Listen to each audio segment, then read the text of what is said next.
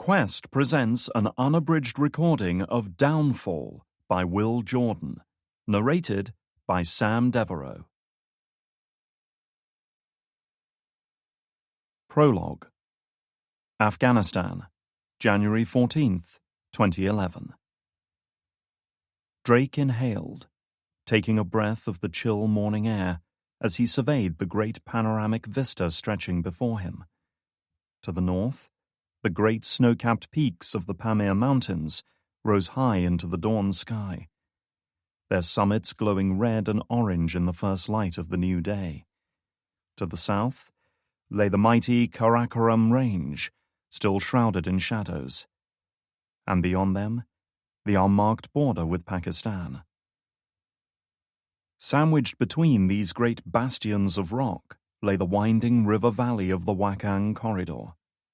For 1,000 years it had been a vital trade route between East and West, carrying spices and silks from China, and traders and explorers from Europe. Marco Polo himself had travelled its mountainous paths on his great journey eastwards. In later centuries, this place had become a pawn in the great game between the Russians and British, two empires locked in a battle for supremacy, with Afghanistan caught in the middle.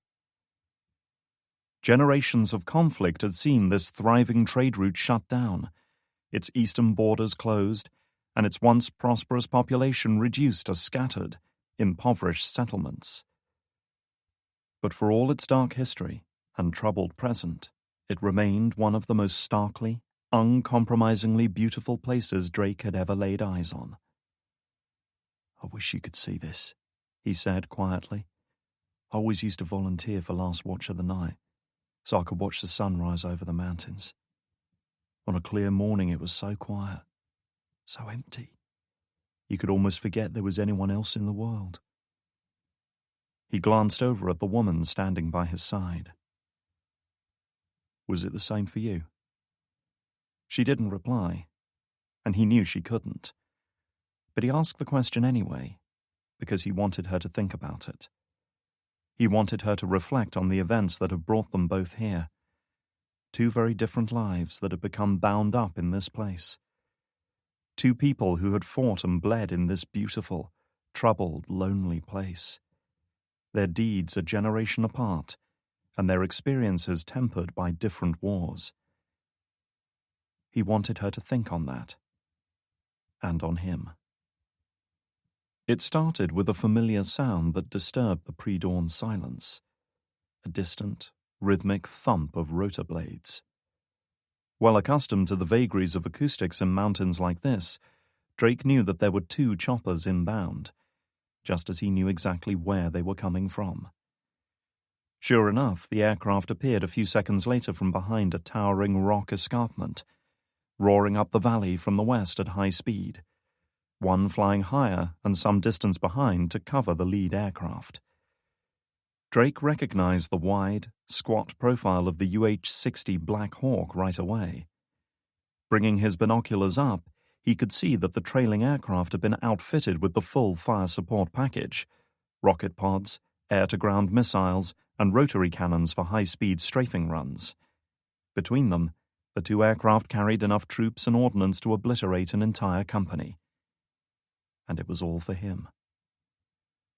There was a good chance they'd already spotted him and his companion, exposed as they were in the middle of an open plain. If they didn't already have unmanned aerial vehicles orbiting overhead, he'd have been very surprised. Still, there was no sense taking chances. Removing a signal flare from his pocket, he pointed it skyward and pulled the release pin. A single red projectile shot upwards, reaching about 100 feet before igniting, spewing sparks and orange-colored smoke as it drifted slowly back to Earth on its miniature parachute. The choppers soon changed course, the lead aircraft quickly angling towards him, while its counterpart turned more sluggishly, weighed down by the heavy weapons and armor. "This is it," Drake said as the choppers closed in on them. "It'll be over soon." The woman made no attempt to flee or resist as the lead aircraft's nose flared upwards, slowing its forward momentum and engulfing them both in a hurricane of dust and tiny rocks from the rotor downwash. Drake threw up an arm to shield his eyes, watching as the big chopper slowly settled on the ground about 50 yards away. The rough, mountainous terrain that dominated the eastern swathe of this country had always been difficult to pacify, its heights and tortuous valleys naturally lending themselves to ambushes and guerrilla warfare, allowing the inhabitants to confound invading armies for centuries. Death by 1,000 cuts. His companion had made a career out of doing just that, but that had been a different time, a different war. Anyway, ambushes were the last thing on Drake's mind now. He'd made sure to choose a wide and relatively flat plateau where he knew a helicopter could set down without difficulty. The second Black Hawk gunship continued to orbit overhead, its cannons and rockets standing by to decimate any enemy that dared present itself. Drake could actually see the barrels of its 20mm guns tracking around to keep him in their sights. As the main engines of the first Black Hawk powered down, Drake watched the side door slide open and 6 men in full combat gear pile out, quickly establishing a perimeter around the landing site, the barrels of their M4 assault rifles sweeping the surrounding rocks and cliff faces. Drake could just hear their hushed voices as they called out to each other over their radio net, confirming the area was clear.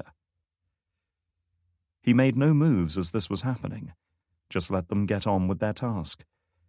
He'd been in their position many times in his life, and knew they'd be nervous, edgy, hyped up on adrenaline, expecting the worst. No sense provoking a fight he couldn't win. Aside from this, he paid the fire team little attention. They were just grunts here to test the waters and absorb the first hits if they came. Drake was more interested in the small group still lingering aboard the chopper, protected by its armored hull, while their underlings secured the area. Seconds ticked by as he waited for them to make their move, waited for the leader of this formidable display of military power to finally show themselves. It happened a full minute after the chopper had landed. The side door slid open once more, and 2 people emerged. First out was an operative like the others who had come before him, tall, well-built and imposing, his considerable physical presence enhanced by the Kevlar vest and webbing that covered his torso. He moved with the natural confidence of a predator. This was a man born to end lives. His face might have been called handsome but for the conspicuous scar that trailed down one side, extending from his jawline to above his left eye in a single straight gash, the result of a knife fight that had ended before either he or his opponent could claim victory. The M4 carbine at his shoulder was lowered but held in a firm grip, ready to be swung into action at a moment's notice. His face, so often given to expressions of malicious glee, was cold and stony in that moment. All business. Even he looked fearful of what might happen next. Jason Hawkins was intimately familiar to Drake, and all too dangerous in his own right. But they both knew it was the woman he was protecting who was really in charge here. The woman who had exited the chopper not with the solid, confident leap of a trained operative, but with the more cautious and tentative step of a civilian. The woman who was wearing an expensive tailored suit instead of camo fatigues, and who looked as uncomfortable in her Kevlar vest and winter jacket as any VIP or government dignitary forced to visit conflict zones. The woman who was watching him now, her expression caught between wariness, curiosity, and burgeoning excitement. Just the sight of her was enough to stir similar feelings in Drake. Tall, dark-skinned, and with shoulder-length hair arranged in a sleek side parting, she projected an air of calm, precise, calculated intellect. Her trim physique, straight back, and confident stride spoke of an active life that permitted few indulgences. She must have been at least 50 by now, yet there was an agelessness to her that wasn't the result of vanity, cosmetics, or surgery, but rather some great inner well of energy, discipline, and drive to excel in everything she did. The pair halted about 5 yards away, Hawkins covering Drake with his assault rifle now that he was so close. taking no chances in case Drake was wearing a suicide vest or clutching a pair of grenades with the pins removed. "You know the drill," the big man said. "Let's see those hands. Slowly." Drake smiled in amusement. "Nervous, Jason?" "Should I be? Depends what you came here for."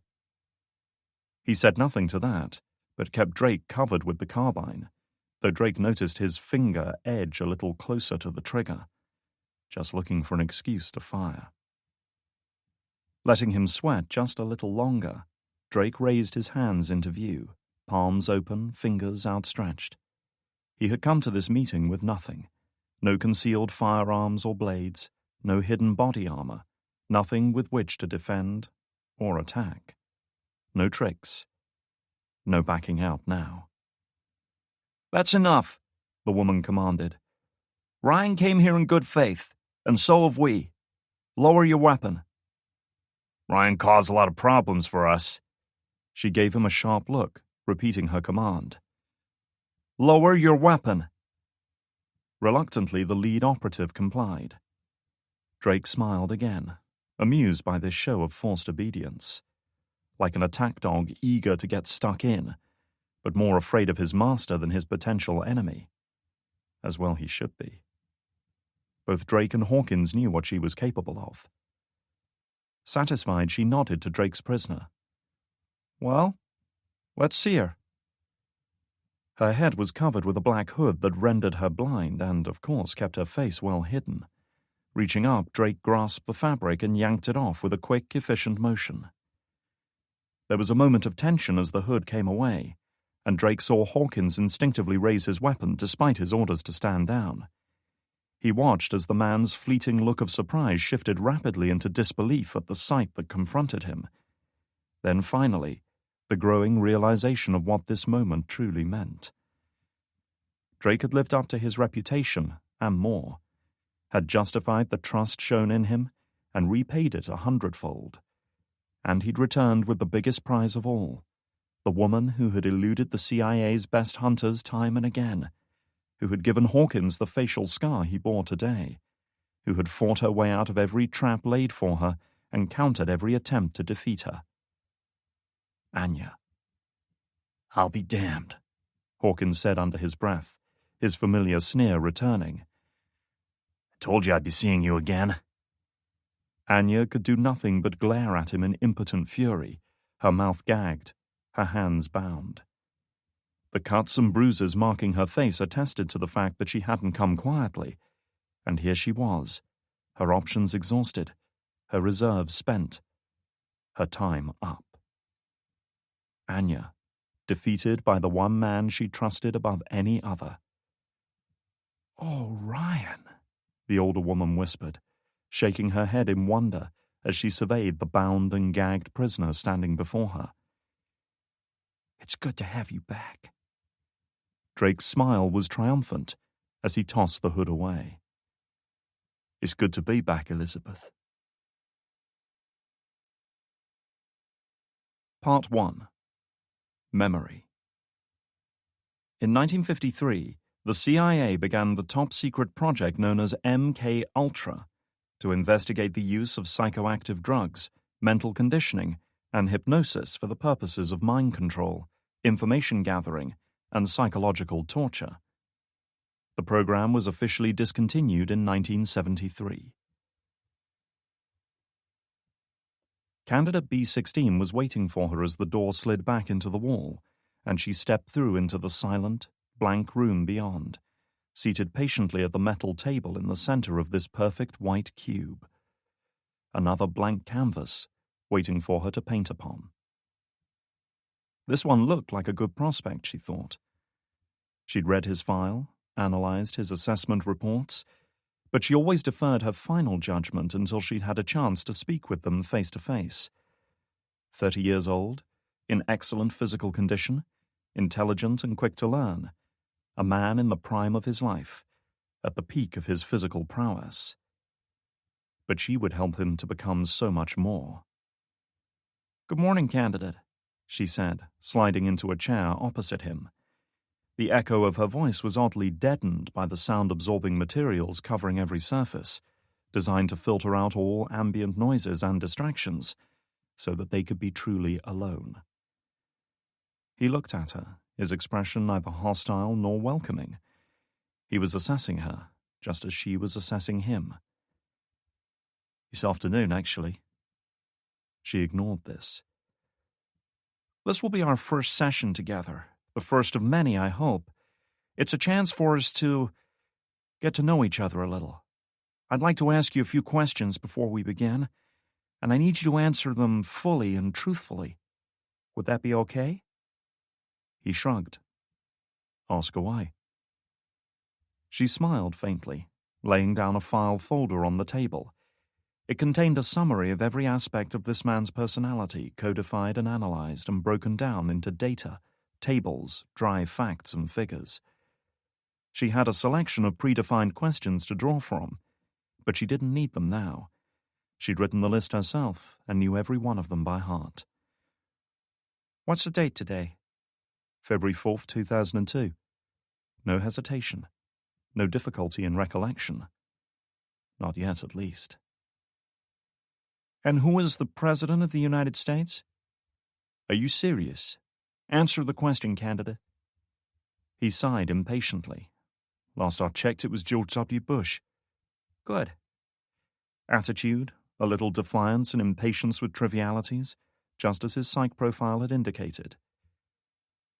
"Do you know where you are?" "Fort Bragg, North Carolina."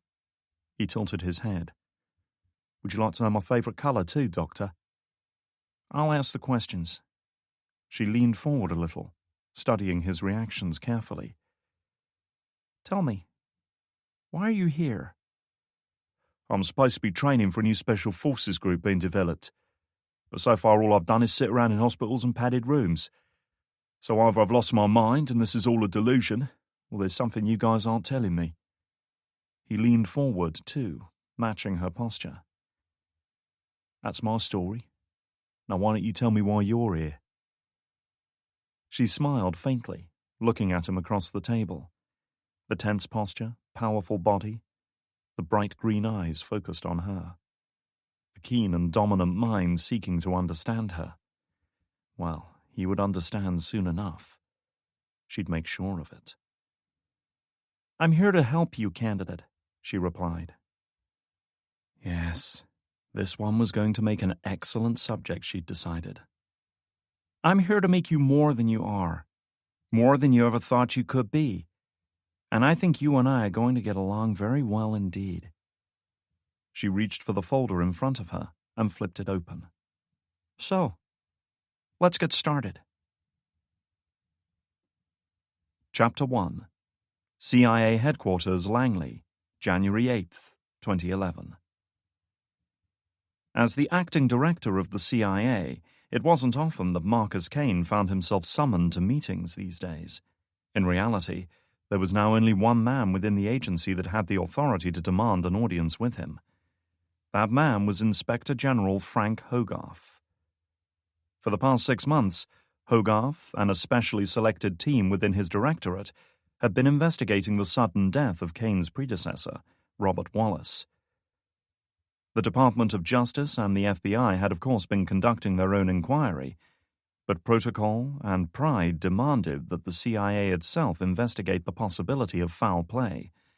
After all, it wasn't every day that their most senior officer died in the line of duty. Today was the day Hogarth's team delivered its conclusions.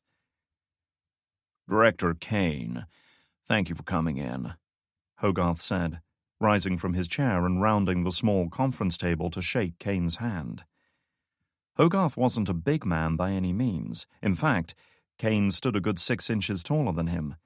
Short and rotund, his fleshy face hidden behind a thick beard and wire-rimmed glasses, his curly dark hair reduced to a few thin, wiry patches on top. Hogarth's appearance was that of a bank manager at some quiet out-of-town branch, coasting comfortably to retirement, with no aspirations to rise any higher. In short, he was a genial and unassuming man who was easy to underestimate, as many had done to their cost. Kane had known him for more years than he cared to remember, and while he considered their relationship fairly cordial, he was always aware that Hogarth was not someone to be trifled with. He had an eye for detail that bordered on obsessive, and when it came to investigating possible wrongdoing, he left absolutely nothing to chance.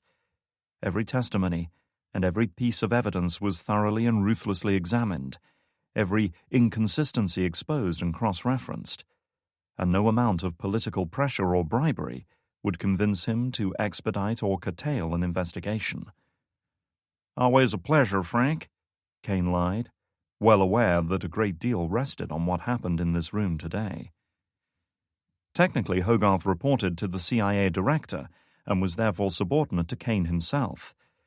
But his remit to investigate potential crimes, corruption, or misconduct within the agency was effectively unlimited, allowing him access to any person, department, or information deemed pertinent. Within the confines of this room at least, Hogarth now outranked Kane. Even worse, Kane's extensive network of informants and loyal subordinates within the agency had all failed to find dirt on Hogarth. No skeletons in his closet, nothing that could be used as leverage. He was, in a rare departure from the norm within the intelligence community, both uncorrupted and untouchable, which made him extremely dangerous. "Would you like a coffee?" Hogarth offered as he took a seat back at the table, slipping on a pair of reading glasses to consult the file laid out before him. A second officer, his adjutant, was also seated, there to act as a witness to the meeting. Kane was also permitted a representative of his own choosing, but he declined. The fewer people present for this, the better. "I'd rather get right down to it, if you don't mind." When Hogarth glanced over the rim of his glasses, Kane added, "Got a backlog of reports to work through."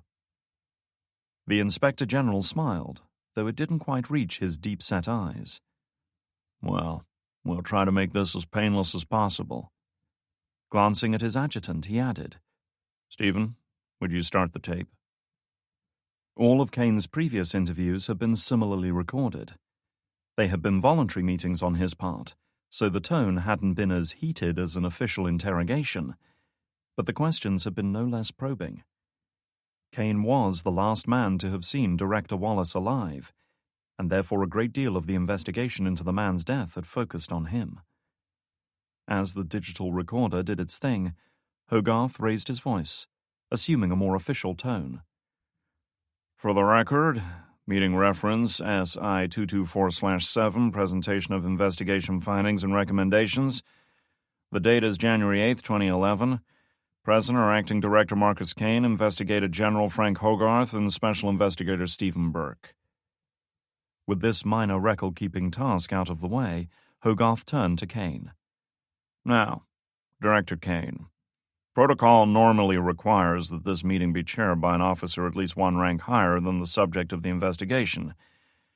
Given that you're currently serving as Acting Director, and this therefore isn't possible, please confirm for the record that you waive the regulation in this instance." "I do," Kane agreed. "Good. Then we can proceed." Glancing down at his printed report, Hogarth began to read.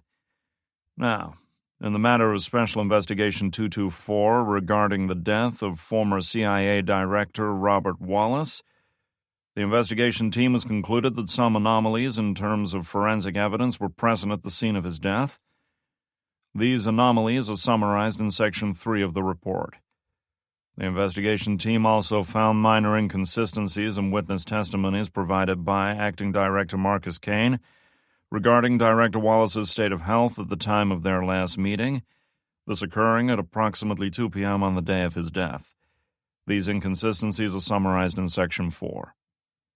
Kane could feel himself tensing up as Hogarth went on. He had taken every possible step to make Wallace's death appear like an accident, employing a clean-up team to retrieve his body, prepare it, and stage it to make it look like the man had died in a car accident. But such endeavors were by nature rush jobs, hurriedly carried out before the victim was reported missing and a search begun. And in the case of a high-profile government employee like Wallace, time had truly been against them. Hogarth and his people, by contrast, had had all the time in the world to pore over every detail, analyze every fiber and shred of evidence. Inevitably, they would find holes in the story. Any subterfuge, no matter how well constructed, would eventually collapse if it was poked and prodded enough. The one question remaining was whether any of the holes were big enough to undermine the narrative he'd constructed. Hogarth paused, knowing that this was the critical moment.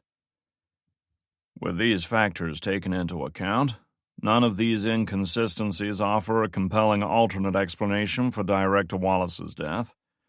Also, given the recent personal loss suffered by Director Kane shortly before the incident, it would be unreasonable to expect a perfect recollection of events on his part, he concluded, giving Kane a faint nod. It's therefore the determination of this investigation that Director Wallace suffered a severe myocardial infarction shortly after departing his meeting with Director Kane, lost control of his vehicle, and crashed into a ravine running parallel to the road where he was driving at the time.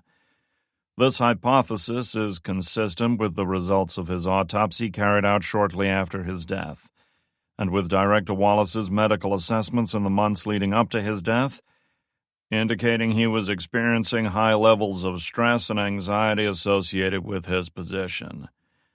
Cause of death was determined as a combination of the aforementioned heart attack and blunt force trauma caused by the crash. Our investigation therefore concurs with our colleagues at the FBI that Director Wallace's death was accidental and recommends no further investigative action be taken at this point. Laying down his report, he regarded Kane, his gaze cool and assessing. Do you have any comment regarding these findings, Director Kane? Kane shook his head, careful to keep his expression neutral. To show even a hint of relief now could well give Hogarth enough ammunition to rethink his findings.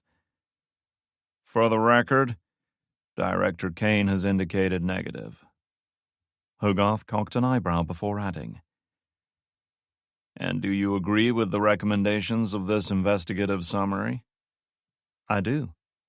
In that case, sir, we consider the matter concluded. The complete findings of the investigation are in the report in front of you.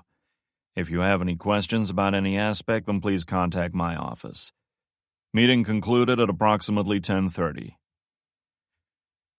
Great work as always, Frank, Kane said as he stood up with a copy of Hogarth's report tucked under his arm, easily a couple of 100 pages long. Both men knew he was never going to read it in any depth, but Hogarth was the kind of man to cross every T and dot every I, even if no one ever saw them. Pass all my compliments to your team. Will do, Marcus. It'll mean a lot coming from the acting director, Hogarth remarked, slipping into a slightly less formal mode now that they were no longer discussing official business.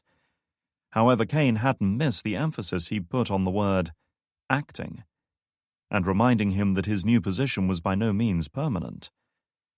But that was a battle he had no interest in fighting today. He was about to wrap things up when Hogarth took a step closer and lowered his voice. There's just one thing that keeps niggling me. Really? What's that? Kane asked, faking benign interest. Oh, nothing much. Just one of those loose ends we never quite managed to tie up. I mean, it's not like this is on the record or anything. He was fishing. Kane felt a flash of irritation towards the rotund man who simply wouldn't let it alone. Of course, he could end the conversation right here, make his excuses and leave like nothing had happened.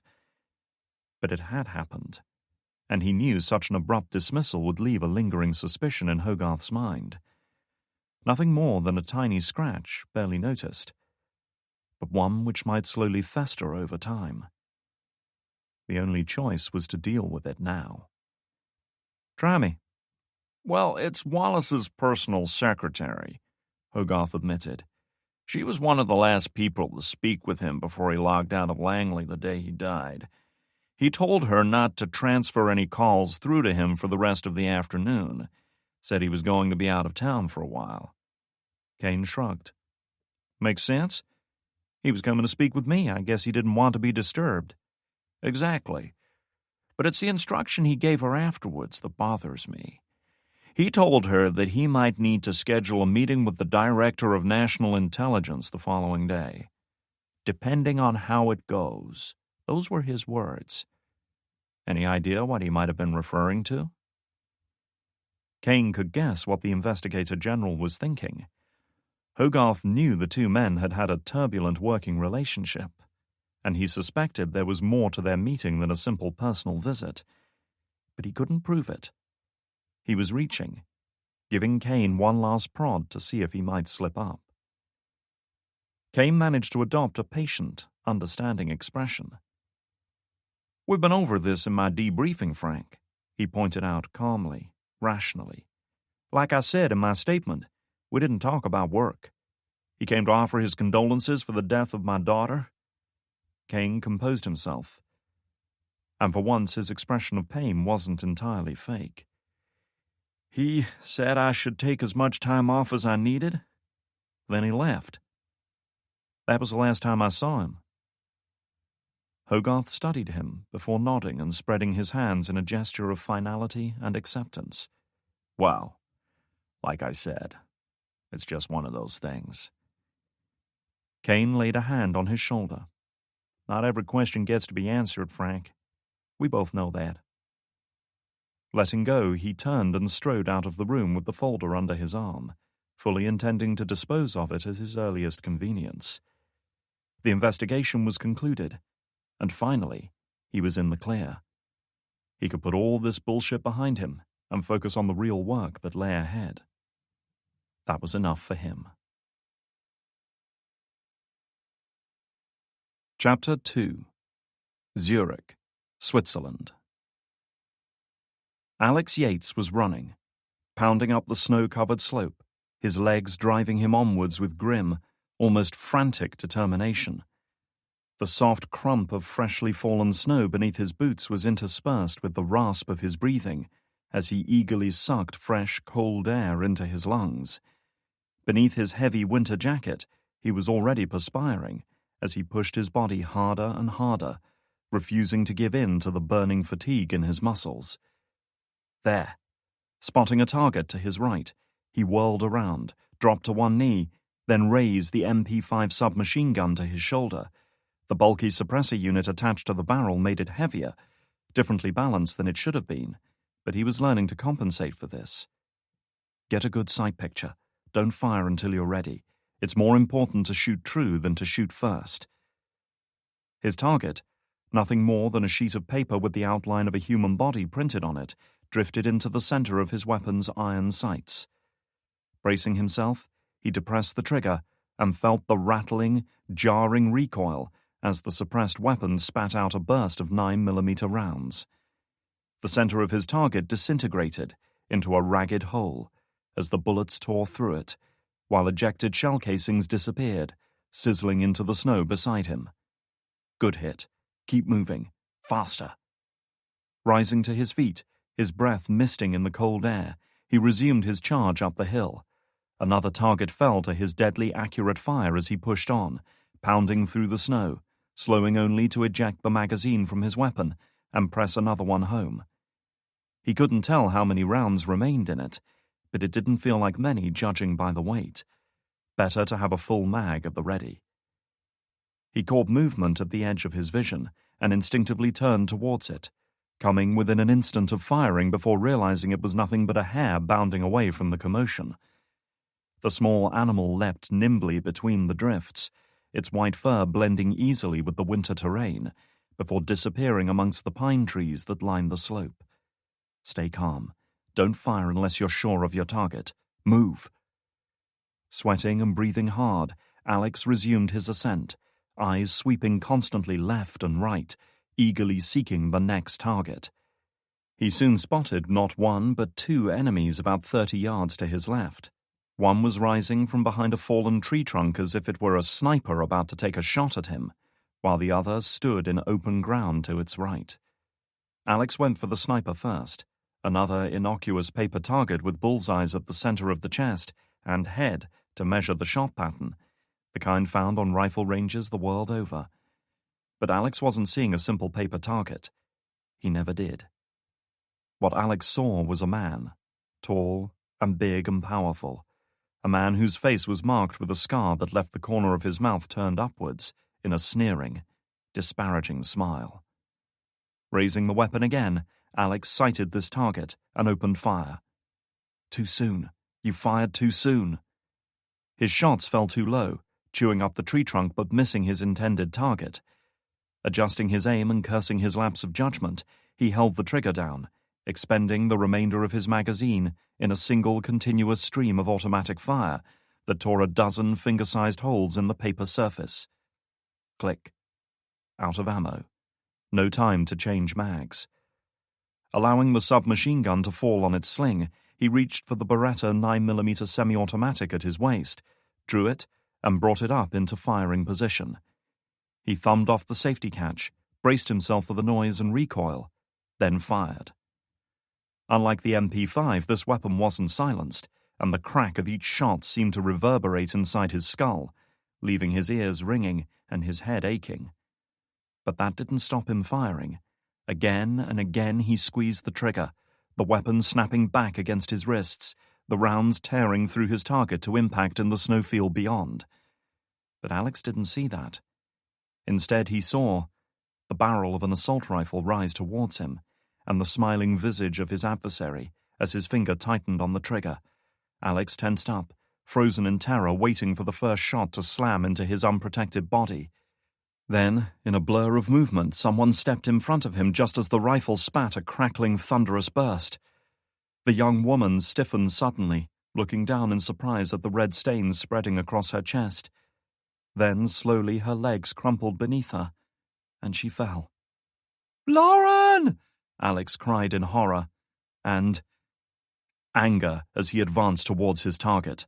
The Beretta clutched in both hands, pumping round after round into it, oblivious to the noise, the pain in his wrist, the pounding of his heart, and the aching fatigue in his body.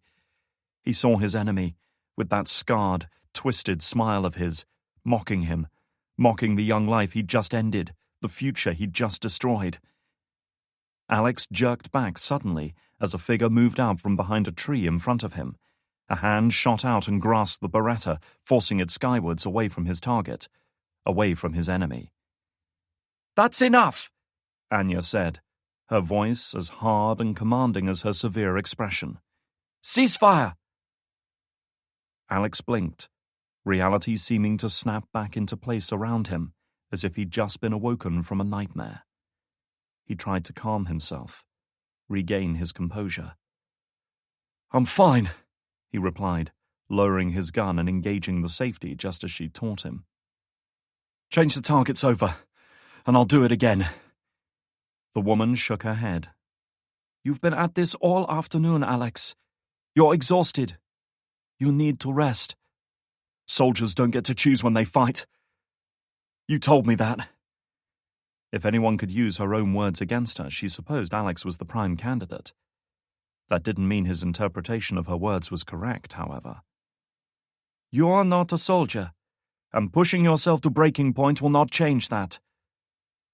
He wasn't listening, concentrating instead on removing the spent clip from the MP5 and finding a fresh one from the bandolier he was carrying. "Just get the fucking target set up." He was making to return down the slope when Anya stepped in front of him, blocking his path. "That wasn't a suggestion," she said, her tone quiet but firm. "Stand down, now." Alex's frustration and resentment threatened to break his self-control. She could almost feel the anger, the rage simmering inside him like a pressure cooker unable to find release. This was a situation that had been building for some time, and which she knew she'd have to deal with sooner or later. It might as well be now. "Come back to the house with me," she said. "There's something I want to show you." The young man cocked an eyebrow. "Is that a suggestion?" "An invitation. But I hope you'll accept it." Alex bowed to the inevitable. "Fine." Anya's home was about a quarter of a mile further down the mountainside, overlooking the shores of an alpine lake near the Swiss border. A pleasant, remote spot that afforded remarkable views on a clear day, and far enough from the nearest town that the dense woodland could be used as a makeshift shooting range without attracting unwanted attention. It had served her well over the past few years, providing not only a measure of security and defense, but some much-needed isolation from an increasingly hostile and chaotic world. Alex was sitting uncomfortably on an armchair in one corner of the living room when Anya returned from her brief foray into the cellar. Broodingly silent, he looked like an errant schoolboy that had just been sent to the principal's office. Anya pulled up a chair opposite him, reached into her pocket and laid a single photograph on the armrest of his chair. Its edges were a little frayed, and it was starting to curl a little, but the picture was still quite recognizable. It was a picture of a young woman in desert combat fatigues, perched on the edge of a sand dune with a weapon cradled in her lap. She was looking at the camera, but there was no playful smile on her face. Instead, there was an almost ferocious determination coming from her, as if she were about to go into battle. "Do you recognize her?" Alex looked down at the youthful, serious face beside him, then up at the woman seated opposite. 20 years of trials and hardships might have separated the two of them, but the resemblance was unmistakable. "That picture was taken during Desert Storm, about a year after I came back from Afghanistan. I weighed about 80 pounds when I returned, could barely walk across the room without help." Anya leaned back in her chair, searching for the right way to express what she needed to say. "But I was determined to get back into the fight. I trained every day, worked so hard that I threw up, ignored what the doctors told me, convinced myself I needed to be better than I was before. I thought if I trained hard enough, I could erase everything that had happened, somehow leave it behind." Alex's eyes were still on the picture. "Why show me this now?" "Because, Alex, I see the young woman in that picture sitting in front of me now," she explained. "And I don't want you to make the same mistakes I did." This situation was partly of her own making, she knew. Alex had come to her a few months ago, asked her to teach him how to fight, to protect himself, so that he wouldn't be a liability or a burden on anyone again. And after some deliberation, she had recognized the merits of this request and agreed. She'd done it partly to give him the knowledge and skills he'd need to survive in this dangerous and unforgiving world he'd become part of. But mostly she'd hoped to divert his mind from the dark thoughts that weighed heavily on him since their deadly confrontation with Kane in Berlin the previous year. In the first respect, at least, she had been extremely successful. Alex had proven not only a willing but an able pupil, throwing himself into every task set for him with a fierce, almost obsessive dedication that was quite out of character. The results spoke for themselves. Once weak and unfit from a life of bad food and little exercise, his body had hardened and strengthened over the past several months. He could strip down and reassemble weapons, shoot to a reasonable standard, even defend himself hand to hand after many painful but instructive lessons on her part. He had worked hard, all right. Perhaps a little too hard. "And you think I'm trying to forget?" Anya sighed. "I know what Lauren meant to you. I know you blame yourself for what happened. Blame myself." His lips drew back in a grim, bitter smile. "You've got it all wrong, Anya. I don't blame myself. I blame that fucking sadistic bastard Hawkins for gunning her down right in front of me. And I blame Kane for putting her there in the first place. And sooner or later I'm going to kill them both for what they've done." And there it was. Anya couldn't blame him for feeling like that. But such a path had only one end for someone like Alex. The enemies he'd set himself against were far beyond his abilities, no matter how much she might train or prepare him. "Alex, I understand why you want them dead. But that's a fight you can't win. We'll see about that." "No, we won't, because this goes no further," she informed him firmly, Whatever deluded fantasy he was harboring needed to be squashed now. "Your training is finished." "Then what the hell was this all for?" he demanded. "Why teach me all this stuff?" "You asked for my help? I gave it to you." "You bullshitted me to keep me busy." Anya gave him a sharp look. "I taught you to defend yourself, not to go looking for a fight. Believe me, the agency will give you a fight you can never hope to win." She sighed. "Lauren gave her life to save yours. Throwing it away on a lost cause won't bring her back." Alex seemed to wilt at the mention of her name. Anya saw a moment of doubt in him, a moment of begrudging understanding. But it was quickly masked, turned into something that would serve him better: defiance, anger, rebellion. "So what's your plan?" he challenged her. "Wait?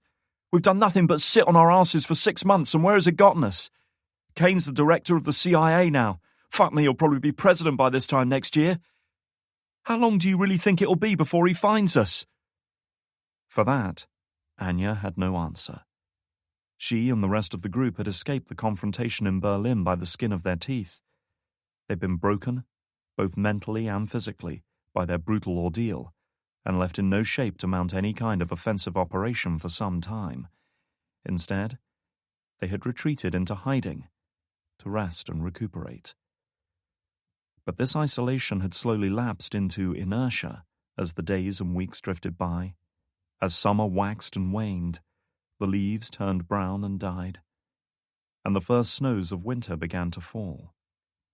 Time had passed, and their desire to strike back at their enemies had faded. They tried to make plans at first, of course, meeting almost every day to discuss recent events and snatches of news that had reached them, trying to plan their next move. But these gatherings frequently descended into bitter arguments and recriminations that achieved nothing, and no firm consensus was ever reached.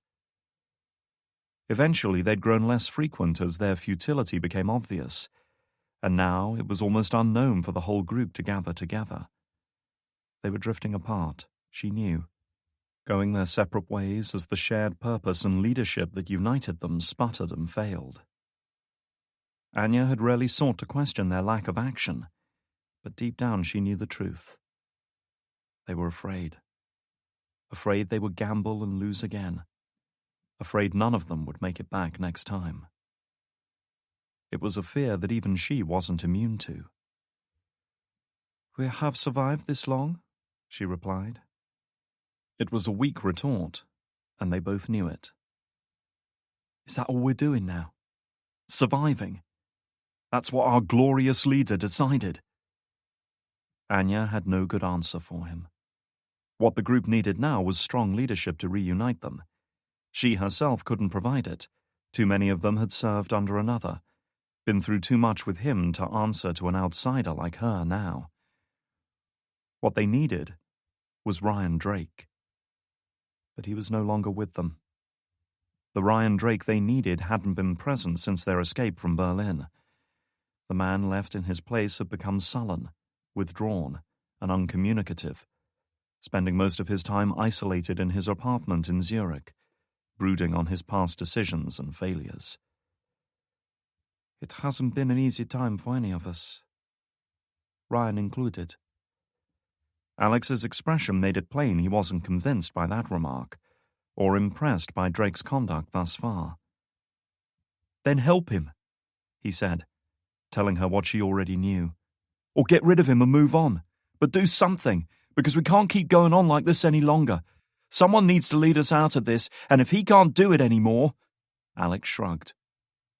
"Well, I don't suppose you need me to tell you." She didn't. And she also didn't appreciate his insinuation that Drake was some lost cause that they should simply abandon. She wouldn't allow herself to entertain such a notion. But that didn't mean she was able to refute it either. Feeling he'd made his point, Alex rose stiffly from the chair, his legs starting to cramp up now he'd been sitting immobile for a while, and handed her back the photograph. "It's a nice picture," he said quietly. "You should take better care of it." Anya leaned back as Alex departed, staring up the snow-covered mountains beyond her window, but seeing nothing. Her thoughts were turned inwards, weighing up everything Alex had said. She hardly considered the young man a fountain of wisdom under normal circumstances, but even she was obliged to see the truth in his warning. As difficult as it was to face up to, she knew deep down that something had to be done. The group needed a leader. It couldn't be her, so that left only one possibility. The only question was whether he still had it in him. Well, we'll find out soon enough, she thought, as she reached for her cell phone and set about composing a message. Chapter 3. It was barely an hour after his meeting with Hogarth that Kane's personal cell phone chimed with an incoming message. There weren't many people who had access to his number, and he had a hunch who it might be. The message was brief, direct, and to the point. Need to talk. Usual place. 1300. And that was it. The sender didn't bother asking for acknowledgement, because there was no doubt about who held the power in this particular relationship. For now, at least. Kane knew exactly what the topic of discussion would be at today's meeting, and that was fine with him. For once, he had good news to deliver. Thus, at 1 p.m. that day, he found himself out in the woodland of Fairfax County, about 10 miles from central D.C.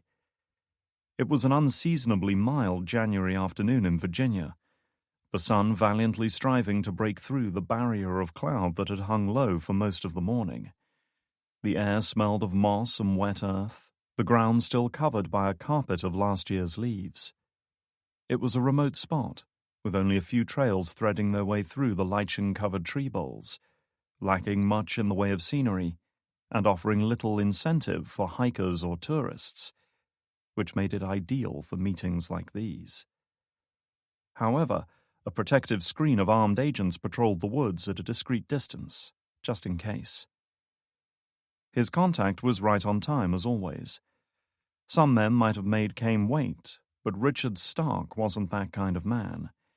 He was as precise and punctual as a Swiss watch, his mind structured around a world of mathematics, codes, ciphers, and algorithms.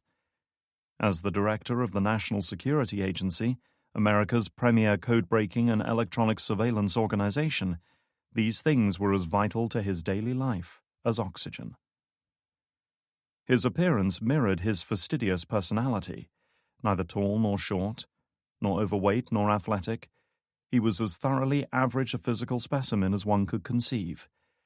His face often wore a thoughtful, pensive expression, as if his mind was immersed in bigger issues, never quite in the here and now. A man who spoke less than he listened, who never sought the limelight, and functioned best alone with his own thoughts.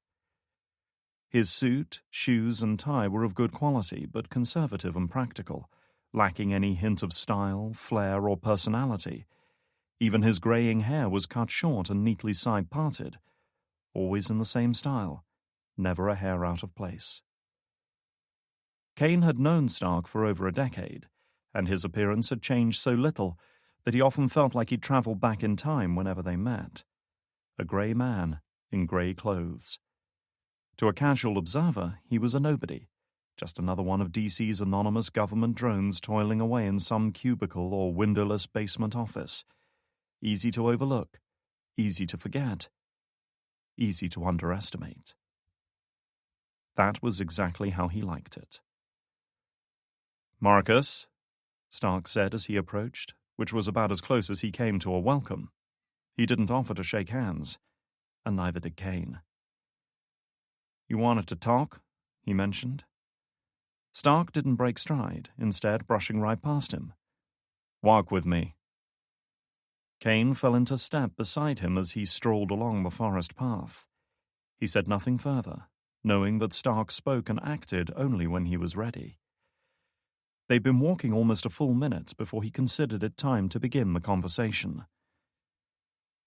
"Hogarth's finished his investigation?" His tone made it plain this wasn't a question. Kane nodded. Wallace's death was an accident. No further action will be taken. Of course it won't, Stark snorted.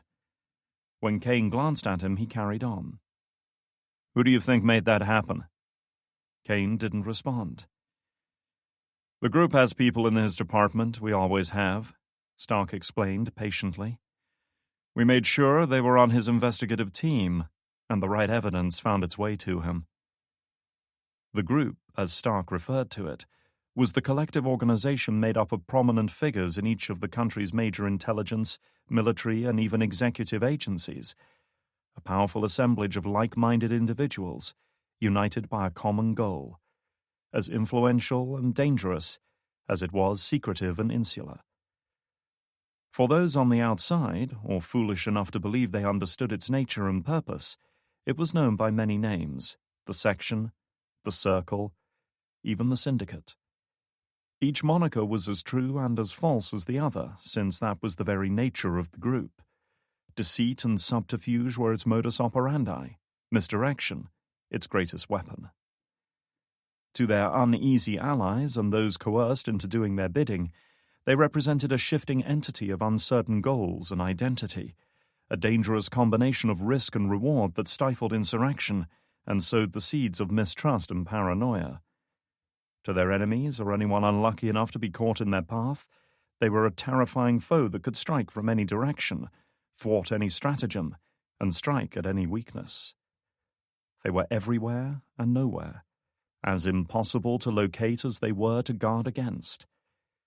Kane had been associated with this group for the best part of 2 decades, had risen slowly through their ranks via careful political maneuvering and displays of skill, yet even he didn't know their full size and capabilities. They employed a great many people, but each was told only what they needed to know, and no more. Few, if any, understood their ultimate goals and motivations. For men like him, who had been lucky enough to find favor and rise from the lowest levels, actually earning their trust was a long and arduous process.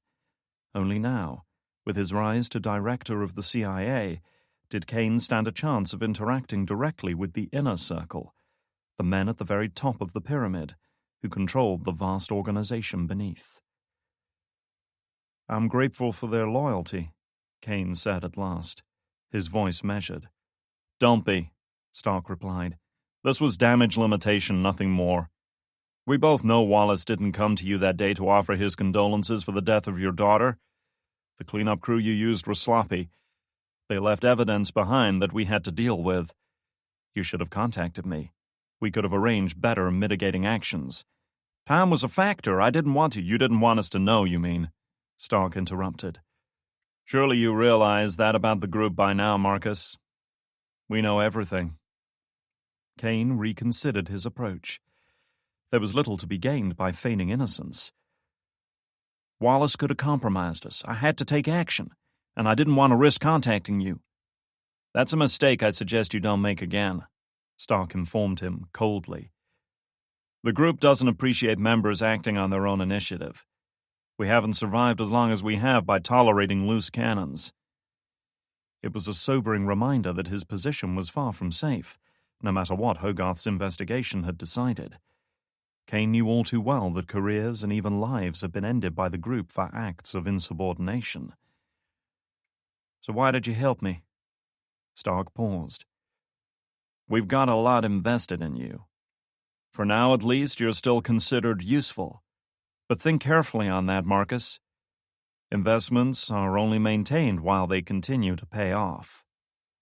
Kane clenched his fists, well aware of the implicit threat. But at the same time, he began to perceive a tension in Stark's posture, a strain in his voice that hadn't been there before. Stark possessed many admirable traits, a ferocious intellect, a ruthless ability to solve problems, and a formidable political savvy, to name but a few. But to Kane's trained eye, he had always been a poor liar, preferring to obfuscate and reinterpret rather than fabricate a new reality. Stark's was a profession that dealt in facts, numbers, calculations, probabilities, and not active deceit and subterfuge. That was Kane's domain, and he was very good at it. He began to perceive the man beside him in a new light, to understand that the source of his unease was more personal than collective. "It was you, wasn't it?" he said suddenly, deciding to play his hand. "You did this." "What?" "You're the one who's got too much invested in me, not them," Kane said, his tone harder and more forceful now. "You vouched for me, brought me into the group, helped me rise through the ranks. If I go down, then ultimately you're the one they'll blame. That's why you've kept this from the group. It was damage control of your own reputation, wasn't it, Richard?" Stark stopped walking and turned to face him. His thoughtful expression had been replaced by a look of anger, and Kane knew he had him. After all these years, he finally had the measure of the man. "Be careful, Marcus," the NSA director warned him. "You're forgetting yourself." Kane raised his chin. "I know exactly who I am. I'm the director of the CIA." "Acting director," Stark reminded him, "until they find someone permanent. You're looking at him. The office of CIA director is a political appointment, not an executive one," Stark informed him tersely. "You need the president and Congress behind you. There will be hearings, investigations, confirmations. So what?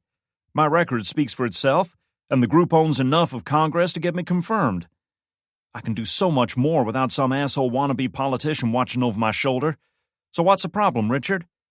"The problem is we haven't given you permission," Stark snapped. "After all this time, don't you understand that? You don't get to decide when things like this happen. We do. We always have. That's the way it works. That's how the group operates." "I've served the group's interests for 20 years, Richard," Kane said, taking a step towards him. He was well aware of the risks of openly challenging this man, but he was committed now. There was no going back. 20 fucking years of my life I've given to you. Now you're going to give something back." "You think you're the only one who's made sacrifices for us?" Stark took a breath. "Men have served a lot longer than you and been rewarded with a lot less. Other men, not me. I want this, Richard. I deserve this." "You deserve nothing," Stark hit back. "People are promoted if and when it serves the group's interests, not their own personal ambitions or what they think they deserve. There's a plan, and for now at least you have a part to play in it. I strongly advise you to be content with that." "A plan can change." Stark was resolute. "Ours won't. You of all people should know that." He was leaving Kane with no option. "Then maybe you should take a minute to consider what might happen if it doesn't." "What exactly are you saying?" "Come on, Richard. You're the numbers man here. You deal in probabilities and risk analysis. What do you think I might do if you screw me over? I have no close friends, no wife, no family. My only child's dead." His throat tightened. "What do you think the chances are that I might just snap and cash in all my chips, tell Hogarth everything, destroy that precious reputation you've worked so hard to protect?" Kane stared at him, standing just a foot or so away.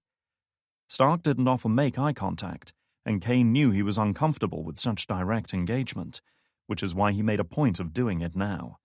He wanted Stark to know the kind of man he was dealing with. "You wouldn't do something as stupid as that. You played this game too long." He tried to phrase it as a firm, conclusive judgment, but there was a slight waver, a hint of uncertainty in his voice. "In the past 20 years, I've lost everything and everyone I ever cared about. I've sacrificed everything I have for this group," Kane admitted. "If I wanted to, I could destroy a dozen different operations, cripple your plans for years to come. Burn the entire group to the fucking ground, because I have nothing left to lose. You do. You should think very carefully on that, Richard." Kane thought Stark was going to physically attack him. He tensed up, waiting for the inevitable explosion. It never came. Instead, Stark showed a flicker of a smile, hard and derisive. "Well, how about that?" he said, his tone faintly mocking. "Marcus Kane, finally ready to step up to the big leagues. Didn't think you had it in you." Kane waited in threatening silence, knowing there was more coming. "All right, Marcus," Stark said at last. "But if you really want a seat at the big table, I suggest you bring something worthwhile with you." I already have something. Something? Someone we've been after for a long time. Stark's posture shifted a little at that. He knew who Kane was referring to. It was a man the agency, the group, the whole Western world had been hunting for the past decade. A man who had overseen the deadliest terror attack in human history, whose actions had triggered 2 wars and resulted in hundreds of thousands of casualties. It had taken a plethora of clandestine operations, assassination, and even tense personal negotiation on Kane's part. But at last the prize was within his grasp. The leader of Al-Qaeda, Osama bin Mohammed bin Awad bin Laden, better known by his westernized title, Osama bin Laden. Even Stark looked impressed by this claim, though it was tempered by his typical wariness. "If you're screwing with me, I'm not. The intel is credible." He considered this before nodding. Cold and analytical as he was, Stark had watched those haunting images of the towers coming down, the bodies on the streets, the dust clouds covering Manhattan. This was a prize even he couldn't ignore. "I'll make some calls," he said at length. "But before I do, I suggest you get your house in order." "Meaning?" Stark cocked an eyebrow. "The thorn in our collective side. It's starting to look like a loose end you just can't tie up. Would that be right?" Kane was all too aware of the thorn that Stark was referring to. Actually, 2 thorns. The first was Ryan Drake, a former CIA operative whom Kane had viewed as nothing more than a pawn to be used and sacrificed. But the man had somehow slipped from his grasp and continued to pose a threat. The second was a ghost from Kane's more distant past. Anya, once the most promising of protégés, had turned against him, coming after him again and again, leaving a trail of bodies in her wake. Her pursuit of vengeance had even resulted in the death of his own daughter last year. Either of these threats he could deal with alone, but together they represented a growing problem that was requiring more and more effort to contain. Worse, they were attracting others to their cause. "I don't leave loose ends. You should know that about me by now." The only question was how to find them. Both Drake and Anya had effectively disappeared, dropping off the map and maintaining a low profile for more than 6 months. But he knew they would come after him again sooner or later. They had to. This was a fight that only one side would survive. "Then handle this, Marcus," Stark said, leaning in close and lowering his voice. "Handle it before you waste all that capital you've just earned. Don't force the group to do it for you." Chapter 4. Zurich, Switzerland. Fists raised and body taut with anticipation, Ryan Drake circled his opponent with slow, deliberate steps, trying to focus his thoughts and control his breathing. Breathing was the key to movement, which in turn was the key to controlling the fight. Nearby, his opponent matched his position, fingers tensing and relaxing. Only a sheen of sweat coated her skin in the dim glow of the overhead electric lights, and she gave little outward sign of fatigue. Despite being in her mid-40s now, her body was still lean and muscular from a lifetime of active service, and more agile than many soldiers a decade younger. Her thick blonde hair was tied back with a single band at the nape of her neck, while her steely blue eyes were locked on him, waiting for an opening. Anya wasn't by nature an offensive fighter. Lacking the brute strength and size needed to dominate a fight, she preferred to let her opponent make the first move, using her superior experience and skill to frustrate their attacks. But when she did decide to retaliate, it was as lethal as it was explosive. "Again," she said, her voice calm and composed. They had been at it for nearly an hour now, Drake had received a message from her earlier this afternoon requesting a meeting at the rundown boxing gym on the eastern edge of the city that he was known to attend on occasion, usually out of hours by paying the owner a little extra, allowing him to train alone. It had been obvious enough what she had in mind tonight. Anya had sparred with him before, using the physical activity to reach out to him as he became increasingly withdrawn. He'd been reluctant to come at all, but he knew she wouldn't be put off. "So, are you going to tell me what this is all about?" he asked. "I could ask the same of you, Ryan." "What's that supposed to mean?"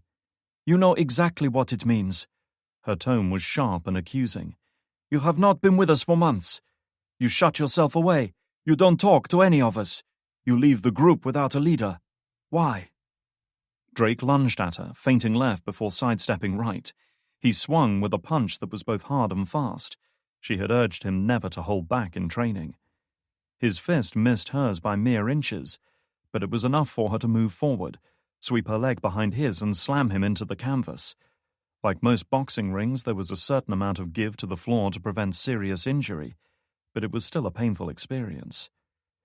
"You're hiding, Ryan," the older woman said as she circled him, muscles bunching and releasing with each step. "But what are you really hiding from?" Drake rose stiffly, angered at being taken down so easily, even more angered by her line of questioning. "You don't know what you're talking about." If he'd hoped to defuse the situation, he was wrong. "I know you," she chastised him. "This isn't who you are. This isn't the man I know." Again he came at her, ducking below her guard, lunging left and sweeping his fist upwards in a vicious uppercut. Anya dodged it, but only just. As she backed off a pace, he launched a roundhouse kick aimed at her midsection. Unable to avoid it entirely, she instead twisted sideways, absorbing some of the energy, then grabbing his leg and trying to yank him off his feet. He was ready for this, shoving her backwards before she had a chance to take him down. Anya went with it, taking the impact as she hit the canvas and using her momentum to roll into a crouch, ready to spring to her feet again. "And maybe you don't know me as well as you think." "Don't I?" Anya challenged him. "I think you don't know yourself." Drake hesitated, struck by her candor.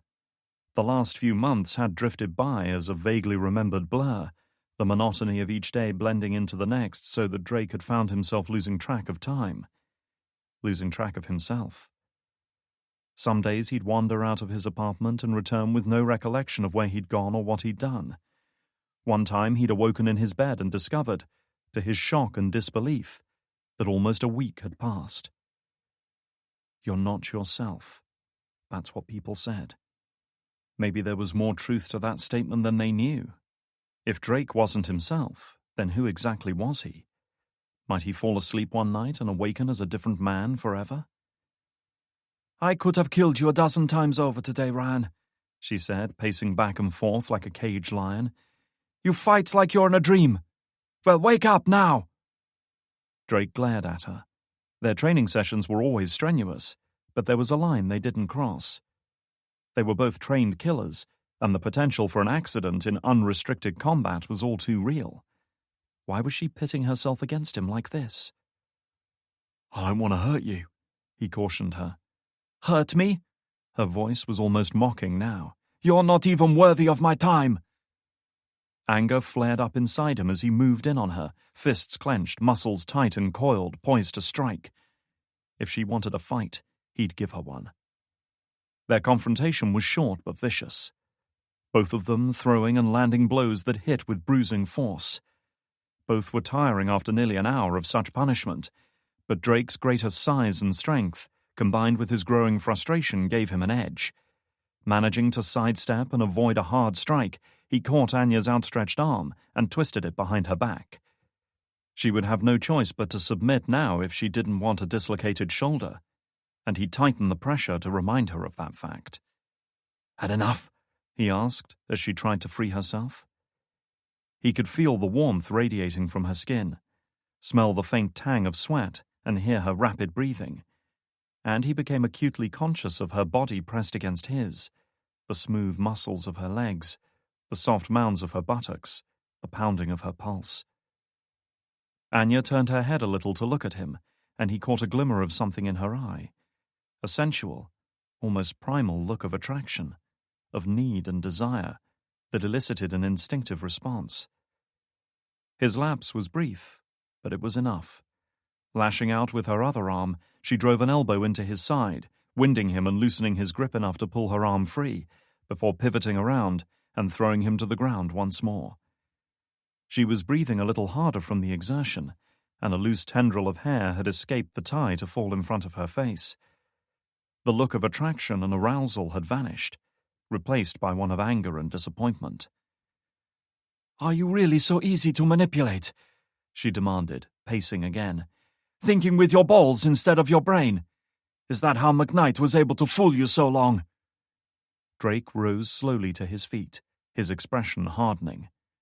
Forceful sparring was one thing, but reminding him of past failures and betrayals was something very different. Samantha McKnight had been a trusted member of his team for over 2 years. More than that, she'd been someone very special to him. The fact she'd proven to be a spy working for their enemies, and that her betrayal had resulted in the death of one of his team, still cut deep more than 6 months later. "You don't want to do this." She didn't back down, because she knew she was getting the reaction she wanted at last. "Don't tell me what I want, Ryan. I told you to fight me, so fight. For once, do something like you mean it." She was right, of course. Drake had been holding back, pulling his punches and carefully limiting his aggression. But Anya was wrong about his motives, perceiving his lack of commitment as condescension. She couldn't know the real reason he was reluctant to fight. "What are you afraid of?" Anya demanded, jabbing him in the chest. "Afraid I'm wrong, and I can't stop you? Or that I'm right, and you don't have what it takes anymore?" "Let's not find out," he cautioned her. "Back off." She moved in to push him again, but this time his hand swept upwards and batted her arm forcefully away. That was all the excuse Anya needed, coming in hard and fast with a flurry of kicks and punches, intent on knocking him down properly. A hard strike to the side of his face knocked him off balance, and for a few seconds the world seemed to blur and he felt darkness close in around him. That was when it happened. A blur of confused and disjointed images exploded inside his mind, bursting into life like flashes of lightning. He saw fire and smoke, charred bodies, and heard the cries of dying men. Silent figures stalking through the black haze with drawn weapons. The sun bathing the entire scene blood-red. Drake was stalking through this chaos with a rifle up at his shoulder, gunfire ringing out all around him, eagerly searching for a target. Anya was closing in to strike him again, but he barely noticed. His mind was consumed by the sounds and images tumbling before his eyes, each one coming faster and more vividly. Drake was moving again, stinging smoke and heat rasping his throat. The sun casting a crimson glow on everything. Silent, faceless men with drawn weapons surrounded him, enemies or friends he couldn't tell. A blood-red sun, growing stronger and darker, becoming like a black hole sucking in everything until the world itself was swallowed up around him. Screams echoed in the darkness. Even as Anya drew back her arm to hit him again, he whirled around and lashed out, parrying the strike and retaliating with a speed and power that caught even the veteran operative off guard. Drake was barely even aware of what he was doing. It was as if his body had developed a will of its own, and he was merely observing its terrible actions. He saw himself going on the attack, advancing on her, vaguely felt the jarring blows as they slipped through her guard and began to land. He saw himself reach out, lift her off the floor and throw her to the canvas. He should have felt shock and horror at seeing the woman he cared for so deeply hurt at his own hands. But that wasn't how he felt at all. Instead, he was filled with joy, elation, and excitement at seeing an enemy down and vulnerable. He felt a great upswelling of satisfaction in knowing he'd beaten her, along with an overwhelming desire to finish the job. Never leave your enemy standing. Never let them rise again. Finish her now! He was on top of her, using his size and strength to pin her down. Experienced and tough she might have been, but even Anya couldn't stop him as he clamped a hand around her throat and squeezed. His eyes met hers, and for the first time he saw fear in them, the fear of a hunted animal. "Kill her!" "Ryan!" she managed to gasp before he closed off her airway. "Ryan! Stop!" The sound of her voice seemed to cut through the fog of rage that had enveloped him, and Drake came back to himself with a startled groan, then released his grip. He was vaguely aware of something sharp pressing into his side, and looked down to see Anya holding a knife against his abdomen, just below the protective bone wall of his ribcage. A single upward thrust would be enough to puncture lungs, sever arteries, inflict an injury that would kill him in a matter of minutes. She must have had the weapon concealed throughout the sparring session, ready and waiting. "You gonna use her?" he asked. "Only if I must. Now back off." He could see red marks around her neck where he'd very nearly choked her unconscious. Drake rose slowly to his feet, keeping his hands where she could see them. He wanted to reach out to her, to tell her not to be afraid, to reassure her that he was himself again. He wanted to, but he couldn't, because she would know he was lying. Anya too stood up, lowering the knife but keeping her grip on it all the same. The seconds stretched out as they watched each other across the open training area, afraid to move, neither one saying a word. Finally, she broke the silence. "You wanted to kill me." It came out not as an accusation or a rebuke, but a simple statement of fact. He had nothing to give but the truth. Yes. "Why?" Drake shook his head, trying to gather his confused thoughts. I felt like a different person. Like someone else was in control. "Do you recognize this person?" He wanted to say no, wanted to tell her it had been a fluke, an aberration. But he knew it wouldn't be true. And Anya would know it too. The person he'd momentarily become, the murderous thoughts that filled his mind, had felt chillingly familiar. And worst of all, welcome. His silence told its own story, and Anya nodded in sad acceptance. "You knew, didn't you?" he prompted. "You knew this would happen. That's why you pushed so hard. Why you had the knife." "I had to, Ryan. There is another side to you. A side I don't understand. And I don't think you do either. I saw it once before in Berlin. You have been different ever since that day, and I needed to understand why. I thought I could make you face it, drive it out somehow and bring back the man I remember, the man we need now. But I don't think I can. It's worse than I thought." "So that's what I am now?" he asked. "A threat? An enemy?" Anya shook her head. "I have risked my life for you before, and I would do it again. But this is something I can't protect you from. There's a darkness inside you. I don't know what it is or where it came from, but it is there, and I'm afraid it's getting stronger." Drake didn't say anything to this. Every word was a great weight settling on him, and instinctively his mind rebelled against it, screaming that she was wrong, that he knew himself, what he was capable of, and who he was. He'd been a soldier for much of his adult life, had fought, killed, and very nearly been killed on many occasions. He accepted those risks, made peace with the life he'd chosen, knowing that it might well end before his time. But not to know one's own mind, to feel as if there were another Ryan Drake living within him, that was something else entirely. "What if that darkness is who I really am?" he asked, voicing a question neither of them had dared articulate until now. "What if I've been living a lie? For once, Anya was at a loss. I can't give you those answers, Ryan. But one way or another, you need to find them and face them. The finality of that statement made him feel even worse than before. Anya turned away and withdrew from the room, leaving Drake alone. Chapter 5. CIA Headquarters, Langley.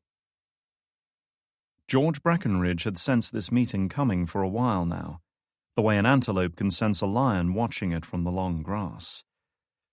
His foot tapped nervously on the carpet as he awaited his summons to the divisional leader's office. He was uneasy, agitated, and unable to hide either fact. Though he'd never served as a field operative, he'd been with the agency long enough to know that the bureaucracy and power struggles at Langley could be just as ruthless and unforgiving as any mission behind enemy lines. Or so he liked to tell himself. The desk phone nearby buzzed, and the efficient middle-aged secretary stationed there picked it up. Yes, sir? She listened for a moment or two, then set it down again. Go on in, Mr. Breckenridge, she said, her manner brisk and unemotional. Mr. Franklin will see you now. Might as well get it over with, he thought bleakly. Rising from his chair, Breckenridge squared his shoulders and crossed the outer office with what he hoped was a confident, purposeful stride. The office of the director of the CIA's Special Activities Division was surprisingly small and austere for such a senior position.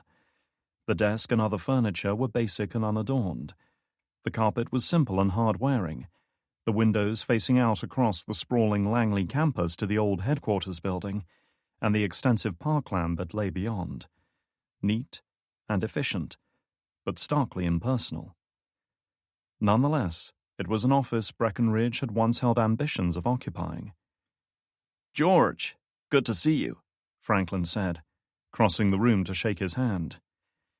Getting around a lot better these days, Breckenridge noted with sour grace. Franklin's military career had been cut short by a roadside bomb in Afghanistan nearly 10 years ago, leaving him with spinal injuries and chronic pain which had gradually worsened over the years, eventually forcing him to undergo major surgery. His recovery had been laborious, and for a while it had seemed he might be forced into early retirement. But Franklin was nothing if not determined, throwing himself into rehab, chipping away at it day by day, and it seemed his efforts were now paying off. His posture recalled something of the strength and vigor of the soldier he'd once been, with only a barely noticeable limp hinting at the extent of his old injuries. And you, Dan, Breckenridge replied, knowing it was a complete lie. But thinking it best to take the initiative, he added, You asked to see me? Please, take a seat, he said, indicating a chair facing his desk. Both men sat down, with Franklin opening a drawer in his desk and lifting out a bottle of whiskey, followed by a pair of glasses. He glanced up questioningly at his subordinate. Breckenridge shook his head. He wasn't exactly a teetotaler, but neither was he fond of malt liquor. It never sat well on his stomach. Suit yourself, he conceded, pouring himself a glass. Personally, I find a drink takes the edge off at times like this. Little habit I picked up from my predecessor. Breckenridge considered that. Franklin's predecessor was now acting director of the CIA. However, he was more concerned at the man's choice of words. Times like this? Here it comes, he thought. I'm being cut loose. It wasn't exactly surprising, he supposed. Breckenridge had once been head of the agency's Shepherd program, the highly trained paramilitary group tasked with finding and rescuing compromised CIA assets. If a spy or valuable informant went missing, it was a Shepherd's job to bring them home. It was difficult and dangerous work, and in many cases their missing asset came home in a casket. But they'd also had their share of spectacular successes. Until 2 years ago, at least. That was when Ryan Drake and his team had gone rogue during a mission in Libya, prompting Marcus Kane to unceremoniously terminate the Shepherd program, pending a review of its conduct and personnel, and leaving Breckenridge stranded without a job. He'd bounced around various administrative roles since then, most of which had been a step down from his previous position, and none of which entailed any real responsibility or authority. Nobody had said it out loud, but it was clear. He was tainted by his association with Drake and the Shepherd teams. Damaged goods. A man whose once promising career was on a fast track to nowhere. The director of Special Activities Division took a sip of his whiskey. "I guess there's no point in beating around the bush on this one," he said. Breckenridge tensed like he was about to absorb a punch to the face. "The fact is, George, I'm planning on reactivating the Shepherd program," Franklin stated firmly, laying down the sentence as if it were a rubber stamp on some official form. "On a small scale at first, using a pool of carefully vetted operatives. But it's not going to be easy to get this thing up and running again. It's been 2 years since we closed it down, and a lot of the specialists we used to draw from have been poached by other programs or moved into the private sector. There's not the operational experience that there used to be, so we'll need a man who's familiar with the old protocols to oversee it." He tilted his glass towards his subordinate. "I want that man to be you, George." Breckenridge blinked, stunned by what he'd just heard. Franklin's revelation was the exact opposite of what he'd expected to be told today. He'd prepared himself to lose his job. He'd been facing up to the unhappy prospect of looking for a new career at 50 years old, with a mortgage he couldn't afford and a retirement plan in tatters. But at least he'd been ready for it in his own way. But not this. This changed everything. "I think I'll have that drink after all," he managed to say. Smiling in amusement, Franklin poured him a measure. He downed a mouthful, shuddering as it went down. Still, it did serve to calm his thoughts a little, allowing him to formulate a better response. "But I thought Director Kane shut down the Shepherd program. It was done." "It was. But the need for it hasn't changed. Even Kane recognizes that." What he didn't add was that over the past couple of years, Kane had methodically removed any case officers or specialists who were potentially still loyal to Ryan Drake. He might have agreed to resurrect the Shepherd program, but only with reliable people in the mix. And one of those people was George Breckenridge. Franklin leaned forward, his smile gone now. "But let's be clear about one thing. You report in to me, and me alone now. You keep me informed about everything that happens, and I decide what goes further up the chain. Are we absolutely clear on that?" Even Breckenridge was savvy enough to take his meaning. There would be no going over his head, no clandestine reports to people above him. The buck stopped with damn Franklin from now on. Or Breckenridge's career would sure as shit stop with him too. "Clear." Franklin's smile returned, a little more relaxed and genuine than before. The two men clinked their glasses and finished their drinks. Breckenridge was in a considerably better mood driving home from Langley that evening than he'd been when he'd left for work that morning. He'd even stopped off at a 7-Eleven just off Maple Avenue in Fairfax to pick up a bottle of champagne on a whim. Their selection was limited and their prices overinflated, but he didn't care too much. Screw the ulcers for one night, he was in the mood for celebrating. He felt energized, invigorated, confident like he hadn't been in a long time. Even the overcast winter skies and gathering darkness couldn't dampen his mood. He was back on top again. That fucking asshole Drake might have derailed his career for a year or two, but he'd been given a second chance now. His talents had been recognized, his contributions valued, He was passing through an intersection about to turn south for the last leg of his journey, when the bomb placed on the underside of his 2010 Ford Fusion detonated. Placed right beneath the driver's footwell, Breckenridge barely had time to process the orange flash, the sudden storm of metal and debris and fire, before he was consumed by the blast and killed. The fuel tank ruptured a second or so later, adding about 30 gallons of gasoline to the inferno that consumed both car and passenger. The stricken vehicle rolled on for another 50 yards or so under its own momentum, slewing off the road and into a streetlight, flames roaring from the shattered windows. Other cars swerved and skidded to avoid it, The few pedestrians who were out and about on that winter evening unable to get within 20 yards due to the intense heat. At least a dozen people reached for their phones within seconds of the crash, most dialing 911, a few switching their cameras to video mode to record the whole thing. It would be a further 9 minutes before the first fire truck arrived on the scene, by which time George Breckenridge and the bottle of champagne he'd been looking forward to opening that evening would be reduced to ash. Chapter 6. 13, 14, 15, 16.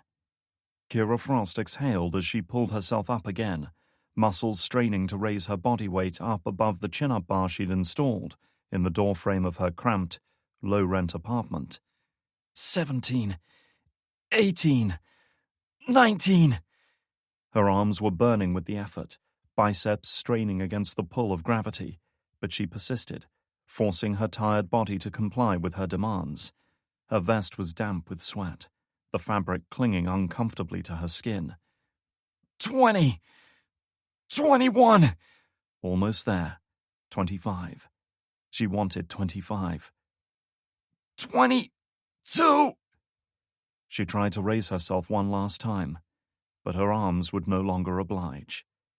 She hung there, half raised, trembling with the effort as she sought some reserve of strength that no longer existed, before finally letting go and dropping to the floor. "God fucking damn it," she muttered, reaching for the bottle of beer on the table nearby and draining what was left in a single gulp. As she slammed the bottle back down, she caught sight of her right hand. A small, straight line of scar tissue about an inch long marked both the palm and the back of it. A little reminder of the knife blade that had been driven straight through it 6 months earlier, pinning her to a table. That had hurt, she reflected. Hurt like a son of a bitch. Even now, all this time later, it still pained her during cold weather, and the weather was cold indeed in this part of the world. Raising the hand up, she slowly tensed and extended her fingers, testing the grip, seeing how well the nerves and muscles and tendons responded. They moved, but not as easily as the other hand. Took more conscious effort on her part. The tips of the last 2 fingers were still a little numb. The digits were no longer a natural extension of her mind, but rather a tool that required focused attention to operate. She clenched the hand into a fist, wishing she could drive it into the face of the man who had done this to her, pay him back in some small measure. The TV was playing on the other side of the room at low volume, tuned to CNN, the expertly coiffed anchor recapping the news headlines now that they were at the top of the hour. More protests in Tunisia today as demonstrators turned out in force on the streets of the capital, calling for political reform and the resignation of President Ben Ali, who has been in power since taking office in 1987. The report switched to show images of massed civilian demonstrators marching through the streets of Tunis, clutching barriers and handwritten signs, most of them calling for Ben Ali to step down and make way for new leadership. Many of these protests were sparked by the dramatic revelations at the end of November of corruption and embezzlement of public funds by the Ben Ali regime, which has become increasingly repressive and hard-line in recent years, with police frequently intervening to break up demonstrators. Once again, the images changed, this time showing protesters hurling bricks and petrol bombs at police lines, police responding with tear gas and riot shield charges, and demonstrators being beaten and hauled into custody. Another impoverished state struggling in vain to escape from beneath another dictator. Frost was still young, but shit like that was already getting old for her. "Yeah, good luck with that," Frost mumbled, heading to the fridge for another beer. She'd just swung the door open and was surveying the paltry selection of ready meals inside when the newsfeed abruptly switched back to the studio. "We interrupt this report to bring you an update on the car bomb explosion in Washington, D.C. earlier this evening, which left one person dead and several others with minor injuries. The victim of this attack has now been named as George Breckenridge, a 51-year-old employee of the Central Intelligence Agency. Frost swung around as the man's driving license picture appeared on screen next to the news anchor. It couldn't be, she thought to herself. It just couldn't. But it was. Same greying hair, same fleshy face, same look of condescension that she'd come to know all too well. The CIA has yet to comment on the death of Mr. Breckenridge, but already there is heavy speculation that his death was a terrorist act. We go live now to Gina Harkness, who is on the scene. Fuck me, Frost whispered, reaching for her phone. Chapter 7. Drake took another gulp of whiskey straight from the bottle as he paced back and forth across his small apartment. The walls seemed to be closing in, the air claustrophobic and suffocating. He felt like a caged animal, burning with energy that he couldn't expel.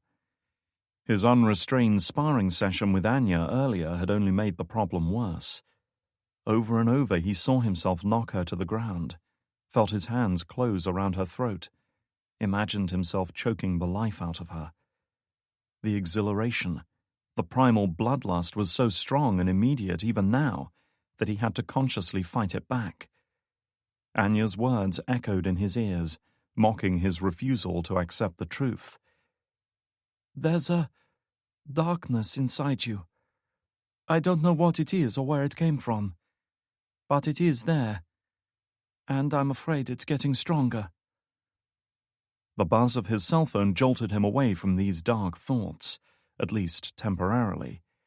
Normally he would have been irritated and reluctant to answer, but tonight he welcomed the distraction. He was surprised to see Frost's number. What the hell could she want at such a late hour? Kira, what? Turn on your TV, the young woman blurted out. Go to CNN now. He frowned. Why? Just fucking do it, Ryan. Swearing under his breath, he snatched up the TV remote and searched for CNN. His eyes danced across the headline ticker scrolling along the bottom, the image of a twisted, charred vehicle surrounded by police and forensics teams, the file photo of a man, believed to be the victim of a terrorist attack. He understood it all in the space of a couple of seconds. Jesus, he whispered. George Breckenridge. Dead. Killed by a car bomb on his way home from work. Drake was hardly the man's biggest fan, finding him to be arrogant and obstructive at the best of times. In fact, in the time he worked with Breckenridge as a Shepherd operative, he couldn't recall ever having a favorable impression of him. But that didn't mean he wanted to see the man dead. It gets worse, Ryan. She sounded shaken. The guy who did this has released a video claiming responsibility. What do you mean? Who? Frost was silent, searching for the right words, the right way of explaining what she'd just witnessed. But she didn't have to. The news anchor beat her to it. The group claiming responsibility for this attack has released a video to CNN and several other news outlets. Drake stood rooted to the spot as the footage began to play. It depicted a lone man, seated in front of a plain black background, his face covered by a balaclava that left only his eyes and mouth exposed. The poor sound and video quality made it obvious this clip had been recorded on a basic camera setup, perhaps even a phone. There seemed to be an odd flicker to the image, as if the frames were slightly out of sync with the audio, which itself contained a lot of static noise, electronic buzzing, unusual pops and bleeps, and snatches of some kind of music that faded in and out. The result was a discordant jumble of low-level noise that caused the hairs on the back of Drake's neck to prickle, and a chill to run through him. It wasn't a chill of foreboding, but rather recognition. He'd heard these sounds before. Now you've seen what I can do, but what you don't understand is why. The man began. His voice had been digitally altered to change the tone and inflection. This is the first strike in a new war. A war against people who want to keep you weak and ignorant and afraid. People who live in the shadows, hiding behind veils of secrecy and lies. If those people are watching now, I have a message for them. He leaned in closer to the camera. "Your time is over. I have no demands. I'm not interested in negotiation or compromise. I can't be silenced, and I will not stop until every one of you is made to pay. This is my promise to you." His next words would haunt Drake for the rest of his days. "My name is Ryan Drake," he said, "and this is just the beginning." "Ryan, tell me you just saw what I saw," Frost said urgently, her voice sounding curiously far off. "What the fuck is going on?" But Drake wasn't hearing her. Something was happening to him. Something deeper and more frightening than having his name used by an imposter. He felt as if a hole had been torn in his psyche, and all kinds of dark things were pouring through it. Another flash. A memory. An old memory that had haunted him for a long time. Old but terrifyingly vivid. As if the past had leaked into the present, becoming real and tangible again. Fire and smoke, charred bodies, the cries of dying men. Silent figures stalking through the black haze with drawn weapons. The sun bathing the entire scene blood red. Drake moving through this chaos with a rifle up at his shoulder, gunfire ringing out all around him, eagerly searching for a target. Until at last, he found one. Drake ran a shaking hand through his hair, squeezed his eyes shut in a vain effort to block it out. It made no difference. The flashes were coming faster now, stronger. He couldn't stop them. What if that darkness is who I really am? What if I've been living a lie? Dropping the phone, he stumbled through to the bathroom. He leaned over the sink as the pulse pounded in his ears, and a maelstrom of images whirled through his mind, faster and faster, unstoppable in their intensity. He looked at his reflection in the mirror, expecting to see his own face flushed with drink and anger. But he didn't. The man staring back at him was a stranger. A monster who had been lurking in the darkness. A monster whose lips slowly parted to reveal a triumphant smile. The smile of the victor over the vanquished. Drake was moving again, stinging smoke and heat rasping his throat. The sun casting a crimson glow on everything. Silent, faceless men with drawn weapons surrounded him, enemies or friends. He couldn't tell. Drawing back his fist in a sudden, uncontrollable explosion of fury, Drake slammed it into that mocking smile, wanting to crush it, destroy it, purge that monster from his mind forever. Hot pain blossomed from his hand, and shattered glass tumbled into the sink. A blood-red sun, growing stronger and darker, a black hole sucking in everything, until the world itself was swallowed up around him. Screams echoed in the darkness. He squeezed his eyes shut as the memories cascaded together into an unbearable crescendo, and his world collapsed around him into darkness. Darkness and silence. Drake drew in a breath, long and slow, filling his lungs with new life. He exhaled, reveling in the simple sensation that seemed to have been denied him for so long. When he opened his eyes, he was himself again. The fear and anger and conflict had vanished. Drake's mind felt perfectly clear and focused. He could feel warmth on his hand and glanced down to see blood trickling from several deep cuts, deep crimsons staining the white porcelain. It should have hurt, but the pain didn't trouble him. Reaching for a nearby towel, he wrapped it around the injured hand to slow the bleeding, then turned away from the broken mirror. He was himself again, whole and perfect and ready. And he knew what he had to do. Chapter 8. Anya woke to the sound of hammering on her front door, the hard thump of fists on wood echoing through the quiet nighttime stillness of the house. Her eyes snapped open immediately, her mind rousing itself to full alertness in seconds. The thumping continued. Whoever was out there wasn't taking no for an answer, leaving her with little choice but to venture out. Reaching beneath the bed, she pulled out the Colt M1911 semi-automatic she always kept there and racked back the slide to chamber the first round. M1911s were single-action weapons, meaning the first round had to be manually drawn into the breech and the hammer pulled back before they could be fired. They could be carried in a number of configurations, with many people favoring a full magazine, an empty chamber with no safety engaged. Anya, however, preferred to carry the weapon cocked and locked, with a round chambered and the safety on. It was more intuitive to her, and allowed the weapon to be primed and fired with one hand. Armed and ready, she swung her legs over the edge of the bed. She was barefoot and wearing only her nightclothes, but she could move quickly and quietly like this. Advancing into the corridor with the weapon, she made it as far as the small wall-mounted screen that displayed the feed from the hidden camera at her front door. A young woman was hammering impatiently on her door, dressed in bike leathers, her short dark hair in disarray. "Anya, open the goddamn door!" Kira Frost demanded. "Quit screwing around!" Letting out an exasperated breath, Anya laid the weapon down on a nearby shelf, then unlocked the door. Frost pushed her way inside, accompanied by a chill gust of wind. The younger woman flashed Anya an irritable look as she passed. "Jesus, would it kill you to turn your cell phone on?"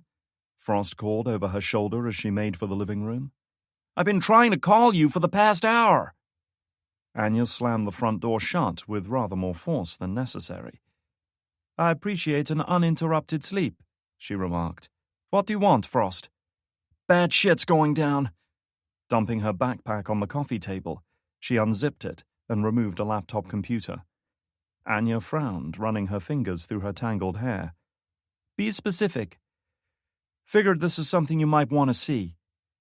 Powering up the laptop, she spun the machine around for Anya to see. "Watch this." She hit play, and a CNN news article appeared on the screen with an aerial view of a destroyed vehicle, smoke still rising from the wreckage. To a casual observer, it might have seemed like simple destruction by fire, but Anya recognized explosive damage when she saw it. As if to confirm, the headline for the piece read, "One killed in terrorist attack in Washington, D.C." "Who is George Breckenridge?" Anya asked as the name of the victim flashed up.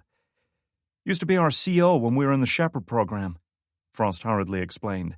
"Kind of an asshole as it happens." Anya would have to take her word for that. "I don't understand. Why is this so important to us?"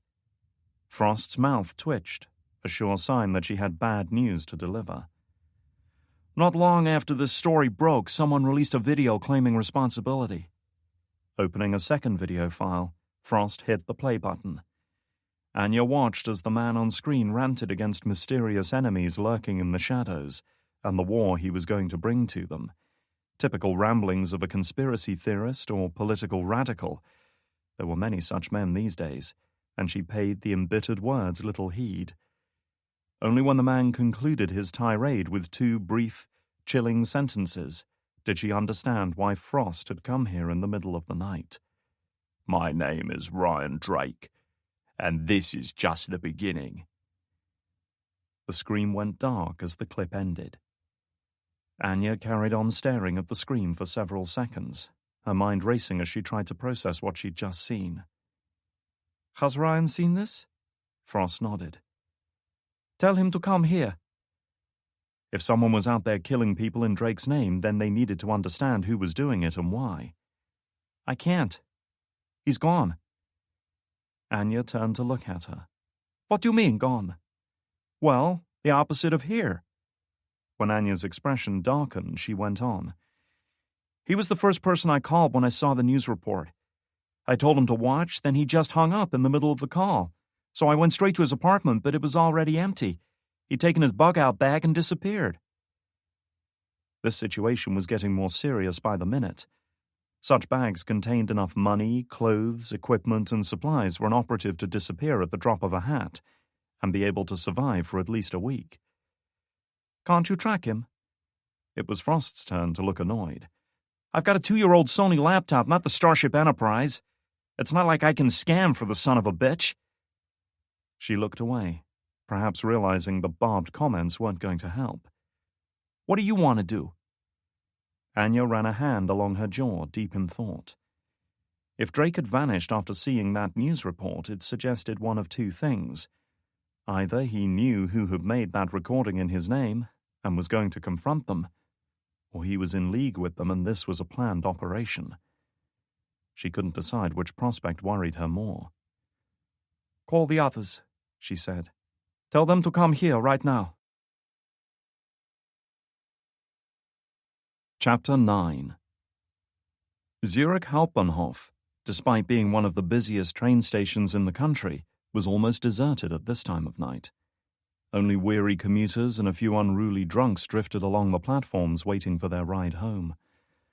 Still, trains departed from there at every hour of the day, and it didn't take Drake long to find one going in his direction. He slipped on board, making sure nobody was following him, and chose a seat well away from the handful of other passengers in the carriage. Dumping his bug-out bag on the seat beside him, he eased in close to the window, facing down the carriage so he had a decent view of anyone approaching. Satisfied that nobody was remotely interested in him, he released his grip on the concealed Browning automatic and reached for his cell phone. As the brightly lit station receded into the distance, Drake dialed a number from memory. The call was answered swiftly, but no voice spoke to greet him. They were waiting for him to make the first move. Asset B-16 reporting in, he said automatically, surprised at how easily it slipped out. His old designation, which had become as much of an identity to him as the name he'd grown up with. Batch B, recruit number 16. Status. The voice that spoke to him was exactly like the one in the video he'd watched earlier, low-pitched, distorted, electronically disguised. Its owner could have been any age, gender, or nationality, and he wouldn't know. Mobile. Location. Zurich. He glanced out the window, watching the sleeping city slip by. Awaiting instructions. He heard an odd electronic warbling coming down the line. It took him a moment to realize it was laughter. Perfect, Ryan. You didn't miss a beat. His anonymous contact complimented him. It's good to know my messages found the right person. Drake seemed to snap out of the familiar, almost robotic mindset that had taken hold. You killed Breckenridge, and you framed me for his death. There was no need to phrase it as a question. The answer was obvious enough. Only way I could make sure you saw my message.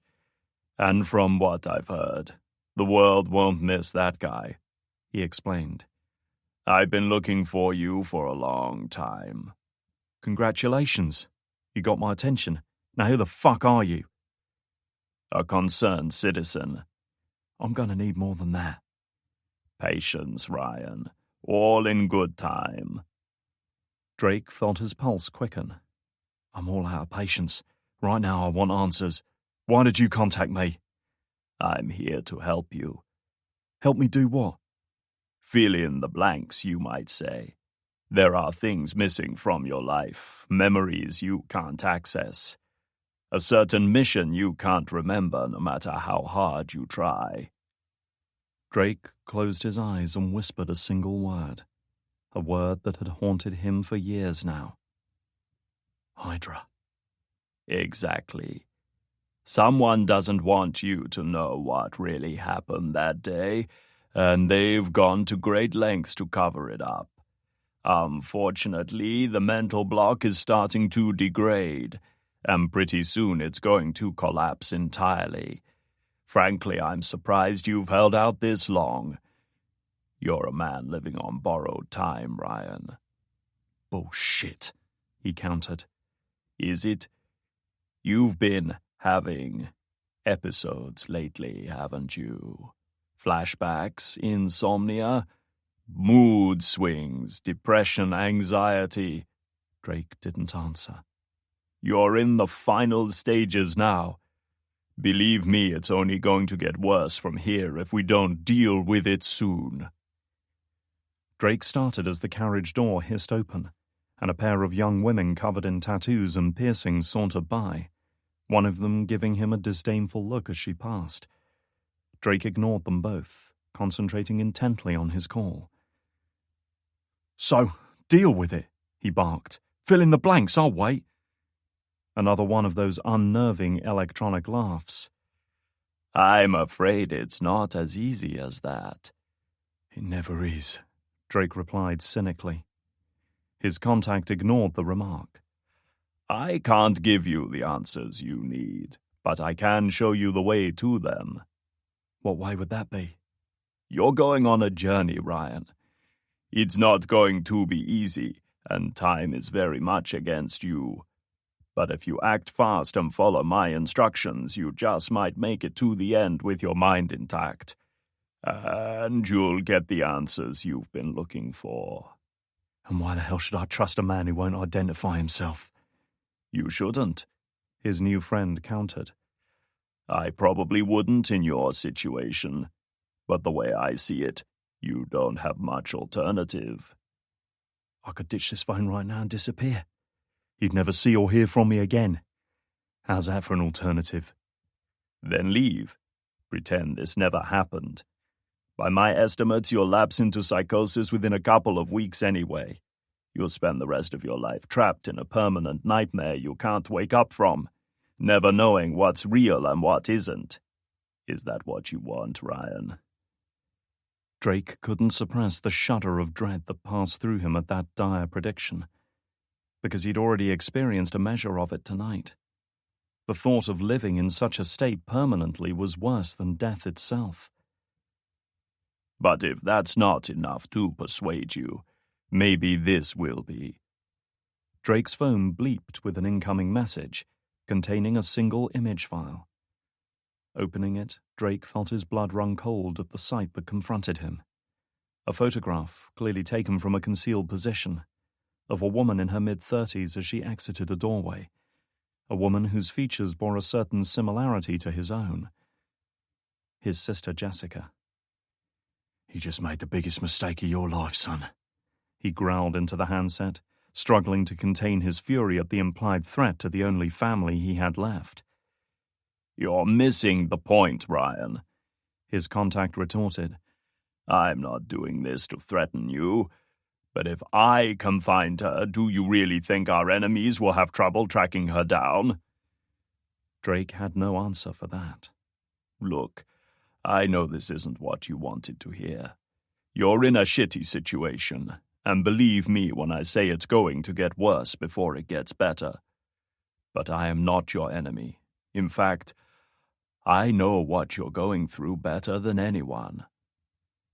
Despite the distortion, there was an earnest, emotional undertone to his voice now. He wasn't trying to command or intimidate Drake, but rather to persuade him. "We both want the people who fucked you over to pay for what they've done. And they will. But first, you have to show a little faith in me." Drake wasn't in the habit of accepting deals from anonymous parties with unknown goals or intentions. But neither could he abandon the only real lead he might have to the question that had haunted him for years. What happened to me? "What do you want me to do?" he asked. "Every journey starts with a first step," the caller explained. "Yours is in South America." Chapter 10. The calls went out, asking the others to convene at Anya's home with the greatest urgency. Alex was the first to arrive, showing up at her door bleary-eyed and disheveled, after literally getting up and throwing some clothes on. Olivia Mitchell wasn't far behind him, looking a little more presentable. Coming from a military background, she was no stranger to early morning wake-up calls, and seemed to have little problem with Anya's summons. Only Jonas Dietrich typically kept them waiting, taking almost an hour to show up. His clean-shaven face and neatly combed hair confirmed he'd taken the time to shower and wash before departing, much to Anya's chagrin. Nonetheless, he still managed to grumble as he stepped over the threshold and slunk into the living room, warning that unless lives were at stake, he considered it a wasted trip. His doubts were soon silenced as Frost replayed the news clips she'd shown to Anya and the others. Dietrich sat staring at the screen, his face a mask of puzzlement and growing disbelief. He spoke only once, requesting that she play it through a second time. As the video clip terminated, he looked up at the others. So, things have pretty much gone to shit. Breckenridge is dead, Frost reminded him. As a former Shepherd team leader himself, Dietrich had worked with the divisional leader for a couple of years. The man shrugged without concern. He was an asshole. At least somebody saved me the trouble, he said coldly. The question is, why frame Ryan for it? It gets better, the young woman went on, relating Drake's sudden disappearance. Dietrich closed his eyes and sighed. The kind of long, weary sigh that a parent might make when they find their kids scribbling on the walls with a crayon. Verdammt Shiva, he muttered in German. The man sits on his ass for 6 months, then out of nowhere he pulls shit like this? You're assuming he's actually guilty of this attack? Frost asked. Dietrich looked at her. And you're assuming he's not. Ryan's been acting weird for months, barely talking to anyone. And it's no secret he had no love for Breckenridge. Then he vanishes right after the news breaks. What other conclusion can you draw? That he went into hiding to avoid reprisals? Bullshit. Dietrich's dismissal was immediate and unequivocal. He'd have found a way to tell us what was going on. He wouldn't just split without explanation. His disappearance might be a reaction to what he saw, Mitchell reminded him.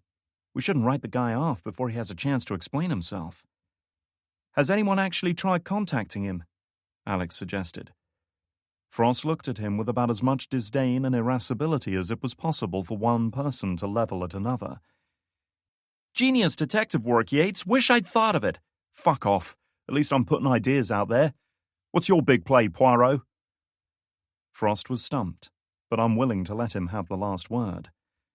Dumb ideas aren't an improvement over no ideas. Of course I tried to contact him, but he's gone dark. That means he's not using any devices I can track, she added pedantically. Ignoring the bickering, Dietrich leveled a suspicious look at Anya.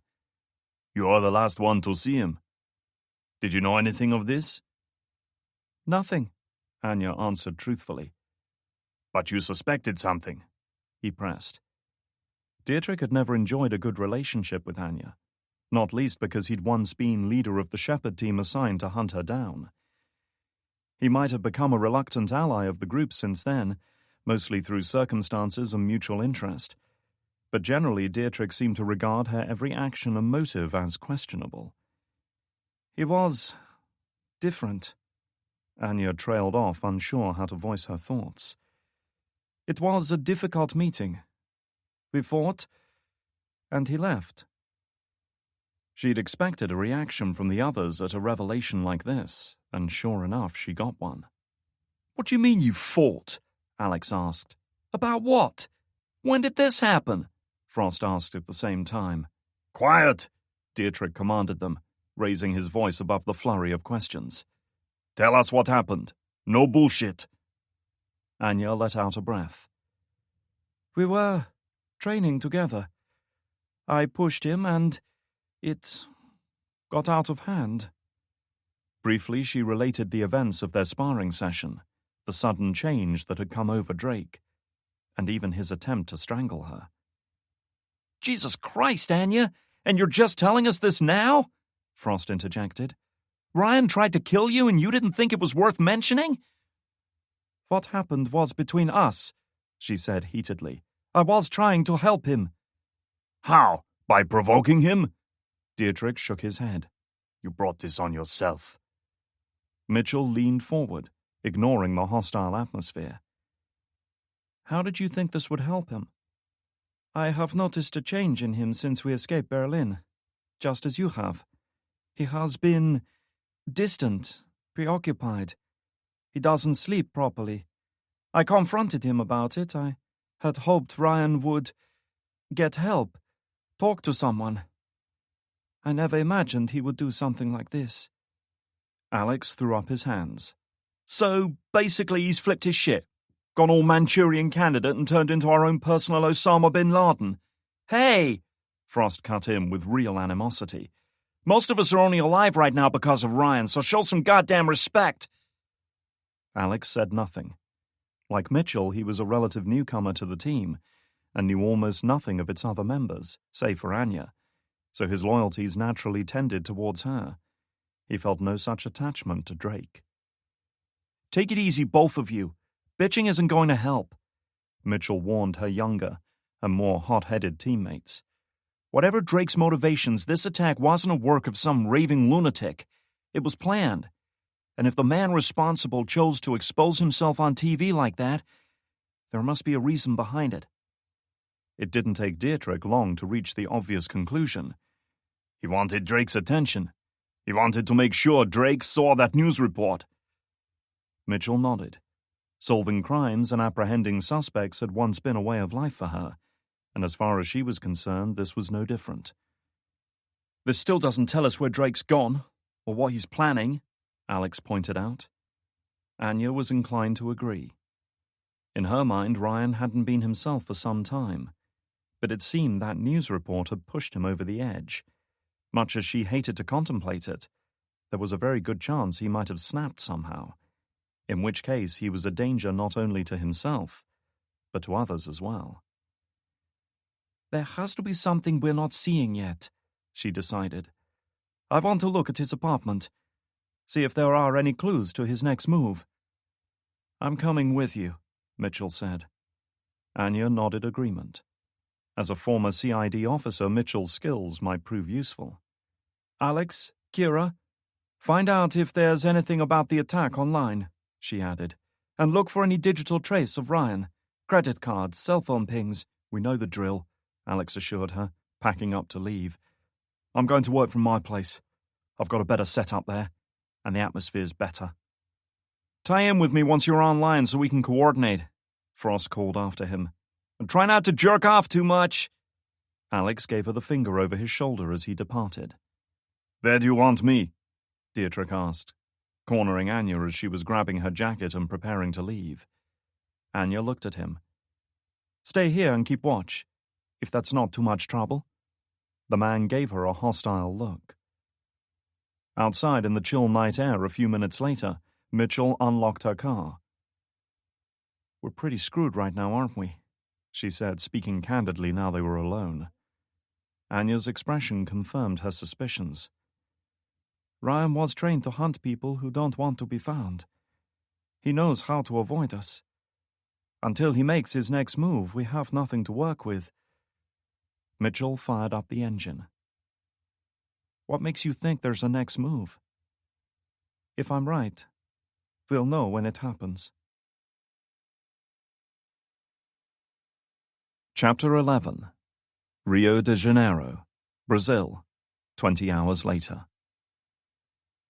It was a hot night. Hot, damp, and humid. The air still and stifling. Outside, the chirp of crickets and other night insects echoed through the steaming darkness. A strange nocturnal music of ever-changing rhythm and intensity. A dog barked somewhere off in the distance, and a car drove by on the wet road, tires rumbling on the tarmac.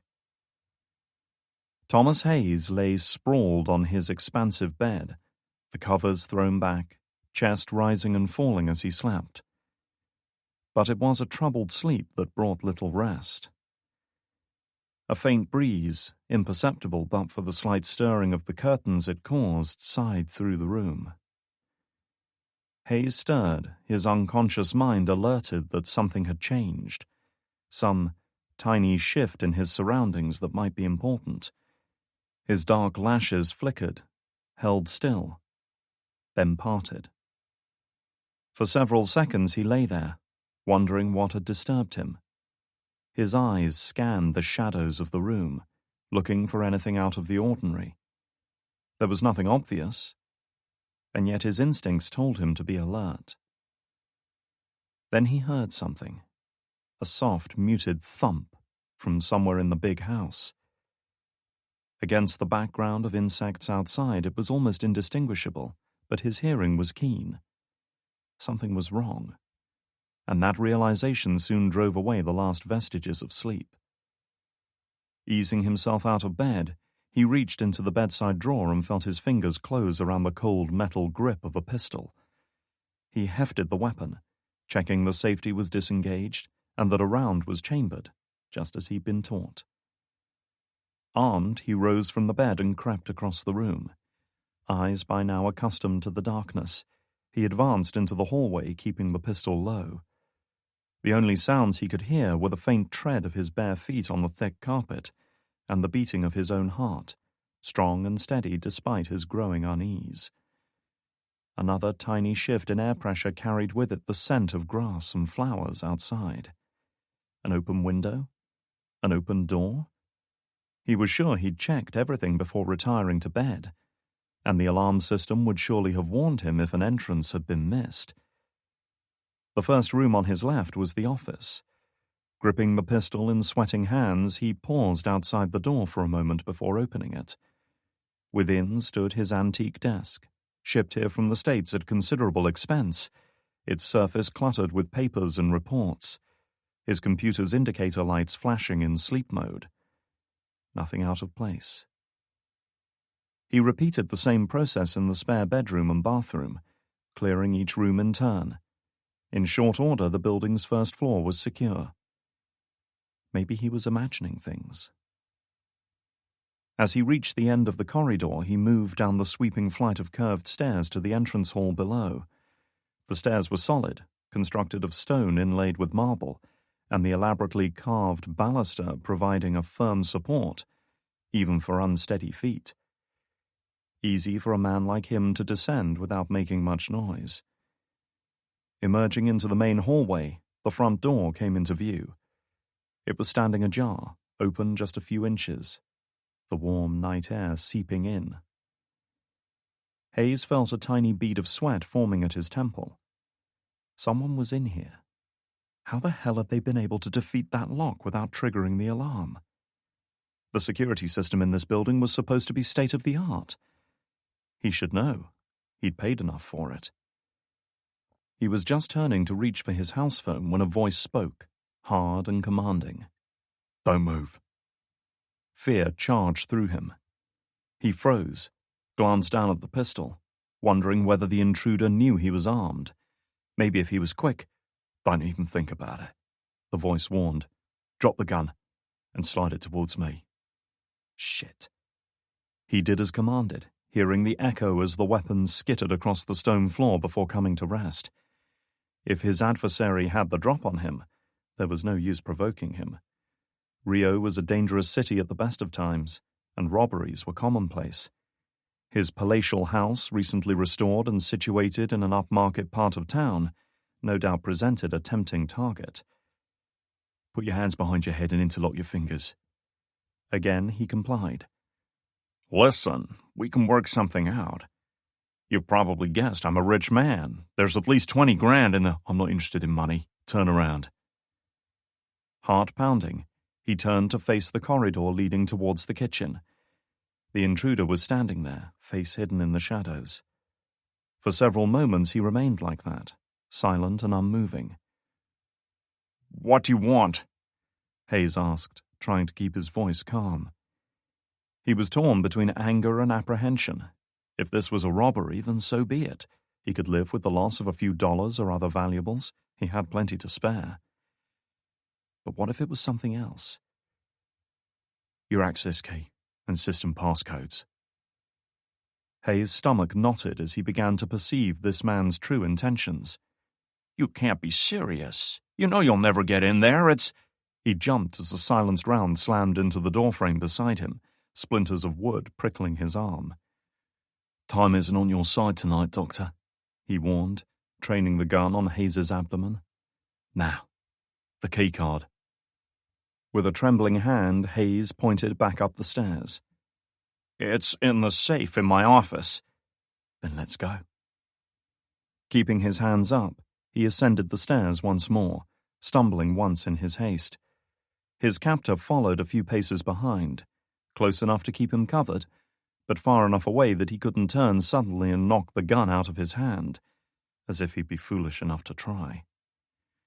Returning to his office, he crossed the room and approached the small safe set into the wall. It wasn't big enough to hold much, but then it didn't need to be.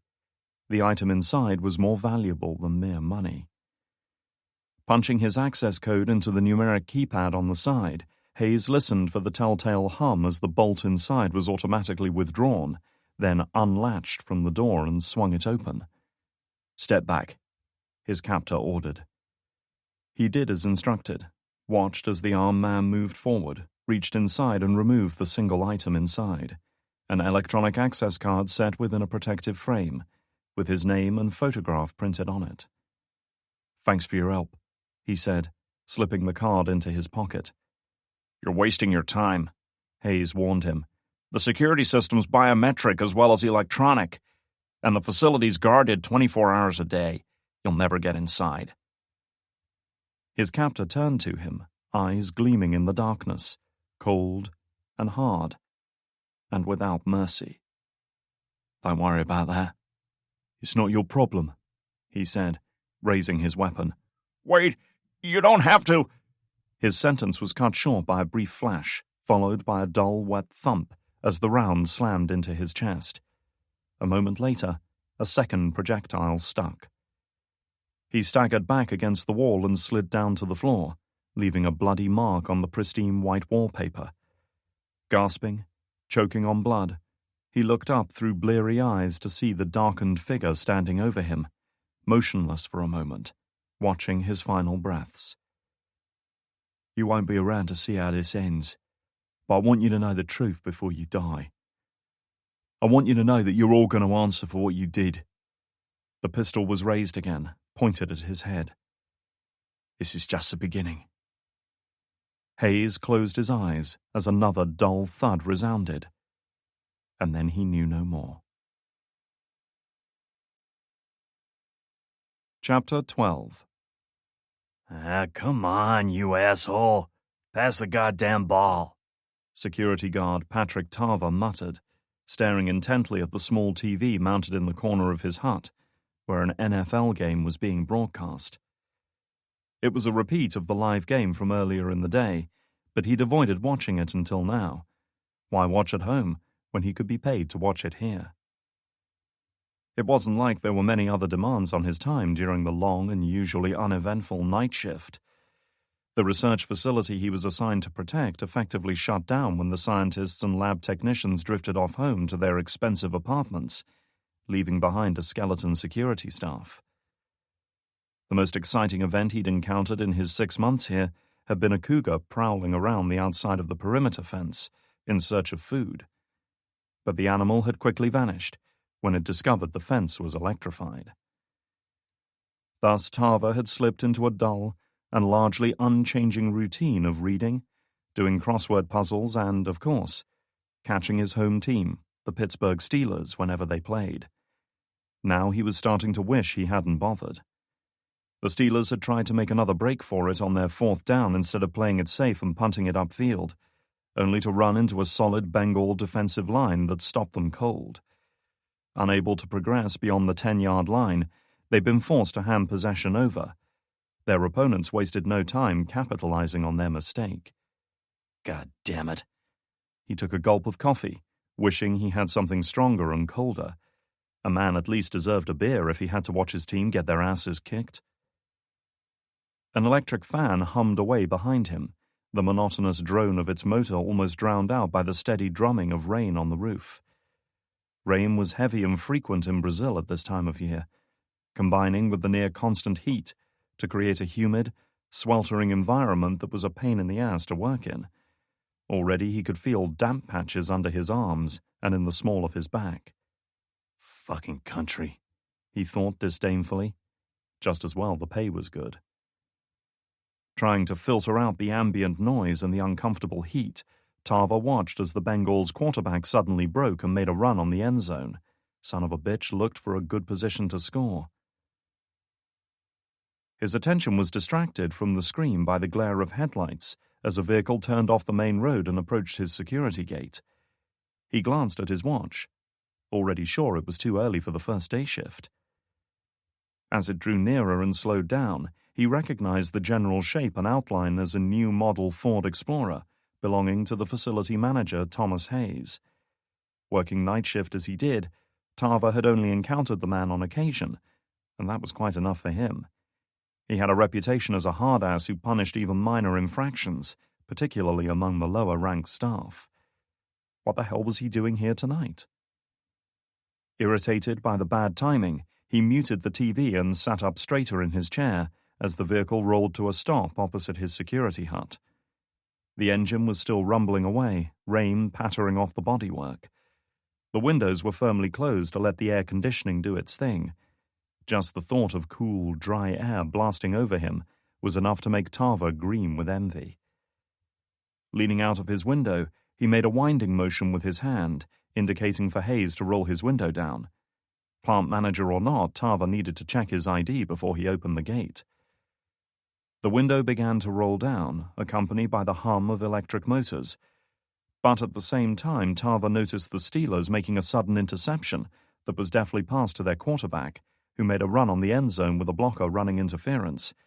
The Bengals' defense, caught unprepared by this sudden break, were all over the place trying to intercept him. Turning back towards the vehicle, he switched on some fake enthusiasm to greet the new arrival.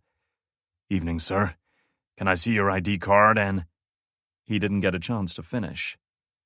The sight of a silenced automatic pointed at him was enough to make the words die in his throat. And the man holding it most definitely wasn't Thomas Hayes. Tarver hesitated for a second or so as his brain tried to process what he was seeing. Then he instinctively reached for the hidden alarm button fixed beneath his console. "Don't even think about it," the driver warned.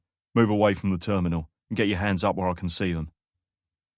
Tarver froze, then dumbly complied, too shocked and frightened to resist.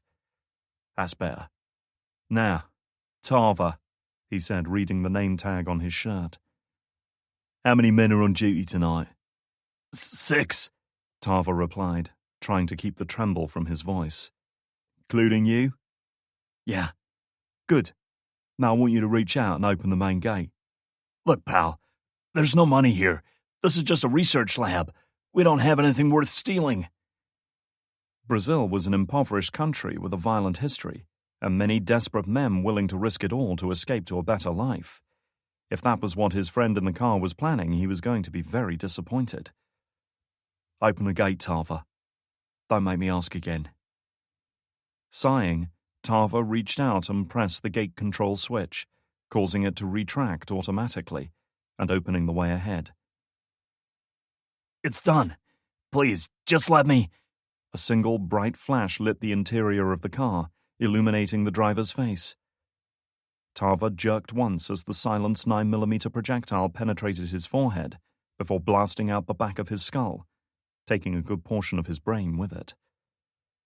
The security guard slumped backwards and toppled off his chair, blood and cranial matter painting the back wall of his hut. On the blood-spattered TV screen, the Steelers' quarterback broke through the last defensive line, throwing himself down in the end zone to score a touchdown. The home crowd erupted in applause just as Tarver's killer eased off the brake and drove slowly towards the facility. At the main reception desk, Carl Swafford looked up as the front doors buzzed and unlocked, and a new arrival strode in, soaked through from the heavy rain outside. His hood was still up and his head down, so Swafford couldn't identify the man. But presumably he was one of the researcher staff, perhaps come to check up on some experiment or retrieve a forgotten personal item. "God damn," the man grumbled, shaking the worst of the water off. "It is raining cats and dogs out there tonight." Swafford offered a fake chuckle as the new arrival bustled towards the desk. "One of the advantages of being stationed here, sir." He turned a little more serious as the man drew closer. "Can I check your ID so I can log you in?" "Sure, let me just grab it here," he replied, fumbling through his jacket pockets. "Never can remember where I put the damn thing." "That's why it's a good idea to use a lanyard." Swafford pointed out, indicating his own access card hanging around his neck.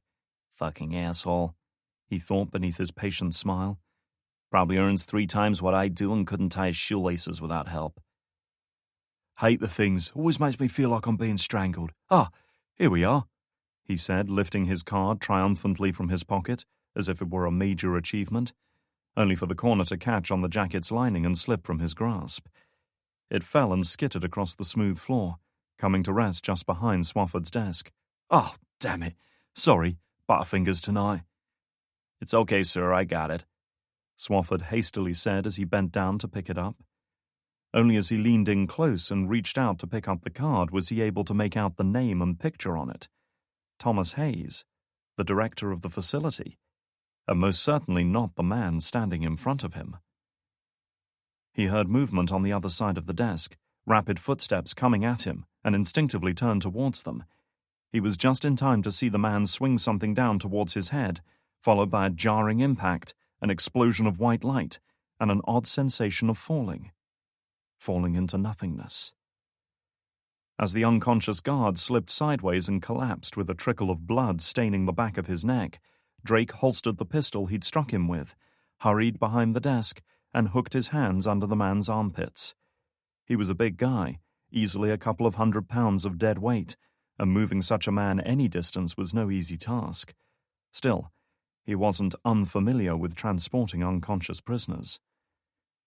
A small office was positioned behind the reception desk, mostly for admin and storing stationery goods judging by the cardboard boxes lining the shelves, but it would do just fine to keep the man out of sight.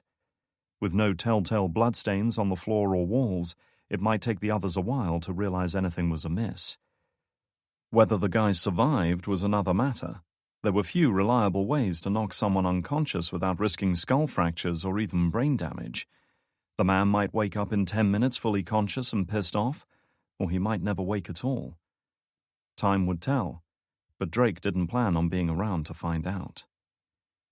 Drake dumped him on the floor inside and closed the door behind him. Assuming the guard manning the main gate hadn't been lying, that was 2 down and 4 to go. Drawing his automatic once more, Drake strode away from reception, heading towards the real target of his mission tonight. Chapter 13. In the secure monitoring room in the center of the building, Chief of Night Security Luis Garcia frowned, leaning in closer to the terminal that allowed him to observe and control virtually every aspect of the facility. According to the access logs, the facility manager Thomas Hayes had just swiped in through the main entrance, yet he'd received no word from the perimeter security gate of this unexpected arrival. Normally any visitors were called in by the night watchman on duty at the gate, so the other staff could be made aware. The arrival of the facility manager was an even bigger deal. Garcia's night shift could hardly be described as negligent. He was a trained professional who took his job seriously, but his men were only human. Months of monotonous inactivity had brought about a certain complacency, and if Hayes spotted them being less than professional, the blame would inevitably fall on him. Surveying the bank of monitors built into the wall above him, he caught sight of Hayes traversing the overhead corridor linking one building to another, his nose deep in a file folder. He was dressed in dark trousers, an open shirt and rain jacket, his head covered by a baseball cap that was still dripping with water.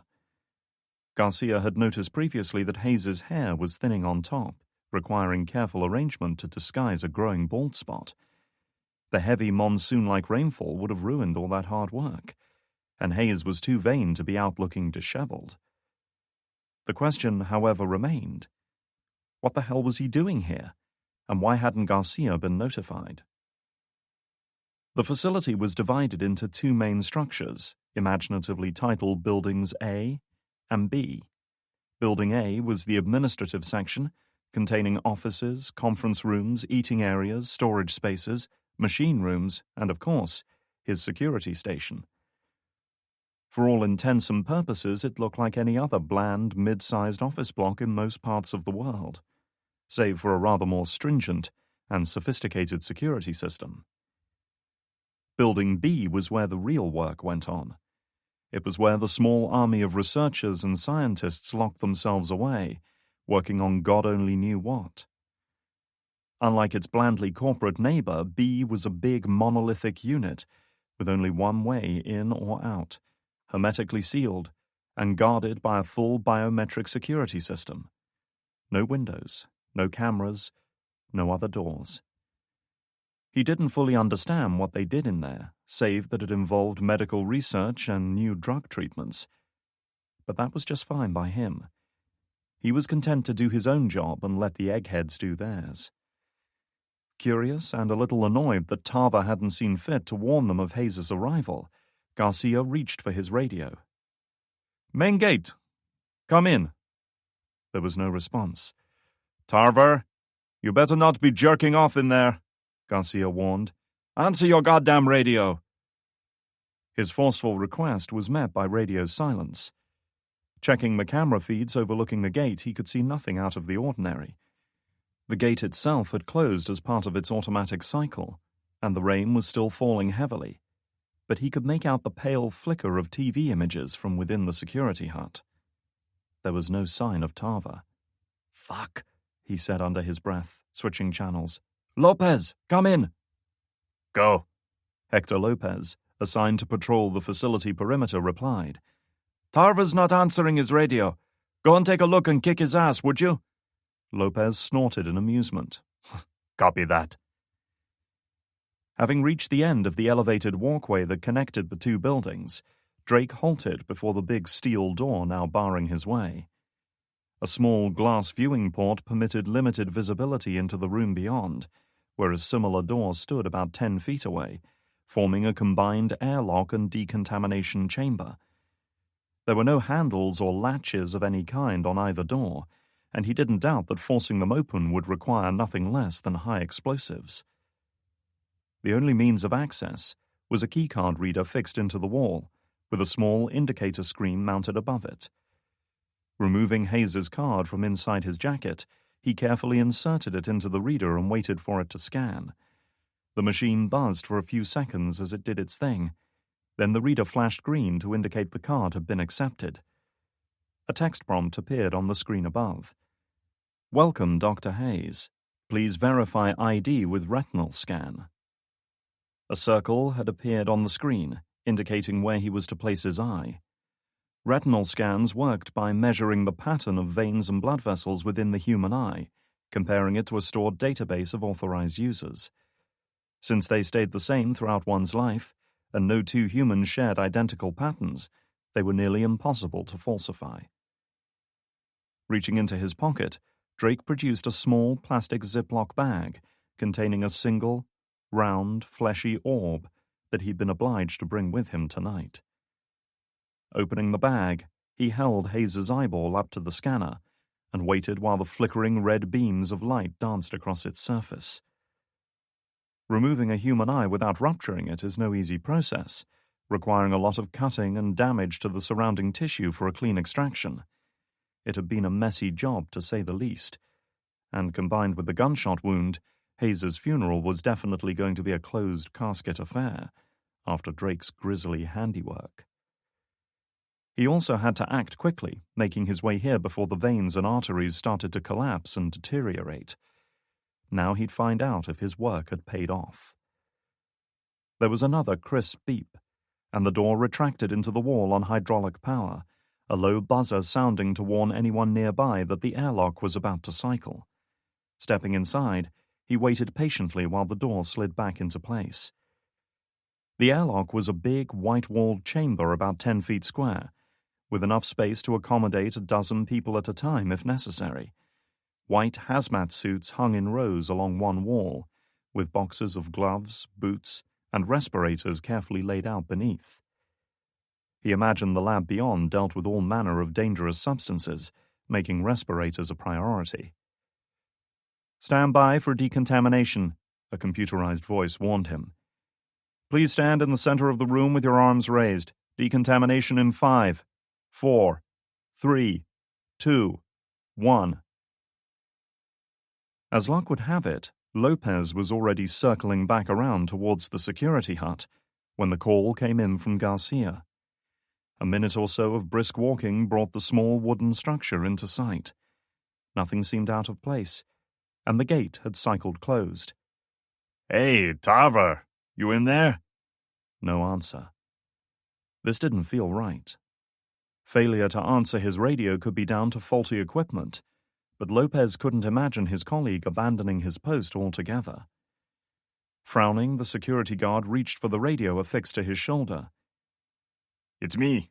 I can see the hut, but there's no sign of Tarver. I'm gonna take a look." "Copy that. Keep your eyes open," Garcia instructed him. Lopez clicked his radio off. "Yeah, great advice," he mumbled, drawing his sidearm. Chapter 14. The moment the air shower finished blasting Drake to remove loose particles from his clothes and skin, the inner airlock door buzzed and swung open, granting him access to the world beyond. Motion-activated lights blinked on, revealing the interior of Building B. Clutching one of the hazmat respirators, Drake stepped carefully inside this technological sanctum, like a pilgrim entering a holy shrine, pausing briefly to take it all in. This place was, in comparison to the blandly functional admin block he'd just left behind, a haven of medical precision, order, and pristine cleanliness. Most of it was given over to a series of glass chambers, clearly research labs of some kind. Electron microscopes, mass spectrometers, centrifuges, powerful desktop computers, and countless other pieces of sophisticated lab equipment he didn't even recognize gleamed in the stark electric light, while racks of chemicals and biological samples sat in neat rows within glass-fronted refrigeration units. It was a clean, sterilized environment, carefully isolated from the outside world, free from contamination that could impair the work being done here. The air felt cool and unnaturally dry, the kind of dryness that irritated the throat and made the eyes feel gritty. More than that, it smelled of absolutely nothing. Not even the disinfectant so often associated with medical facilities, every particle having been filtered out by the building's sophisticated air processing system. Drake strode past the isolation chambers and the powerful workstations, heading for the bank offices at the far end of the floor. The chemicals and equipment in this room were worth millions of dollars in their own right, but he was here for something far more valuable: information. Each office was marked with a tag denoting the name and function of its owner, with most of them belonging to chief researchers, team leaders, and other senior positions, but he ignored them. The one he was looking for was at the end of the row, and marked with a simple tag: Thomas Hayes, Facility Director. The door was locked and secured with the same keycard system as the building itself. Running his access card through the machine, he waited until he heard the click of a lock disengaging, then eased the door open and stepped inside. Hitting the override switch on his side of the fence, Lopez waited while the chain-link gate trundled back, then cautiously stepped through, his eyes scanning the darkened jungle that lay about 50 yards beyond the perimeter fence. Tightening his grip on the sidearm, he approached the hut. He could see the glow of a TV playing against the interior walls and hear the monotonous hum of a cooling fan. His thumb moved upward slightly, feeling for the safety catch. Like all the night security guards, he'd been through firearms training and was even a half-decent marksman, but he'd never fired a gun outside a range before. The prospect of trouble left him tense and anxious. He rounded the hut's doorway, the barrel of his weapon sweeping from left to right. Then he saw the blood-coated wall, the body of his comrade lying sprawled on the floor. He could feel his stomach knot, and bile rising into his throat. "Oh, fuck!" he gasped, turning away from the horrific scene and reaching for his radio. Hayes's office was pretty much what Drake had expected: spotless, precisely ordered, logically laid out, and entirely lacking in personality. No family photos on his desk, no awards or paintings on the walls, everything as clinical and sterile as the high-tech labs just outside. The workstation housed a top-of-the-range setup, operating a pair of big flat-screen monitors. Hurrying over, he sat down on the plush leather office chair and hit a few random keys to bring the unit out of hibernation. A password screen was the first thing to appear. Quickly tapping in a sequence of random letters and numbers that he committed to memory, his finger hovered over the enter key for a second or so, before finally hitting it. The password window promptly gave way to the system's desktop, which was cluttered with various files and folders dedicated to different projects and administrative tasks, on a background of what looked like the Grand Canyon at sunset. Drake was surprised. Based on Hayes's personality, or lack thereof, he'd expected to see the standard Windows backdrop. Maybe there was more to the guy than he'd imagined. Not that it mattered much now. Reaching into his pocket, he fished out a little black memory stick, found a port on the front of the terminal, and inserted it. It took only a second or so for the program stored on the drive to automatically boot up and get to work, presenting him with a simple dialog window. Initiate file transfer. Y/N.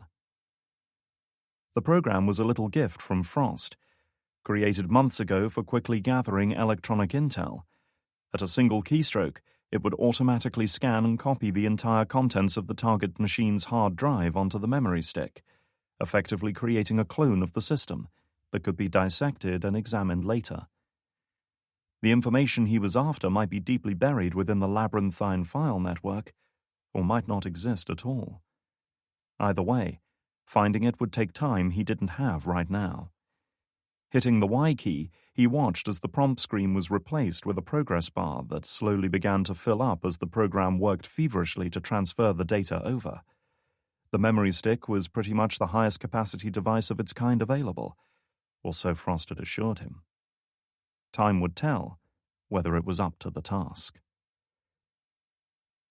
Garcia was busy cycling through the various camera feeds situated around the facility when the frantic radio call came through from Lopez. Garcia, we've got an armed intruder. Hit the alarm now. Lopez, slow down for Christ's sake, Garcia ordered him. What's going on? Tarver's dead. That asshole must have killed him and stolen his keycard. We've got a hostile inside the building. Fuck, Garcia snapped, leaning over his terminal and hitting the panic button to trigger a full security lockdown of the facility. As alarms started blaring throughout the building and the emergency system automatically notified key company personnel of the security breach, he reached for his radio again. All units, we have a hostile in Building B. He is armed and should be considered extremely dangerous. Tarver is dead. I repeat, Tarver is dead. Move in and lock it down.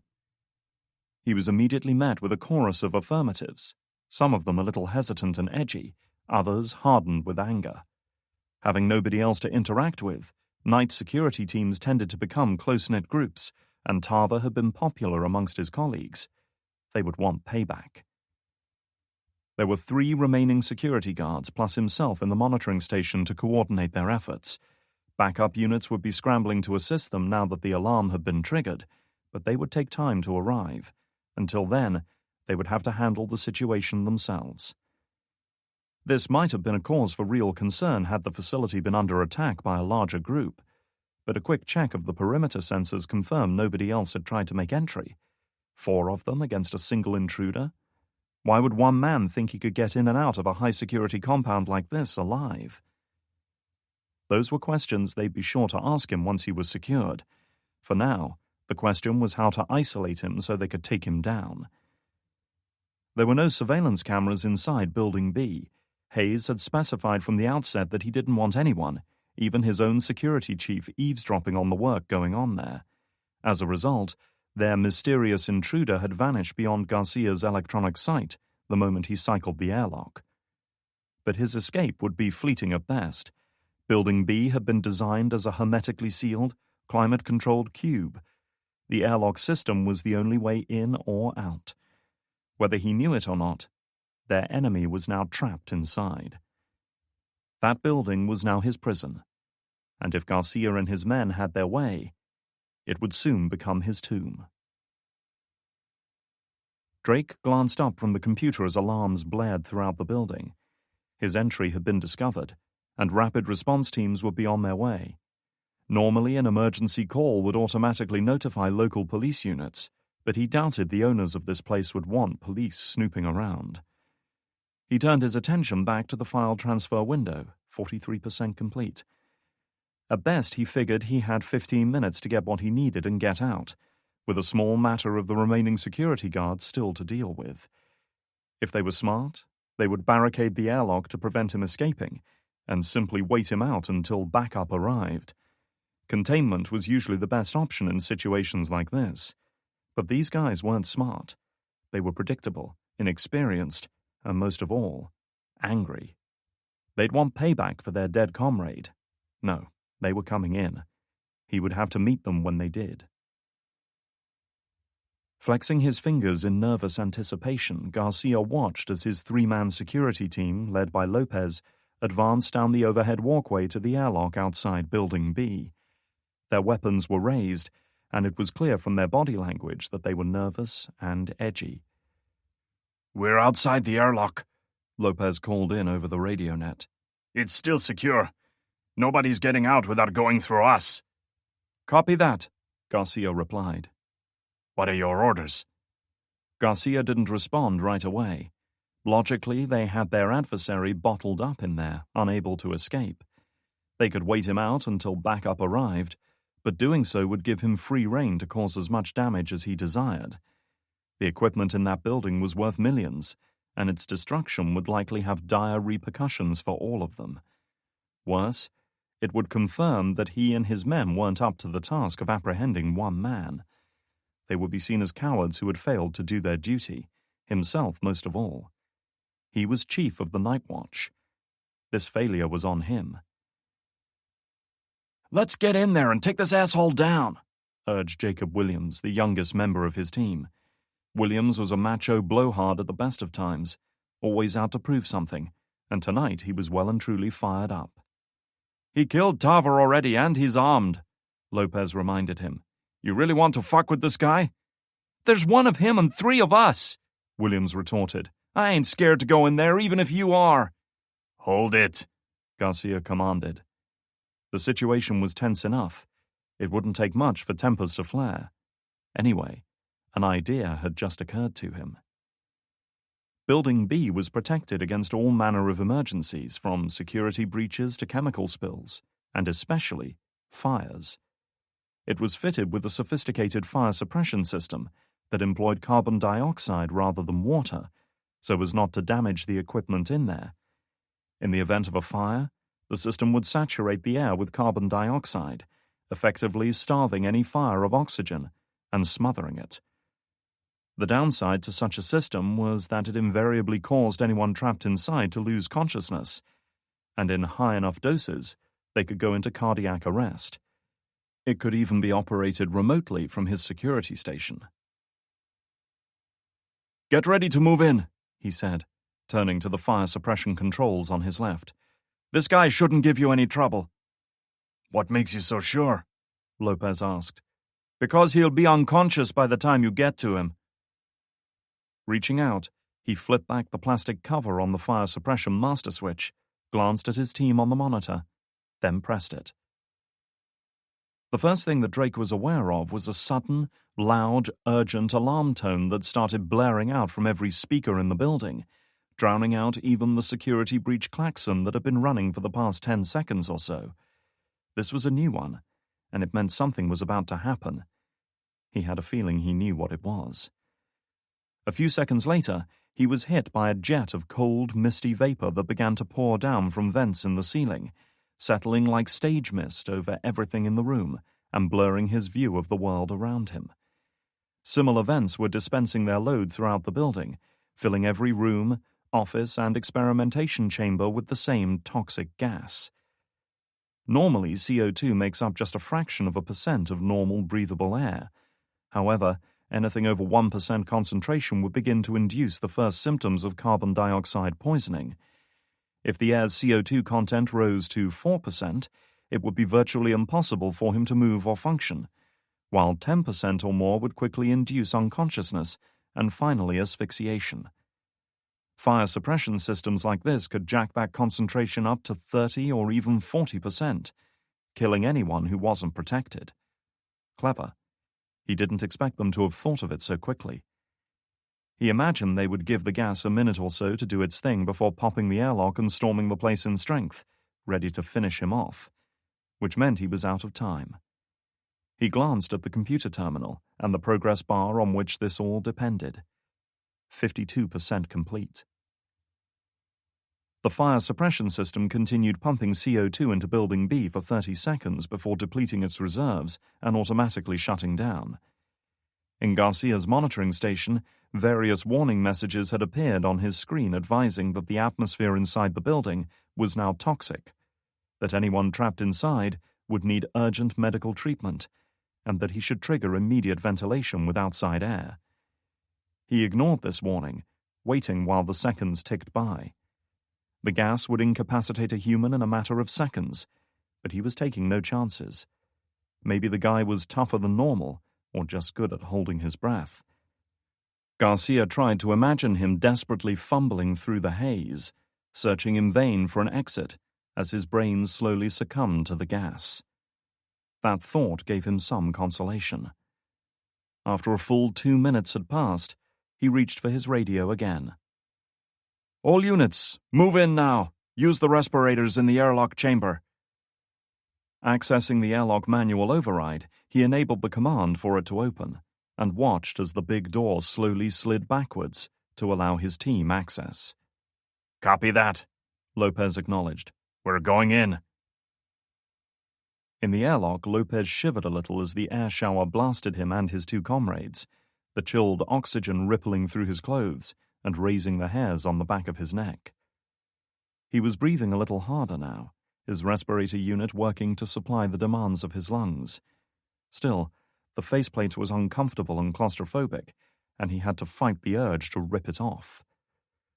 With the decontamination cycle complete, the inner door buzzed once before sliding silently back into the wall. Lopez raised his weapon, safety off and finger on the trigger, ready to open fire on anything that moved. Straight away, a wall of pale grey mist drifted into the chamber, reducing visibility to just a few yards. His comrades were visible only as vague, indistinct shapes through the haze.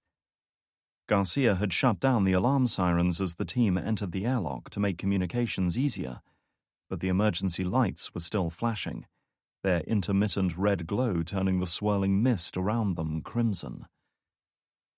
"Christ, this stuff's everywhere," Oliver DeFort, the third member of the team, said, his voice muffled by his respirator. "CO2 is heavier than air. It'll settle as we move," Lopez explained. "Follow me. Stay close." As the team advanced warily into the lab, Lopez spoke into his radio again. "We're in. No sign of movement. You got a location?" Though there were no surveillance cameras in here, Garcia was still able to remotely monitor most other aspects of the building, including the use of access cards on locked doors. "Last recorded access was Hayes' office," Garcia reported. "He hasn't used the keycard again. Must still be in there. Northwest corner, end of the row." That made sense at least. If this man had gone to the trouble of impersonating Director Hayes and stealing his access card, there must have been something in his office that he wanted. Likely the gas had overpowered him before he made it out of the room. "Copy. Moving to intercept." "Roger. I'm purging the atmosphere now." Deep within the building's complex air filtration system, powerful fans went to work sucking the toxic CO2 buildup out of the air and replacing it with fresh oxygen. Advancing through the silent, ghostly lab, in which none of them had ever set foot, the team glanced left and right at the unfamiliar machinery and medical paraphernalia. "What the fuck is this place?" DeFort wondered. "Shit I've never seen before." "Nobody touch anything," Lopez growled. "You break it, it's your ass." Tracking an armed hostile was dangerous enough without worrying about accidentally releasing some toxic chemical or deadly virus that might be stored here. Leaving the main research space behind, the team advanced along the row of offices reserved for senior facility personnel, all of which were closed and locked. They were moving slower and more cautiously now, weapons sweeping left and right, the hiss of their respirators growing faster as nerves and adrenaline took hold. Hayes's office was directly ahead, closed and locked like all the others. Approaching it, Lopez removed his security keycard and held it out towards the electronic reader. His clearance allowed him to override lockouts and access any room in the facility, though doing so would be automatically logged in the system and questioned later. "We go in on 3, he said, turning to his 2 comrades. "Stay close, move fast, and for Christ's sake watch where you point your weapons. I don't want friendly fire. Understand?" Both men nodded. 1, he said, reaching out with the card. 2. He swiped it through the reader. There was a single beep as the security override kicked in, and the lock was disabled. Lopez reached for the door handle, gripping his weapon tight. 3. Chapter 15. The next few seconds passed in a blur of movement and frantic heart-pounding energy. Throwing the door open, Lopez advanced inside the office, his weapon sweeping the murky confines of the room, still partially fogged with CO2. DeFort and Williams went in right behind him, each shouting out a challenge to anyone who might be listening. "Don't move! Don't fucking move! Hands up!" There was no response. No movement of any kind. The barrel of Lopez's weapon swept across the darkened room, seeking a target but finding none. There wasn't even a body lying sprawled on the floor.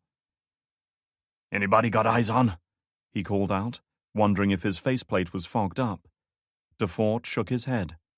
"Nothing." "Where the fuck is he?" Williams asked. A glow was coming from Hayes's work terminal. It was powered up, meaning someone must have been in here recently. Edging around the desk, Lopez examined the screen to see what it was doing, and frowned when he caught sight of the dialog box in the center of the monitor. File transfer complete. "What the hell?" His question was interrupted by a sudden crash on the other side of the office, and he whirled around in time to see a dark figure leap down from the ceiling, broken chunks of ceiling tile raining down around him. Like most offices, the ceiling in here was fake, made up of thin ceramic tiles suspended from a metal grid for support. It was there for aesthetic reasons, to cover up the network of ventilation ducts, cabling, and other apparatus that snaked across the real ceiling of a facility like this. The crawl space above it was mostly empty, and often a couple of feet deep. Plenty of room for a man to hide if he was able to remove one of the tiles and clamber up, waiting for the unsuspecting team to pass below him. Then all he had to do was let go, and allow gravity to do the rest. He landed almost on top of Williams, knocking the young man to the ground with a well-placed kick to the small of his back. As Williams cried out and fell, DeFort instinctively turned towards the commotion with his weapon raised. He hadn't seen the initial attack happen, and it therefore took him a moment to process the scene before him. His hesitation would prove fatal. Before he could sight his target and open fire, his adversary reached out and ripped the respirator from his face, causing him to throw up his hands to try to protect himself. Coughing and gasping for air that wouldn't come in the heavy, CO2-laden atmosphere, he tried to shoot, only for his enemy to grab his outstretched arm and twist it behind him. "Fuck you!" Williams shouted, rolling over on the floor and turning his weapon on his assailant. In the time it took for the young man to take aim and fire, their enemy had turned the now helpless DeFort towards Williams. A trio of gunshots rang out. There was an agonized scream, and DeFort fell to the ground, with blood pumping from 3 separate wounds to his torso. Williams barely had time to realize his mistake. Before DeFort had even hit the ground, a single low-pitched thud answered his hail of gunfire, accompanied by the dull, wet crunch of bone and flesh, giving way beneath the onslaught of a silenced, high-velocity projectile. Only Lopez was afforded a clean shot at him, and he wasted no time in taking it. Training his weapon, he opened fire, the sharp crack of his Smith & Wesson automatic echoing off the walls. But even as he pulled the trigger, and the gun's muzzle flare lit up the room like lightning. His target seemingly vanished into the CO2 haze, throwing himself aside to land behind the desk. Hyped up on adrenaline, Lopez put 3 more rounds into the desk, each tearing a fist-sized hole in the wooden frame as they punched through it. He ceased fire, and a second or so of unnatural silence descended on the room as he frantically planned his next move. He had to move, had to get around that desk and put this bastard down for good. It was just the two of them now. He didn't get the chance to move. A pair of dull thuds resounded from beneath the desk, and his legs exploded in agony as the shots hit home, shattering both tibias like matchwood. Unable to support himself, he toppled and fell backwards, the gun clattering from his grasp as his body started to go into shock. The respirator unit was barely able to keep up with his gasping, frantic breathing as he groaned in pain. Torn muscle and broken pieces of bone were visible through the holes in his trousers, his blood leaving twin crimson trails in the carpet beneath him as he vainly tried to drag himself backwards. Vaguely, through his fogging vision, he saw his attacker rise up from behind the desk and approach him, saw the automatic fitted with the bulky suppressor in his right hand. "Please," he gasped as the weapon swung towards him. "I just work here." "Worked," the man corrected him. A heavy thump was the last noise he heard. Drake lowered his weapon, wisps of smoke still trailing from the barrel as he surveyed the dead bodies that now littered the room. He didn't feel an ounce of sympathy for the 3 men he'd just killed. They'd died the moment they entered that airlock. It was simply a matter of how long they held him up. With the security taken care of, Drake returned to the office workstation and removed the memory stick, tucking it carefully into his pocket. He had what he'd come here for. Now all he needed was an exit. "Lopez, what's happening over there?" A harsh voice crackled from the dead man's short-range radio unit. "Give me a report, goddammit!" Drake knelt down and unhooked it from the man's blood-stained uniform. "Williams! DeFort! Someone talk to me!" Taking a moment to concentrate on the terrified voice he'd heard before pulling the trigger, Drake pressed the transmit button. "It's Lopez," he said, imitating the man's accent and tonal inflection. The muffling quality of his respirator unit would almost certainly disguise any discrepancies. "We got him. Bastard was wearing a respirator. Tried to jump us when we made entry. I had to put him down." "He's dead?" His relief was almost tangible. "Man's got 6 rounds in him. He isn't going anywhere." "I guess there was no choice. You okay?" "Yeah, but DeFort took one in the leg," Drake replied, looking at the man who had been inadvertently gunned down by his own comrade. "We need a medical evac, ASAP." "Stand by. I'm opening the airlock now." "Copy that. We're en route." Drake clicked the radio off for now and placed it in the pocket of his shirt. The air filtration system had almost finished dispersing the CO2 gas, allowing him to remove his respirator and breathe unaided. Opening the office door, he swept the area with his silenced Browning automatic, just in case a 4th member of the team had lingered outside. When he didn't see anyone, he strode back down the corridor and into the main lab area. Like most research facilities, this place was well stocked with medical equipment, pharmaceutical supplies, a multitude of chemicals and compressed gases and liquids, many of which, if mixed together in the proper proportions, would provide him with exactly what he needed. Drake could improvise a primitive explosive compound from even the most basic of household chemicals, so this place was a treasure trove of possibilities by comparison. His first targets were several big cylinders of compressed oxygen, fixed to the wall, used to supply air to the isolation chambers. Using his knife, he severed the hoses leading from the cylinders to the chambers, then manually cranked open the valves to maximum so that pure oxygen began to vent into the room. It wouldn't take long for the combustible gas to propagate throughout the building, greatly increasing the effectiveness of what he'd planned. This done, he turned his attention to the chemical supplies carefully arranged in refrigerators and storage cabinets around the room. The first component was nitromethane, of which he found several large plastic containers, stacked at the base of one of the chemical storage lockers, all sporting urgent red stickers, warning that it was both highly flammable and corrosive. Nitromethane was one of the most versatile compounds in the world, used in everything from pharmaceuticals to textile manufacturing, and even as a fuel for model aircraft. As an intermediary in organic synthesis, it was widely employed in the manufacture of certain drugs and medical compounds, which explained why this lab had stockpiled large quantities of it. What was less well known was that under the right conditions, it could be caused to detonate with even greater force than TNT. A mixture of nitromethane and ammonium nitrate had even been used in the Oklahoma City bombing in 1995. Drake, however, didn't have the time to properly synthesize such explosives and would have to rely on something a little more primitive. Stacking several of the containers together, he turned his attention to the second ingredient, hydrozoic acid. A colorless, odorless liquid was stored in glass flasks inside one of the deep freezer units. It was an innocuous-looking chemical at first sight, but it made up for that with explosive potential and sheer instability.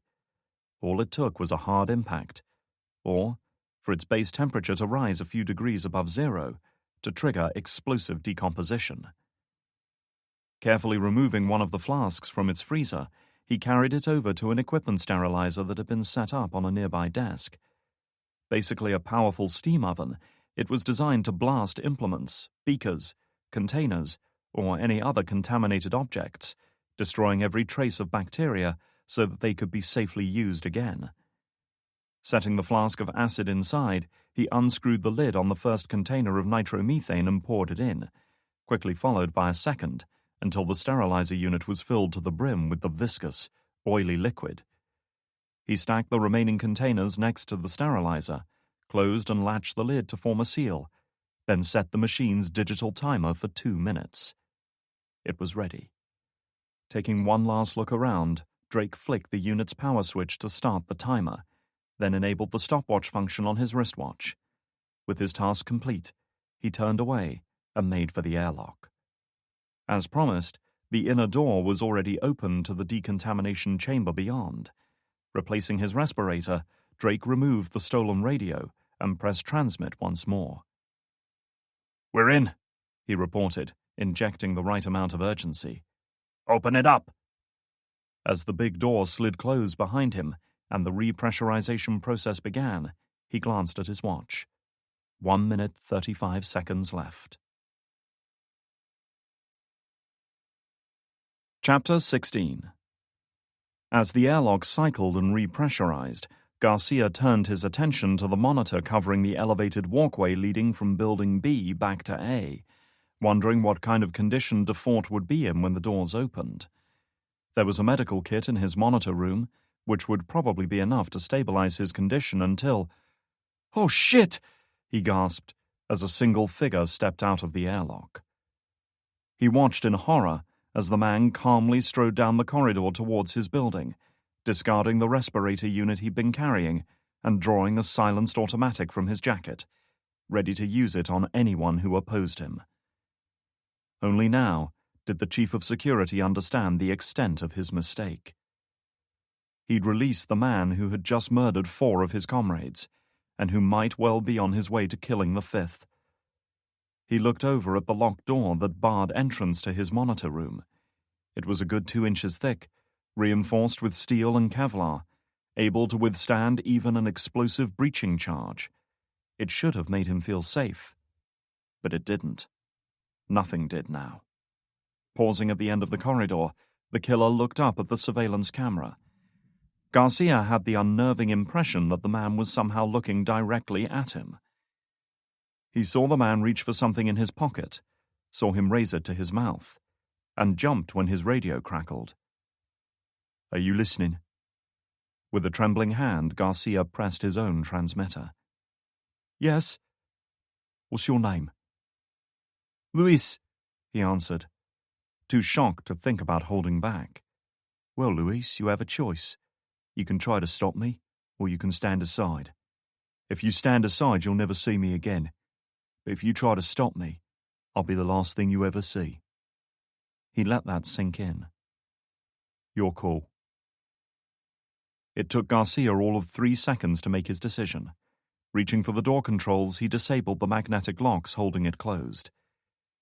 As the door buzzed, the intruder inclined his head slightly in a gesture of acknowledgement, then held up the radio again. "You made a good choice, Luis. Now do me a favor and tell your employers what happened here tonight. Tell them Ryan Drake is coming for them." Dropping the radio, the man eased the door open and exited the overhead corridor. Garcia watched as he continued his calm, measured journey through the building, heading for the main exit. Even if he'd harbored thoughts of trying to impede the man's progress, he wouldn't have had the chance. His security room was suddenly rocked by a violent, thunderous explosion that reverberated through the building and caused the monitors to flicker and finally shut down. The main lights blew out as the circuits were cut. Streams of dust fell from the ceiling panels as Garcia took cover beneath his desk, certain the intruder had detonated a bomb right outside. As the red emergency lights powered up, Garcia cautiously emerged from his hiding place to stare at his bank of monitors. Many had been knocked out by the blast, but 1 or 2 external cameras were still active, and the scene they displayed was one of absolute devastation. Building B was gone, torn asunder by some terrific internal explosion. The roof had already collapsed in on itself, and the external walls were leaning inwards.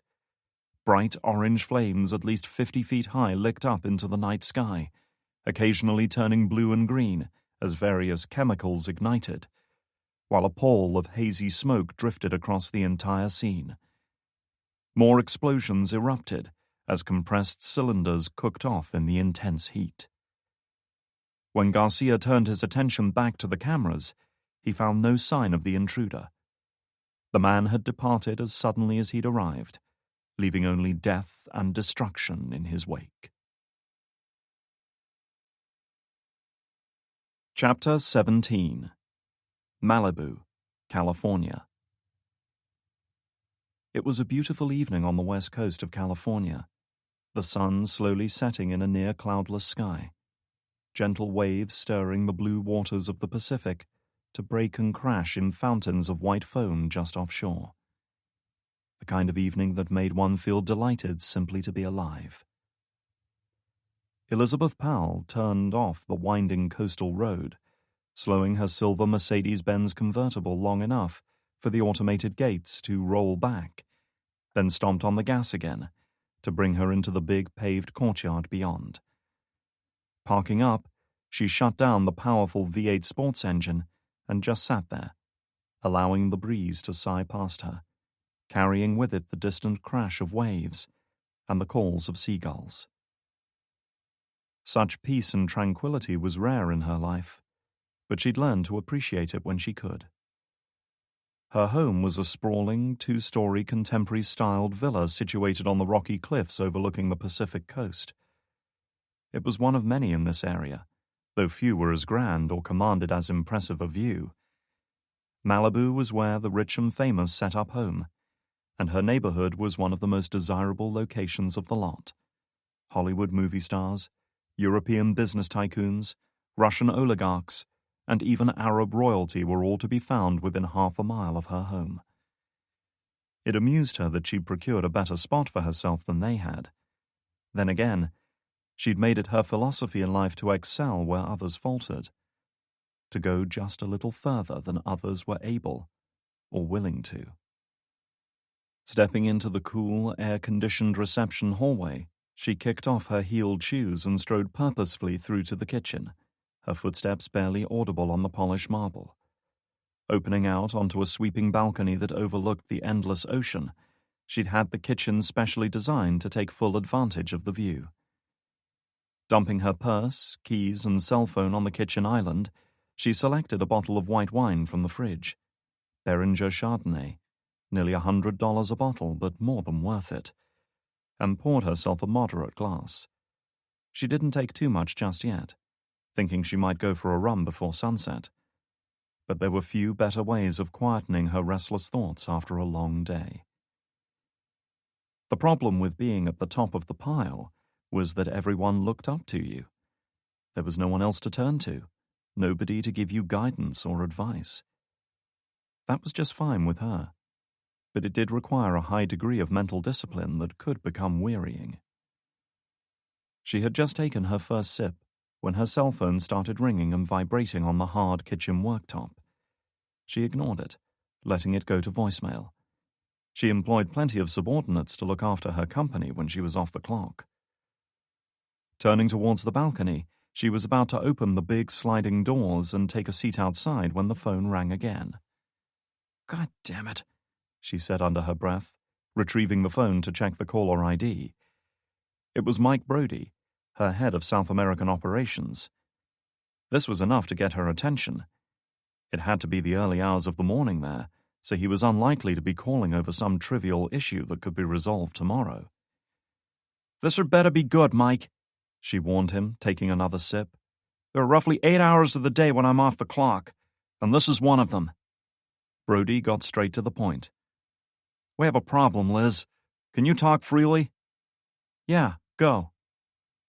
Powell listened as he explained everything he knew about an incident at their research facility at Rio de Janeiro, which wasn't much at that point, but the basics of his report were enough to jump her heartbeat up a gear. An armed raid, men dead, explosions on site. "What's the extent of the damage?" "Not good," he said, sounding decidedly shaken. "Right now it looks like a total loss."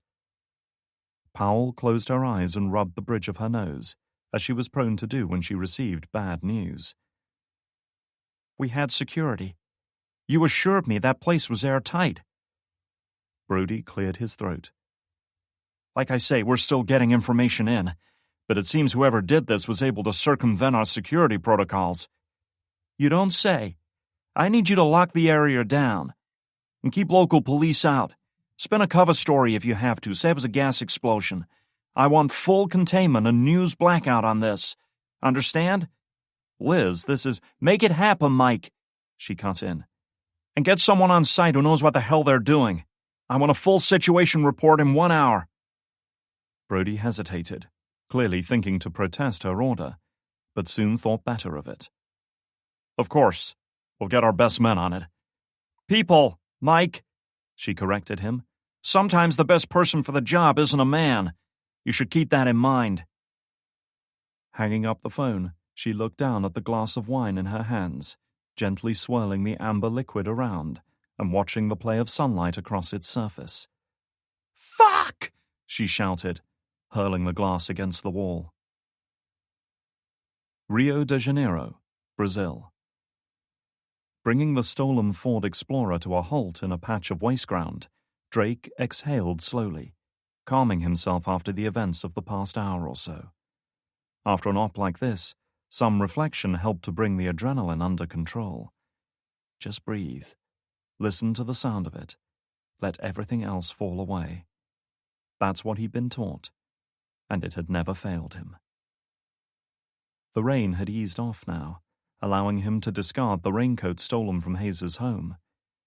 In the distance, he could just make out the bright orange glow of the fires from the destroyed facility and hear the wail of fire engines sent to tackle the blaze.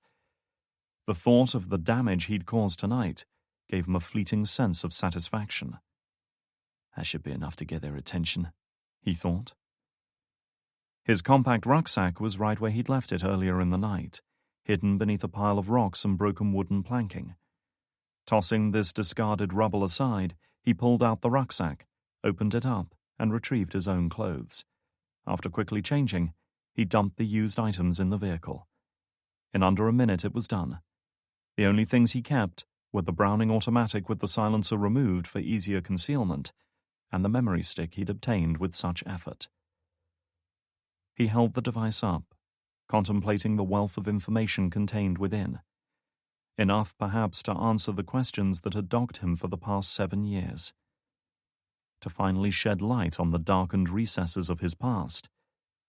Perhaps even save his sanity.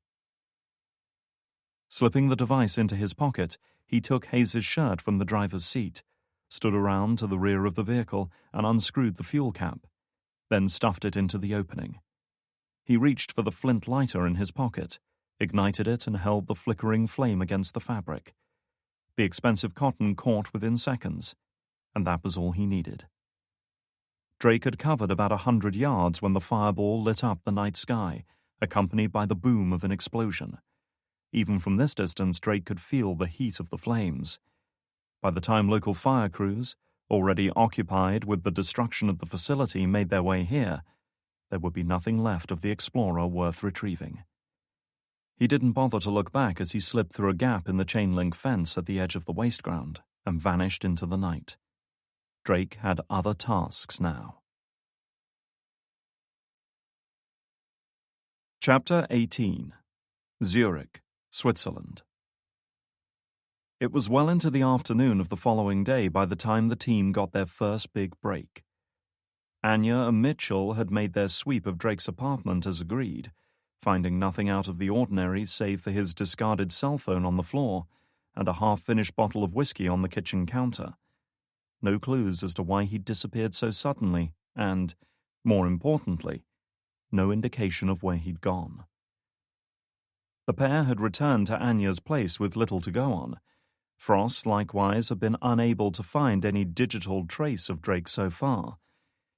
If he'd booked travel out of the country, he'd have done it with ID and payment details that none of the team were aware of. In the end, it was Alex who found the first clue, turning up at the front door unannounced, clutching his laptop, looking like he'd gone too long without sleep. "You need to see this," he said. The others gathered around to observe as he set up his computer, then hit play on a video file. Once again, the message from the man claiming to be Drake began to play. "There was a reason he wanted Ryan to see this," Alex explained as the clip carried on playing. "I didn't notice it at first, but there was something off about the audio. I thought it was just some ambient noise or poor recording equipment, but there's a lot more to it than that. Listen closely." He'd adjusted the sound composition on this version, minimizing the spoken dialogue in favor of the background noise. Sure enough, the pops and crackles and oddly lilting tones had become more pronounced, blending together into a more coherent spectrum of sound, forming what could almost be described as a melody. "There's a hidden audio layer in this recording," Alex explained, clearly excited by his discovery. "I had to mess around with the balance and pull the different ranges apart to find it, but it's there. You might not have noticed it when the video originally played, but your brain did. It's like subliminal messaging." "What the hell do you know about hidden audio layers and subliminal messaging?" Frost asked, looking more than a little put out that he'd been the one to spot this. "More than you, apparently," Alex fired back. "Listen to it when you isolate it completely from the other layers." Replaying it again with the filter engaged, the group was startled to hear a definite musical composition, the pitch rising and falling slowly, following a beat that even the least musically gifted could follow. It was still slightly garbled, but it was unmistakable. "It's a song," Dietrich said, frowning as he tried to identify it. "Sounds like classical music," Frost added, unable to elaborate further. Her knowledge of the form left much to be desired. "It's a hymn," Mitchell corrected her, straining to pick up the vaguely familiar tune. "A church hymn, I think. Yeah, it's Will the Circle Be Unbroken." Alex looked at her. "How on earth did you get that?" The woman shrugged. "My family were big churchgoers when I was a kid. Guess it must have rubbed off on me." Anya shook her head. "What's the significance of this song?" "Search me," Alex admitted. "It could be some kind of trigger, or a warning that more information is coming, like those weird number station things they used in the Cold War." Having served with the CIA during that period, Anya was well acquainted with numbers stations and the seemingly baffling streams of random letters and words they would broadcast, their true meanings known only to a select few who were ready and waiting for them. Many such stations would begin and end their broadcasts with music to allow listeners to properly calibrate their receivers before the main message was sent. "Anyway, it gets better," Alex went on. "It wasn't just hidden audio cues in this video. There were static images hidden inside the visual display, just single frames roughly every 3 or 4 seconds. You can't see them with the naked eye. But watch what happens when you slow it down. Once again, he replayed the video, this time with the sound muted and the frame rate reduced so that instead of broadcasting at around 30 frames per second, it was down to just 2 or 3. The result was a jerky, unwatchable experience, but one which allowed them to process each frame as they saw it.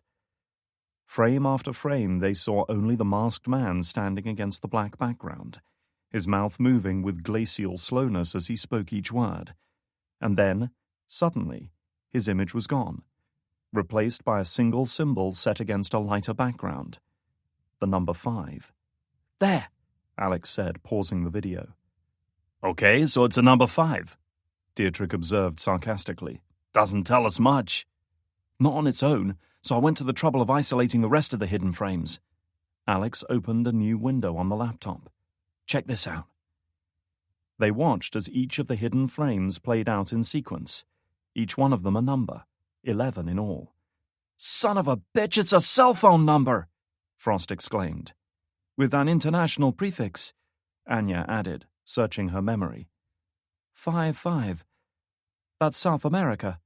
Brazil, to be more specific, Alex confirmed. Mitchell looked at him. "Does it work? Have you tried it?" Alex shook his head. "It's an unregistered number and it's inactive now. My guess it was a one-time burner for Ryan to make contact on. After that, our friend here must have tossed it." Anya nodded. It was unfortunate but not unexpected given what little they knew about the man behind this attack. Whatever he might be, he certainly wasn't an amateur. "Then that should be where we focus our efforts," she decided. "Look for anything out of the ordinary in Brazil. Attacks, murders, terrorist strikes. That could be a bloody long list," Alex remarked. With widespread corruption, gang violence and drug dealing, Brazil had some of the highest crime and murder rates in the world. "Then we better get started," Frost said, already turning to her computer. Chapter 19. Los Angeles, California. The headquarters of Unity Medical Research Group was situated in Santa Monica, on the western outskirts of Los Angeles, not far down the coastal road from Elizabeth Powell's private villa. The big, ultra-modern edifice of glass and steel, its mirrored windows reflected the California sunset and the distant skyscrapers of central LA. It was designed in the shape of a giant triangle, the symbol of the company it housed. To most casual observers, it seemed little different, if perhaps a bit more ostentatious, than the countless other corporate buildings in that district of the city. Everything from aerospace companies to financial analysts and even video game development houses had made Santa Monica their home. But none of them did what Unity could do. None of them were helping reshape the world. Powell's office was on the 3rd floor at the northeastern corner, facing the sprawling cityscape on one side and the peaceful tree-covered hills of Topanga State Park on the other. She had driven straight here from her home the second she'd ended the call, breaking half a dozen speed limits along the way and not caring one bit.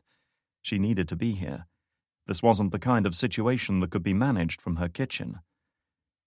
She leaned in close to her computer screen, reviewing the security camera footage from their facility in Rio de Janeiro, hastily compressed and sent to her via secure email. She watched the assailant advance through the supposedly secure facility with infuriating ease. The security team's inept attempts to respond, their idiotic choice to flood the research building with CO2 suppressors, and their fatal decision to go in after him rather than wait for backup. She watched as the man emerged from the containment building a couple of minutes later, advancing along the overhead corridor that ran between the two buildings, and halt when he encountered a locked door. He turned his head upwards then, looking directly into the camera and showing his uncovered face for the first time. Elizabeth felt her heart beat faster as she took it all in. That rugged, handsome face, the short, dark hair, the lips drawn back in a faintly mocking smile.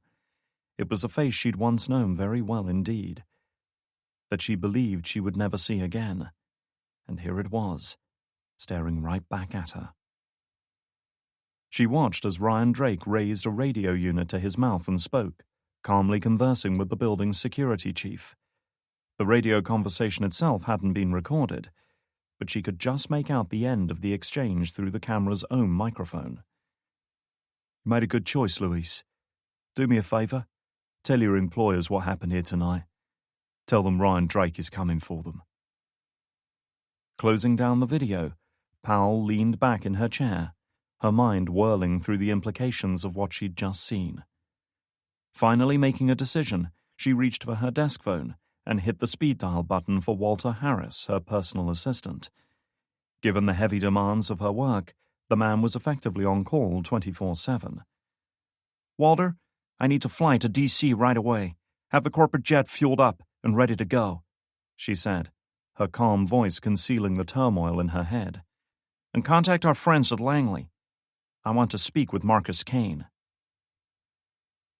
Drake had taken a room at a local hotel, a cheap place in an even cheaper part of town that took payment in cash and didn't ask too many questions. The fat, elderly woman working the front desk hadn't even asked for a name as he parted with his small wad of notes, instead handing him an old-fashioned key chained to a block of wood to deter theft.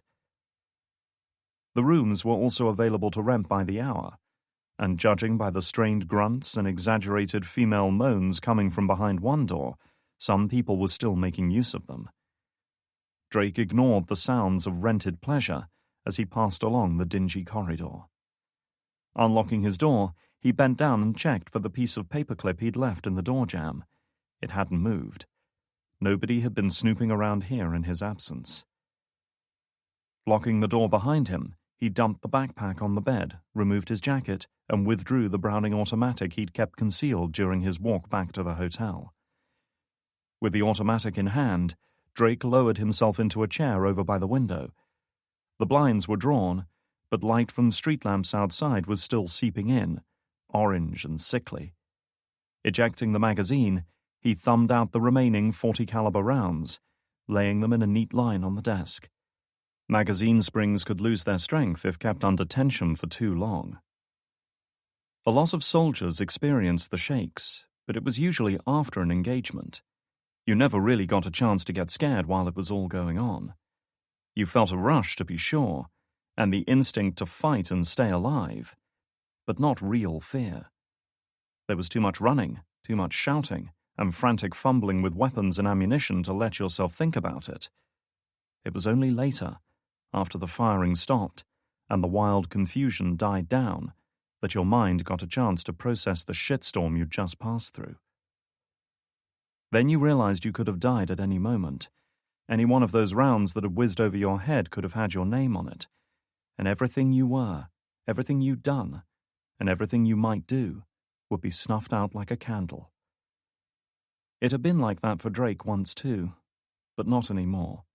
Now the prospect of fighting stirred a different emotion in him, one that was even more deeply buried than fear. It was an emotion that shouldn't rightly have had a word. It was too ingrained, too primitive for that. But if he had to pick a word that best summed up what he'd felt, he would describe it as joy. It was perhaps the same feeling his distant ancestors had experienced when they brought down some great beast with spears and clubs, the satisfaction of having prevailed against an enemy, the raw ecstasy of survival in the face of death.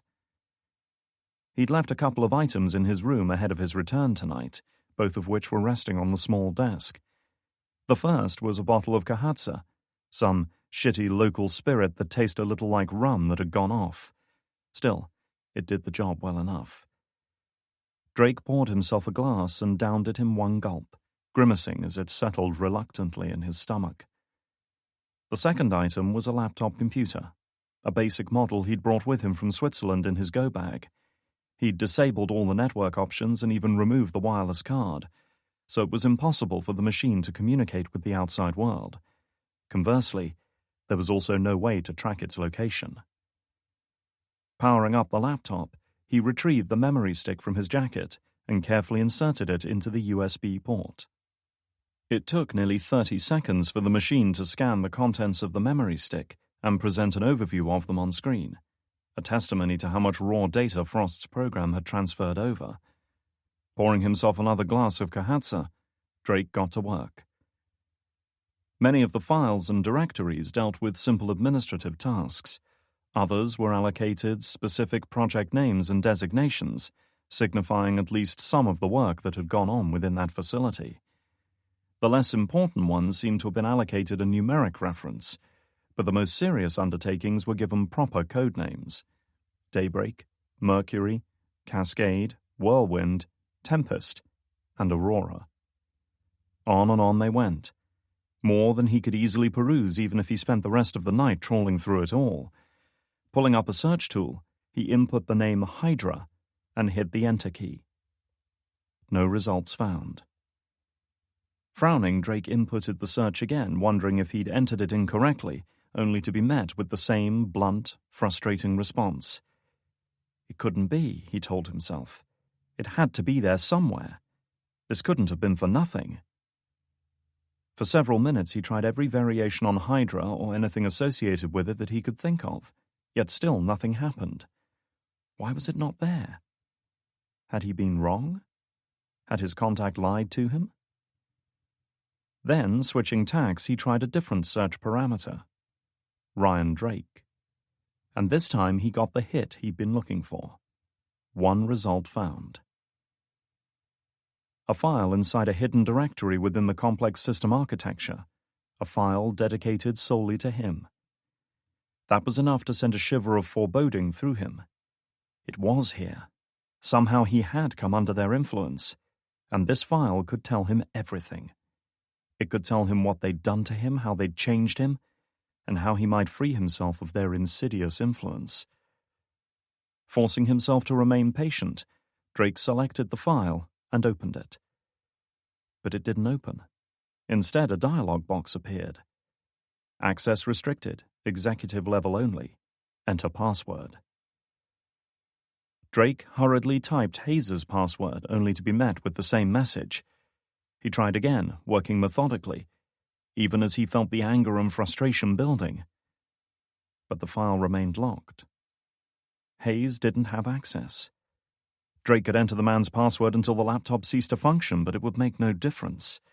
The only person who could open it was the director of the company herself. Very clever, Elizabeth. His cell phone was ringing inside his jacket. Retrieving it, he checked the caller ID and found, as before, that the number was unknown. I'm here. And you've been busy, his contact remarked. You don't waste any time, I see. I'm not here to play games. Let's hope you're not either. His thinly veiled anger was not lost on the caller. I'm guessing you didn't find what you were looking for. You fucker, Drake thought, realizing why this man already knew he'd failed. And you knew I wouldn't. He didn't respond. You better hope I don't catch up with you, Drake warned. Wait, the caller implored. I promised you answers, and I meant it. Tonight was the first step, but not the last. Your next is— Spare me, Drake cut in. I warned you about playing games. Well, I know exactly who I need. I'm going to get my own answers from her. You're making a mistake, the caller said, his voice more insistent. This isn't going to work. Drake ended the call, then powered down the phone to prevent further contact and dumped it beside the laptop, which still displayed the same password screen. He would find the answers he needed, and he'd do it his way. Nobody else could help him now, and nobody controlled him either. The plan might have changed, but his resolve to see it through hadn't. The only difference was how many people would have to die first. Chapter 20. Whoa, I got something! Frost called out, beckoning the others over to her laptop. It didn't take the group long to cluster around her. What is it? Mitchell asked. An explosion at a medical research facility in Rio de Janeiro, Frost said, quickly scanning the headlines. A big one by the looks of it. The footage was a shaky, handheld recording, probably taken from someone's smartphone. It showed a scene of destruction, the wreckage of a building that looked like half the USAF had just carpet-bombed it. Shit, someone really made a mess, Alex remarked. There's conflicting reports bouncing around. The company says it was a gas explosion, but there's testimony from the fire crews on the scene that they found gunshot victims in the facility. Local news reporters are already suggesting it might have been a drug cartel hit. Dietrich cocked an eyebrow. Could be right. Place is a fucking war zone. What makes you think this was Ryan's work? The young woman looked up at him. I did some snooping on local police databases and found a separate report of a murder victim found in his home this morning. Shot to death by a silenced weapon, 2 in the chest, 1 in the head. Standard execution protocol for agency operatives. Not the blood and guts routine the cartels go in for. I'll give you $10 if you can tell me where the guy works. The answer was obvious enough. If this theory was correct, Drake had killed the man, perhaps to steal his ID or access, and used them to infiltrate the facility and destroy the place. The question that remained was why he'd done it. Shit, Frost. I think you might actually have impressed me for once, Dietrich conceded. She offered a decidedly fake smile. Well, fortunately I don't base my self-worth on what some asshole thinks. This could be a lead, Mitchell allowed. Or it could still be a coincidence. Tough call. Anya, however, had already made up her mind. She'd never been a believer in coincidence. In any case, she sensed Drake's handiwork at play here. The phone trace, the murder, the explosion all pointed to one place. Rio. Mitchell looked at her. What are you thinking? To say Anya had a plan would be a wild exaggeration. All she had right now was an objective. This feels like Ryan, she decided. I have to go there, find out what happened, and track him down. Then you're going to need help, Mitchell said. Anya shook her head. If Drake had truly reverted to that ruthless, bloodthirsty man, then there was no telling what he might be capable of. Not with this. Ryan could kill any one of you if he wanted, she declared. I can't put you in that kind of danger. So what's your plan? You're going to march in there at high noon, the lone gunslinger, and take him down all by yourself? Dietrich scoffed. Good luck with that. Anya folded her arms. If I have to. Listen to what you're saying. He kicked your ass once already, Frost reminded Anya with her typical bluntness. If Ryan's as dangerous as you say, what makes you think it'll turn out any different next time? I underestimated him before. I won't make that mistake again. Anya would never admit it to anyone, but Frost's declaration had exposed a deep-seated fear. A fear that perhaps it wasn't just lack of preparation that had allowed Drake to get the better of her, but something more inescapable. Time. You might not get the chance, Mitchell said. If he kills you and there's nobody around to back you up, then we've blown our best shot at bringing him in. Together we might have more luck. Anya didn't respond. Much as their assistance might improve her chances, this was hardly some highly disciplined military unit who would follow her orders without hesitation. The thought of working with this eclectic group of people who either didn't trust her, didn't respect her, or didn't understand her was hardly an appealing one. And the thought of one or all of them following her to their deaths was even less palatable. Too many people had put their faith in Anya during her long career, had trusted her to lead them into battle and bring them out alive. Most were now dead. I'm no leader, she warned them. Not anymore. We don't need you to be. We just need you to let us help, Alex added, sensing her resolve wavering. When it comes to slapping the handcuffs on him, well, you guys can fight it out amongst yourselves. I'll be in the nearest pub. It was a weak attempt at humor, and Anya was in no mood for laughter. Instead, she turned from the group to stare out at the sweeping panorama of the Alps. Many times she'd found solace in that view, but not today. Today she knew she would only find peace when they brought Drake in. And she knew she stood a better chance with their help. All right, she decided, finally bowing to the inevitable. We do this together. Between them, they possessed a wide range of different skills, many of which could prove invaluable in tracking down Drake. The question was how best to use them. She could make life-or-death choices in the heat of battle without any difficulty, but when it came to winning the cooperation of others, especially those who wouldn't follow without question, she was quite out of her depth. They were looking at her now, waiting for her to say something. Dietrich most of all, his natural inclination towards command and authority asserting itself. If she didn't do something now, he would likely step in and do it for her. We will divide into 2 groups. The first group will be responsible for intel gathering, she decided, then turned her attention to Alex. Out of all of them, he was the one she'd spent the most time with and therefore felt most comfortable around. He was also a formidable computer expert, able to hack into systems others believed impregnable and secure information most considered inaccessible. We need to know more about the target of this attack. I doubt it was chosen at random. So see what you can find out about the facility and its owners. He nodded. On it. Frost, do what you can to help him. Anya carried on, speaking more decisively now, as she fell into the once familiar rhythm of issuing instructions. And see if there was any security footage of the attack that would confirm Ryan's presence. I know the drill. Already she was opening up new windows on screen. What are you going to do?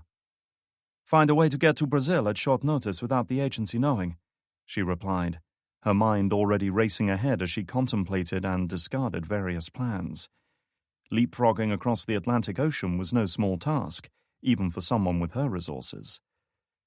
To her surprise, Dietrich spoke up. I might be able to help with that. Part 2. Rationalization. The MKUltra program involved more than 80 universities, 200 researchers, and 150 human experiments involving psychedelic drugs, paralytics, and electroshock therapy. Most participants were never informed of the true purpose of these experiments. As before, the candidate was seated at the table in the center of the interview room when the door slid open and she stepped through. But he wasn't sitting with the composed stillness he had before. Now his hands and feet were securely strapped to the chair, preventing him from moving, preventing him from lashing out at her. And the face that had held an expression of casual interest during their first session was now gaunt and haggard, etched with pain and exhaustion. Those green eyes were on her now, alight with anger and defiance. This was always the most difficult stage in the process, when the conscious mind made one last great effort to defend itself. Good morning, candidate, she said, reciting the exact greeting she used each time. It was, in fact, early evening in the real world by now, but that didn't matter. What mattered was the routine, the solid and unchanging foundation of reality that it represented. And as each of the candidates was learning in his own way, the real world no longer existed. He didn't respond, but she noted his confused, questioning look. He was searching his memory, trying to decide if that was true, trying to decide which version of reality he believed more. This is our 5th session together, candidate, she informed him. We've talked together at great length, and I think we've come to know each other well. Would you agree? What the fuck are you people doing to me? He demanded, his voice strained like a rope stretched to breaking point. She paced slowly around him, studying his reactions, his appearance, the changes she'd wrought on him. She took note of the beads of sweat standing out on his face, the muscles straining against his bonds, the desperation and defiance that still burned bright. I'm helping you, candidate, she replied. I want to make you more than you are, but you have to help me. You're strong, maybe the strongest we've ever dealt with, and you're fighting us. We can't help until you stop resisting. You're torturing people, he snapped. You're fucking sick. She nodded sympathetically, understanding his suffering, his inner conflict. If only he could begin to understand what she was doing here, the potential she was releasing, the future she was helping to bring about. If only he could see beyond these walls. Do you know we almost never came to be, candidate? She asked, moving around behind him so that only her voice reached his conscious mind. Humanity was once an endangered species. 70,000 years ago, Neanderthals dominated all Eurasia. Hundreds of thousands of them, spread across the continent. Then came the Cro-Magnons. Us. Just a few thousand of them. A little evolutionary offshoot that started in Africa and spread northwards. And within 20,000 years, the Neanderthals that had once outnumbered us so overwhelmingly were gone. And we were all that was left. Why do you think that was, candidate? He didn't respond. She could see him trembling, struggling within himself. Evolution, she stated. They had advanced as far as they could. We were smarter, faster, more inventive than they could ever be. We outcompeted them, and in the end, there could only be one winner. Evolution can be a painful process, and only the strong survive it. She laid her hands gently on his shoulders. And so here we are, 50,000 years later. Now we live in a world where there are no competing species to fight, where nature's been tamed by science and progress, where there's nothing left to challenge us. And do you know what that means? This is it. This is as high as we're going to climb, as good as we're ever going to be. And with nothing left to challenge us, all we have left to fight is each other. We've lost our purpose. Evolution has brought humanity to a dead end, just like the Neanderthals. She let go and knelt down in front of him, so that she was looking at him dead in the eye. She needed him to see her now, needed him to understand the strength of her desire to succeed. We can change that, she whispered. You and I, together. We can give the world new purpose. We can make things better, give humanity a fresh start. But it all begins right here, in this room. You have to make a choice, candidate. Are you going to be part of that future? Or another one of evolution's dead ends? When she left the room a short time later, she was met by Thomas Hayes, her leading pharmaceutical researcher, the man whose brilliant mind had developed the compounds they were now using to such effect. He'd observed the entire session via concealed surveillance camera. All such sessions were recorded for later review. "You're wasting your time," he warned, speaking with the solemn assurance of a doctor proclaiming a patient's time of death. "There's too much resistance. We've seen it before. Sometimes the mind just won't accept the conditioning." "Increases dosage by 50%, she instructed him. His eyes opened wide at this. "That's well beyond the safety threshold. You'll kill him." "Just do it," she snapped. "He can take it.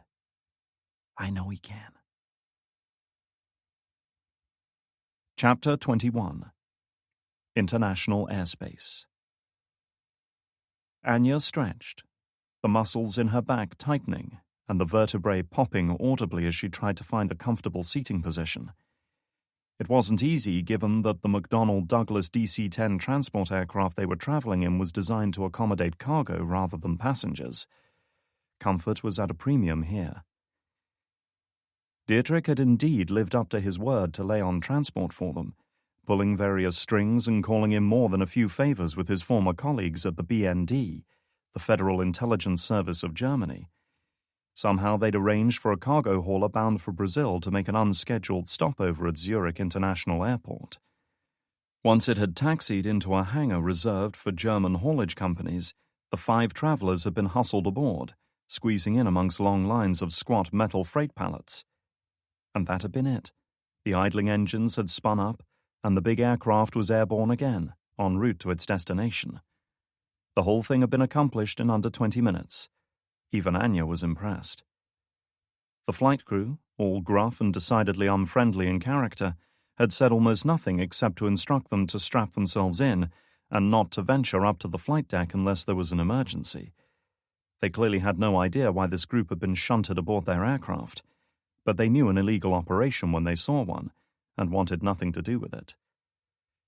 Anya had her reservations about the whole plan, partly because it went against her nature to trust security to someone else's arrangements, but mostly because it went against her better judgment to trust Dietrich with anything. The man was undoubtedly resourceful, even intelligent, but she didn't care for his haughty and suspicious personality one bit. Nonetheless, the journey had gone as smoothly as a cargo flight over the Atlantic in squally weather could be expected to go, and by her calculations, they should be touching down in under 2 hours. The rest of the group had made the best of the situation, exchanging conversation at times, even playing a few card games with the deck Mitchell had the foresight to bring. But as the flight dragged on, the talk had petered out, and most of them had gone their separate ways. Alex was now lying stretched out on the deck with his jacket rolled beneath his head as a makeshift pillow, while Frost was sitting cross-legged on the opposite side of the hold, earphones in, face set with concentration as she tapped away at her laptop. Every so often she would pause in her work, slowly tensing and flexing the fingers of her right hand before resuming her task. Jason Hawkins, one of Kane's men, had impaled her hand with his knife 6 months earlier. Though the injury seemed to have healed well, Anya guessed she'd experienced a slight loss of dexterity in that hand for the rest of her life. Dietrich, by contrast, had remained aloof throughout, saying little and keeping to himself as much as possible. Anya was hardly the biggest conversationalist, but in his case she sensed a different motive. When she looked at him, she saw a man planning his own actions and serving his own agenda. Whether or not that agenda aligned with the group's, only he knew. But the biggest dilemma facing her was how to begin their search for Drake once they were on the ground. Brazil was a big country and an easy place for a man like him to disappear. It had been nearly 8 hours since news of the attack broke, giving him a considerable head start on them. It was entirely possible that he'd fled Brazil altogether, and that his trail would be long cold. Her introspection was disturbed when Mitchell approached, gripping one of the cargo pallets for support as the aircraft rode through another patch of turbulence. "Got a minute?" Anya nodded, privately relieved to have something to distract her. "What do you need?" "A sense of purpose would be good," Mitchell admitted, taking a seat. "I was wondering what I can do." Anya considered the question carefully. In truth, she knew little of this woman, save that she'd risked her life to protect Anya and Alex from an agency kill team in Istanbul. The encounter had left Mitchell critically injured and very nearly ended her life. Only prompt medical care and a hastily organized rescue mission on Drake's part had spared her from life imprisonment or death. "You seem to know a few things about Ryan's motives." Mitchell chuckled. "You kidding? I've been winging it ever since this started." Anya recognized false modesty. Whether or not this situation was outside her normal experience, the fact remained that Mitchell had previously demonstrated good instincts and a cool head, 2 factors that would serve them well in the days ahead. And unlike Alex and Frost, who were still young and temperamental, or Dietrich, who was experienced but cynical and uncooperative, Mitchell seemed more balanced and stable. Her methodical manner of thinking also suggested a very specific line of work. "You were a police officer once," she said, "before you served in the agency." "More or less," Mitchell confirmed. "Army CID."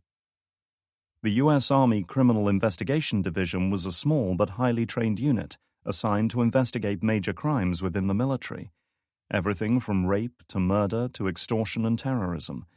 They were soldiers trained to outsmart and outthink other soldiers, to be a cut above their contemporaries. That being the case, she might well be the perfect person to have on side at a time like this. "Were you good at your job?" "I have my moments." That was good enough. "Then what do you make of Ryan's actions?" "Well, this is a pretty unusual situation." Mitchell took a deep breath, searching for the right way to summarize her thoughts. "Normally, when a crime's been committed, we look for motive, method, and opportunity to help identify the perp. In this case, we know the last two. We have our suspect, we know what he looks like, and to some extent how he operates. Unfortunately, He knows the same about us, and he's been trained to avoid capture. If he's determined to stay one step ahead, he'll use that against us. That's what I'd do." Anya could see no reason to question that assessment. "So how do we find him?" "Like I said, we know Drake's method of attack and the opportunity he had. It's the motive that's missing. That's going to be key to understanding what Drake's thinking and what he might do next. The video implied there's going to be more attacks, and I'm guessing Drake will be the one to carry them out. That's our best lead. If we want to find him, we need to figure out what his next target might be." "Or who?" Anya remarked thoughtfully. Mitchell nodded. "The video mentions something about people who live in the shadows." She was watching Anya carefully. "Any idea what that might refer to?" Anya certainly had her suspicions, but she'd been reluctant to voice them earlier. "It could be nothing," she evaded. "Or it could be something," Mitchell prompted her. "Generally, I'd settle for having more information over less." Anya had a feeling she'd say that. She looked the woman hard in the eye. "You have heard of a group called the Circle?" "Only what Drake told me. Bad guys meeting in dark rooms, shadow governments secretly running the world, Illuminati-type bullshit." Anya snorted with amusement, though explaining the whole truth would take more time than they had. "Something like that. Ryan and I both had dealings with them in the past. He may be trying to attract their attention now. But why? He's just one man. And by his own admission, these people have the power to topple governments and reshape countries. What does he expect to do?" Anya could only shrug. "If I know Ryan, he will have a plan." "But maybe you don't know him as well as you thought," a voice in her head warned her. She tried not to think about that moment his hands had closed around her throat. "I guess it fits with our previous theory. He wouldn't have staged an attack like this unless he expected a reaction. Whether or not he's ready for it is anyone's guess." Anya sighed in exasperation. Drake was resourceful, but he couldn't possibly comprehend the magnitude and power of the enemy he'd pitted himself against. The Circle had crushed more men like Drake than even they could keep track of, and wouldn't hesitate to do so again. "I need to take a walk," she decided, rising from her seat. Mitchell watched her go, saying nothing. Slipping through the gap between the long line of freight pallets, Anya made her way to the rear of the cargo bay, where there was at least a little more space to move around. Good. She needed to move, to pace back and forth, to try to expend some of the nervous tension in her body. 4 years spent inside a jail cell in a Siberian prison would be enough to make anyone wary of confined spaces. But it was more than simple claustrophobia. She was anxious to get on the ground, to start their search for Drake before it was too late. She could feel time running against them. Little by little, minute by minute, she could feel him slipping away. And it hurt. It hurt more than she imagined it ever could. "Never took you for the emotional sort?" Anya spun around, startled out of her thoughts. A male voice, faintly accented, faintly contemptuous. Dietrich was watching her, standing in the shadows between 2 freight pallets with his arms folded, leaning nonchalantly against one of the steel frames. "What do you want?" Dietrich took a step into the open space. She suddenly had the impression of a boxer taking the center of the ring, dominating the space around him. "To talk to you, as it happens." "About what?" "About who is really in charge here." "We had an agreement." "You had an agreement," he corrected her. "I never said I would follow your orders." Anya felt herself bristling at his condescending attitude. But more than that, she was beginning to realize the problem he presented. She'd encountered plenty like him. In fact, she could pretty much guarantee that every large group had at least one. The alpha male, the dominant force, the decision-maker who wouldn't accept anyone else's authority, least of all hers. Unfortunately, she couldn't do the things she used to do with such people. She'd been in enough fights lately, and beating him down and humiliating him would only arouse thoughts of violent revenge rather than respect. What makes you think you're the better choice to lead? She asked instead, attempting to reason with him. This isn't the first time I've been sent to hunt people like Drake. I found both Ryan and yourself, twice, Dietrich reminded her. And we both escaped you, twice. She saw a glimmer of something behind his grey eyes then, something dark and unpleasant. You escaped me because Drake was dumb enough to let you go. I wouldn't have made the same mistake. He couldn't stop me. Neither could you. Then maybe that's something you have in common now. He couldn't stop you back then because he was weak and sentimental, and you couldn't stop him now. But the thing I keep asking myself is why? Is that because your history with him clouded your judgment? Or is it something else? Anya could feel her hands curling into fists as Dietrich took another step towards her. She didn't normally rise to such petty provocations, but this man was an exception. He seemed to see right to the heart of people, to know their weaknesses better than they knew themselves. You were quite something in your day, from what I've heard. And that's what makes it so difficult to accept, isn't it? Knowing your day is almost over, he said, adopting a tone of false empathy. Then do it, she challenged him. Ally or not, there were some things she wouldn't stand from anyone. Be man enough to try what you're thinking. Then we'll find out whose day is over. Dietrich didn't back down, but neither did he come any closer. Instead, his lips curled into a sardonic smile, and somehow she understood this was exactly the reaction he'd been aiming for. You've just answered my question, he said. He was still looking at her with that contemptuous expression. You might have the others fooled, but I know your kind. And what kind is that? She asked, daring him to say the wrong thing. You're the eye of the storm, Anya. Everything around you is chaos and death and destruction. But somehow it never quite reaches you. People fight and die for you. They sacrifice everything in the war you started, and for what? You don't care. As long as you survive to fight another day, that's all that matters. You're a curse on us all. We'd all be better off if you never existed. Anya was no stranger to insults. She'd taken plenty, racial and sexual and everything in between, and had grown numb to them. Dietrich certainly wasn't the first one to try to break her down in this way, but the sting of his criticism was made worse, because she perceived a grain of truth in it. Good, she said evenly, her fear and anger gone now. Good. You are at least man enough to be honest with me, so I'll be honest with you. You are a selfish, arrogant, spineless coward. You may think you've met my sort before, but I have definitely met yours. You're the kind of man who gets people killed and blames his own shortcomings on others. I have not lived without making mistakes, Dietrich, but at least I have been honest about them, and I can tell you that a man like you is the opposite of what we need now. If you go after Ryan, your arrogance will get you both killed. Throw your life away if that's what you want. I can't stop you. And frankly, I don't care anyway. But I won't let you do that to him. The seconds stretched out as they remained in an uneasy standoff. Two forceful personalities matched against one another, silently vying for dominance. Then, at last, she saw Dietrich smile again, cold and mocking.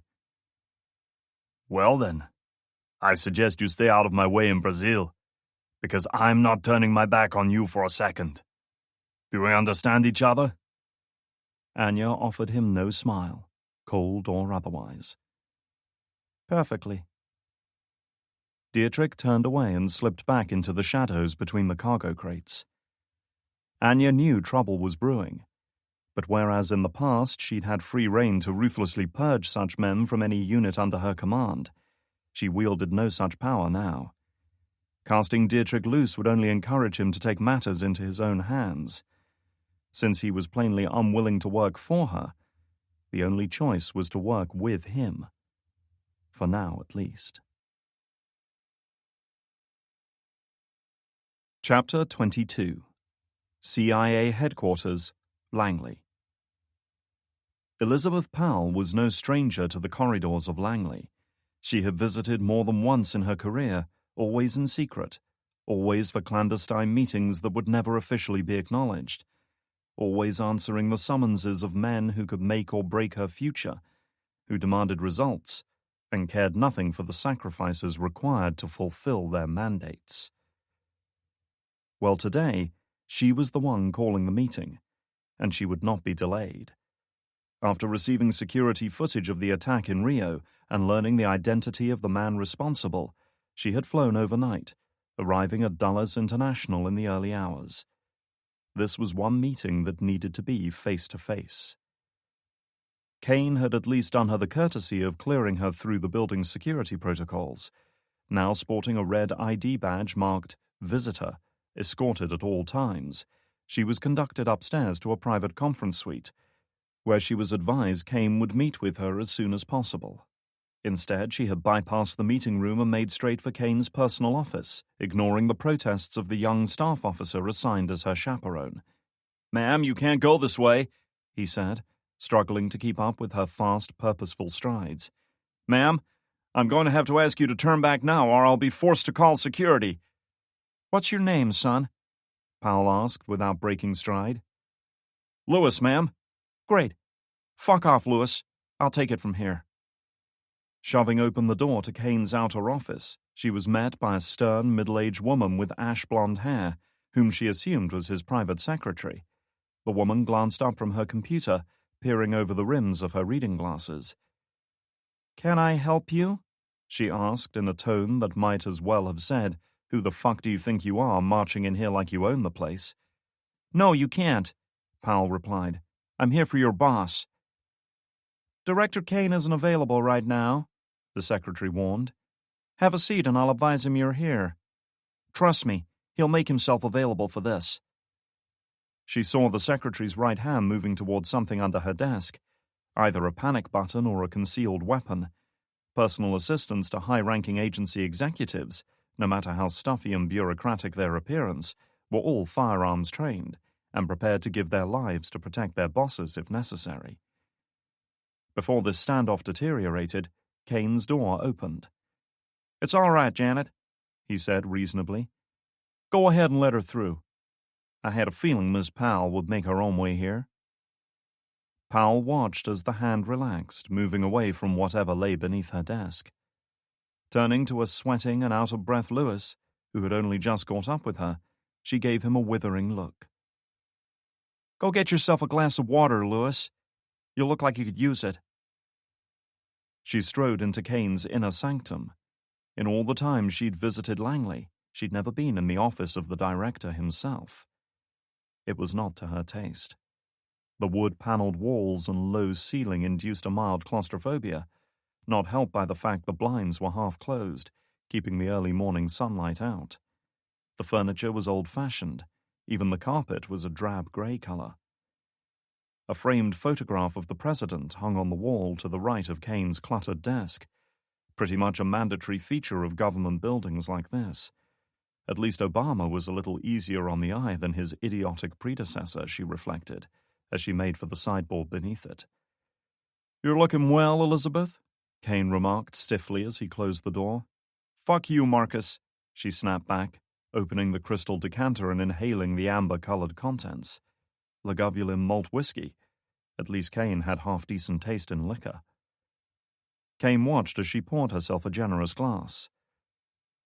"Little early, isn't it?" "Not for me," she countered, tossing back a mouthful. She'd flown overnight from California, but hadn't slept a wink.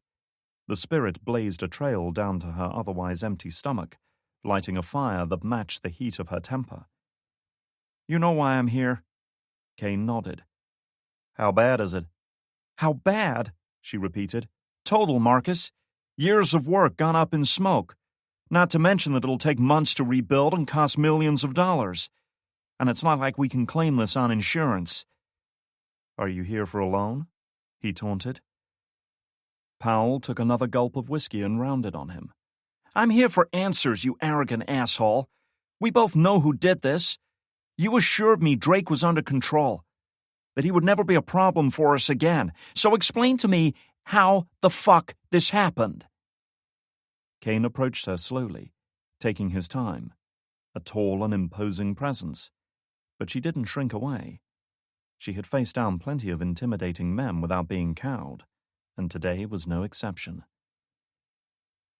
"Maybe you should be asking the same question of yourself, Elizabeth," he suggested, his voice annoyingly patronizing. "What?" "You done well for yourself these past few years. The great Elizabeth Powell, CEO of one of the fastest-growing medical research groups on Earth, entrepreneur, scientist, philanthropist, and a multimillionaire to boot. But I remember when you were just a dirt-poor research assistant with big ideas that nobody was prepared to fund. Nobody but us. And I'm eternally grateful to you all," she said sarcastically. "But maybe you'd like to skip to the point? You made a lot of assurances to win our support. You promised us results. And I delivered. You promised your work was flawless. It was. The men it was applied to weren't. That being the case, maybe you should have provided better men." Kane ignored her. "You promised Drake would never remember what happened." "I did. And yet here we are. You're in the hole and Drake's out for blood. Not a very pleasant feeling, is it? Knowing there's someone out there who wants to kill you? Knowing that despite all the money, all the layers of protection, eventually there will come a day when that person takes a shot at you." If he was trying to frighten her, it wasn't going to work. Powell knew something about Drake that even Kane wasn't aware of. "Spare me the ghost stories, Marcus," she said. "I came here for answers, but I'll be leaving with a little more than that." "What exactly do you have in mind?" She took another drink of whiskey, a slower one this time. She was drawing it out, making him wait, making him wonder what she was planning. "You know the problem with little boys?" she said. "They're messy. They love having their toys to play with, but they never do learn to clean up after themselves. And pretty soon that causes problems for everyone around them." "I'm waiting for that point." "My point is, you've had plenty of chances to deal with Drake. You've had every opportunity anyone could ask for. And somehow you just keep leaving those toys lying around, Marcus. That was just fine, as long as the mess was confined to your own little playroom, but it's not. Now other people are caught up in your failures. I'm here because I've come to clean up your mess for you." Kane smiled. "You think you're going to take on Drake alone?" "Not alone," she corrected him. "You'll give me some of the resources you've been misusing for so long, so I can put an end to this. You're going to give me back control of Operation Hydra." Kane's smile faltered. "That's not going to happen, Elizabeth." "Isn't it?" she challenged. "Maybe you're forgetting who created them in the first place, who they really answer to. Maybe you'd like a reminder." "They aren't yours anymore. They have other tasks now." "They'll always be mine." Powell tilted her head questioningly. "Anyway, I wonder what our mutual friends would make of this. If they knew the man you failed to contain is now threatening one of their most successful projects. How do you think that will play out?" Kane might have been the first to recognize her potential, but it was the group who had given her the resources she needed to make her plans a reality. They were the ones who had rewarded her success with huge financial bonuses, allowing her to build Unity from a struggling research firm into the multinational conglomerate it was today. Her work was helping to change the world. And of course, they were right there beside her, making sure she changed it in a way that most benefited them. She might answer to Kane after a fashion, but Kane ultimately answered to the group. "What exactly would you do with them?" he asked. Powell smiled, sensing victory. "Their insurance, in case outside influences come into play. Once I have Drake, he'll tell us everything he knows. Then I'll put an end to it once and for all." Clearly, Kane wasn't displeased with what she was suggesting, even if he doubted her ability to accomplish it. That was just fine with her. People had doubted and underestimated her most of her life, and it simply made it all the more satisfying when she proved them wrong. What makes you think you can even find Drake? He asked. Her smile broadened as she drained the last of the whiskey. Don't worry about that. If I'm right about him, he'll find me. Chapter 23. Rio de Janeiro, Brazil. Jesus Christ, this place is a fucking sauna, Alex remarked, wiping the sweat from his brow as the group hurried across the busy pedestrian area just outside Galeão International Airport, passing businessmen seeking air-conditioned sanctuary and harassed-looking parents hastening to catch their flights with disgruntled children in tow. The heat and humidity had hit them as soon as they were smuggled out of their aircraft. Alex had grown acclimatized to the cold weather and fresh, high-altitude air of Switzerland over the past few months. Stepping into the wilting tropical heat of Brazil was like setting foot on a different planet. Dry your eyes, snowflake, Dietrich called over his shoulder as he headed to the nearby parking lots in search of a taxi rank. I don't want to have to hit you on our first day here. Prick, Alex said under his breath. At least their arrival had gone smoothly. After disembarking, they'd been met by a Brazilian immigration officer who had escorted them through customs with the most perfunctory checks of their documentation and no interest whatsoever in their baggage, which was just as well, as most of them were armed. Alex was already starting to suspect that such favors could be bought and sold easily enough here. Now that they were through international arrivals, their support from the BND had abruptly ended. They were in Brazil all right, and free to begin their search for Drake. But they were on their own. The taxi pickup area lay just beyond a row of towering palm trees swaying gently in the breeze. Scanning the lines of bright yellow cars and minivans, Dietrich selected a vehicle big enough to accommodate the group and made for it. The driver was a short, amiable-looking man in a baggy white shirt and dark trousers, standing by his door idly smoking while he awaited his next fare. "Where to, my friend?" he asked. Dietrich opened his mouth to reply, but Anya beat him to it. "Gamboa neighborhood," she said briskly, opening the front passenger door. "I'll tell you where to stop once we get there." Alex caught Dietrich's annoyance, though it was quickly masked. If the taxi driver noticed it, he gave no indication. "Okay, no problem." Dumping their gear in the trunk, aside from Dietrich and Anya, who kept their packs conspicuously close by, the group settled into the vehicle and off they went, merging into the busy traffic that surged along the main drag. Their progress was far from sedate, however. Drivers in Brazil, as Alex quickly discovered, used their horns as liberally as most drivers used turn signals. The result was a cacophony of noise and confusion at nearly every traffic snarl-up, which meant pretty much everywhere in the city with a population of nearly 6 million people, all fighting for space on a road system designed to accommodate half that number. Nonetheless, they eventually fought their way clear of the airport, at which point the road opened out. The terminal buildings receded into the distance, and their view improved considerably. Their resolutely utilitarian transport aircraft had had no windows in the cargo bay, so Alex had been unable to observe the city during their descent. Only now, as they drew into a wide bridge that connected the airport island with the mainland, was he afforded his first proper look at Rio de Janeiro, and what he saw was breathtaking. Rio, like many coastal cities, had begun its existence as a simple maritime port, chosen by Portuguese colonists because its sheltered bay offered good anchorage for their shipping. There had been little planning and no consideration for how such a colony might expand in the decades to come. The result was a 21st-century metropolis that was both bafflingly impractical and stunningly beautiful. Its inhabitants hemmed into narrow valleys that lay between the three massive coastal mountains dominating the area, Corcovado, Sugarloaf, and Two Brothers. Sitting in the back of that hot, cramped taxi with a group of people he barely knew, Alex stared out at it all, mesmerized by the hundreds of yachts and pleasure craft plying the shimmering waters of Guanabara Bay, the white beaches dotted with tourists and locals alike. The tall buildings crowded right up against the shoreline, their mirrored glass windows gleaming in the bright sunshine.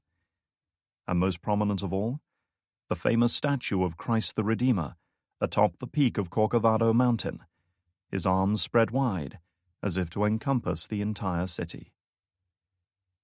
This place was the stuff dreams were made of, at least to him. The kind of city he'd seen on TV a million times but could never have imagined visiting.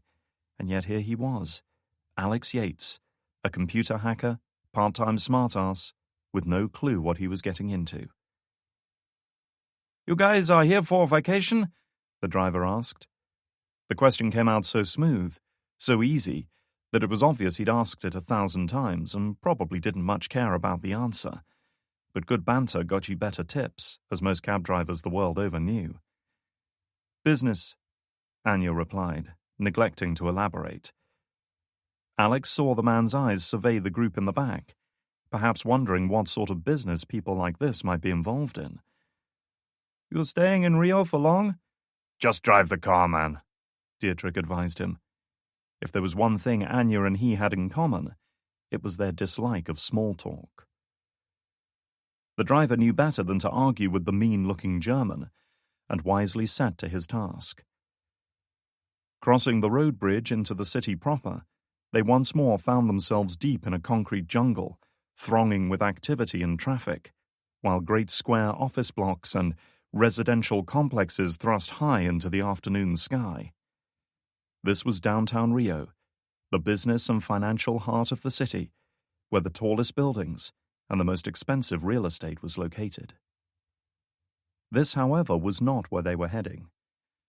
Their driver charted a generally southwestern course, bearing away from the city center and down towards the residential districts that fringed the coastline. The buildings took on a distinctly older, more colonial style as they progressed, the wide boulevards narrowing into cobbled, single-lane roadways. Unsurprisingly, scooters, mopeds, and motorbikes were the predominant form of transport in this part of town. Their cab was like an unwelcome invader. At one point, they came within inches of a collision with one of these bikes. The young driver and the girl in a short skirt clinging to him responded as pretty much everyone in this country responded to almost being crushed into the sidewalk, by shouting abuse and giving him the finger, then zipping off in a plume of dirty grey exhaust smoke and indignation. Alex had tried to keep track of their course, but his mind soon became lost in the maze of side streets, alleyways, courtyards, and dead ends. Fortunately, at least one member of their party seemed to know where they were going. "Here," Anya declared. "Stop here." The driver did just that, not trying to pull into the sidewalk and apparently not bothered that he was blocking the road behind. Mopeds and bikes soon began to flow around the parked car, like a boulder tossed into a stream. Stepping out of the cab, Alex was once again assailed by the heat, made all the more intense by the still air in the close confines of the street, and the heady combination of exhaust fumes, cooking smells, and the sheer press of humanity. Dietrich paid off the driver with what little local currency he had to hand, then grabbed his backpack and glanced around, apparently not pleased by what he saw. "Illuminate me," he prompted Anya. "What the fuck are we doing here?"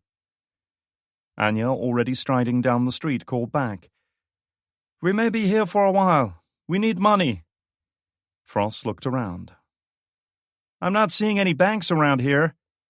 "Trust me." Her destination soon came into view, a big warehouse-style building set back from the main road. The signs were all in Portuguese, but judging by the warehouse's general appearance and the images of men carrying heavy boxes, Alex guessed it was a self-storage facility. He was proven right, as Anya led them inside, apparently operating from memory, the rest of the group following her down several long corridors.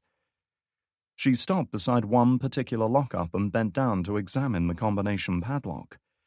A few twists of the 3 wheels and the lock disengaged, allowing her to retract the metal roller door.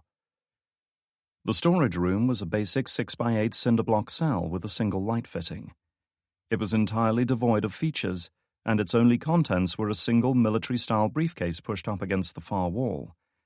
There was enough space to accommodate them all, allowing Anya to pull the doors closed behind them while she inspected the case.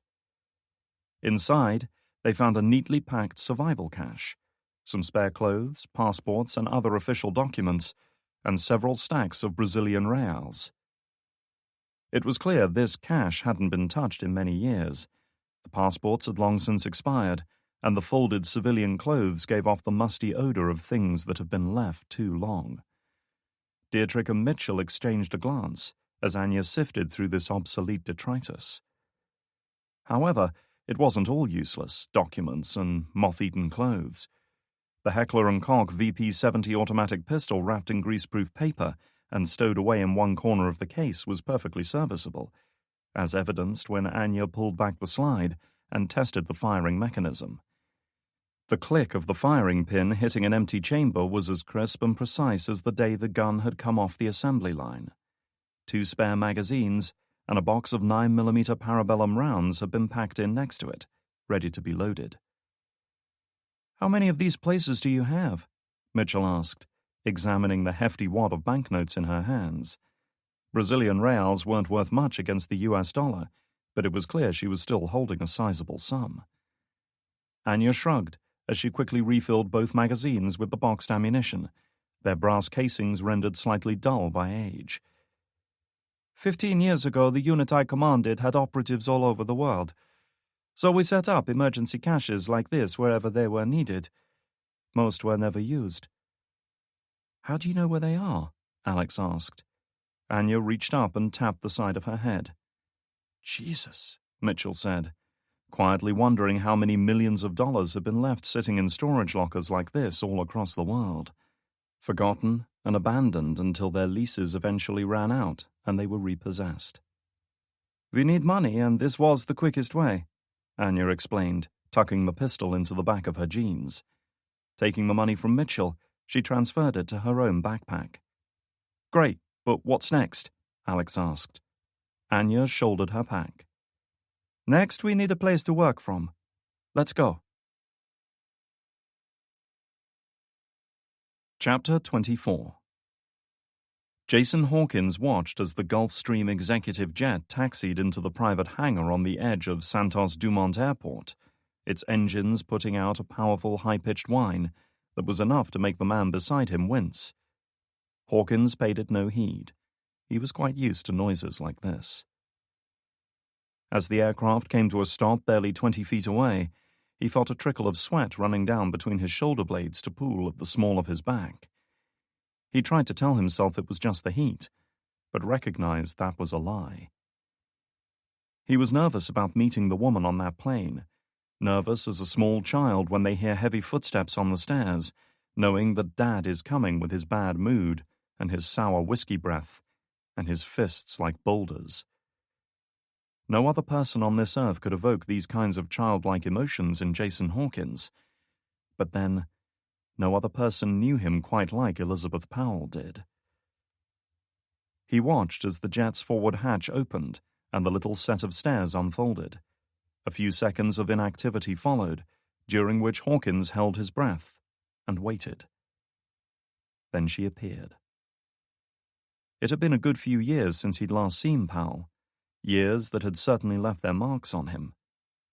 Time barely seemed to have touched Powell. Dark-skinned and vibrant, she was tall and graceful as an athlete. Her height was amplified by the heels she wore, while her perfectly tailored suit matched the contours of her body, strong but sleek. As always, not a hair out of place, not even a momentary show of hesitation as she descended the stairs. Hollywood movie stars could have learned a few things from her. Gliding down the stairs, she strode across the hangar's concrete floor towards them. Hawkins held his position, but she didn't look at him. Her attention was focused on the man by Hawkins's side, the man in the expensive suit, who was always fidgeting uncomfortably, never able to find quite the right posture or position. He took a step towards her, one hand thrust out in a terse attempt at a greeting. "Elizabeth, good to see you. How was your—" "Spare me the pleasantries. This isn't a social call, Mike," she said briskly. "I want to see Thomas Hayes' body. Then I want an inspection of the lab." Hawkins noticed the muscles of Brody's fleshy throat working. His complexion seemed to have grown even more florid. Liz, I'm not sure that's a good idea. Tom is dead, Powell finished for him. I noticed, but I want to see him. Make it happen. Of course. We've laid on some cars to take you there, he said, turning and reaching for the cell phone in his jacket pocket. Only then did Powell turn her attention to Hawkins, looking him up and down, as if he were a piece of homework laid on for her to appraise. He couldn't rightly tell whether she approved of what she saw or not. Well, it's been a long time, B-13, she said, addressing him by his old designation. Testing cycle B, candidate number 13. So you're all they sent me, huh? She was already walking towards the black SUV waiting a short distance away, the click-click of her heels echoing around the big hangar. The rest of the team is maintaining a perimeter around the lab, Hawkins explained, falling into step beside her. But Director Kane thought it best if I met you here. Did he indeed? I'm their CO. I'm best placed to brief you on our current situation. He saw a smirk. You're in command? That's right. Not anymore. All tactical decisions come through me from this point onwards, she announced. But by all means, deliver your briefing, Jason. I want to know what I've got to work with here. Hawkins hoisted himself into the back of the SUV beside her. Within seconds they were off, leaving the hangar and the private jet behind. Chapter 25. You know, this city has some of the best beaches in the world, Alex pointed out wistfully. I just wanted to put that out there. They had indeed found a place to stay and operate from. Before departing Switzerland, Anya had discreetly called ahead and reserved an apartment less than a mile from the emergency cache. It was a prudent move that had saved them precious time. However, if he'd been hoping for some glamorous, modern residence overlooking Copacabana Beach, Alex was to be truly disappointed. This was a dusty, run-down-looking place that smelled of tobacco smoke and spilled drinks, with ancient decor that looked like the owners had declared the 1960s the height of architectural style and vowed never to move on. The only view beyond the shuttered windows was another line of tall buildings on the opposite side of the narrow, busy street below. The blare of car horns and shouted conversations was a constant background clamor that seemed to reverberate through the building. We are not here for sightseeing. Anya dumped her pack on the threadbare couch. Now, if you are finished complaining, we have work to do. Dietrich, for once, seemed to be of like mind. Our priority should be to scope out the site of the attack, see if we can learn anything about the people involved. In the meantime, you and Frost finish digging into the honors of the facility. Still working on that, but so far it's been one brick wall after another, Frost admitted. The site is officially registered to a company called Plastico Research. And they are? He prompted. A fake plastics manufacturer. Dietrich cocked an eyebrow. As in, fake plastic dog shit? As in they don't exist, she clarified. They've been around for nearly 8 years, but in that whole time they produced nothing, and they developed nothing. Which was an instant red flag for anyone. They look pretty successful for a business that doesn't make anything. They're also owned by a shell company in Panama called ANC Trading, Alex chimed in. Again, there's nothing about them online, but I'd be willing to bet ANC Trading leads to another shell company. So we've got a facility that produces nothing, owned by a company that doesn't exist except on paper? Where does all this lead us? Mitchell asked. Up shit creek as far as I can tell, Alex confirmed reluctantly. Whoever really owns that place has gone to a lot of trouble to keep it a secret. It's not going to be an easy one to unravel. Anya had heard enough. We'll learn nothing more sitting here, she decided. Keep at it. In the meantime, we need to get moving. Mitchell, I assume you've been trained in recon and covert observation? The former CID operative nodded. Of course. Good. Go to their facility and see what you can find there. But don't get too close. They will have security on site. Reaching behind her, she withdrew the VP-70 pistol and held it out. I hope you don't need to use this, but take it just in case. Likewise, Mitchell agreed, checking the safety. What about you? Where are you going? Dietrich asked. Anya's expression was grim but resolute. I'm going to speak with a man who may know something. Then I'm coming with you. Anya shook her head. No, Dietrich. You're not. Naturally, this flat refusal didn't go down well. And we are supposed to just trust you? No, you're supposed to stay out of the way and let me do what I have to. This man doesn't meet with outsiders. He'll only talk with me, assuming I find him in a good mood.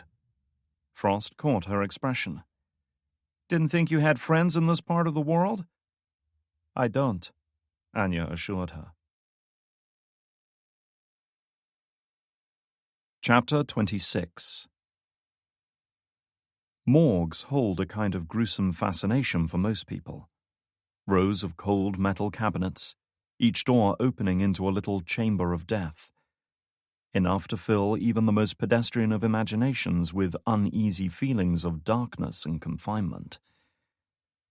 The reality was practical and clinical. Stainless steel worktops and gleaming implements that reminded Hawkins more of an industrial kitchen than any medical facility. The dead held no fear for him. The plastic sheet was pulled back, exposing the naked body of Thomas Hayes, stretched out on the mortuary trolley, and the gruesome handiwork of his killer. It was immediately apparent that he'd been shot 3 times at close range, twice in the chest, and then in the center of the forehead. The chest wounds, just inches apart, would likely have killed him regardless. But it was the shot to the head that had wreaked the most catastrophic damage. The low-velocity slug, probably fired from a silenced weapon, had shattered the back of his skull on exit. The resulting collapse in air pressure had literally sucked out a good portion of his brain matter. He'd been cleaned up by the morgue technicians, of course, and his head was resting on a little pillow that hid the worst of the damage. But Hawkins knew all too well the grisly results of close-range headshots. One thing the technicians couldn't hide, however, was Hayes's right eye, or lack thereof. The socket was empty, leaving nothing but a bony cavern streaked with blood and muscle fibers that had been severed from the eyeball. Brody, the fat man in the expensive suit who seemed to be Powell's subordinate, let out a strangled breath and recoiled. Powell was oblivious. Pulling on a pair of rubber gloves, she probed the twin entry wounds in Hayes's chest. The impacts would have caused massive internal damage, severing arteries and collapsing his lungs. Wow, this explains how he was able to fool our biometrics, she remarked, regarding the empty eye socket with mild annoyance. Make a note to include active blood flow sensors in our next security upgrade, would you, Mike? Yes, of course, Brody replied thickly. What's the matter? Never seen a dead body before? She asked. Not like this, he managed to say, loosening his tie. This is absolute brutality. Removing the gloves, Powell tossed them into a nearby waste bin. Drake knew he'd need Hayes' keycard and biometrics to enter Building B. He also knew where Hayes lived and how to get in without triggering his home security. Hawkins shrugged. Ryan's been trained in close target recon. He might have been scoping the place out for weeks. Or he had insider knowledge, Powell added, allowing the unspoken question to hang in the air. He didn't target the facility manager at random, and he didn't go to all this trouble just to blow up the lab. He needed high-level access. So he was looking for something, Hawkins concluded. Come on, I want to take a look at the site. Leaving the body uncovered, she turned to leave, sparing an ill-looking Brody a brief glance as she passed. If you need to throw up, Mike, do it now. Either way, we're leaving. Olivia Mitchell swore under her breath and slapped the mosquito that had started to feed on her arm, leaving behind a tiny crumpled body and a little crimson smear. The fucking things were everywhere, especially in the steaming jungle-covered hillside she'd hiked up to get a decent view of the destroyed facility. It was about the only location she could find to carry out her recon without risking exposure, Security teams had established a wide cordon around the compound, preventing anyone getting within 100 yards of the perimeter. They were dressed in civilian clothes, but she knew professionals when she saw them. Buzz-cut hair, muscular build, tense and alert posture. These guys were military through and through. So here she was in a makeshift OP, observation point, about half a mile from the target of Drake's attack, sweating her ass off on a muddy, densely forested hillside, while the local wildlife slowly ate her alive, despite the liberal doses of mosquito repellent she'd slapped on. Still, at least the place offered good cover, dense enough to render her invisible from 20 yards away, never mind half a mile. Even if there were men patrolling, they could walk right by and never see her. Mitchell had heard plenty of stories about tourists going for short walks in primary rainforests like this, only to lose their bearings amongst the thick foliage and end up wandering aimlessly for days. Fortunately, she was better prepared, having brought plenty of water, camouflage clothing, and a cell phone with inbuilt GPS. She hadn't exactly been top of her class at tactical navigation, but if she couldn't find her way out with that combination of training and technology, she didn't deserve to be here in the first place. Aside from the automatic that Anya had given her, Mitchell's only tools were a pair of binoculars and a high-powered digital camera. In truth, the camera could magnify almost as well as the binoculars, with the added bonus that the focus auto-adjusted and compensated for changing lighting conditions. She could also immediately snap anything of interest, and had already captured about a dozen shots of the compound, as well as the security presence around it. The facility seemed to consist of two main structures, connected by a covering overhead walkway. At least it used to. The first building had been torn apart with some great explosion from within, leaving pieces of debris scattered in a wide arc. The overhead walkway lay in twisted ruins, and the fire had gutted whatever had survived the initial detonation. Only the second building was relatively intact, though its roof and side wall had clearly been damaged in the explosion, shattering windows and probably starting minor fires. Once the initial flurry of activity had subsided, little else had occurred in the past hour. Static observations like this could be some of the most mind-numbing and uncomfortable exercises imaginable, testing endurance and patience as you waited for something to happen. She took a swig from her water bottle and considered her options. The sun was already going down as afternoon faded into evening, and soon she would lose the light. Not only would it be harder to observe the target area, but navigating in zero visibility would be a nightmare, GPS or no GPS. The potential for slipping down a muddy slope and breaking a leg or twisting an ankle on an exposed route was all too real. If that happened, then she was screwed. After deliberating for a time, she resolved to stay on station for another 30 minutes. If nothing happened by then, she would withdraw from the OP and return to the safe house. As it happened, she caught a sudden increase in activity barely 5 minutes later. New arrivals by the looks of things. Focusing her zoom lens on the compound, she watched as a pair of black SUVs, late-model Toyotas, pulled into the parking lot of the relatively undamaged secondary building. The rear door of the lead vehicle opened, and out stepped one of the passengers.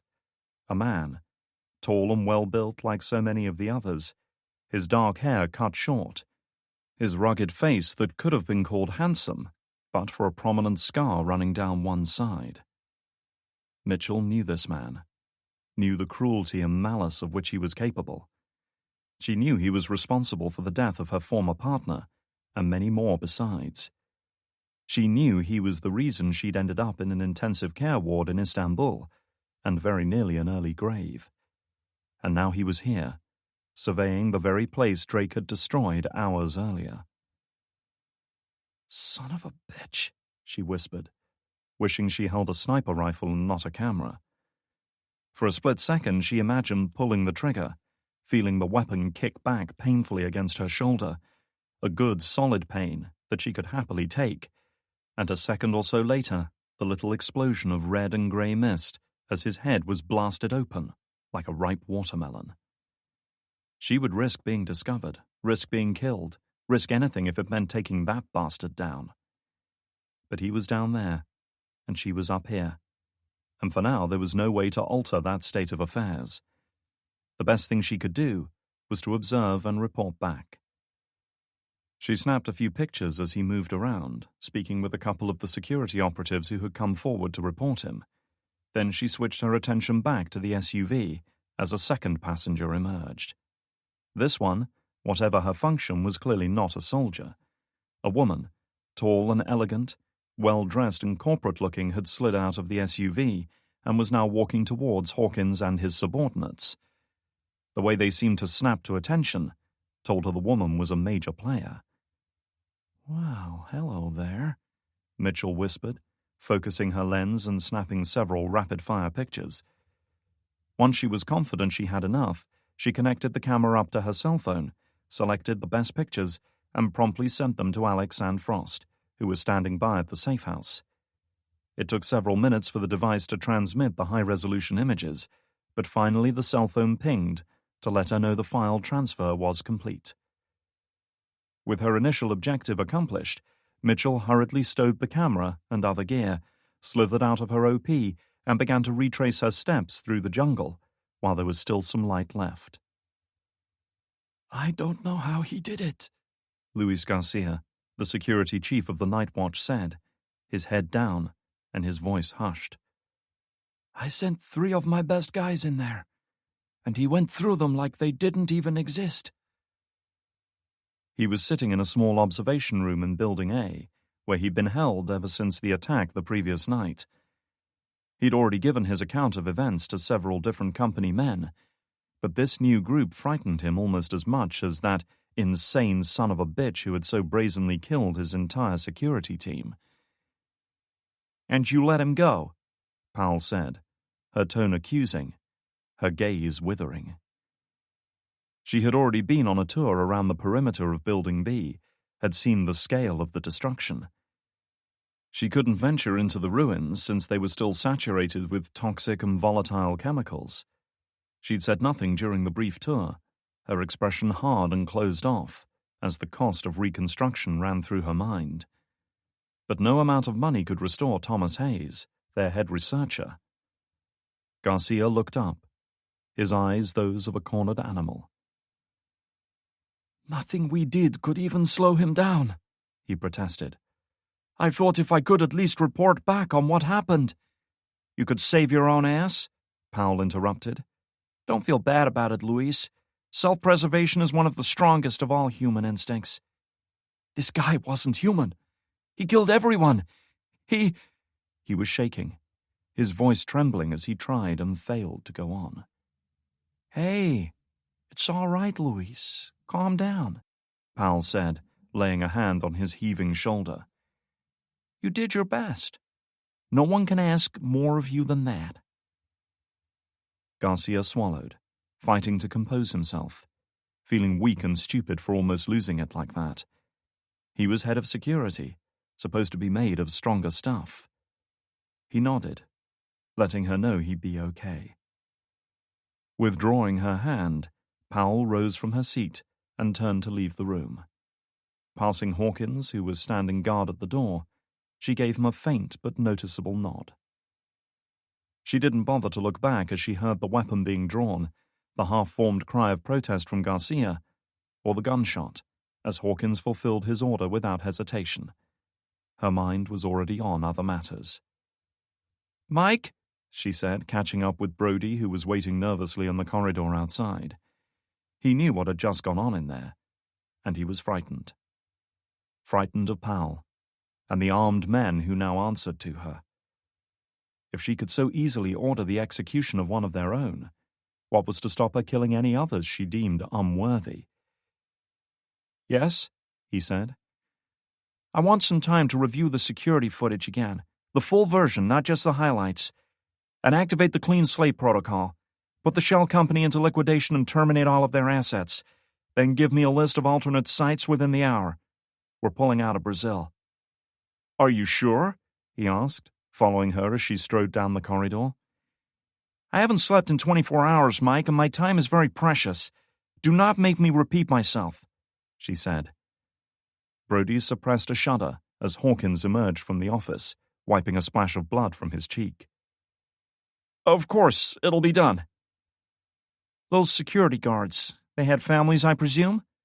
Brody nodded. They did. He didn't rightly know the details of their personal lives. They were just grunts, hired because they met the job requirements. But all men had families in some form or another. Powell thought for a moment. Make sure they get a decent compensation package, and make sure they understand it'll stay that way as long as they keep their mouths shut. I will. Now that we're done here, I want to get out of this shithole, she said, looking around the damaged office building. And I want dinner and a place to stay for the night. Think you can manage that? We already have a penthouse suite reserved for you in Rio, fully secured. She flashed a disarming smile. I knew there was a reason I kept you around, Mike. Hawkins had caught up with them, and Brody seemed to shrink away from the big man's presence. You want some of my guys to escort you? My guys, Powell corrected him. Until this is over, they're my guys, and no, I don't need them. I've got other work for you tonight, Jason. Hawkins' scarred face twisted into a smile. I'm listening. Chapter 27.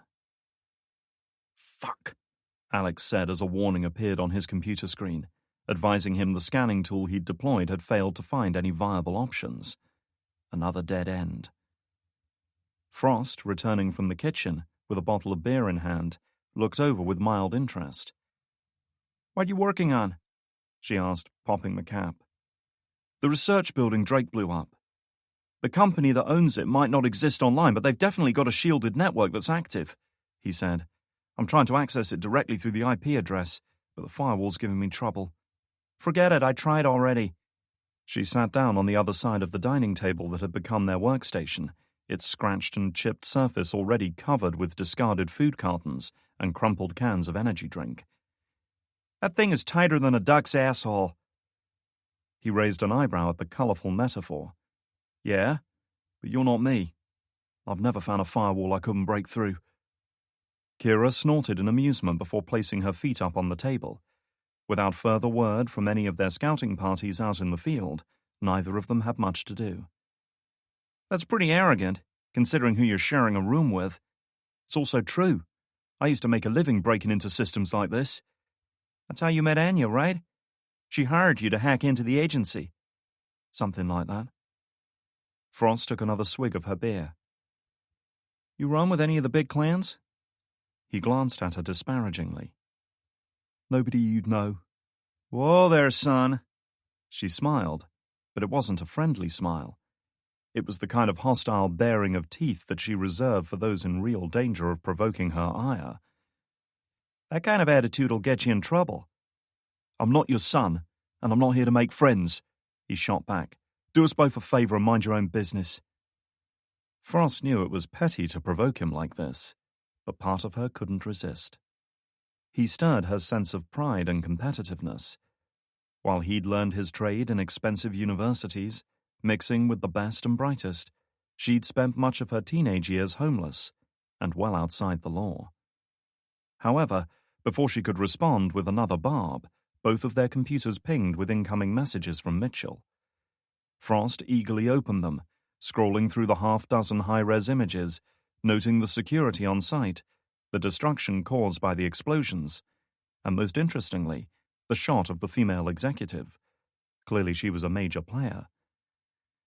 Looks like we've got someone to snoop on, she said, glancing over at Alex. Whoever this woman is, she's important. But Alex didn't reply.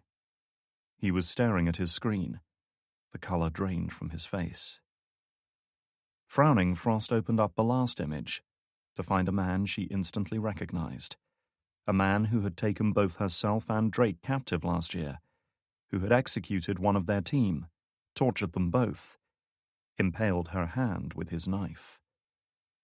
Oh, shit, she muttered. Alex had nothing to say. He stood up and strode away from the table, heading for the bedrooms.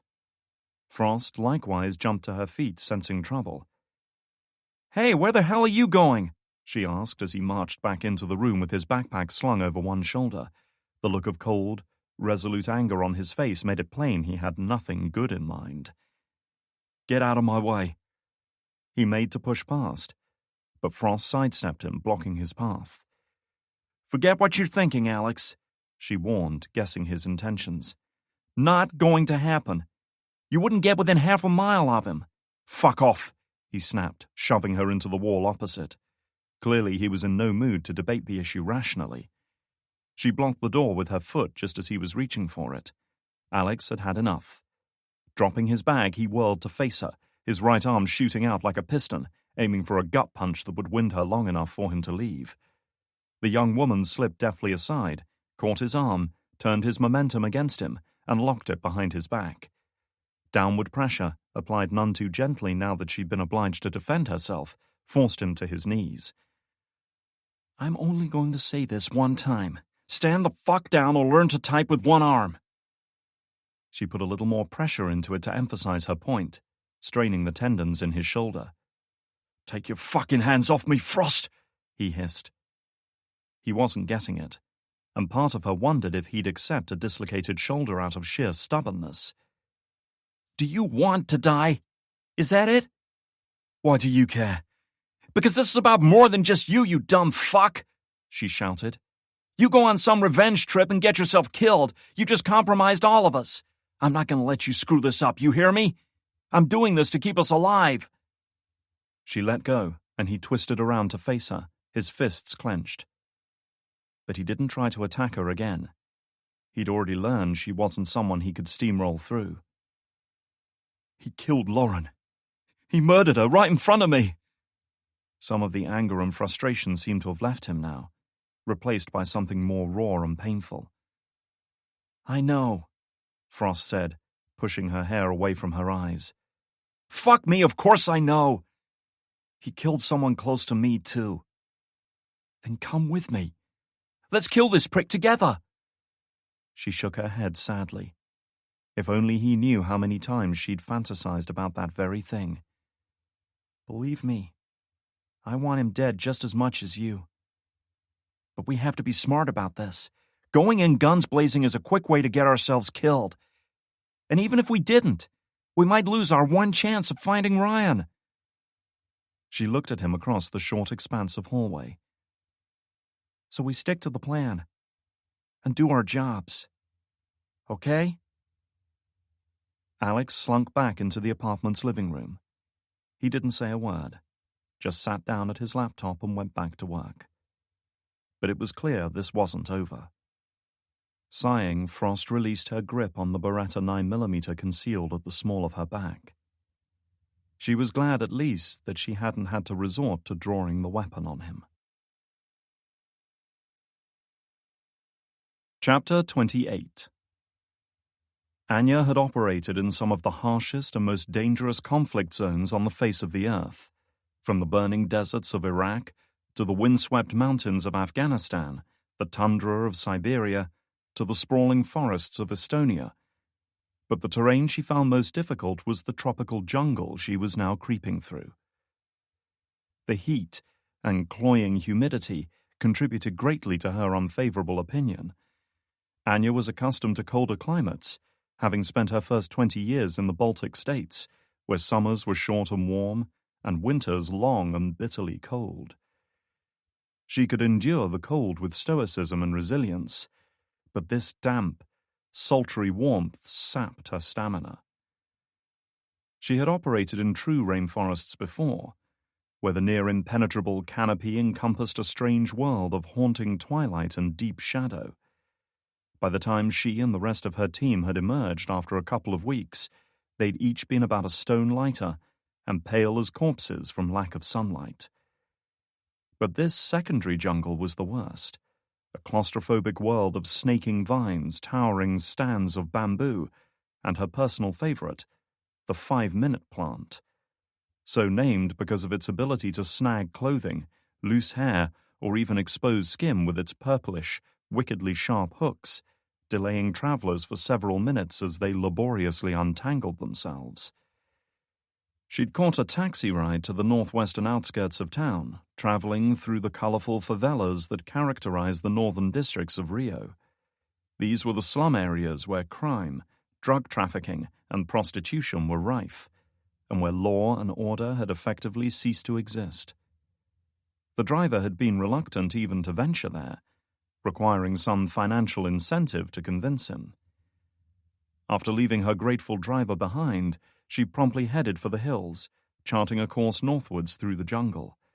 And now here she was, a couple of hours later, barely 3 miles from her start point, tired and sweating.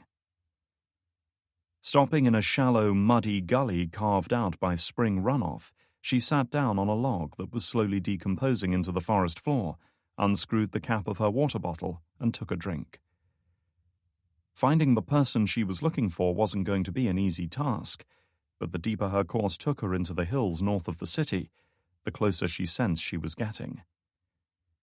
That feeling was confirmed less than a minute later when her keen hearing detected the faint rustle of feet, the creak of a root taking weight but stopping just short of snapping, the metallic rattle of moving parts inside a weapon casing, so characteristic of crudely assembled Russian weapons.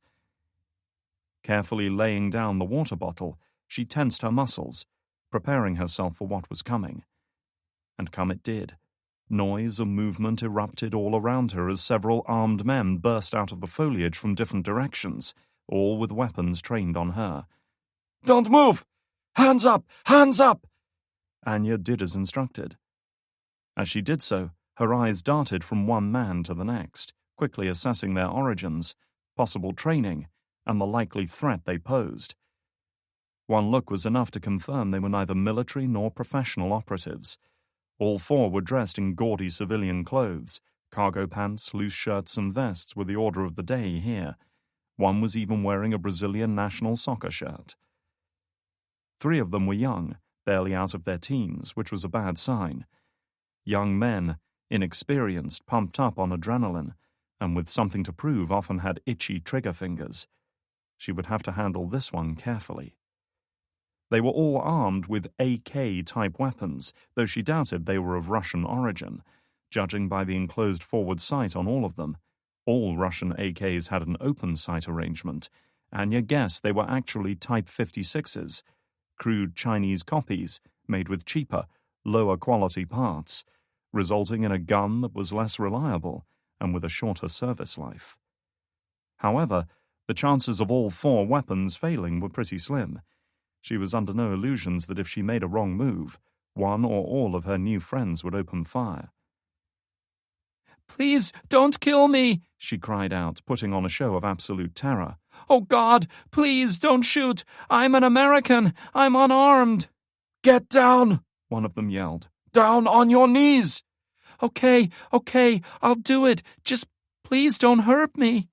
She lowered herself to her knees, keeping her head down and her hands up where they could see them. That seemed to have the desired effect as the shouting quietened down considerably. She watched as the 4-man scouting party abandoned their firing positions and closed in without even leaving one man to cover their approach. Sloppy and amateurish. She made a mental note of that, but didn't count herself as lucky just yet. Professionals are dangerous but predictable, while amateurs are the worst of both worlds. The 4 men had closed in, moving in front of her so they could get a good look at her. Good. That way she could see them too. The eldest of the 4 stepped forward, using the barrel of his weapon to raise Anya's face up towards him. She could feel the recoil compensator pressing into her jaw, and had little choice but to comply, staring fearfully into his eyes. He was about 40 years old, short and squat, with a prominent gut clearly visible beneath his loose t-shirt. His dark hair was receding from a high forehead, his teeth yellowed by age and tobacco. His chin seemed almost non-existent, his face disappearing into his neck so that it was hard to tell where one ended and the other began. "You are American?"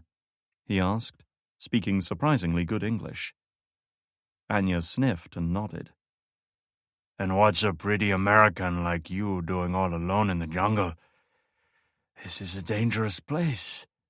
Many bad men around here." A few of his companions sniggered. I was hiking towards one of the hills near my hotel. I lost my way, Anya stammered. Please, I just want to go home. I just want to get out of here. Maybe we can take you back, he suggested, and she could practically see the new thoughts forming in his mind.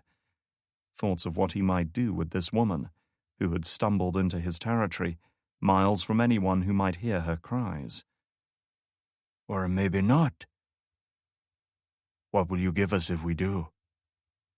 Her eyes flitted between them, lingering on the weapons. I don't have any money. Kneeling down beside her, so that their eyes were leveled, he smiled, his teeth like old weathered tombstones leaning at precarious angles. Then you'll have to give us something else, he said, running his hand up her side until he reached her breast, squeezing it through her vest. She gasped and looked away, feigning fear and disgust. We are all good men here, and we deserve a reward for helping you. Isn't that right, guys? There was some laughter from the others. He was their leader, all right, and he was out to show how big a man he was. So what do you say, beautiful? He asked, cupping her face. Are you going to give me my reward? Anya hesitated, looking for another way out, but finding none. Then finally nodded. Grinning, her captor laid his rifle aside, then stood up, unzipped his trousers, and proudly pulled his already engorged member out, accompanied by nervous encouragement from the others. They were young still, and likely hadn't done anything like this before. But they were going along with it because to back out now would be cowardly, unmanly. None of them wanted to be the weak link, the one who didn't have the guts to go through with it.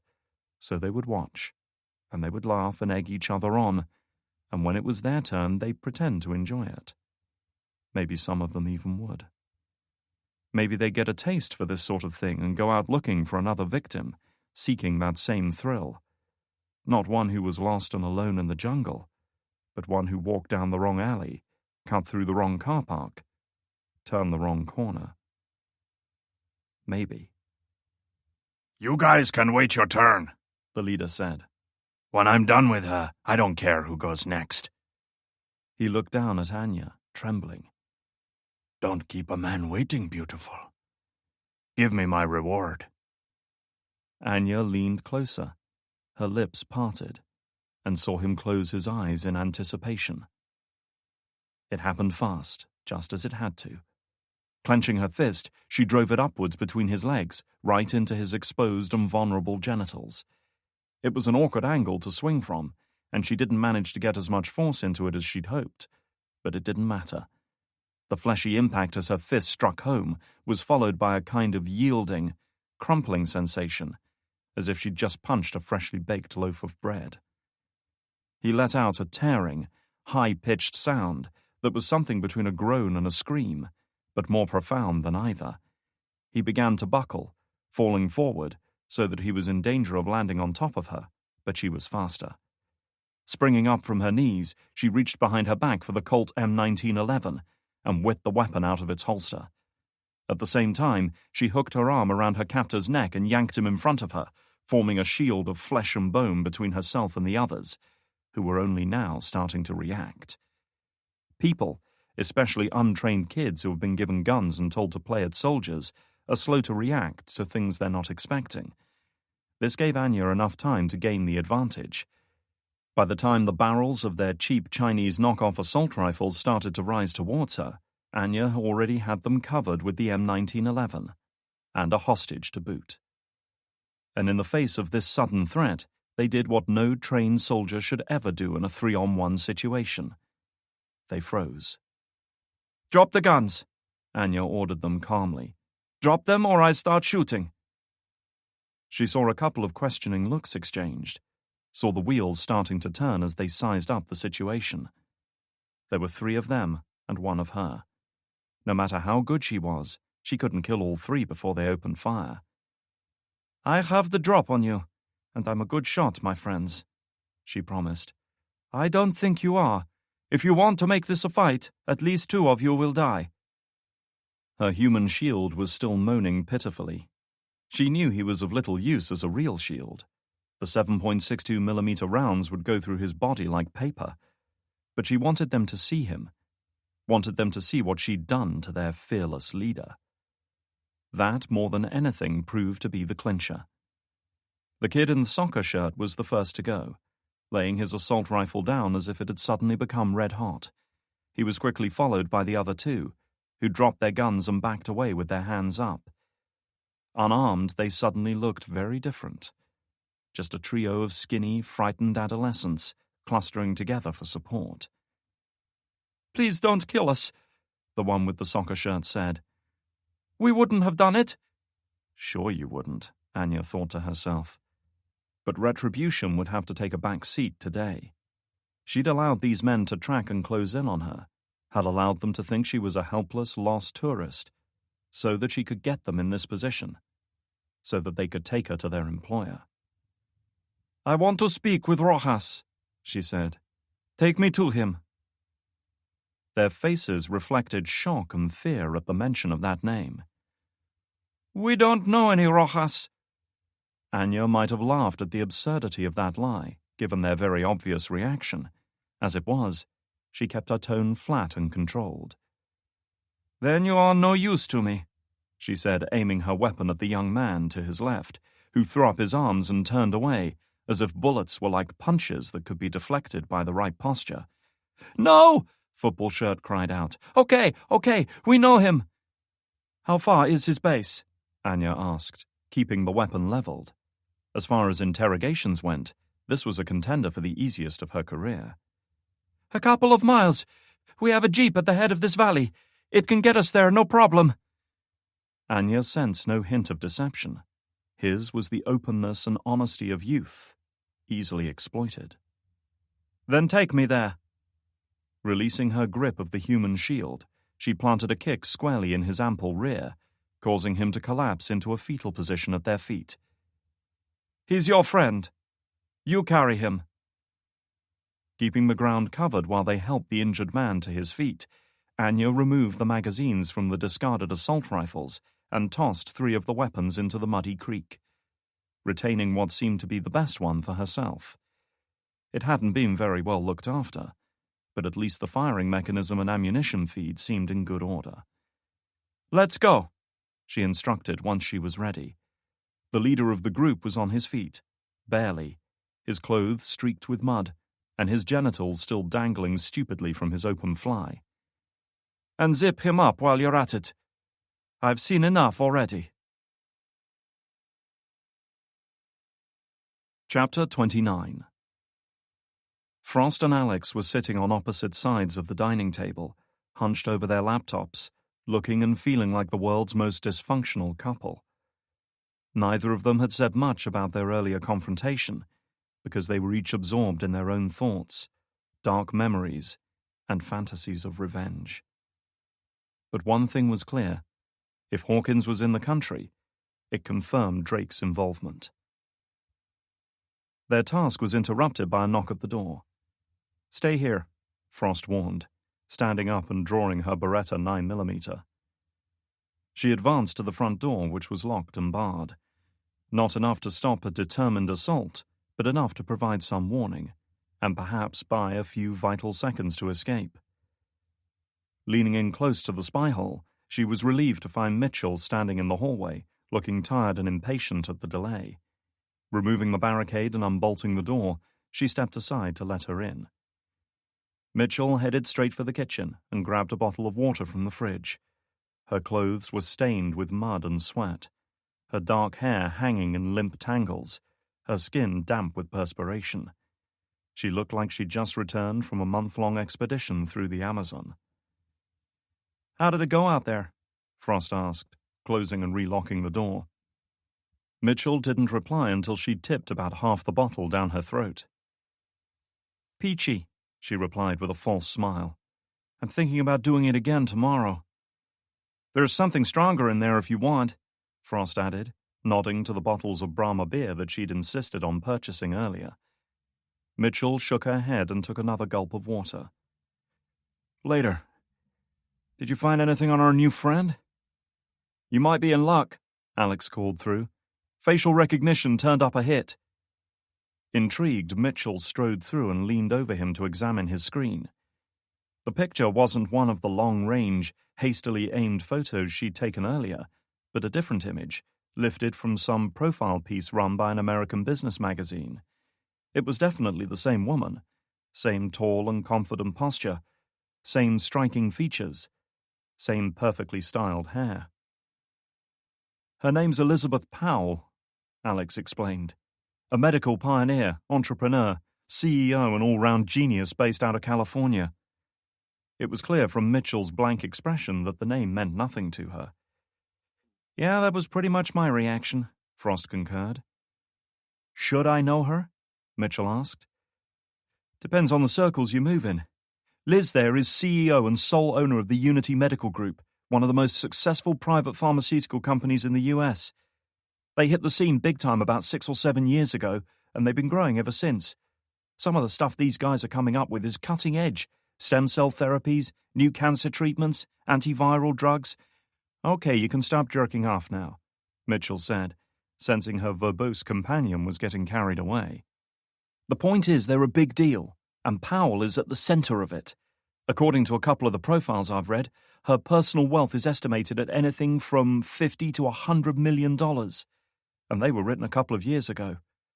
Sounds like a high roller, Mitchell acknowledged, unable to suppress a twinge of envy.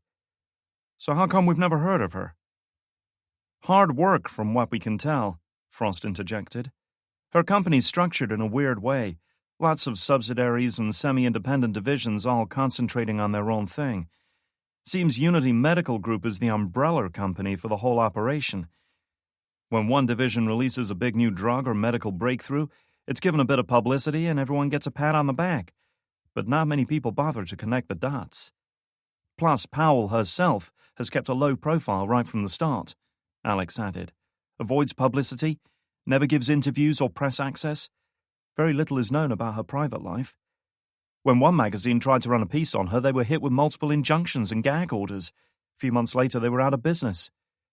In short, Elizabeth Powell is the most powerful person you've never heard of, Frost finished.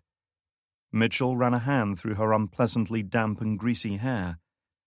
So what the hell is she doing here? It's safe to say the facility Drake blew up was important to her, Alex reasoned. Since it's not officially connected to Unity as far as I can work out, I guess they were doing some kind of dodgy work down there, away from oversight. The kind of stuff for which Powell wanted, what's the term you spooks use? Plausible deniability. Sounds about right. It all adds up to a giant shitstorm in the making, Frost said, echoing all their thoughts. And Ryan's right in the center of it. Mitchell sighed, feeling like she had more questions than answers after her little foray into the jungle. Any word back from Anya? Nothing. She's gone dark. Same with Dietrich. Frost shook her head in exasperation.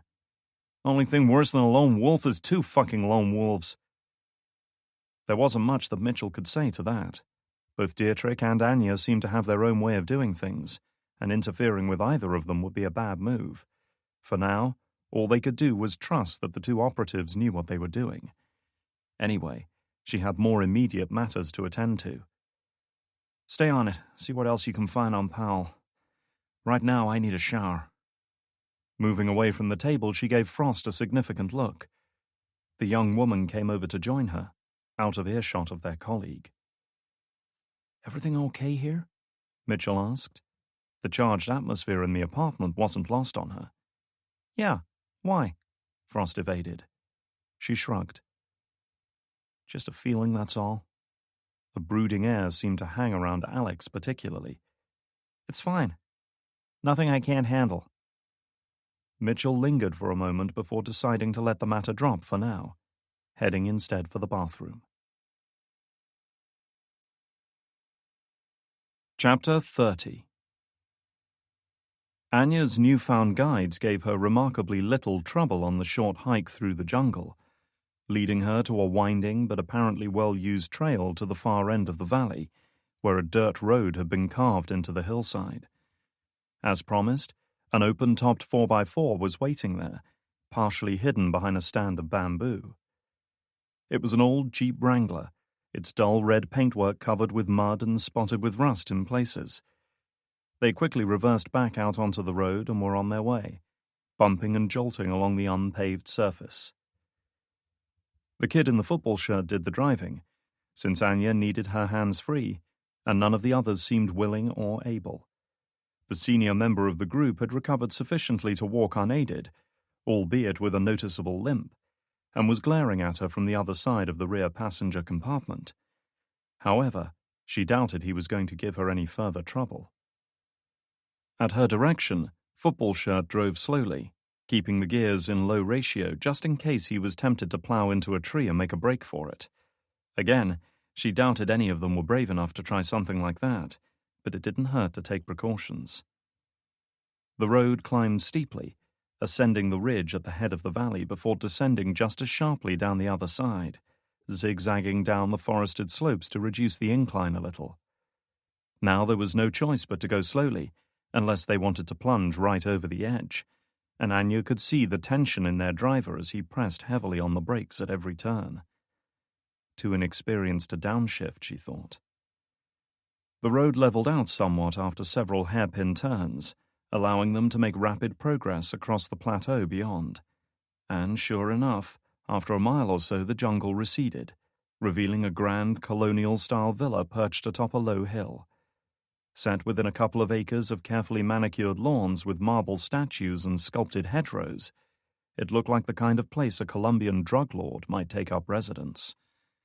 And in Rojas's case, that wasn't too far from the truth.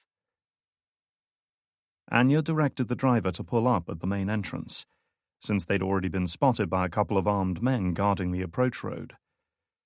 Slowing down, Football Shirt brought them into the paved courtyard, then halted near the villa's arched entrance. The two guards on duty there, both of whom were dressed in suits and open collars complete with radio earpieces, looked considerably more professional than the scouting party she'd encountered. Both were big men, one of them sporting a shaved head and goatee with tattoos running down his neck, the other wearing his hair slicked back. They approached warily with their weapons drawn. They were armed with Heckler & Koch MP7 submachine guns, expensive military-grade weapons that couldn't have been easy to come by in this part of the world. If this turned into a firefight, she didn't like her chances. "Who is this, Pacho?" The one with the goatee asked, directing his question to the man Anya had injured earlier. Pacho didn't respond. He glanced nervously at Anya, unsure of what to say in case he started a gun battle with his boss's bodyguards. Anya answered for him. "I'm here for Rojas. Tell him I want to speak with him." Goatee Man frowned. "You'll speak with me or you'll answer to this," he said, indicating the submachine gun. "Who the hell are you?" Anya had no time for this. "Tell him Maras is here. He will see me." If in doubt, always appeal to a man's self-interest. Guarding against threats was one thing, but incurring his boss's wrath by delaying an important visitor was quite another. Sure enough, after a few seconds' deliberation, self-interest won out. Retreating a few places while his companion kept Anya covered, he spoke quietly into his concealed radio. Anya waited, saying and doing nothing. No sense provoking people that she needed to cooperate with her. Finally, the bodyguard returned and spoke a few mumbled words to his colleague, interspersed with a hostile look in her direction. Nonetheless, the decision had apparently been made. "The boss will see you," Goatee Man said. "Step down and hand over your weapons." Anya ejected the magazine from the assault rifle and tossed the clip away, then handed the empty weapon to her former captor. The man accepted it with sour grace, and it was plain from his expression that he would have used it against her if he'd had the chance. "Be careful with that in the future," she warned him, before jumping down from the jeep. The M1911 she handed over to Goatee Man on the promise that he return it to her in perfect order when she left. He stood by while his colleague patted Anya down for hidden weapons, working with quick and professional efficiency. Finding none, he gave a curt nod. "Follow me," Goatee Man ordered. She was escorted inside under the watchful eyes of her chaperone. Passing through the big double doors that barred the main entrance, she crossed into an expansive and ornately decorated reception hall beyond. Roughly oval-shaped, the decor matched the exterior of the building. Marble floors that gleamed under the lights overhead, expensive furniture, walls adorned with massive gold-framed paintings, and a staircase that ascended to the upper level in a graceful, sweeping arc along the curved wall.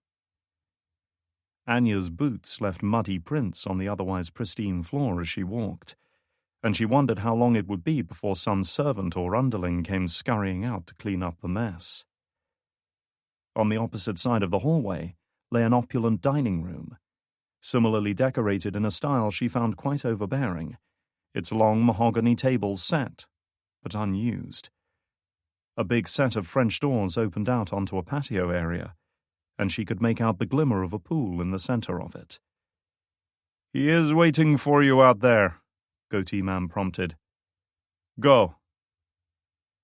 Anya skirted around the dining table, pausing only once to look back at her escort. "What about the others?" she asked, pointing towards the main entrance.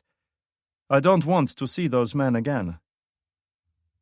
Frowning, he glanced in the direction she pointed, and as he did so, Anya snatched one of the knives from the table, pocketing it before he noticed anything amiss. It was a standard table knife, more useful as an implement than a weapon, but it would do in a pinch. "Never mind them," Goatee Man said, irritated by her question. "Go now." She shrugged. Fair enough. As she'd thought, the dining room opened out onto an expansive terraced garden, the private space ringed by a stone parapet and sculpted topiaries. A swimming pool was located in the center, the illuminated waters casting glimmering beams of light against the side of the villa. And the pool was not empty. Anya watched as a figure, sleek and graceful, pushed off from the far side and glided beneath the surface towards her. A half-glimpsed shape that moved seemingly without effort, and a few seconds later, a young woman's head emerged by the edge of the pool. Pushing the long dark locks back from her face, she glanced up at Anya and smiled pleasantly, then hoisted herself out of the water and padded around the patio towards her, water dripping from her naked skin. She was young, mid-20s at most, with the full lips, rounded face, and olive skin common to those of Portuguese ancestry. And she was quite perfectly beautiful.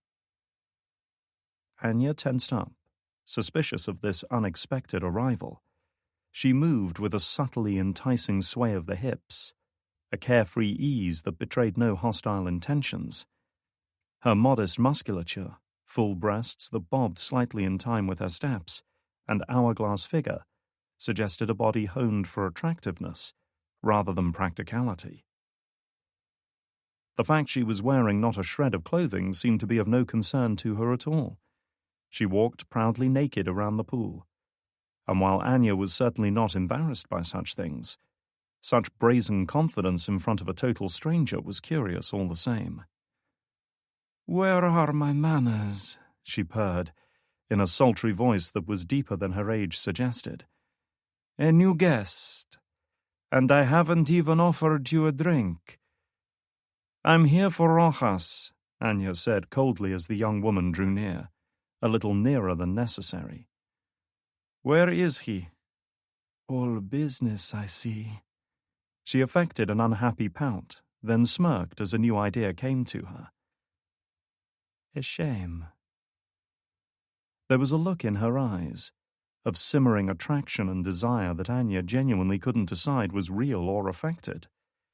If it was the latter, then she was a good actress. A droplet of water trickled down the smooth curve of her breast, hung briefly suspended from a taut nipple before falling to the stone by Anya's foot. She reached up one delicate hand to touch a lock of blonde hair that had fallen in front of Anya's face, leaning in a little closer. "Business is so boring. And I can be so much fun. Anya grabbed her by the wrist then, eliciting a gasp of surprise and pain. The look of disquiet in her smoky dark eyes definitely wasn't fake this time. I came to speak with Rojas, not to play games with his whore. Now where is he? Anya demanded, tightening her grip. She could snap this foolish girl's arm like a dried twig if she chose, and her patience was already wearing thin. Don't make me ask again. That was when she heard the click of a hammer being drawn back, the sound coming from so close that she almost expected to feel the barrel of a weapon pressed into the side of her head. That is no way to talk to a lady. A voice, smooth and deep, and distinctly masculine this time, chided her. Rojas's voice. You must learn better manners. Anya froze, understanding why Rojas had used the young woman, his mistress, his girlfriend, his wife, as a very effective distraction. He was good. That much even she would acknowledge. Distraction or not, she hadn't detected his approach, and if he really wanted her dead, then she would have been. That thought didn't sit well with her. Maras, he said, saying her old agency codename like it was something dredged from the depths of an old cupboard, moth-eaten and decaying. When I heard that name, I didn't believe it was really you. You have a lot of balls coming back after all this time. Give me a good reason I shouldn't just kill you and save myself a lot of aggravation. You agreed to meet with me, Anya pointed out, without turning around or releasing her grip on the young woman. It would be impolite to kill me without at least hearing me out. How much time passed before he responded, Anya couldn't rightly say. It might have been 2 seconds, or 10. Time was always difficult to gauge when you had a gun pointed at your head. I'll give you that, he finally conceded. Let Valeria go, and we'll talk. Anya released her grip on the young woman, who backed away a step, glaring at Anya and rubbing her wrist. Valeria bent over and retrieved a silk robe that was resting on a sun lounger by the side of the pool, wrapping it around herself. The thin material clung to the damp contours of her body in such a way that it seemed almost a wasted effort. Good girl, Rojas said. Now run along, Valeria.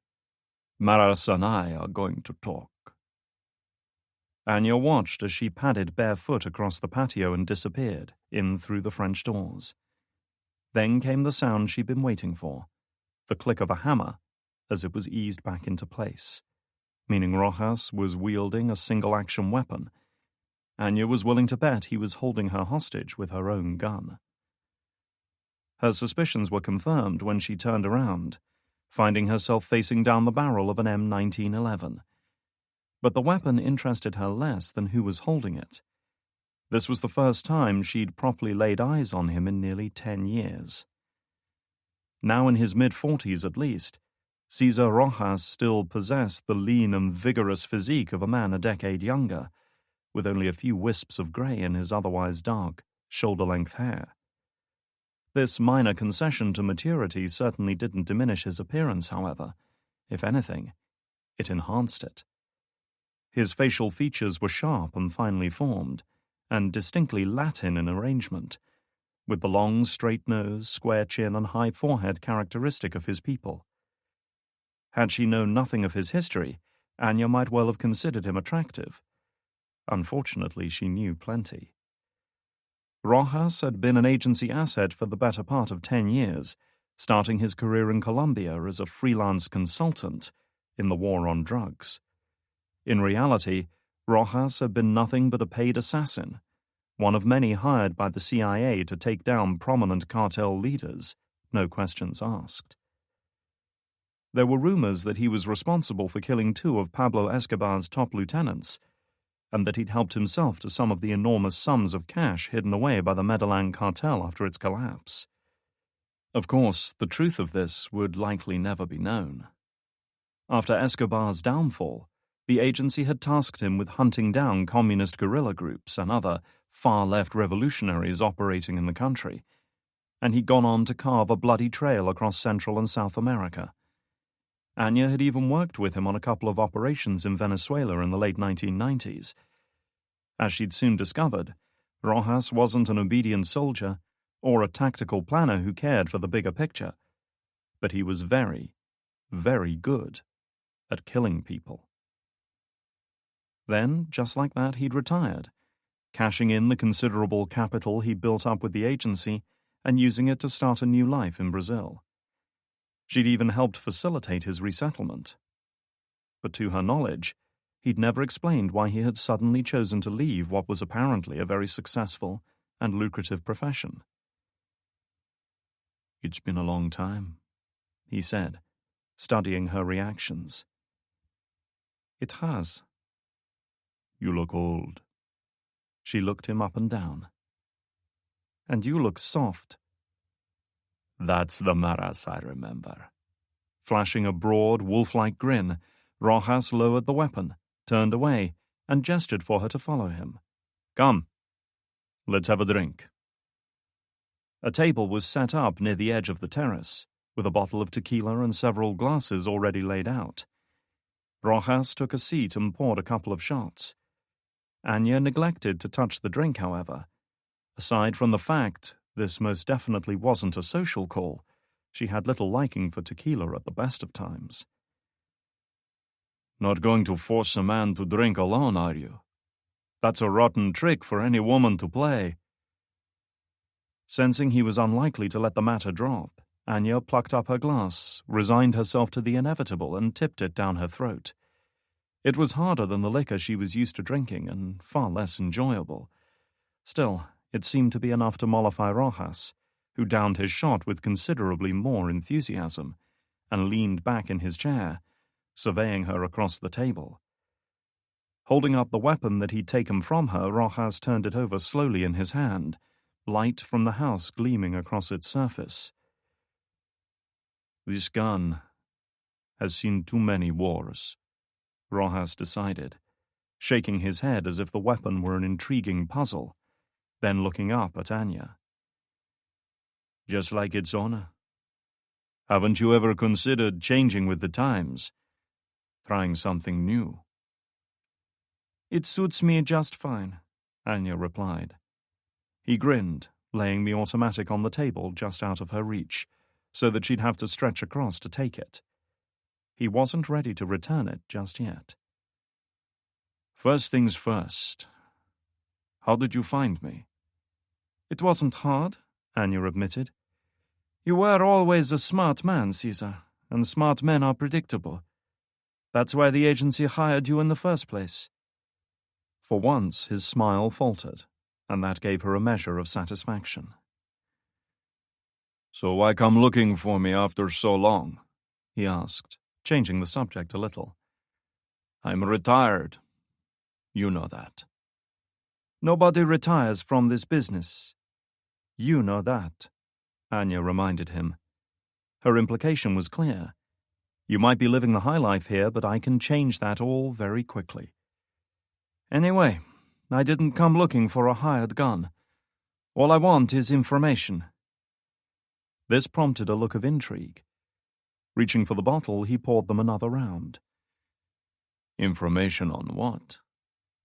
"On whom?" she corrected him. "You've heard about the bombing in Rio." "The lab some crazy gringo blew up." She nodded. "An associate of mine was involved. British, ex-SAS, ex-agency. A man by the name of Drake." "Ex-lover?" he asked, taking a sip. Anya wisely avoided the question. "He has gone rogue. I came here to find him and bring him home. For that, I need your help." Rojas chuckled and spread his arms to encompass his surroundings. "I'd love to oblige. But what do I know of such things?" It was Anya's turn to smile. She stared him down, elbows on the edge of the table. "Bill Clinton was president when you left the CIA, Caesar. That's 10 years without any income. Do you really expect me to believe your agency severance package paid for this house? The cars, the security, the women. Valeria comes free of charge, as it happens. Enough jokes, she cut in. I know you have connections in Rio. I don't care what business you are involved in, but I want you to put the word out on Drake. See if anyone knows anything. What do you expect to find? I don't know yet, she conceded. But if he arrived here on a commercial flight, he would have needed weapons, tactical clothing, equipment, especially if he is planning further attacks. I need to find him before he goes through with it. Rojas took another sip of tequila. She could sense his shrewd mind assessing her, trying to get the measure of her. You speak to me as if I owe you a favor, he said. But my account with the agency, with you, was settled a long time ago. So by my reckoning, you have no favors to call in. She knew this would happen. Rojas had been a talented assassin, but an even better negotiator. Nothing was free of charge where he was concerned. Of course not, Anya admitted. But the question you should ask yourself is what will happen if you don't help me. I wonder how the agency would feel, knowing their golden boy had become one of the very few men he was hired to assassinate. Rojas twirled the shot glass in his hand. Times change, Maras. A smart man changes with them. No more games, Caesar. I need you to find that man, and you are going to help me. A slow smile began to spread across his face, the smile of a man who has finally found the solution to a troubling problem. Downing the remainder of his drink, he laid the glass carefully down on the table and straightened up in his chair. You know what, Maras? I think you're overplaying your hand, he said mockingly. I think this man means more to you than you're ready to admit. He glanced down at the gun, so close to him, so far from her. The agency are after him too, aren't they? He made enemies of them when he blew up that facility. That's why you're so eager to find him now. You're trying to get to him before they do. He was testing her to see how long it took before she broke. Though he didn't share her skill at interpreting subtle body language and shifts in expression, Rojas nonetheless had a striking ability to read people's characters. That was what had made him such an effective killer. He understood the men he'd been assigned to assassinate. He knew their strengths and their weaknesses. I think they'd be very interested to know you were here tonight. I think they'd pay handsomely for that information. Perhaps we should find out. Anya could sense the pressure building as Rojas prepared to act. She could tell what was about to happen, just as one knows thunder will follow lightning. Everything seemed to go into slow motion as the tension reached a peak, then finally broke. Rojas went for the gun, closing his hand around the butt and bringing the weapon up towards her. It was too far for her to intervene, too close for him to miss. But before he could fire, he had to arm the weapon. He'd disabled the action when their standoff by the pool ended, meaning he either had to pull back the slide or, more likely, manually cock the hammer with his thumb. But Anya had no intention of letting him open fire. Grabbing the edge of the wooden table, she heaved it upwards with an explosive effort, throwing it into his line of sight just as he was cocking the action. The timing was perfect, the solid mass of the table knocking the weapon from his grasp, causing it to clatter across the stones and come to rest near the edge of the pool. Glasses and the bottle of tequila shattered on the patio slabs as the table toppled. Anya wasn't concerned with the weapon now. Leaping up from her chair just as Rojas did the same, she threw a punch aimed at his larynx, intending to both disable him and prevent him calling out for help. But he was ready, expertly twisting aside to avoid the hit and catching her outstretched arm, hoping to hyperextend the elbow joint. She drove a knee into his midsection that elicited a grunt of pain and broke his hold. She saw the next hit coming and threw out both hands to parry his chest punch, then slipped aside to evade another blow that came in hard and fast. Her adversary was relentless, forcing her to go on the defensive. As he swept in with a high kick, Anya shifted her weight to absorb some of the impact. It was still enough to knock some of the wind out of her, but she managed to wrap her arm around his leg just as he made contact, preventing him from withdrawing it. Knowing she had him off balance, she was already reaching for the table knife in her trouser pocket. A second more, and she might have plunged it into the fleshy part of his thigh, aiming for the big femoral artery that ran along the inside close to the bone. If she severed that, he would bleed out within a matter of minutes. She never got the chance.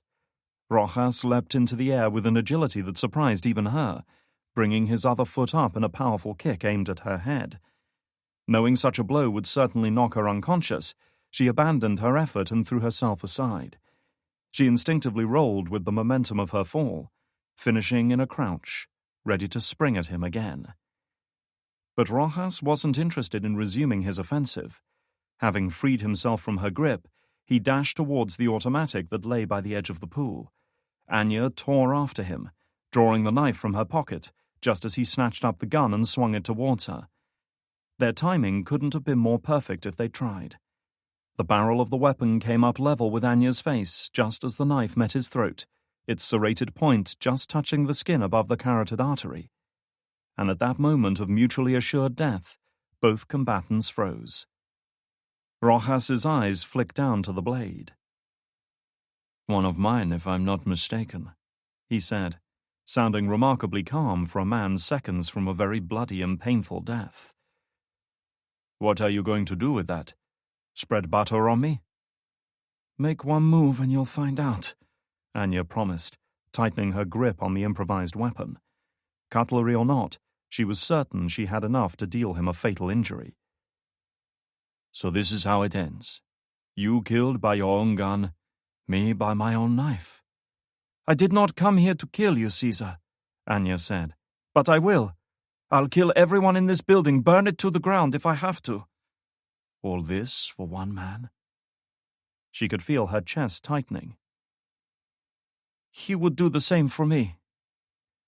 What Rojas did next surprised even her. His lips curled into a smile, and without a second thought, he withdrew the weapon, pointed it skyward, and pulled the trigger. Click. The click of a hammer striking an empty chamber. The gun wasn't loaded, she realized. The gun had never been loaded. His smile grew into a warm, genuine laugh, as if he'd just pulled off some ingenious prank that she'd yet to recognize. Anya lowered the knife, feeling both confused and somehow foolish. "Well, who would have thought it? The great Maras has a heart after all," Rojas said, dusting off his trousers and smoothing his hair back. "It's been a while since I've had a fight like that. Thank you for the entertainment." Rather than a man who had narrowly escaped death at the hands of a trained killer, he looked invigorated and excited, as if he'd just returned from a good session at the gym. "I could have killed you," Anya said, angered and perplexed by his actions. "And I could have killed you," Rojas countered, unconcerned. "Stimulating, isn't it? Staring death in the face and telling him to go fuck himself?" He looked down at the smashed bottle and glass, and his smile faltered a little. "You owe me a good bottle of tequila, though." Anya tossed the knife away in disgust. "Why, Rojas? What do you want from me?" "I wanted to know what you were really made of," he said, turning more serious. "Why you were really here, and what this man meant to you. Now I do." "And?" He left her hanging, just because he could. "Who am I to stand in the way of star-crossed lovers? I'll make a few calls, see if anyone knows anything. If he's in Rio, we'll find him." Anya let out the breath she hadn't known she'd been holding. Rojas wasn't trying to deceive her. She would have known if he was. It was hardly a definitive lead, but Rojas's assistance might just yield the vital clue that led her to Drake. He had, after all, made a career out of hunting men others couldn't find. "Call me on this number when you have something," she said, handing him a piece of paper with her number on it. "I'm leaving, and I'm taking one of your vehicles." "As you wish," he conceded with a shrug. "The boys you ambushed out in the jungle don't deserve a vehicle anyway." "They deserve a few other things," she thought. Petty revenge was the least of her concerns tonight. Instead, she held out her hand, waiting for something. When Rojas frowned in puzzlement, Anya nodded to the weapon in his hand. "You have something of mine." Looking down at it, he smiled and held it up to the light, as if it were a sculpture offered up for appraisal. Anya, however, was annoyed to see that the weapon had been damaged during the fight. The parkerization coating chipped and scratched from when it landed on the rough stonework. "But of course," he said, handing it over with an exaggerated bow. "I trust you won't use it just yet." It would have been a poor show to have killed him right after winning his cooperation, but she'd have been lying if she said she wasn't tempted. Anya pushed the weapon down the back of her trousers. She was about to leave when she paused and turned towards him again. Her curiosity piqued. "Why did you retire?" she asked. Rojas looked up from the smashed bottle. "Why do you ask?" "You were good at what you did. Better than most. What made you leave?" For perhaps the first time she saw the cocky veneer slip a little. "A man shouldn't keep doing bad things just because he's good at them." He gave her a meaningful look. "Think on that." "I'm not a man." "No," he acknowledged. "No, you're not."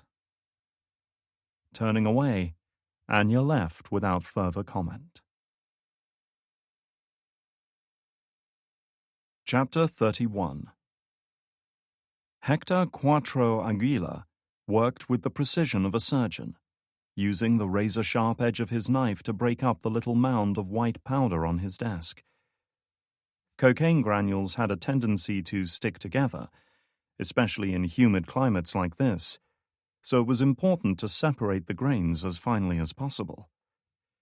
Satisfied, he used the blade to carefully sculpt the powder into a perfectly straight line, starkly white against the dark brown wood of the table. Just one this evening. 2 would produce more profound effects, elevate his mind to greater heights. But it might also make him lose control, and a real man never lost control, especially not when he was working. There were deals to be done, deliveries to be made, and money to be collected, and he'd been charged with overseeing it all, making sure everything ran smoothly, every dollar accounted for. A big responsibility, and one that experience had taught him to take very seriously. He glanced at his right hand, as he often did. The tan skin was marked with tattoos that extended all the way up his arm, but in most respects, his hand was perfectly normal, square, broad and strong. Except for the 4th finger, which ended in a short, abrupt stump before the first knuckle, still pink with scar tissue. He could still feel the blinding sheet of pain as the knife sliced his digit off, the same knife he was holding right now, followed by the white-hot agony of the iron he'd used to cauterize the wound. It had been a brutal, but very effective reminder of what happened to men who fucked up. Leaning in close, he held one nostril closed and inhaled through the other, closing his eyes as he waited for the drug to work its magic. It happened fast, as it always did. The synapses in his brain started to light up like a Christmas tree, filling him with a wave of euphoria that rose to a crescendo before breaking and crashing. Grabbing the knife, he swung it back and plunged it into the table, leaving the point embedded half an inch in its surface. He let out a gasp of excitement, his heart pounding in his chest, filling his body with strength and power. He felt good. He felt invincible. He wished he could feel this way forever. "Boss?" Cuatro looked up, seeing a big man standing in the doorway. though big was scarcely a sufficient word to describe him. The man was massive, his neck thicker than most men's thighs, his hulking shoulders and voluminous gut barely concealed within the loose shirt he wore. A human mountain, who looked like he could pick up regular men and toss them around like rag dolls. His nickname was Osso, literally meaning bear. "What's up?" Quattro asked, wiping the traces of powder from his nostrils. "If it's that motherfucker Vidal asking for more money again, tell him I'll cut his balls off and feed them to him." Osso shook his head. "This is something else, man. A new buyer. A gringo." Quattro perked up immediately. Most of his clients were by necessity Brazilian, with a smattering of Colombians, Bolivians, and even a few from Venezuela. White men were usually smart enough to stay out of places like this. But it wasn't just his ethnicity that caught Quattro's interest. "What does he look like?" Osso shrugged his wide, heavy shoulders. "About my height. Dark hair. Looks like he stays in shape." "You checked him out?" he asked. Osso nodded, his face almost swallowed by the fleshy mass of his neck. "No wires, no weapons. Fucker's clean." The police in Rio rarely moved into the favelas, but every so often, usually around election time, they got it into their heads they were going to clean up the district and would launch another short-lived initiative to tackle organized crime.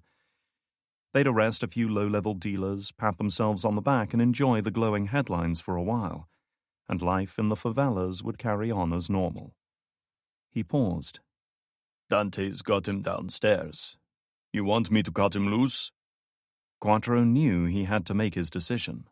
To deliberate would risk looking indecisive and weak, and those were two things he most definitely wasn't, especially with a line of cocaine still working its magic. He felt relaxed, confident, able to take on anything. "Show him up." In short order, the new arrival was escorted up to the dilapidated room with its sagging old couches and knife-marked table that served as Quattro's office. Quattro looked over as he entered, closely followed by Dante, the skinny little Bolivian, who served as the third member of his crew. He was a big guy, Quattro realized right away. Tall, well-built. Not muscular, but clearly no stranger to exertion. His hair was cut short, his jaw coated with several days' growth. He was dressed in simple, cheap and hard-wearing clothes, a pair of old jeans, hiking boots coated with mud, and a grey t-shirt with sweat patches beneath the arms. Smart, Quattro knew. Any man who had the balls to walk through a neighborhood like this in fancy clothes might as well paint a target on his back. "What's up, brother?" Quattro said in English, pasting on a veneer of charm. "The boys tell me you want to do a deal." "I didn't come here for the scenery." Even with his mind still riding the wave of cocaine, Quattro couldn't help thinking there was something unnerving about this guy. He was a little too still, too controlled. Not that he'd ever voice such fears, of course. "You're a funny guy. Question is, how did you find me?" I asked around. People said you could get what I need. No questions asked. "Right on both counts. You're lucky, friend. I can hook you up with any shit you need."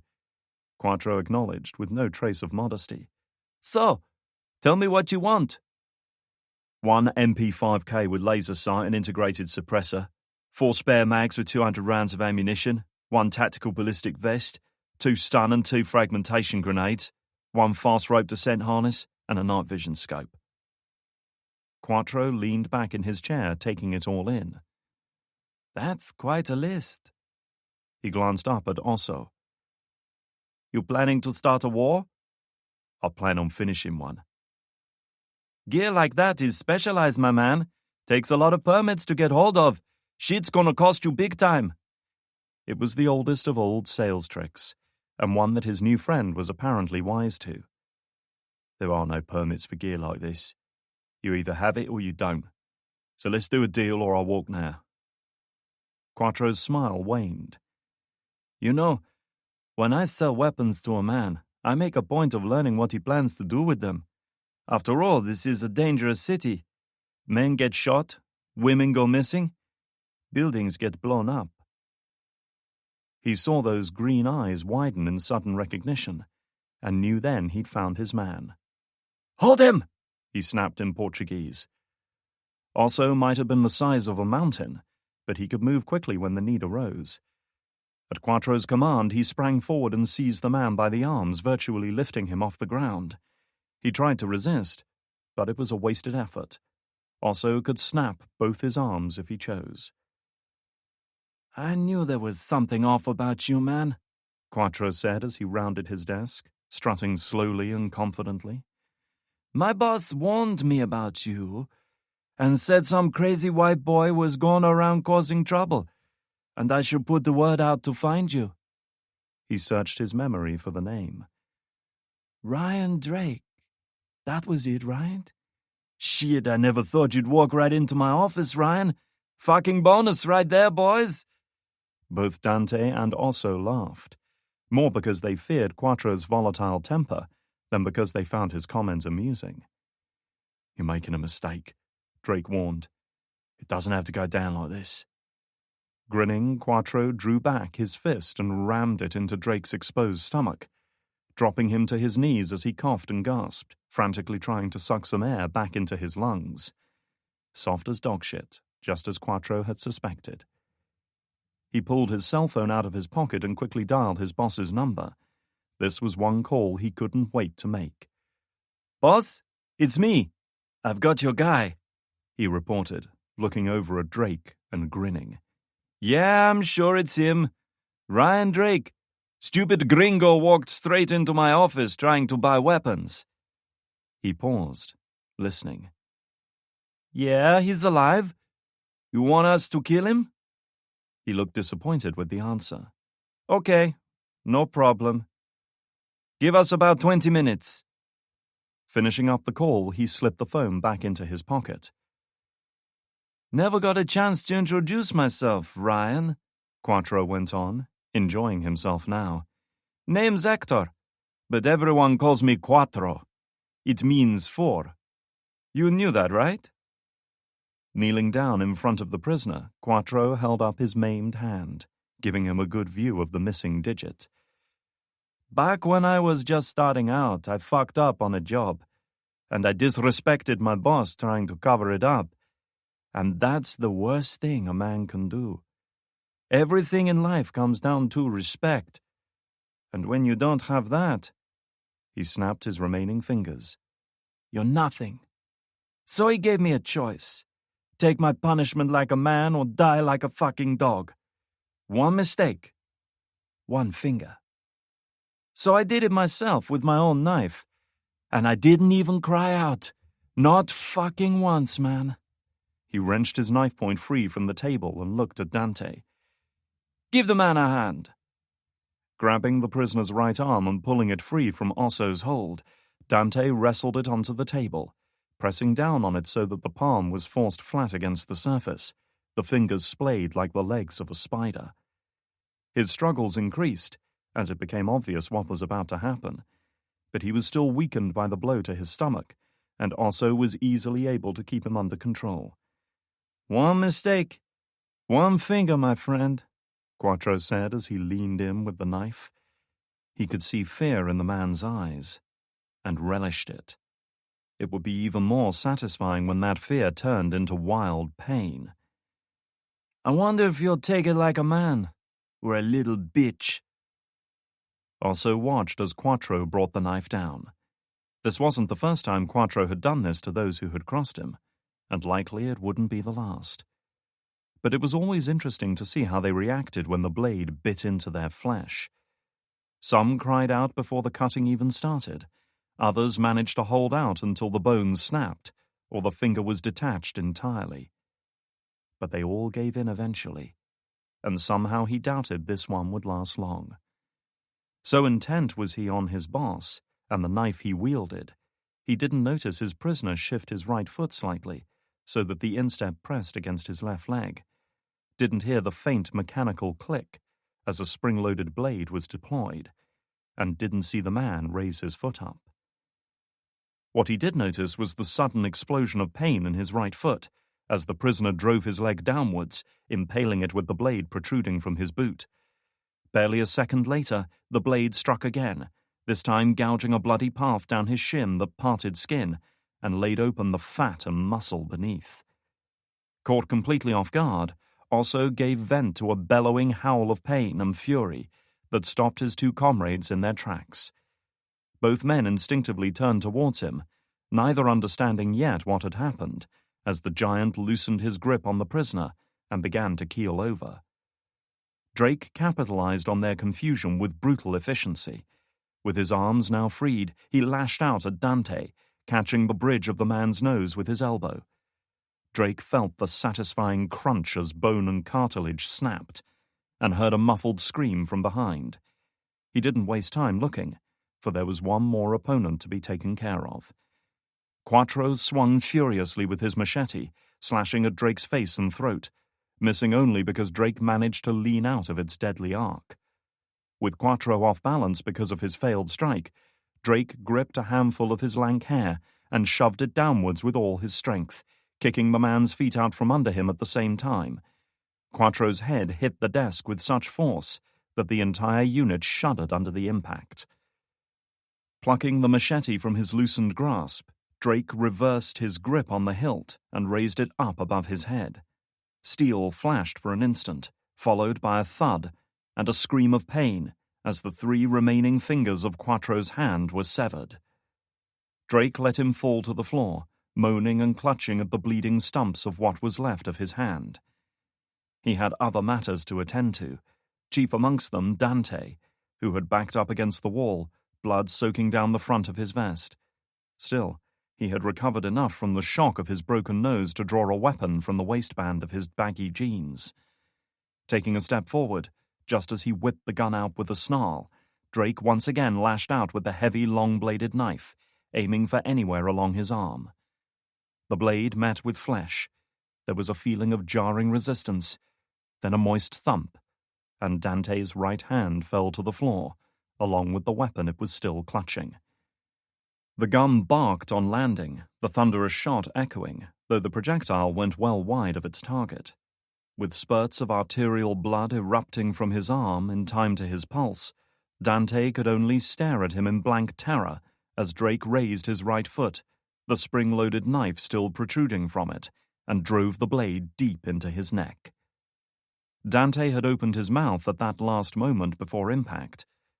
Drake couldn't decide whether it was to beg for mercy, shout in defiance, or to scream in fear. Most likely the latter, he judged. But whatever his intent, all that came out was a kind of strangled, rasping, bubbling sound. His body began to convulse, fighting against the death that was closing around him. Drake spared him only a brief look, before the sound of footsteps charging up the stairs alerted him to a new threat. He'd counted 2 additional men downstairs when he'd been escorted inside, and they'd clearly been alerted by the gunshot. Withdrawing the knife from Dante's throat, he bent down and snatched the gun from his severed hand, surprised by what he found. It was a Beretta 93R, a variant of the popular 9mm handgun, externally identical to it in most ways, save for the extended magazine and collapsible foregrip beneath the barrel. An odd choice of weapon for a low-level gang member like Dante, but it would do in a pinch. Sliding the foregrip downwards, he flicked the fire selector on the side to burst fire mode, and dropped to his knees just as the door flew open and a pair of men stormed in, weapons drawn. They didn't even get a chance to take in the bloody scene that confronted them. Drake put 3 rounds into the first man, dropping him like a stone. Adjusting his aim, he tightened his grip and unleashed 2 more bursts into his second target. The 93R was a lightweight weapon and not really designed for sustained fire like this. It kicked furiously, spitting brass across the room, but its effectiveness was undiminished. A couple of shots went wide as even Drake struggled to control the weapon, but several found their mark, and the second man stumbled and fell backwards down the stairs. Drake peered through the grey gun smoke at the results of his grim work. The big man who had been holding him was still alive, trying to crawl stupidly into a corner of the room as if he thought he could hide there. Switching the Beretta back to single-shot mode, Drake took aim and fired, putting a round through his skull. The fleshy thud as his massive body hit the floor seemed to reverberate through the beams beneath. All that remained now was Quattro, who lay curled up on the floor near his desk, whimpering pathetically, his mutilated hand pressed in tight against his body. Blood was pooling, and though he was unlikely to bleed to death, there was a pretty good chance he'd go into shock, especially given how high he'd been earlier. Approaching the injured man, Drake hunkered down beside him, looking into his eyes, which were wild and filled with terror. "Looks like we'll need to call you Uno from now on," he said. "It didn't have to be this way, you know. We could have done a deal and gone our separate ways." Don't kill me, man," he stammered. "I wasn't going to—" "Shh," Drake said, almost soothingly. "It's all right now. All I need you to do is answer a few questions, okay?" Quattro nodded emphatically. "Good man. First of all, tell me why your boss was looking for me." Chapter 32. With the wind whipping through the Jeep's open driver compartment, Anya block-changed into third gear and leaned hard on the gas, swinging the wheel to overtake an ancient truck lumbering along the narrow road ahead. The Jeep had been built in a different age, when power steering was just a crazy dream in some engineer's mind, forcing her to rely on brute strength to complete the dangerous maneuver. Rojas had made good on their agreement, allowing her to drive off with one of his vehicles. She couldn't guarantee he'd get it back in the same condition, but she didn't care too much. The man was living in the kind of house that would make a film star jealous. He could certainly afford to lose one Jeep. Her journey back through the network of jungle trails had been difficult, to say the least. It might have been quicker than hiking through the steaming rainforests, but the hard seat and jolting suspension hadn't exactly offered a comfortable ride. Still, after a few wrong turns, her path had at last intersected with an actual paved road, and she was now on her way back towards Rio. Her meeting with Rojas had used up precious time, but with luck, it might prove to be a worthwhile gamble. Now she needed to find out what the others had been doing. Fishing out her cell phone, she dialed Alex. "Anya, where the hell have you been?" he demanded as soon as the call connected. "No names. This is an open line."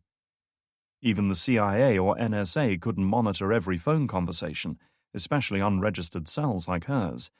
But their eavesdropping capabilities had been formidable even in her day. Using a system known as Echelon, a joint intelligence sharing agreement between the US, UK, Canada, Australia, and New Zealand, they had been able to intercept and decode everything from encrypted emails to phone calls and text messages on a global scale. Echelon had almost certainly been upgraded in the years since. There was a good chance Kane had directed some of this system's resources towards her part of the world, so there was no sense in giving them more ammunition. "Fine," Alex conceded. "But answer the question." "I met with someone. He's agreed to help us," she explained, deciding the details could wait until later. "Did you find anything at the facility?" "Lots of things." She listened while he outlined their findings about Elizabeth Powell, the head of Unity Medical Group. Her mind was racing as she worked to digest this new information and somehow integrate it into the puzzle facing them. Clearly there was more to learn if they were to understand what was driving Drake, but it was a start.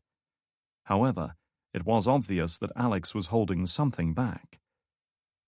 "Say whatever you have to say," she pressed, zipping close by a young woman on a moped and ignoring the shout of indignation that echoed over her shoulder.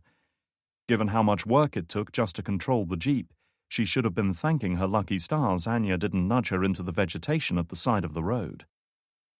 "All right, but you're not going to like it," he cautioned. "Powell brought a friend out to play with her. Starts with an H and ends with Hawkins." Anya's hold on the wheel tightened involuntarily, the knuckles standing out like white rocks just beneath the skin. "He was working for her?" "For her or with her," he confirmed. "Hard to tell from the photos. Either way, he's here, and I'm guessing he didn't come for the beaches. What's your arse out there?" Anya shook her head, angered by this new and most unwelcome development. Hawkins was as dangerous and unpredictable as he was sadistic and cruel. Each time they'd encountered him, he'd left a trail of bodies in his wake. However, his presence did tell her something very important about this woman, Elizabeth Powell. Whoever she was, whatever she was involved in, she had a connection to Kane and the agency. Drake, Kane, Hawkins, Powell, all four of them were linked.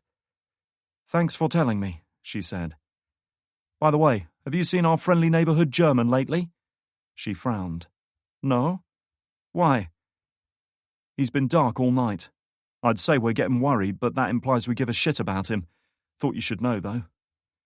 Anya wasn't inclined towards profanity, otherwise she'd have been turning the air blue right now.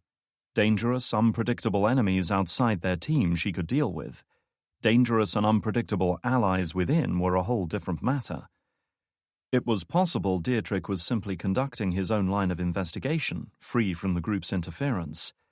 Then again, it was equally possible he'd run into trouble, and now needed their help. Neither possibility made her happy. She had hoped to snatch a few hours' sleep when she returned to the safe house. It was late, and she'd been awake well over 24 hours. But the prospect of one of their team being MIA put the brakes on that idea. "I'm on my way back now," she said. "Stay alert, and call me if he returns." "Nah, it's happy hour here," he replied sarcastically. "Tequila slammers all round." "I've had enough tequila tonight," she said, grimacing. "Just call me." Chapter 33. "Fucking city," Jonas Dietrich mumbled as he looked out over the distant skyscrapers of downtown Rio, lit by the glow of 1,000,000 electric lights. It was an impressive view, but his immediate surroundings were far less agreeable. The sprawling favelas that constituted the city's northern districts made the Eastern European slums he'd become so familiar with look like the Playboy Mansion. Most were little more than shacks with corrugated roofs, many with no electricity or running water. He'd watched women dumping buckets of raw sewage into gutters at the side of the street, while barefoot children ran by. The heat and the stink were overpowering.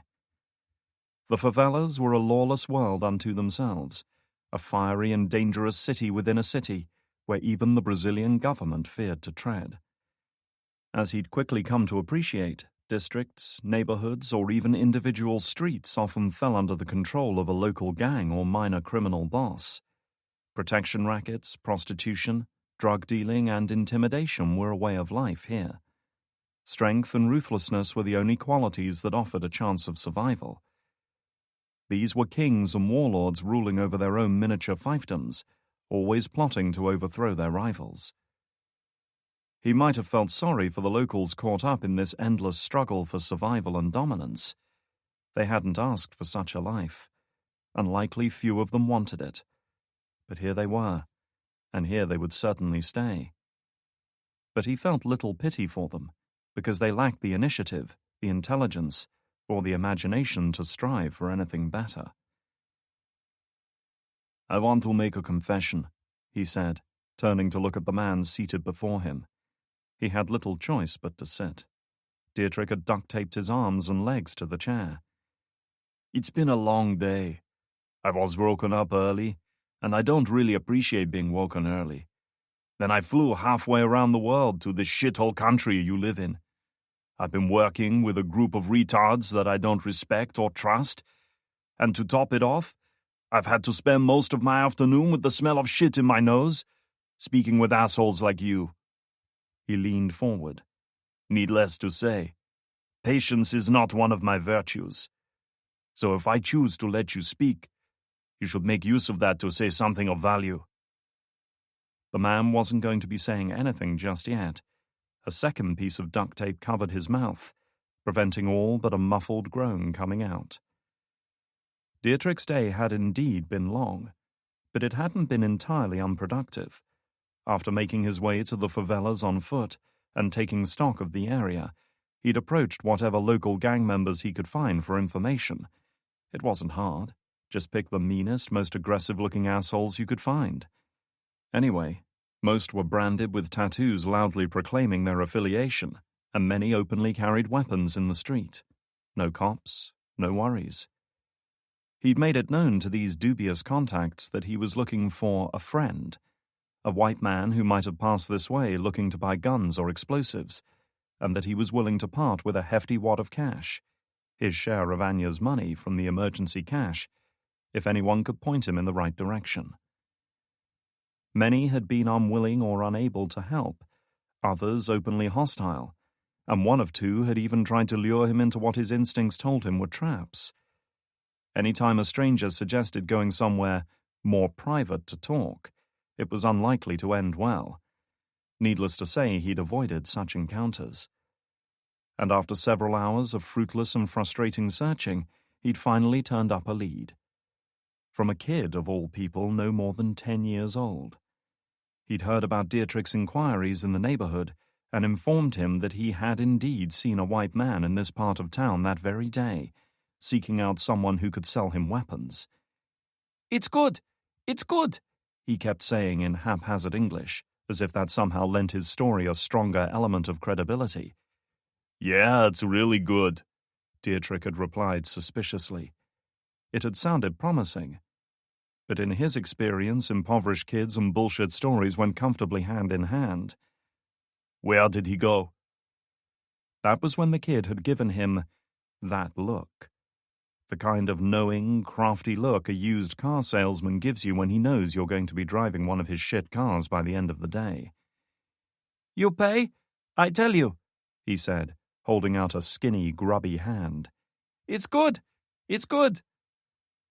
Dietrich had reluctantly unrolled about $10 worth of local currency and handed it over, though he kept most of the notes back. "I pay? Now you tell." The kid had promptly directed him to a local man known as Rata, the Rat, given him a description and a rough idea of where to find him. According to him, Rata was a fixer who could get things for people, and therefore a logical choice for a foreigner looking to buy a weapon at short notice. It sounded plausible, but stuff like this often did.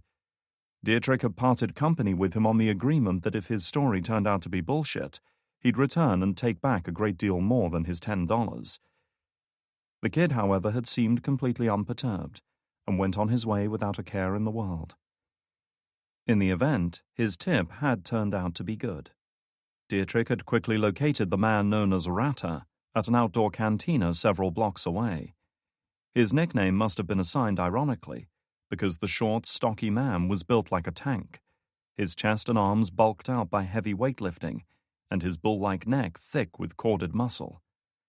Listening to his description over a beer brought by Dietrich, Rata had confirmed that he'd indeed made contact with the man Dietrich sought, and that he'd referred this client on to his boss to handle the deal barely an hour ago. And that had been where the flow of information stopped. Sensing Dietrich's urgency, Rata had given him that look and promptly demanded payment of $500 US before he'd say another word. Dietrich had politely invited him to go somewhere more private to talk. The resulting tussle hadn't amounted to much. Rata's muscle was all for show, relying on intimidation rather than actual fighting prowess. Dietrich had subdued him with a few quick, well-placed blows. And now here they were, with Rata tied to a chair in the center of a small apartment above the cantina, and Dietrich trying to decide how best to get the information out of him. "You've heard of the Colombian necktie before, yes?" he said, producing the knife that Rata had tried to pull on him during the fight. It was a good weapon, he decided, eyeing it with professional objectivity as he watched the light glint along its edge. The blade was short, but made of good steel, and precisely shaped. "You begin by making an incision along the throat, just below the jaw," he said, miming cutting in slow motion. "Then, when you've got your man nice and opened up, you reach up through the hole and pull his tongue down through the gap." Rata was bucking and kicking in the chair as if he expected to break free. For all his brute strength, he couldn't gain the leverage he needed to make use of it. He was going nowhere. "Relax, man. It's nonsense, of course," Dietrich assured his prisoner. "Just Hollywood bullshit that sounds cool. I even tried it myself once on a guy in Poland just to prove the point. Complete waste of time. In your case, I think we'll play a little game, he decided. Right now you can see, hear, smell, and speak. You're a lucky man having all those senses, Rata. The question is, how many are you willing to lose before you tell me what I want to know? Obviously, you'll be needing your tongue for now. But those ears of yours, they look pretty big to me. I bet the kids used to tease you, right? Maybe that's why they called you Rata. Well, I know what to do with ears like those. Grasping Rata's right ear, he pulled it away from the side of his head and brought the edge of the knife down against it. One quick slice, like a butcher carving a piece of ham, and the skin and cartilage would separate, leaving him with a single bloody earlobe in his hand. If Rata had been frightened before, he was positively shitting himself now, screaming and thrashing with such frantic energy that he was actually in danger of breaking free. But it didn't matter now. Deirdre knew he'd made his point. And if he hadn't been able to read the man's obvious panic, the spreading urine stain across his jeans was all the evidence he needed. Withdrawing the knife, he reached up and tore away the duct tape from his mouth. Whatever comes out of your mouth in the next 3 seconds had better be very interesting to me, he warned. Now speak. I tell you, Rata pleaded. Quattro! My boss's name is Quattro! That's where I sent your guy! Deirdre wasn't letting him off that easily. And who is this Quattro? He's connected, man. He runs all the gangs around here. Guns, drugs, women. Quattro controls it all. He can get you any shit you need. Another petty tyrant, Deirdre thought. Still, it made sense. If Drake had gone in search of heavy weaponry or specialized equipment, he'd need a man who was well connected. Placing his foot on the chair between Rata's legs, Deirdre leaned in close. Tell me where I can find Quattro. Chapter 34. Having fought her way along minor roads for the past 20 minutes and incurred the wrath of half of Rio's road users, Anya was deep in the sprawling northern outskirts of the city when her cell phone went off. This time, however, it wasn't Alex calling. What is it?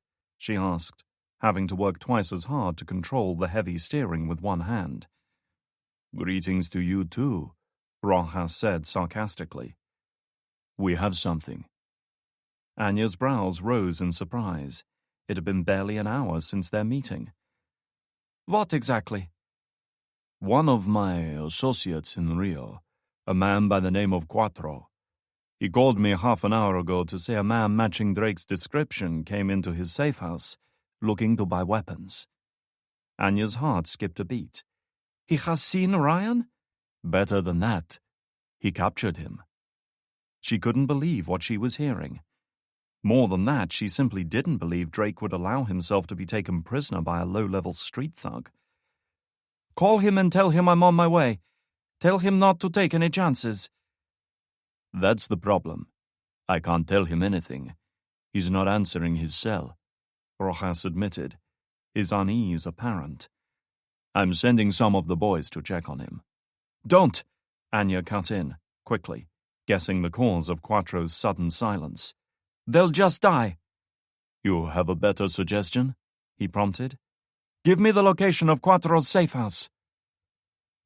Elizabeth Powell had to admit, her deputy Mike Brody might have been a weak-hearted asshole, but at least he'd found her respectable accommodation.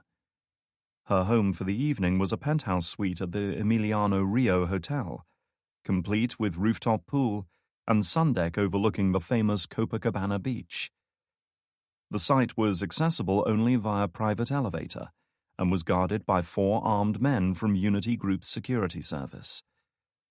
The food wasn't bad either, she decided, after sampling the filet mignon, cooked rare and prepared with minimal sauces and seasoning, as it should be. She took a sip of 2003 Shiraz, savoring the taste, but taking care not to overindulge. There was much to be done, and, if her suspicions proved correct, she would need all her faculties about her before this night was over.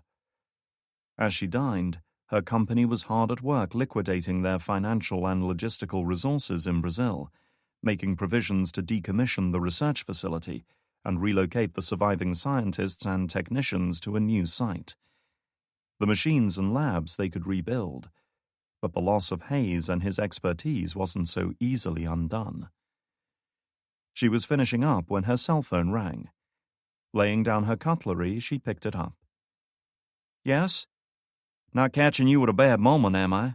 Marcus Kane asked, his tone suggesting he didn't much care.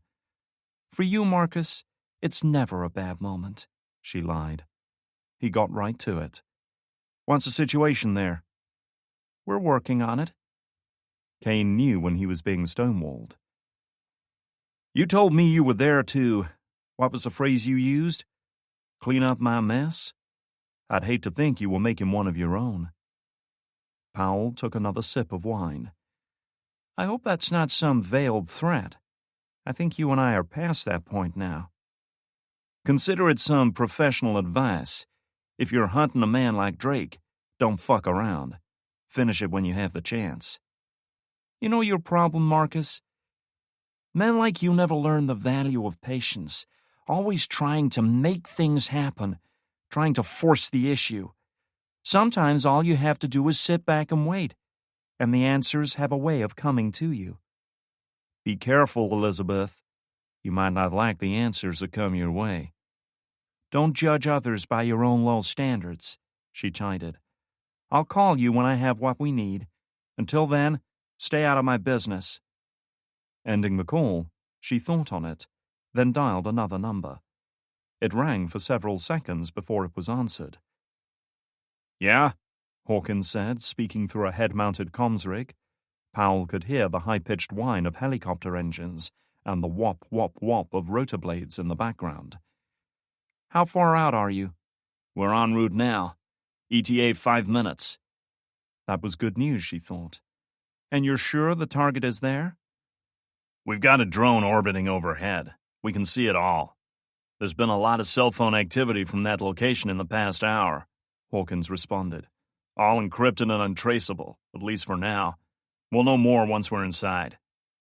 Powell didn't question this, content to leave such military matters to military professionals.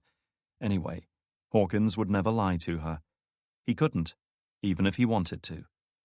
"All right. Call me when it's done." "Copy that." People were going to die tonight, many of them because of the decisions she'd made. That should have made her feel something, but she only felt a lingering sense of anticipation. Everything else was just a distraction. Chapter 35. Cesar Rojas stepped out onto the paved terrace overlooking the gardens below. It was a peaceful night, with not a breath of wind stirring the trees nearby. Save for the chirp of cicadas and other nocturnal insects, all was quiet.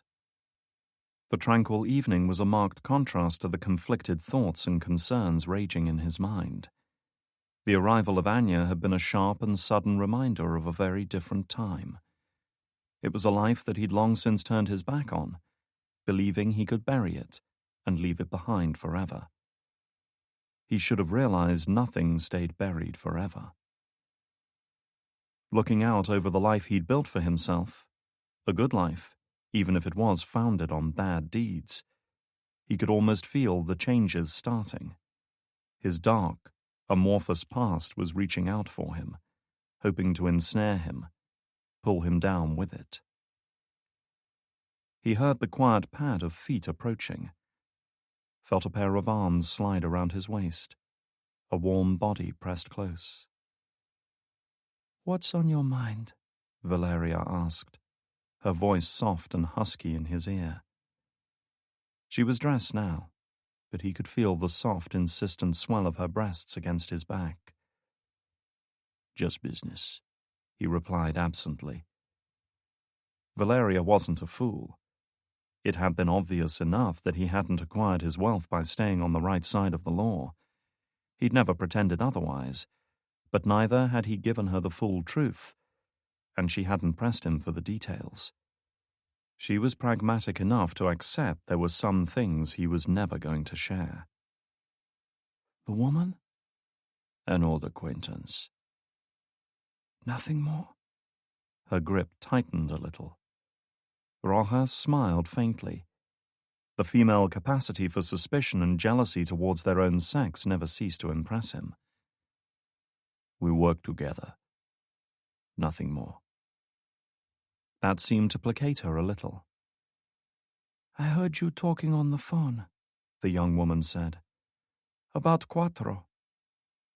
Has something happened? I don't know yet.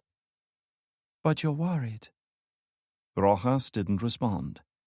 Sharing his fears with her was unlikely to make them less real. I can tell this doesn't sit well with you, she said, her hands moving up to his shoulders. It's been a long time since I felt you this tense. Her breath warmed his ear as she whispered. I can think of a few ways to loosen you up. Her hands slid around to his front, moving lower, her touch bold and arousing. Not now, he said, gently but firmly moving her hand away. When this business is finished. Until then I have... He trailed off then, straining to listen.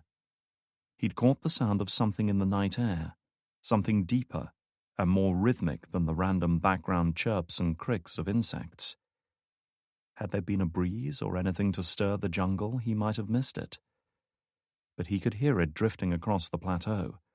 From beyond the tree-lined ridge about a mile away, a low, powerful thump, thump, thump. An engine. An aircraft engine. And it was closing in. "Come with me," he commanded, taking the young woman by the hand and dashing towards the house, just as the sound of rotor blades rose in intensity and the dark shape of a chopper appeared over the ridge, lit only by flashing recognition lights. They were met by Matias, head of the villa's security team, and Rojas's personal bodyguard, who emerged from the villa with his weapon drawn. "Boss, we've got incoming!" he shouted, beckoning the pair over. "The car's ready to—" He was abruptly silenced when a high-velocity projectile ripped through his skull, his bald dome shattering like an eggshell. His mouth hung open, his eyes suddenly unfocused, and his body jerked and went rigid. It seemed like he would remain frozen, standing obscenely upright like a statue, until his legs went limp, and he collapsed like a rag doll, his blood and brains painting the white flagstones. Valeria was too stunned even to scream, but Rojas simply pulled her past him and into the villa. If they were to survive the night, they had to move fast. He could hear the sharp report of weapons fire coming from around the compound, the staccato thunder reverberating through the stone walls. He didn't hear any return fire from the jungle, and he knew he wouldn't. Their enemies were almost certainly using silenced weapons, standard practice for an agency assault team. There was no chance of fending off such an attack. The guards posted around the perimeter were fine for seeing off local criminals or lost tourists. But the enemy they faced now was out of their league. At best, his men might delay their adversaries. But that was all. "God damn you, Maras," he thought bitterly. She had brought this on him. "Follow me! Move!" he shouted, jerking Valeria towards the main hallway where a doorway led to the basement. "Where are you going?" she screamed, her voice almost drowned out by the roar of the chopper and the crackle of gunfire. "We have to get to the car! We have to leave!" He was about to respond when the front doors burst open, and another one of his men backed inside, snapping off single shots from his assault rifle that resounded off the walls in a deafening clamor, empty shell casings pinging off the marble floors. He was putting down some cover fire while he tried to fight his way inside, but he barely crossed the threshold before a silenced burst tore through the wooden door and cut him down. He let out a cry and fell backwards, the door swinging closed behind him. A couple of rounds sailed right past him, burying themselves in the wall just a few feet away and scattering broken chunks of brickwork. Valeria, who had by now recovered from the shock of watching Matthias's death, let out a squeal of terror. "Fuck this!" she cried, pulling away from him. "Die here if you want!" "Valeria, stop!" Rojas shouted, throwing himself towards the fallen guard. The floor of the reception hallway was made of polished marble, the smooth surface allowing him to slide several feet on his knees and snatch up the dead man's assault rifle. Glancing back the way he'd come, he was just in time to see the young woman sprinting down the opposite corridor towards the villa's parking garage. She didn't look back, didn't hesitate for a second. "Wait!" he called after her. "You won't!" With the sounds of gunfire and the scream of the helicopter and the thudding of his own heartbeat loud in his ears, he simply didn't notice the faint whoosh of an incoming rocket.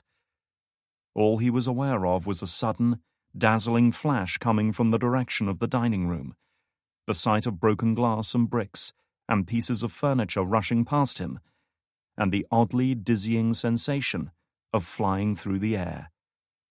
Then darkness. Chapter 36.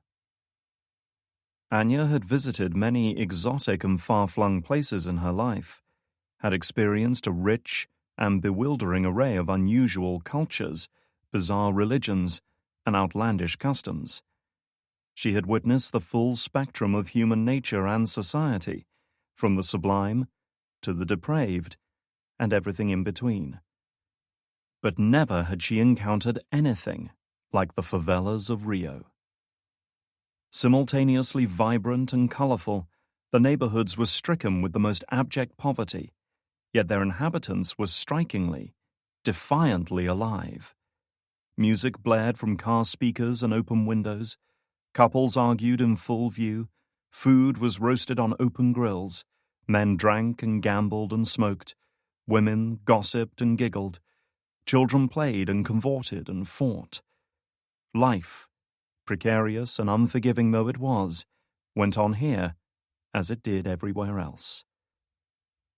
The built environment in which these people lived had to be seen to be believed. None of it, from the street layout to the construction of homes, shops, and bars, had been laid down according to any plan or design. Everything was improvised, thrown together, jerry-rigged and somehow made to work. Power and telephone lines were strung across roads. Water pipes were haphazardly plumbed into those homes lucky enough to afford them. Generators hummed and coughed, their fumes adding to the reek of car and bike exhausts.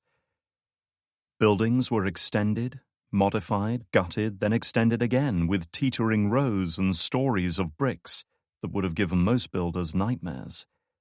It was one of the most confusing, irrational, and overcrowded places Anya had ever seen. It was also the perfect environment for a man like Drake to disappear. Bringing the jeep to a stop outside a shop crammed with handbags and shoes of every size and description, she killed the engine and began to survey a building about 50 yards back. It was next to impossible to navigate by address or street names, but it did match the description of Quattro's safe house.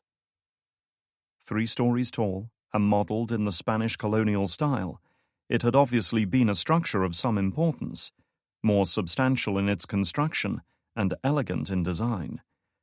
Decades of repurposing and neglect had seen it gradually take on the appearance of its surroundings, the dumb brown rendering marked by graffiti in places and peeling away entirely in others to expose the stonework beneath. Yet, for all the obvious signs of decay, the place wasn't derelict. Thin shafts of light were visible through gaps in the shuttered windows, and the main door appeared stout and well-maintained. The question was, who might she encounter in there? Only one way to find out. Removing the keys, she opened the door and stepped down from the jeep. Suspecting some local hotshot might have a go at hot-wiring it in her absence, she popped the hood and removed the fuse from the ignition system. She walked back up the crowded street, which sloped steeply towards the west. She kept to the opposite side of the road and tried her best to blend in. No easy task, given her ethnicity. She was more or less parallel with the building's crumbling facade, and could now see that it was separated from its neighbors by narrow alleyways on both sides. Again, an unusual setup in this part of town, but it gave more weight to this being a safe house. The fewer connections to other buildings, the harder it was for people to eavesdrop. Changing direction, she angled across the street towards it, picking her way past the cavalcade of scooters, mopeds, and other small bikes, and slipped into the alleyway running down the building's right side. It was dark. Though there were few working streetlights anywhere in the favelas, the main roads were brightly illuminated by shopfronts, bars festooned with garish neon signs, and the headlights from passing traffic. But just a few yards beyond lay a gloomy world of crumbling brickwork, shallow, fetid pools, discarded trash, and rotting garbage. The stench alone was almost enough to drive her back, but she ventured resolutely forward. It didn't take long for her eyes to adjust, though what she saw was hardly encouraging. If she'd hoped for a conveniently placed fire escape or similar external access, she was to be disappointed. The building reared up tall and daunting, and frustratingly inaccessible, with no windows, doors, ladders, or obvious handholds. No good. However, the same was not true of the building that backed onto it. It was a residential block that had probably started as a single-story unit, but had been gradually built upon and extended like everything else around here. Each level was slightly smaller than the one below.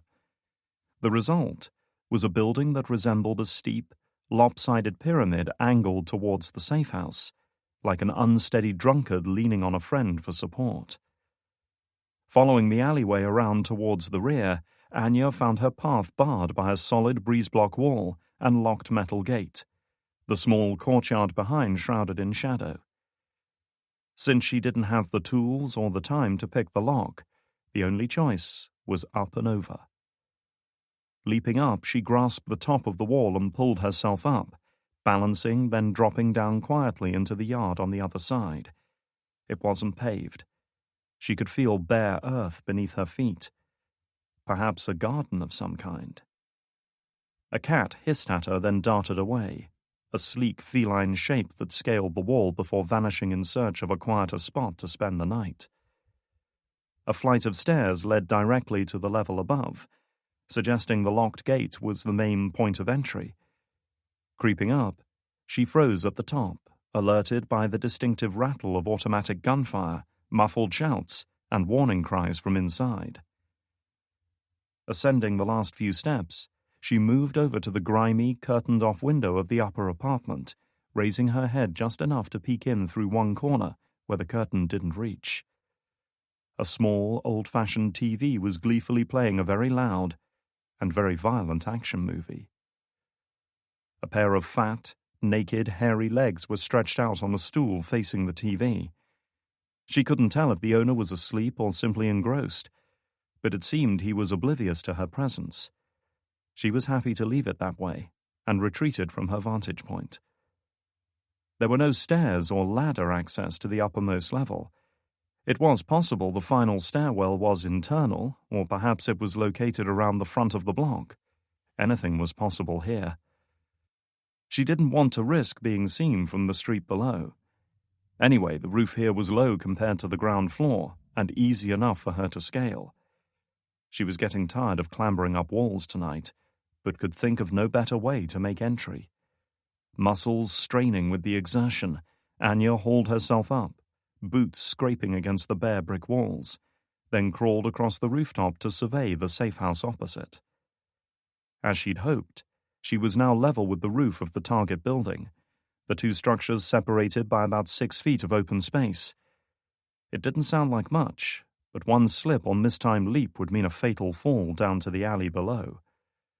Don't think about it, just get it done, she told herself. That had been her mantra for most of the foolish and dangerous things she'd been obliged to do in her life, and it had held up fairly well thus far. Backing up, she took a couple of deep breaths, then rushed at the gap and leapt. For a dizzying moment she saw the darkened alleyway sail beneath her, light reflecting off the distant pools of water as she flew through the air. Then, in a heartbeat, the opposing rooftop rushed at her. Anya had parachuted into more than a few hostile environments and knew how to execute a controlled landing. Tucking her head in, she allowed her legs to absorb some of the impact, rolled forward and over as her momentum carried her several yards beyond the edge of the roof. She was in. Reaching behind, she drew the M1911 and looked around, checking for hostiles. She'd seen none from the opposite rooftop, but that didn't mean she was alone. If she'd been in charge of security, she would certainly have kept men posted up here. Still, no targets presented themselves. The rooftop was as quiet as a building in the middle of the favelas could be, with nothing but the hum of vehicle engines and music and chatter drifting up to her on the warm night breeze. She relaxed, satisfied the first stage was complete. Staying crouched, she made for the stairwell at the far corner of the roof. She discovered the rusted steel access door was unlocked, another sign that all was not as it should be. Swinging it open and grimacing as the corroded hinges squealed, she raised her weapon and advanced into the darkness. The stairwell was nothing but bare stone steps and brick walls, her footfalls echoing with that hollow, dusty sound peculiar to old buildings as she descended. There was an interesting mixture of odors in the air. The first was a rich, pungent aroma that didn't take much effort to identify. It wasn't surprising given the kind of men who worked here, and she'd have been surprised if cannabis was the most potent substance they consumed. The second was the stale, lingering scent of alcohol. Lots of it, of many different varieties. Again, no big surprises. The last was the most significant. Sharper, bitter, and chemical-like. It was a smell she'd inhaled on countless battlefields during her 20-year career, a smell that stung the eyes and irritated the back of the throat. The smell of burned cordite. Someone had discharged weapons in here recently. Emerging from the stairwell into the upper floor, Anya found herself in a wide corridor lit by a flickering bulb. Either it was defective or the power was unreliable. Shuttered windows were located at each end, through which she caught glimpses of neon signs outside, while several doors led off into smaller rooms. Likely the corridor encircled the building's core, since this place, unlike its ramshackle neighbors, seemed to adhere to some kind of architectural logic. Crates of liquor and cigarettes were stacked against the wall, mostly Mexican and American brands. She saw the distinctive Jack Daniels logo printed on several of them. There must have been hundreds of bottles on this floor alone. Creeping along the corridor, dry old floorboards creaking beneath her boots, she paused beside one of the doors. It had been forced open, the lock destroyed by a close-range gunshot. She eased it open a few inches and glanced inside. More wooden packing boxes of varying sizes were stacked against the walls, all painted olive drab and emblazoned with black and white letters denoting their contents. This wasn't another room full of booze, but of weapon and ammunition crates that looked like a mixture of Russian and Brazilian military stock, with a few American ones mixed in. Several of these containers had been thrown on the floor with no concern for their contents, while others had been crudely levered open, the wood splintered and cracked. She didn't have time to examine them in more detail, but even a cursory glance confirmed that the room contained a sizable arsenal. Between weapons, alcohol, and tobacco, it seemed Quattro and his friends had their fingers in many illegal pies. The smell of cordite was growing noticeably stronger as she advanced. Backing up against the wall, Anya closed her eyes for a second time to focus her mind and senses, then opened them and advanced round the corner. A scene of slaughter greeted her. First, and most obvious, was a pair of dead men lying sprawled on the floor just outside a doorway up ahead. Both had been killed by multiple gunshot wounds to the chest and torso, their blood soaking into everything around them. More bodies lay in the next room. Picking her way past them, she surveyed what had clearly been a decidedly one-sided fight. 3 more corpses were in there, all showing signs of being attacked repeatedly with a sharp, bladed weapon. The resulting injuries had left blood everywhere, and even Anya was struck by the sheer ferocity of it. She paused briefly to examine one man lying atop a crude wooden desk. All the digits of his right hand had been severed, and a long machete protruded from his chest, the haft pointing straight up at the ceiling in almost comical fashion, as if this were some fake murder mystery scene set up for her to puzzle over. But it wasn't fake. The blood, the spent shell casings, the burned cordite, it was all real. Whoever had killed these men had done so with a combination of technical skill and sheer brutality that was becoming frighteningly familiar. Drake had been here all right. Such was her fixation, she almost didn't notice the shadow that fell across the body as a figure moved across the flickering glow cast by the hallway lights. Only when she heard the faint creak of floorboards did she whirl around, bringing her weapon up to bear. Too late. Chapter 37. Hawkins strolled slowly around the villa's grand hallway, surveying the paintings that adorned the walls like a patron touring an art gallery, his boots scattering spent shell casings and crunching pieces of broken plaster. "Never did go in for this classical stuff myself," he remarked, pausing to consider some elaborate painting of an 18th century general astride his horse. Just another idealized vision of warfare to flatter the vanity of some rich asshole. However, he smiled when his gaze rested on the item mounted beneath the painting. "But this is what I'm talking about," he said, reverently removing the cavalry saber and withdrawing the weapon from its ornate metal scabbard. "This is something beautiful." The blade was notched and dented in places, confirming that it had seen action. A real weapon, wielded by real soldiers, the way battles were supposed to be, up close and personal, where you could see the anger and fear and hatred in your opponent's eyes, trade real blows, feel the fleshy resistance as your blade bit. He made a few practice swings, listening to the whoosh as its keen edge parted the air, marveling at how well-balanced and solid the weapon still was. Not just a weapon, but a work of art. Damn, a man could have the time of his life with a blade like this. He handed the scabbard to the woman who stood by his side, dressed in the same black combat fatigues as himself. Riley, his protégé, the eager and dangerous young woman who had served him so well in Berlin several months earlier. She had gone in with the rest of the assault team tonight, right at the vanguard of the attack, as beautiful and deadly as the sword he now held. Two prisoners knelt on the floor in the center of the room behind them, a man and a woman, their hands bound, staring up at him like rabbits caught in a snare. The woman was young, dark-haired and beautiful despite the streaks of blood across her face. They'd captured her trying to flee the compound in an armored Toyota SUV, its bulletproof glass and Kevlar chassis proving remarkably resilient to small arms fire. It had made it nearly 100 yards until a well-placed M203 high-explosive round had blown apart the front axle and disabled the engine, allowing his team to move in and extract the frightened passenger. The man, short and squat, his thinning hair falling in greasy tangles, had taken cover during the attack and surrendered at the first opportunity. Smart guy. The rest of his comrades were dead, some resisting more than others, but all meeting the same fate. Hawkins hadn't lost a single operative in return. Unfortunately, their true target had eluded them.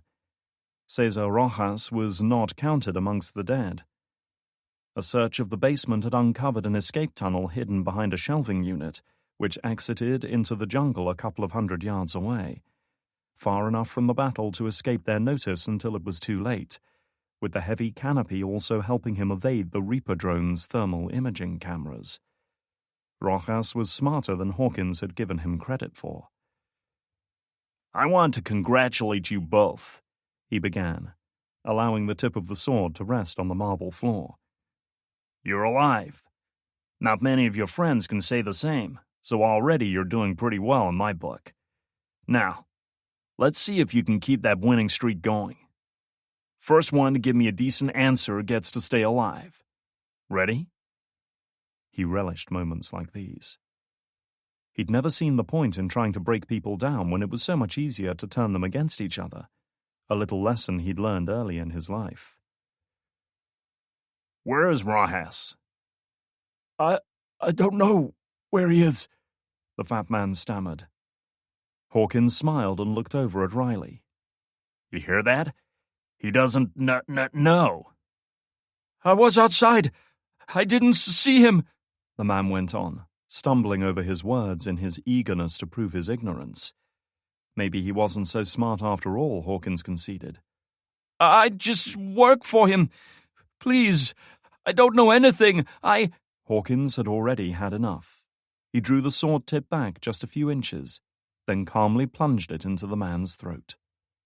The wonderfully sharp blade went through his windpipe, arteries and tendons, as if it wanted to do it, and Hawkins merely had to let it happen. The man's eyes went wide, his mouth open as if to scream, yet barely a sound emerged. Several inches of the blood-covered sword were now protruding through the back of his neck. Holy shit! Hawkins exclaimed, marveling at the ease with which the weapon had completed its task. You know, I've killed people all kinds of different ways in my time, but I've never used a goddamn sword before. The man hung there for a second or two, his spinal column waiting for signals from his brain that would never arrive, before Hawkins withdrew the blade, and he slumped to the floor in a limp, fleshy heap. Hawkins allowed the tip of the blade to rest on the floor, blood trickling down its edge, before turning to the remaining prisoner. She hadn't reacted to her companion's gory death. How about you, beautiful? You've been playing it cool so far, and I respect that. Hell, I like that in a woman. So what have you got to tell us? The young woman's eyes darted from the dead body on the floor to the bloody blade that had made it happen, before settling on the man who wielded it. She was thinking, rationalizing, weighing up her choices. How do I know I won't end up like him? She asked. I give you my word. She spat contemptuously at his feet. Your word is worth shit to me, idiota! You let me go. Give me a cell phone and I'll call you with everything I know once I'm in the clear. Not before. Hawkins smiled. Did you somehow miss what I just did to your buddy there? He asked, pointing his sword at the corpse. She stared up at him, without fear. Kill me if you want. Then you'll never find out what I know. Shit. You've got some big shiny lady balls on you trying to negotiate at a time like this. He glanced over at Riley. What do you make of this? Give me 5 minutes alone with her. She'll talk, Riley promised. He considered it for a moment or two. I like your positive attitude, but we're kind of on a timetable tonight. Glancing up at the two operatives standing guard, he gave them a brief nod. The big men rushed forward, seizing hold of Valeria. She let out a furious cry and tried to kick free, but her efforts were wasted. Her captors were far stronger and well-versed in prisoner restraint. Wouldn't struggle if I were you, Hawkins warned as he tossed the sword to Riley, who caught it by the hilt. We wouldn't want you to get hurt. Reaching into a pouch in his webbing, he produced a small auto-jacked compressed air syringe, its transparent barrel filled with a pale green liquid. Sometimes during interrogations we run into little snags like this, he explained, approaching Valeria with the syringe. People who have a little trouble coming around to our way of thinking. Lucky for you, my employer developed a little something to clear that mind of yours. For the sake, she cried, trying to back away. He held the syringe up, letting her look at it. You should feel honored. Not many people get a chance to experience this. He smiled. Night-night. Her head was yanked sideways, exposing her neck and allowing Hawkins to administer the autojact. There was a faint hiss, a sharp cry of pain, and that was it. The drugs had been discharged. Hawkins stepped back, and waited for them to take effect. It was about 20 seconds before they migrated up through her bloodstream and into her brain. 20 seconds before her struggles eased, her eyes lost focus, and the fear left her. Now her face had taken on a serene, dreamlike expression, her full lips turned up a little at the corners as if with the beginnings of a smile. At Hawkins's instruction, the guards let go of her, and she simply sat there, staring off into nothingness.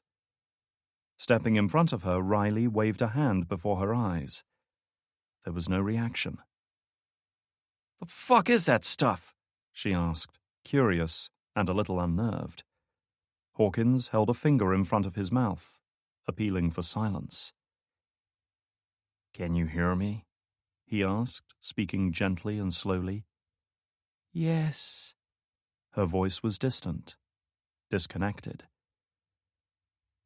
"I want you to think back to earlier tonight. Do you remember what happened?" "There was a woman. She came here tonight to speak with Rojas." Hawkins raised an eyebrow. "What did this woman look like?" "She was a white woman with yellow hair. Rojas used the name Maras." "And what did Maras want?" "She wanted his help finding someone. A man called Drake." "Did Rojas agree to help her?" "Yes. He spoke with his contacts in the city, asking if they had heard of this man." "And had they?" Hawkins pressed her. "There was one. His name is Cuatro. He said Drake had come to his place." "Do you know where Quattro's place is?" The unnerving, dreamy smile was still there. "Yes." "Good. Tell me." The drugs Powell had developed to tap into the human subconscious were incredible, able to cause a person not only to recall events and situations with perfect clarity, but to actually relive them as if they were happening again. It was amazing what a person could remember without their conscious mind interfering. "Well done," he said, laying a hand on her shoulder. "You did real good." Her smile broadened, becoming an expression of childlike joy at his praise. "Now, I want you to do one more thing for me. I want you to forget everything that happened here tonight. Sit down, close your eyes, and forget." The young woman tucked her feet beneath her and closed her eyes, her expression of absolute peace and serenity, a macabre contrast to the death and destruction all around. Satisfied, Hawkins turned away and spoke into his radio. "Fire up the chopper. We're out of here in 2 minutes. Saddle up, boys." "What about her?" Riley asked, still carrying the sword he'd given her. "Want me to finish her?" "Why? I gave her my word I wouldn't kill her. A man's word still counts for something in my book." He glanced at the bloody weapon. "Don't worry. There's plenty to go around tonight." Riley grinned as she followed him outside with the rest of the assault team, their Black Hawk chopper already stirring into life. Chapter 38. Anya's enemy was right on her, big and dark and partially silhouetted by the flickering light from the hallway. Was it Drake trying to ambush her, a survivor of this massacre, or someone else entirely? As Anya raised the automatic, a hand shot out and seized the weapon, jerking back the slide so that the hammer was blocked and unable to fire. Aware of how vulnerable she suddenly was, Anya went for the knife at her waist, yanking it free of its sheath, and swept it upwards. "Stop!" a familiar voice commanded. Her arm halted, holding the blade an inch or two from his throat. For a tense, heart-stopping moment they remained like that, locked in a frozen embrace. The hallway light flickered, allowing Anya to see the man's face. It was a stern, arrogant face, with thin lips drawn back in an angry grimace. "Dietrich!" she spat, neglecting to lower the blade. "What are you doing here?" The big German didn't move a muscle. Looking for Ryan. What the fuck do you think I'm doing here? "How did you get inside?" Through the front door, he answered. It was open and unlocked. Anya didn't say anything, though privately regretted not trying to enter that way first. She might have avoided her acrobatics up on the roof. Letting out a breath, Anya slowly lowered the knife. With the standoff broken, he released his grip on the automatic, and they both stepped back a pace. "Did you do this?" Anya asked, gesturing at the carnage around them. The German snorted, glancing at the man literally impaled on the desk. A little excessive, don't you think? Whatever happened here, it seems we both missed the party. "And Ryan," she remarked, her frustration obvious. "Where have you been all day? You have not answered your cell phone." Neither have you, he pointed out. And for your information, I work better alone. Sheathing the knife with a certain reluctance, Anya glared at him. "I told you not to interfere with this." I don't take orders from you, and I'm not inclined to sit on the sidelines. "Watch yourself, Dietrich," she warned.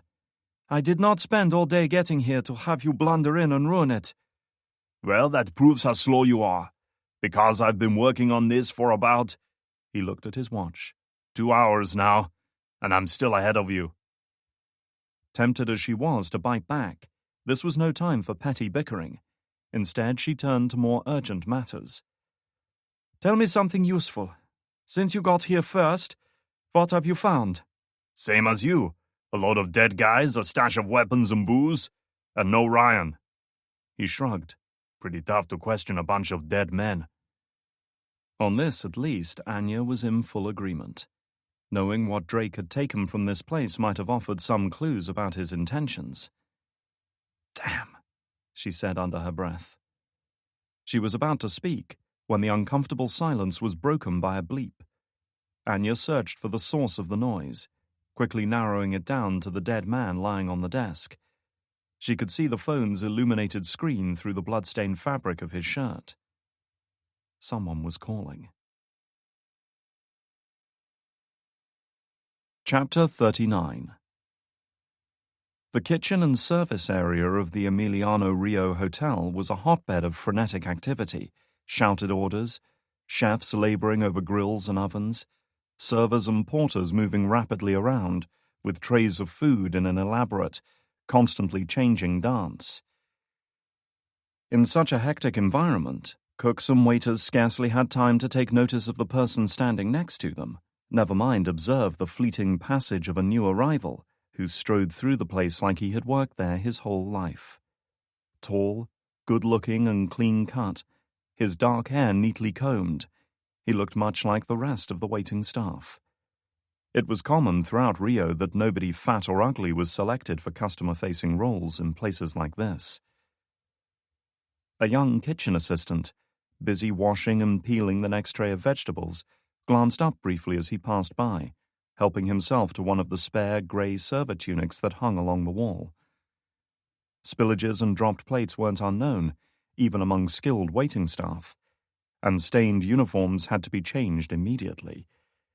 She didn't recognize him, but that wasn't surprising. A small army of people worked here on various shift patterns, and many staff were brought in at short notice to cover busy periods. Maybe he was a temp, though she caught herself hoping she'd see him around here more often. Brushing that thought aside, she looked back down at the food awaiting preparation and resumed her task. Barely breaking his stride, the new arrival slipped the tunic over his shoulders, buttoned it up as he hurried on through the service area and took one of the room service trolleys with him. In under 30 seconds, he had taken what he needed and departed. The access corridors beyond the kitchens were, unlike the rest of the lavishly appointed hotel, simple breeze-blocked rectangles with bare concrete floors, cheap fluorescent strip lighting, and pipes and ductwork snaking across the ceilings overhead. The walls were painted plain white, with occasional arrows and printed directions to important areas to help staff navigate. Ryan Drake required no such assistance. He knew exactly where he was going, and quickly and efficiently wheeled the service trolley along to the bank of elevators at the far end. Most of them were for the main guest levels, but one was set aside for the penthouse suite. This elevator required an access key, which only a few staff members possessed. Fortunately, for tonight at least, Drake had managed to become one of this privileged group. It was amazing how easy it was to pickpocket an employee distracted by a local teenager, bribed into acting belligerent about not being allowed to use the hotel restrooms. Best $50 Drake had ever spent. A black holdall was stowed discreetly between a pair of water pipes set into a recessed alcove, about halfway along the corridor. Not terribly well hidden, but people coming this way were usually too busy to take much notice. Drake snatched it up and slid it onto the lower shelf of his serving trolley. Stopping in front of the penthouse elevator, Drake fished in his pocket for the stolen key, then inserted and turned it. The doors pinged and swung open, revealing a spotlessly clean elevator car reserved for the hotel's richest and most valued customers. Even the carpet was thick and expensive. As the doors slid closed, Drake picked up the holdall, dumped it on top of the serving trolley, and unzipped it. First out was a pair of Russian MP443 Grak automatics, chambered with 9x 19mm cartridges. Reliable and well-engineered weapons introduced less than 10 years ago, they had quickly proven themselves in the field and become standard sidearms for most branches of the Russian military. Drake had liberated them from Quattro's sizable arsenal earlier, relieved to have found something to suit his needs.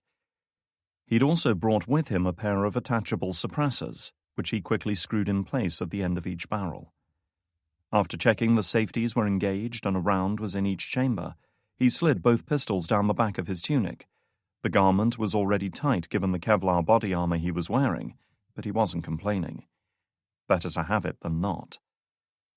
His other weapons of choice were less lethal but equally useful. Despite a thorough search of Quattro's safe house, he'd been unable to procure any stun grenades, which was unfortunate.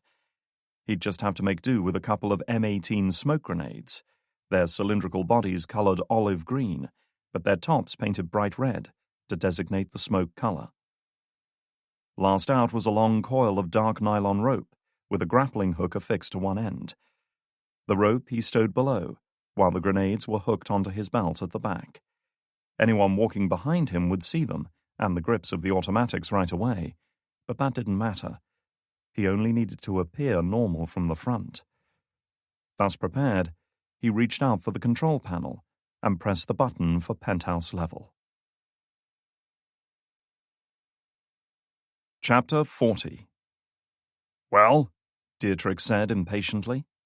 You going to answer it? Anya glanced at him, then back at the phone. Given that the phone apparently belonged to Quattro, it was most likely Rojas trying to make contact again. Reaching into the dead man's shirt pocket, Anya withdrew the phone, its plastic casing slick with blood, and pressed the green icon. She didn't speak, just waited and listened.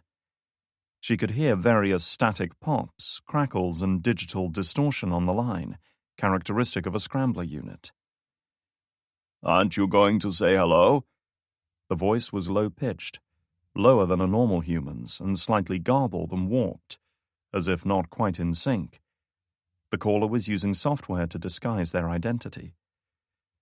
"That depends on who I'm talking to," she said. "Do we know each other?" There was a time when I felt you knew me better than I knew myself. Holding her free hand up, she snapped her fingers several times to get Dietrich's attention. When he looked, she silently mouthed an instruction.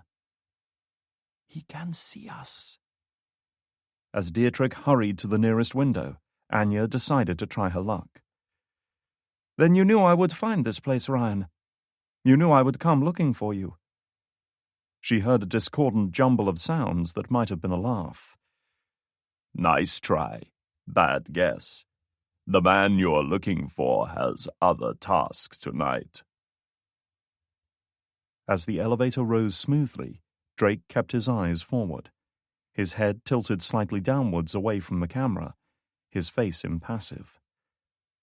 A security camera was looking down on him from just above the door, vetting him to make sure he was an authorized member of staff. If her minders suspected anything was wrong, they would shut down the elevator, lock the doors, and call security. But they didn't. To them, he was just another anonymous waiter on his way up to collect the leftovers from their boss's meal. Drake took a slow, deep breath and closed his eyes. What he was about to do called for cool, calculated decisions under pressure, not fury and raw aggression. That was the only way he was going to get to her. He opened his eyes as the elevator slid to a graceful halt. The chimes sounded once, and the doors automatically slid open to reveal a pair of men waiting for him. Both were tall and heavy-set, and dressed in the kind of cheap, nondescript suits that always reminded him of limousine drivers. Neither man was overtly carrying, but he spotted the distinctive bulge of weapons concealed inside their suit jackets. Drake's eyes darted from one man to the other, gauging the distance between them, carefully working out the mechanics of what he was about to do. The one with the reddish hair was looking at him questioningly, perhaps sensing something wasn't quite right. He would probably err on the side of caution and go for the weapon inside his jacket. Now! Reaching behind him, Drake clapped his hands around the grips of both weapons and pulled them smoothly free of their improvised holster. He didn't yank them out forcefully or with excessive speed, because that would risk snagging them on a belt or a piece of fabric, but instead drew them out in a single fluid motion and brought them out in front of him. Both bodyguards saw the initial movement and threw their jackets aside to expose weapons mounted in shoulder holsters, their bodies moving in such perfect unison that it was almost like watching a choreographed dance routine. They were good, reacting quickly and keeping their cool. But they were too late. Drake only took a fraction of a second to judge the angle of his shots. Getting what he believed to be a good line of sight on both men, Drake squeezed the triggers simultaneously. Both weapons kicked back against his wrists, quickly followed by a second volley in case his aim was off. It wasn't. Both men jerked and crumpled to the ground, the red-haired man with a round in the forehead and another just below his left eye, shattering most of the bones in his face. Not a pleasant way to go, but at least it had been quick. His colleague, meanwhile, had been caught with Drake's first shot, a glancing blow to the side of his head. The round had ripped away the skin and a sizable chunk of skull along with it, exposing the bloody, delicate organ within. He wasn't quite dead yet, but neither did he present much of a threat now, thrashing weakly on the floor and making odd choking noises that were probably meant to be screams. Drake put another pair of rounds into him to finish the job. Wheeling the trolley halfway out of the elevator to block the doors and prevent anyone calling it, Drake unbuttoned the restrictive grey tunic and tossed it aside, then snatched up the coiled nylon rope from his holdall and looped it over his shoulder. With both silenced Grux at the ready, he advanced along the short corridor that led from the elevator bank to the suite itself. It was, as he'd expected, luxuriously appointed and ultra-modern in design. Lots of plate-glass windows, with the rooftop pool and sun terrace situated just outside. "Linford? Deverell?" A voice called from around the corner. Drake could hear footsteps approaching. Rapid, concerned by the noise. He backed up against the wall just as a third man in similar attire appeared around the corner, gun already drawn.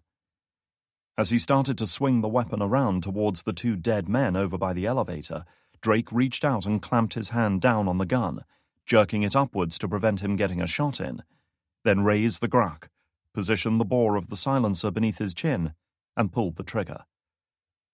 The resultant spray of blood reached all the way to the ceiling, painting the white surface vivid red. With his enemy neutralized, Drake let go and allowed the man to fall to the ground like a sack of potatoes as he carried on, making for the suite's living area. His shirt and face were speckled with blood, but that didn't matter now. All that mattered was her. She was exactly where he knew she'd be, standing over by the window, her back to him, a glass of wine in hand as she surveyed the city below. Tall, graceful, elegant, perfect. He watched as one slender arm reached up, tilting the glass of wine to her lips. Drake edged into the room, covering her with the automatic.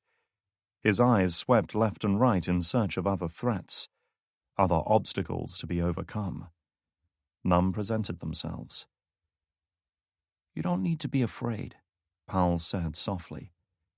"It's just the two of us now." Drake had the weapon trained on her. She couldn't have been more than 10 yards away. A perfect shot. If she so much as twitched, all he had to do was squeeze the trigger. "Turn around," he instructed. "Slowly." He heard a chuckle, low and husky. "Worried that I'm armed?" she asked.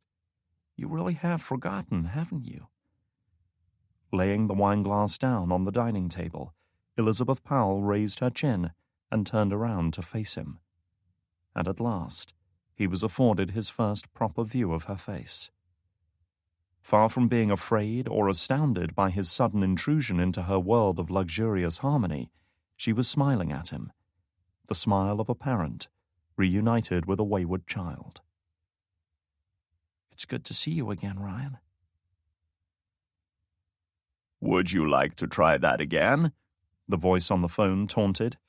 Anya's jaw tightened. If not Drake or Rojas, then who else would have gone to this kind of trouble? "Stop toying with me," she said tersely. "Tell me what you want." She expected a response that would answer her question.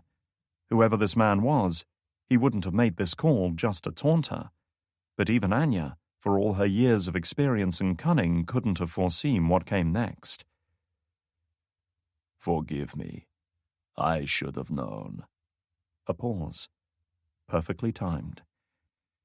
You never did enjoy playing games, did you, Cecile? The word hit home with such force that it felt like a physical blow. Her mouth dropped open. She let out a strangled gasp, and she seemed to sag visibly, bracing her hand against the desk for support. It was all she could do to keep from dropping the cell phone. Cecile. Such a benign, simple word on the face of it, an affectionate term of endearment used by the people of her homeland towards friends and family members alike. An epithet. Playful and perhaps mildly teasing, but to her it meant so much more.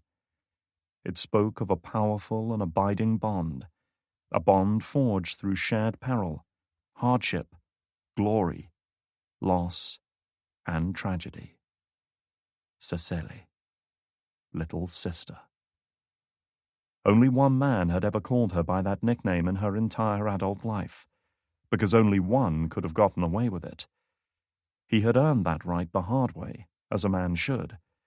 He had done it by fighting beside her on dozens of battlefields, risking his life alongside hers, protecting her as she'd protected him. And in time she'd come to think of him as the older brother she'd never had.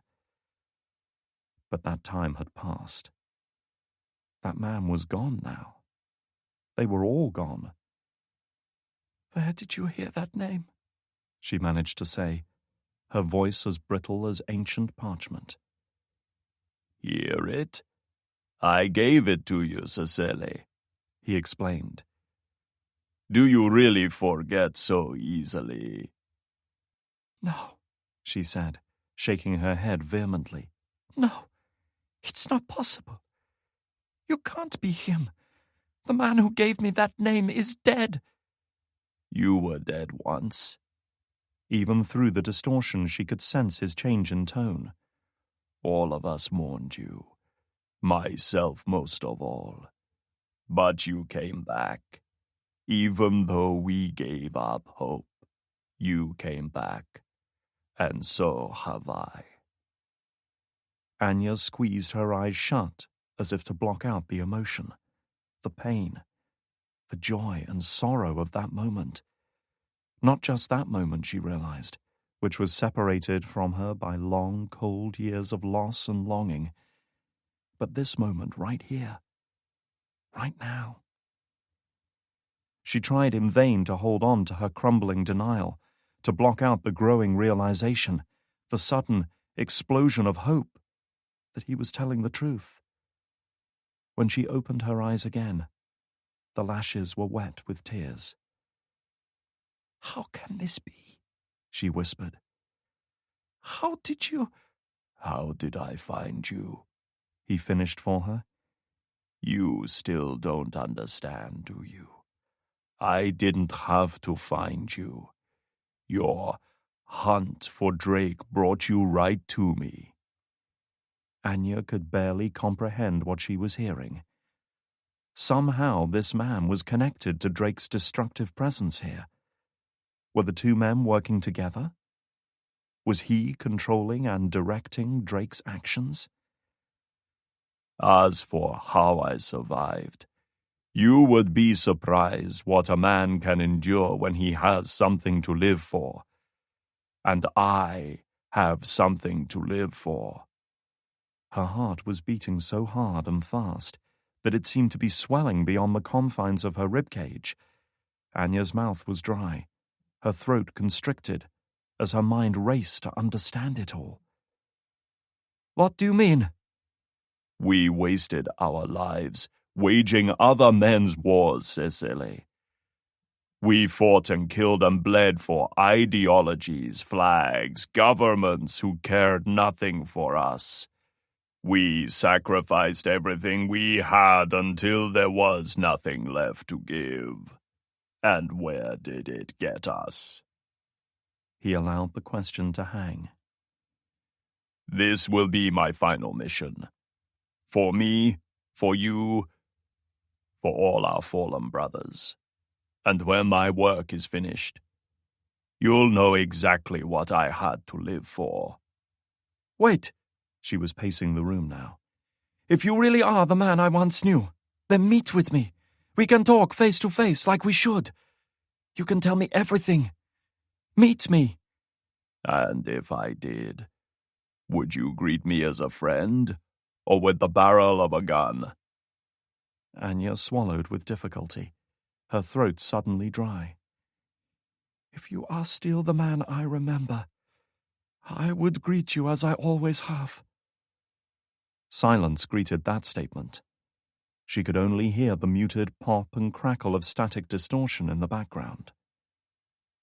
"No, not yet," he said. "I have work to do first. But when the time is right, when you are ready to know the truth, we will meet again, Cecily." She could sense he was about to end the call. "Wait, "One more thing," he interrupted. "If I were you, I would leave soon. I am not the only one who knows you're there." The line cut out then, leaving Anya alone. She was given no time for contemplation. No sooner had the call ended than Dietrich called out to her from his window vantage point. "Anya, you better get over here." Slipping the phone into her pocket, she hurried out of the room and along the corridor to join him. "What is it?" she asked. "Company," he replied, edging aside so that she could peer through the narrow gap between the window shutter and the frame.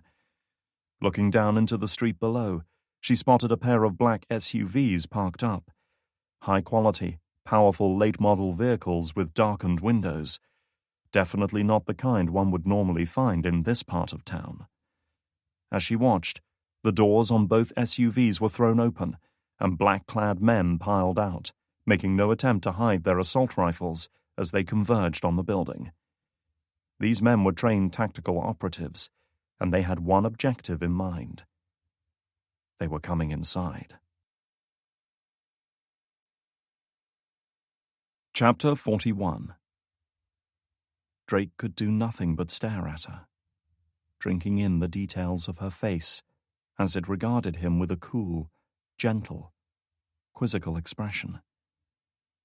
A face that had become like a half-remembered dream, felt and experienced, but never truly understood and rationalized. A face that was perfect in its symmetry, the elegant harmony of its features, beautiful in a way that so few others were. So many times he'd felt that he could almost picture what she looked like, as if the memory of her were a hazy, intangible thing that would dissipate if he ever tried to reach out for it. He wondered then if she had changed since their last encounter. Had she always looked this way? Or was his mind playing tricks on him? And if this memory of her, which had had such a profound impact on his life, was so unreliable, then what other aspects of his memory, of himself, might he not understand? "Well," Powell prompted, "you've gone to a lot of trouble to find me. Here I am, Ryan. Don't you have anything to say?" Drake had a great many things he wanted to say, yet in that moment he found it hard to single any of them out. 1,000 thoughts and questions and confusing memories whirled through his mind, seemingly all at once, bursting in and out of his consciousness like flashes of lightning. It was as if a carefully constructed dam had given way inside his mind, and everything held back by it had all come tumbling out at once. In a flash, he saw visions of hospital clinics, of clean and sterile rooms, and people in white coats. He saw machines, syringes, drugs, bright lights, and jarring, deafening sounds. He saw Thomas Hayes leaning in to examine him, asking him questions. Then, an instant later, the man was at the other end of the room, talking with her. Drake saw her glance at him, saw her smile encouragingly. That same smile she was showing him now. "I never knew your name," he heard himself say, almost without being aware of it. "In all that time, you never told me your real name." There it was. Out of all the things he could have said, could have asked, could have railed and ranted about, that was what he chose. Drake couldn't have truly explained why that troubled him so much. Perhaps it was because it went against his natural sense of order, his instinctive feeling of rightness. How can you truly have any meaningful relationship with someone who has no name, no foundation on which to base your sense of them? Or perhaps it was something else, something less rational. Perhaps it was a lingering sense of jealousy, of antipathy. Why hadn't she told him? Wasn't he worthy of it? Powell nodded patiently, showing that she understood his anger, his frustration, his pain. Of course she understood. She had always understood him. "It must be very difficult for you to appreciate now, but there were choices, sacrifices we had to make back then. We did it so you could become what you are now." "What am I?" he repeated. "And what exactly am I? What did you create?" "Yes, Ryan, what you are. You are something very special. You've done remarkable things, things other men never could have achieved. And you did these things because of the gifts I gave you. Even back then, I saw what you had the potential to become." Once again, a series of flashbulb memories flickered. He saw himself kicking down a door of some house at night, saw himself raise a weapon, felt a familiar and comforting kick of it against his shoulder, heard screams in the darkness. Powell took a step towards him, as if she wanted to reach out and embrace him. Jolted out of his memories, Drake raised his weapon. "Stay back," he warned. "Don't come any closer." Powell shook her head. "There's no need for that now. You can put the weapon down." He wanted to put it down. Drake couldn't explain it, but as the words left her mouth, he was seized by a compelling urge to lay his gun down. He had to put it down. He was certain of that. Of course she was right. She knew what was best for him. She always had. "No!" his mind screamed at him, as if there were two warring forces at work inside his head, and Drake, the essence of him, were merely a bystander. The gun trembled, the barrel dipping just slightly before he managed to drag it back up again, using every ounce of willpower to keep it pointed at her. What was wrong with him? Why was he listening to her?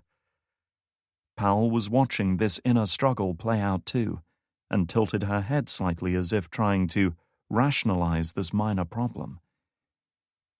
"You've grown stronger, I see," she remarked. "Interesting. A different man would have complied without question. But you're not like the others, are you, Ryan?" She took another step towards him, her heels clicking on the hardwood floor. "Stop!" Drake said. "I'll fire!" "No, you won't," she promised, taking another step. "But please, try if you must." The part of his mind that still remained his own now flared with anger and righteous fury. Of course he should fire. Kill her now and be rid of her forever. Pull the trigger and end it. Do it now! Drake tried to tighten his finger on the trigger, tried to force his body to obey, but it wouldn't listen. It was as if the nerves that transmitted signals from his brain to his hand were no longer working. The gun was trembling visibly in his grip now as the woman approached him, and he tried to keep her in his sights. But there was another part of his mind, a deeper and stronger part, that was telling him to put the gun down. He couldn't kill her. She was everything to him, the center of his world, the foundation upon which his entire being was built. "Kill her now!" his conscious mind screamed. "You can't kill her," the other voice whispered. "You never could." It happened almost without Drake being consciously aware of it. Moving almost of its own volition, his arms slowly lowered. The barrel of the silencer now pointed to the floor. Powell smiled that same gentle, encouraging smile. Part of him reveled in it, rejoiced to have won her praise. Another part of him railed in horror and disgust. "That's good, Ryan. You did the right thing," she assured him. She was only a few feet away now. "The only thing. You can no more kill me than you can stop the sun from rising. Think of it as an insurance policy to help you remember where your loyalties truly lie. Every candidate like you was given it." He felt rooted to the spot, unable to escape, unable to resist. Still, that part of his mind cried out for him to fight her. But it was growing smaller and weaker by the minute. "What did you do to me?" "I made you, Ryan. I broke down every little piece of who you were, and I remade it into something better." She brushed past him then, standing so close that he could smell her perfume. "Every man has his own unique strengths and weaknesses, and they can all be taught to excel in their own way. But you were different. You were so much more than the others. Even from the beginning, you were my favorite. And I made sure the best of my work went into you. I wanted you to be something perfect, something beautiful." Reaching down, she gently prized the gum from his hands. He didn't try to stop her. He couldn't anyway. He felt himself falling more and more under her spell. Her voice was mesmerizing, her presence intoxicating. "I knew one day you would come back to me. You would find me again." Her voice was barely a whisper. "You didn't know why. You couldn't explain what you were looking for. But I know what brought you here. You wanted to come. Didn't you, Ryan?" Drake felt that she wasn't simply speaking to him. She was speaking for him. She was articulating the thoughts and emotions that he hadn't consciously acknowledged. "You've been so lost, so alone all this time," that persuasive voice carried on. All you wanted to do was to come home. To belong again. Drake could feel tears stinging his eyes, as if every moment of grief, sadness, longing, and loneliness he'd ever experienced had suddenly coalesced together into an overwhelming swell of emotion that crashed devastatingly against him. But you are home now, Powell promised him. You've come back to me, and you don't have to feel alone anymore, because I'm going to help you, Ryan. Let me get this straight, hotel manager Matteo Cabrera said, sitting up straighter in his chair.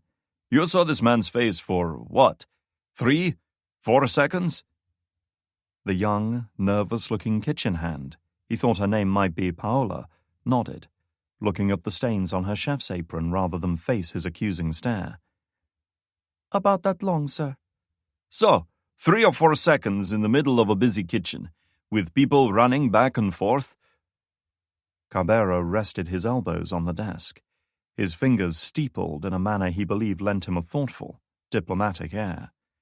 And in that time, you were able to identify him as a man who blew up that factory the other day, the one whose picture has been on the news? Again she nodded. I think so, yes. Cabrera let out a weary sigh. Managing a large hotel like this could be a trying experience even on the best days, and he had little time for staff members reporting every little problem, as if there were no one else who could deal with it. Why not notify security? He asked. Why come to me? I didn't recognize him right away, she confessed. It was only once my shift ended and I happened to see his face on TV again that I made the connection. Cabrera smiled with exaggerated patience, convinced the silly girl had confused an innocent member of staff with the man on TV, or more likely, was just looking for attention. And what would a terrorist want with one of our porter uniforms? She swallowed and at last made eye contact. Our porters can move all around the hotel, including the guest rooms. Cabrera's smile was still there, only now it didn't look so confident.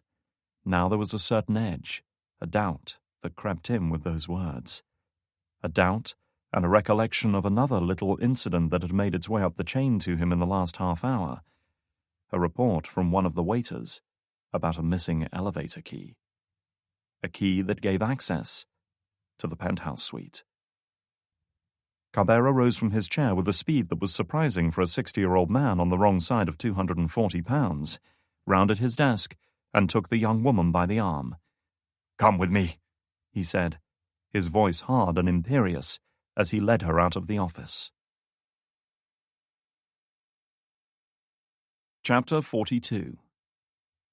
It took Anya less than a second to assess the situation, the forces deployed against them, their own, limited options. We need to get out of here, she said, backing away from the window. No sooner had she spoken than the lights suddenly blinked out, plunging them into near darkness. Only the thin shafts of orange light filtering through the window shutters provided any illumination. Really? You think? Deirdre replied sarcastically. Anya paused, listening. She could hear something against the exterior of the building, the sound of movement, the squeal of a descent harness unwinding at full speed, the flick of a rope uncoiling. Move! Anya shouted, sprinting across the floor and sliding beneath the wooden desk with Quattro's body still impaled on top. But even as she did this, the old and partially rotten wooden shutters on the other side of the room exploded inwards, caved in by the booted feet of an operative who had fast roped down the side of the building. Propelled by his own momentum, he swung in through the window and executed a textbook entry, landing solidly on the floor and bringing his Heckler & Koch UMP submachine gun into play within seconds. His eyes swept the room, spotted Anya, and brought his weapon to bear, just as she reached up and heaved the desk over onto its side with a violent crash. Anya flattened herself against the floor as a volley of suppressed .45 rounds tore through this improvised barricade, punching holes all along its length and even ripping into the body of Quattro, which now lay sprawled on the floor in front of it. "Dietrich! Covering fire! She shouted. She needed him to suppress this man while she changed position. There was no response. Dietrich appeared to have vanished. Gritting her teeth in anger, Anya pushed the barrel of her weapon through one of the ragged holes that had been punched out and fired a trio of rounds blindly through the gap. An ejected cartridge pinged off the table leg beside her, burning her arm. She ignored it, concentrating on putting maximum firepower on her target. She heard a couple of dull thuds, including the distinctive whang as one of the rounds struck a section of armor plate and ricocheted away. But no cry of pain. It didn't matter. It was enough to put him off balance. She scrambled up from her hiding place, vaulted over the top of the table and charged. Taking hasty aim, Anya fired on the move, the dull crack of the M1911's 45 caliber rounds echoing off the walls. The 45 caliber slugs were big and heavy, but at low velocity they were unable to defeat her adversary's body armor and flattened harmlessly against it.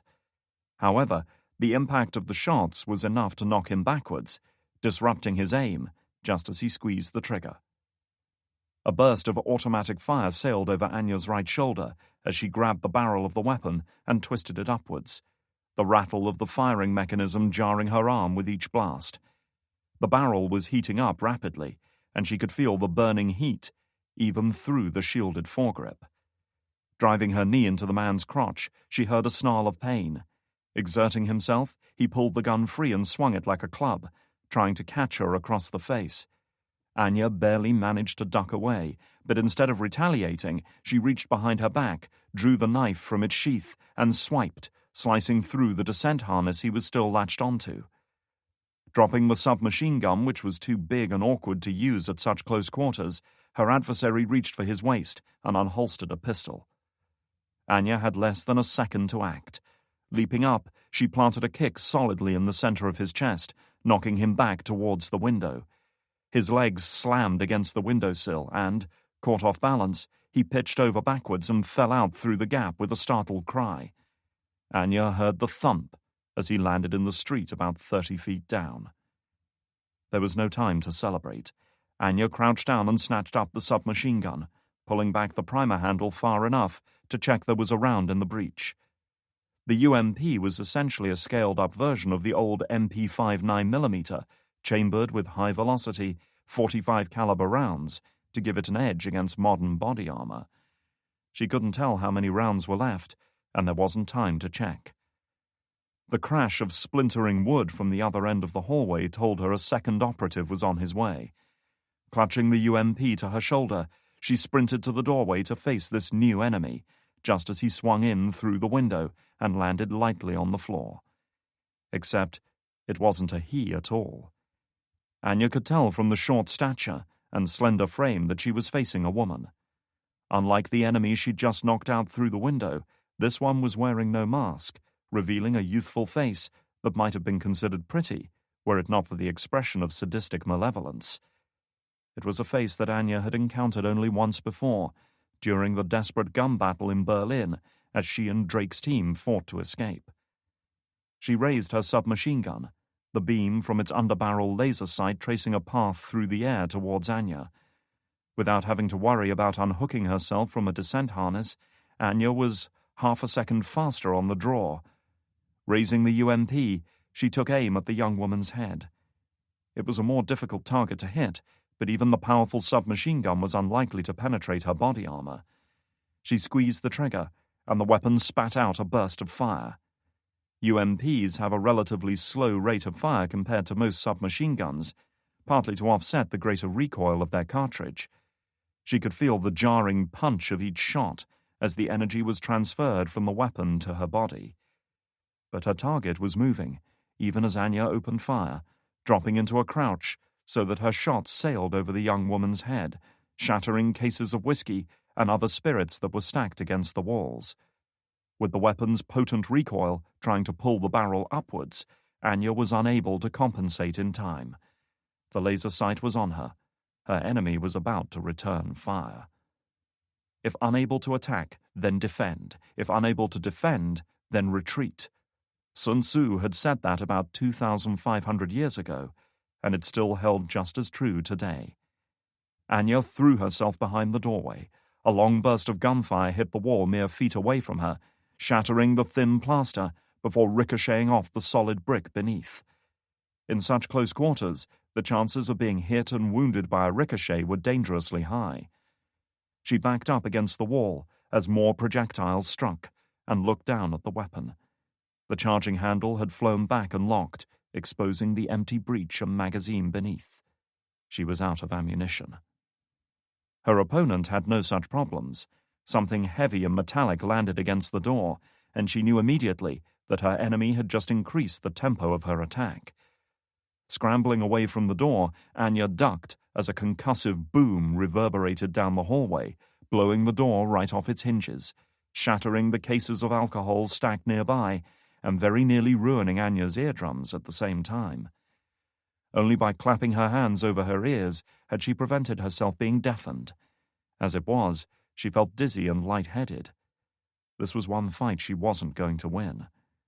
Further down the corridor, Riley carefully ejected her spent magazine, lest Anya hear the distinctive clatter and realize she was reloading.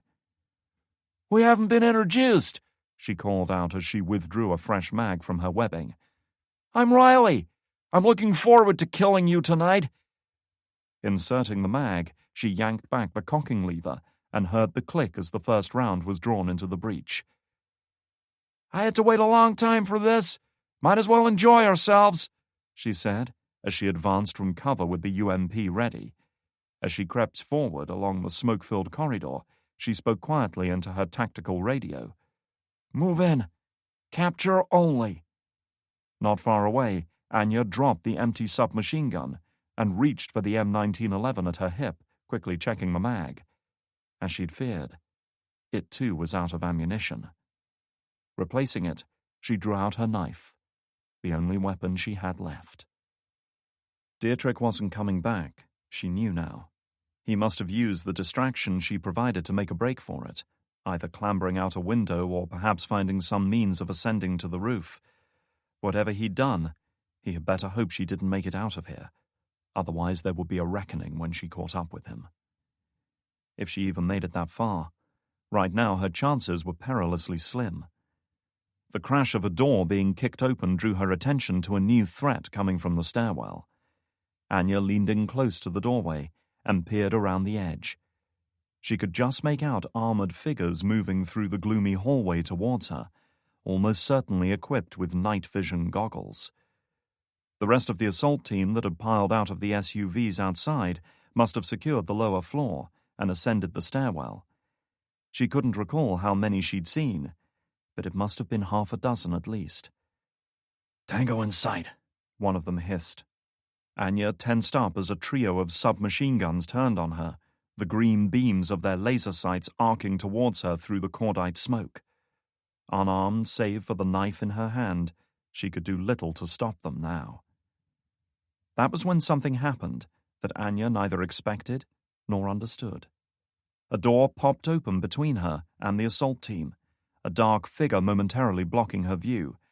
Then she heard a dull pop as red light shot down the corridor, striking the lead member of the assault team and bursting apart into separate pieces, all burning with such ferocious intensity that she was forced to look away. She heard the man's agonized scream as the incandescent chemical reaction ignited his clothes. His submachine gun spat fire in all directions as he flailed and thrashed in his panic, slamming into walls and igniting the alcohol that had already been spilled. High-proof spirits don't need much incentive to ignite, and within seconds, the floor was ablaze. His comrades were forced to back off, their infrared visors overwhelmed by the bloom of heat and light, not to mention the danger of being engulfed in the growing inferno or by his wild, unaimed gunfire. His agony was only ended when Riley took matters into her own hands and opened fire at point-blank range, putting him down. Anya stared at the most incongruous sight. Dietrich standing in the corridor just a few yards away, clutching what appeared to be a bulky, snub-nosed rifle that resembled a giant six-shooter pistol. She watched as Dietrich triggered a second shot, the massive ammunition cylinder rotating to cycle the next round into the breech. A second, bright red signal flare shot towards their opponents, this time missing its target and impacting the wall at the far end before falling to the floor in multiple pieces. It was immediately followed by a third round that went high, hit the ceiling and broke apart. The combination of pyrotechnics and alcohol-soaked floors created an impenetrable wall of fire, sparks, and red chemical smoke. Lowering the cumbersome weapon, Dietrich turned to look at her. "What the fuck are you waiting for?" he shouted. "Move!" Without waiting for her response, he disappeared into the stairwell the assault team had emerged from. Anya knew the opportunity wouldn't last long and quickly forced herself to her feet to race after him.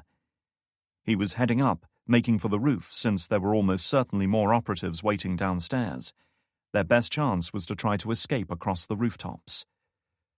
Turning around at the top of the first flight, he leveled the big weapon at the doorway they'd just passed through and fired 2 more rounds at it. Intense flares shot past Anya's face, then exploded against the wall, showering them with sparks and spewing bright red smoke that began to fill the stairwell. Combined with the rounds he'd already expended, they now had the makings of a destructive inferno on their hands. "Watch your fire!" she shouted furiously. She'd be lying if she didn't feel a measure of gratitude for what he'd done in the corridor, but that didn't mean she wanted to get her face burned off for her troubles. The weapon's ammunition was depleted. Snapping the top open in the same way one would open a break-action revolver, Dietrich emptied out the spent 40mm shell casings, which clattered down the stairs around him. He started to reach into the satchel he was carrying, then seemed to think better of it and dumped the heavy weapon. "You know, I'm getting a little tired of saving your ass," he remarked as he resumed his run up the stairs. "When are you going to return the favor?" Anya decided not to voice her immediate thoughts on that. "What was that thing?" she asked instead. "Grenade launcher. American." He glanced at her over his shoulder. "This building is a weapons cache, don't you know?" Of course she knew. She'd seen the crates for herself when she entered, but hadn't been able to get to the armory with the assault team blocking her path. Dietrich clearly had used the distraction of their entry to arm himself with whatever he could find.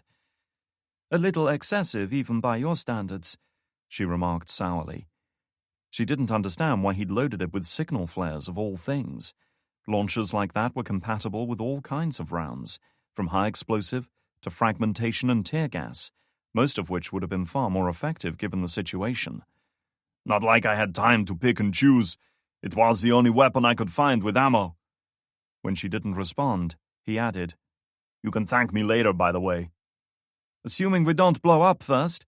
The building is on fire," she pointed out. "It's a weapons cache, don't you know?" Dietrich didn't respond, but he did pick up his pace.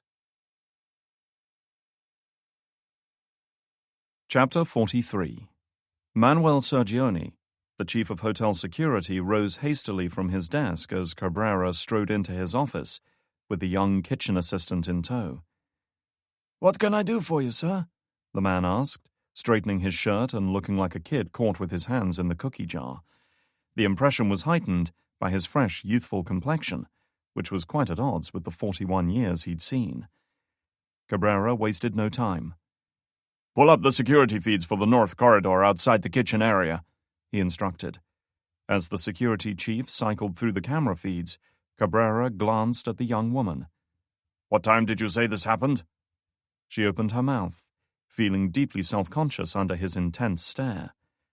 At about 10:30, she managed to stammer. The hotel manager turned to his chief of security.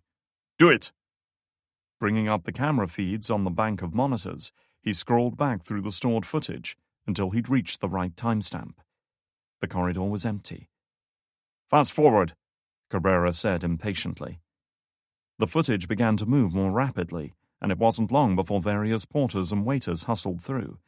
Each time one of them passed, Cabrera would look searchingly at his young female companion, but each time she would shake her head, feeling more and more foolish with each passing second. Maybe she'd been wrong about the whole thing. Maybe she'd caused all this fuss, gotten everyone worked up and agitated over nothing. If so, it could well mean the end of her employment here. "There," she said, jabbing a finger at the screen. "That's him." Sergione froze the image, giving them a good view of the man mid-stride as he advanced down the corridor, with a serving trolley in front of him. "You're certain?" Cabrera asked, squeezing her arm hard. "You are sure it's him?" The young woman nodded. She didn't consider herself a confrontational person, and all too often in her life she'd deferred to others rather than speak her mind. But not this time. "That's the man I saw." Cabrera nodded, and it seemed as if something had come over him, his entire tempo and demeanor changing. Now he was sober and serious as he gave Sergione a nod to resume the footage. They watched as the intruder continued his journey, retrieving a pack or hold-all stored in an alcove and placing it on the serving trolley. His route took him to the far end of the corridor, past the doors leading into the hotel's main restaurant, and onwards to the bank of service elevators at the end. They watched as he selected the penthouse elevator, produced a key from his tunic and calmly unlocked it. The doors swung open, he pushed the trolley inside, and within seconds he was gone. "The penthouse suite," Cabrera said under his breath. Sergione spoke up. "I just got off the phone with maintenance. They say the elevator is jammed at the penthouse level. It's not responding to floor calls. The doors won't close." Cabrera was facing up to a terrifying reality. "Bring up the penthouse cameras," he ordered. Sergione's eyes widened. "Sir, that's against—" "Do it now!" the hotel manager snapped. It wasn't widely known, but a number of discrete cameras had been placed in the hotel's penthouse suite, partly as an extra security measure for the high-profile guests who sometimes resided there, and partly to guard against the kind of impropriety that had occasionally been experienced in the past. The rich people of the world could host some of the most lavish and hedonistic parties imaginable, some of which had resulted in damage and personal injury when they got out of hand. Naturally, access to these cameras was strictly policed and automatically logged to prevent abuse. They were to be used only in the event of criminal proceedings or emergencies where lives were endangered. In Cabrera's mind, this qualified. The camera feed abruptly switched to the reception hallway of the penthouse level, where a pair of suited men were standing opposite the private elevator. Both men looked big, serious, intimidating. Paola watched as the elevator doors slid open to reveal the man with the trolley. One of the guards took a step forward. Then a whole lot of things happened at the same time. Both men reached for something inside their jackets, but before they could do a thing, a pair of twin flashes came from inside the elevator. Paola covered her mouth with her hand and turned away in horror as both men were gunned down right before her eyes. Even the slightly grainy black and white image couldn't detract from the shock of what she'd witnessed. "My God," Sergione whispered. Drake was losing himself. With each passing second, with each whispered word, he could feel the walls of protection and self-control that he'd erected around his mind vanishing. Not being destroyed by assault from without, but something more insidious and far more alarming. They were being peacefully dismantled from within. Part of him, a large, growing part that he hadn't even known existed until mere minutes ago, wanted to submit to her, wanted to follow her every command, wanted to earn her praise and gratitude. "I'm so glad that you've come back, Ryan," she said, in that low, breathy, softly persuasive voice that was at once magnificently and horrifyingly compelling.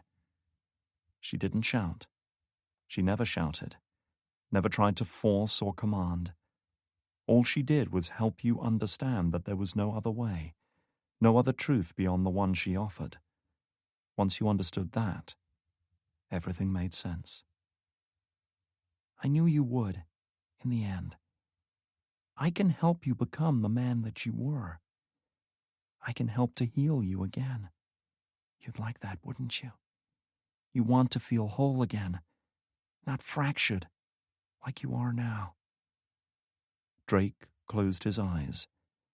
Both opposing aspects of his psyche surging with the desperate resolve to defy and obey, had reached a perfectly balanced peak. All it would take was the tiniest nudge to send them tumbling over in absolute surrender. "Yes," he whispered. And suddenly, he was utterly convinced he'd never wanted anything more desperately in his entire life. He was broken, and she would fix him. "I do." "Good. Then all you have to do is help me," she went on. "There's something I need you to do." Something happened then to change the balance of their struggle, something neither of them had anticipated. Instead of Powell's quiet and wonderfully convincing voice being in his ear, Drake was abruptly assaulted by the deafening blare of a fire alarm. The woman drew back, startled, angered, casting around for the source of the noise. The effect on Drake was even more profound, akin to throwing a bucket of freezing water over a man just as he's drifting off to sleep. He started with shock, his mind torn out of the hypnotic, dreamlike state that it had lapsed into. His head snapped around, and he stared at Powell with a dawning comprehension, as if seeing her in an entirely different light. But before the woman could speak, the emergency stairwell door behind her was thrown open, and several men poured into the room, all with weapons drawn. Drake was moving, even as they stopped to take in the sight of their 3 comrades lying dead on the floor, their blood painting the walls and expensive carpet. Drake was running, sprinting for the doors leading outside to the penthouse observation deck. As he moved, he yanked one of the smoke grenades from the belt of his trousers, pulled the pin, and tossed it on the ground. He heard a shout from one of them. "Target in sight!" "No!" Powell called out, but it was too late. A volley of automatic fire resounded through the big open room, the crackle of gunshots drowning out even the persistent blare of the alarms. Several of the plate glass windows in front of Drake shattered under the onslaught, broken fragments tinkling across the floor as he leapt through the newly opened gap. He felt something slam into his right shoulder blade. It felt like someone had just swung a sledgehammer at him, and he stumbled momentarily before regaining his balance and tearing out onto the rooftop terrace. Brock Schultz, the head of Powell's security team which had just stormed the penthouse suite, paused to check that his charge was alive and unharmed. He was sure he'd scored at least one hit on his target, which would certainly slow him down. Now he was eager to close in and finish him, to avenge the death of his 3 colleagues. "Target's on the sun deck," he called out, watching as Drake disappeared into the swirling mass of red smoke spewing from the grenade. "He's got nowhere to go. Gossard, secure the VIP. Everyone else with me. Let's go!" Flanked by 2 of his fellow operatives, he raced out through the haze of smoke, past the shattered windows, and over to the railing that demarcated the upper section of the observation deck. A swimming pool shimmered below them, its pristine blue waters reflecting against the side of the building. And at the far side of this pool, standing atop the wall that encircled the entire sun deck, was their intruder, seemingly trying to decide whether to jump. Let him, Schultz thought. It was easily 150 feet down to ground level. "Freeze!" he yelled, training his Smith & Wesson automatic on his target. "Nowhere left to go, pal. Come down from there and give yourself up." As satisfying as it would be to gun the fucker down right now, he wanted to take him in alive. Once they had him in a locked cell, he'd make sure he got 5 or 10 minutes alone with the son of a bitch. The man glanced up from his precarious vantage point, and they made eye contact. Schultz found himself looking into the eyes of a trained killer, and what he saw there was enough to take the edge off his desire for revenge. Suddenly the prospect of being alone with him in a locked room didn't seem quite so appealing. But it was only a passing glimpse, as the man took a bold step backwards and disappeared over the edge without a sound. "God damn it!" Schultz said through clenched teeth, leaping over the railing and sprinting over to the spot he jumped from. He leaned out over the edge, expecting to see a broken body lying sprawled amongst the decorative trees that encircled the hotel. What he saw was their enemy detaching himself from the rope harness he'd just used to scale the side of the building. By now, well out of range of their sidearms, Schultz could do nothing but watch with impotent rage as their quarry turned and vanished into the night. Hearing the click of heels approaching on the terrace, he turned to face Elizabeth Powell. The night breeze whipped across the exposed terrace, lifting loose tendrils of dark hair across her face. "Ma'am, you shouldn't be out here," Schultz began. "Shut up," she replied, silencing him with a raised hand. Her eyes were fixed on the direction of Drake's escape, her expression caught between disappointment and excitement. "See you soon, Ryan," she said quietly. Chapter 44. Throwing open the stairwell access door, Dietrich burst out onto the rooftop, coughing as smoke billowed around him. He drew his weapon and looked around, quickly taking stock of their surroundings. Anya was right behind him, breathing a little harder after their rapid ascent from the lower floor. Searching amongst the discarded detritus that littered the rooftop, she found a metal pole that might once have been used for stringing out laundry to dry, rammed one end beneath the door handle and the other into the rooftop. It wouldn't hold their pursuers for long, assuming the assault team were able to fight their way past the blaze and up through the smoke-filled stairwell, but it might buy them time to escape. Even from up here, it was obvious that the blaze was spreading rapidly. Smoke was now drifting up from the lower windows, and the stench of flammable materials being consumed was heavy in the air. Sooner or later, the growing conflagration would reach one of the weapons caches, and when it did, this building was history.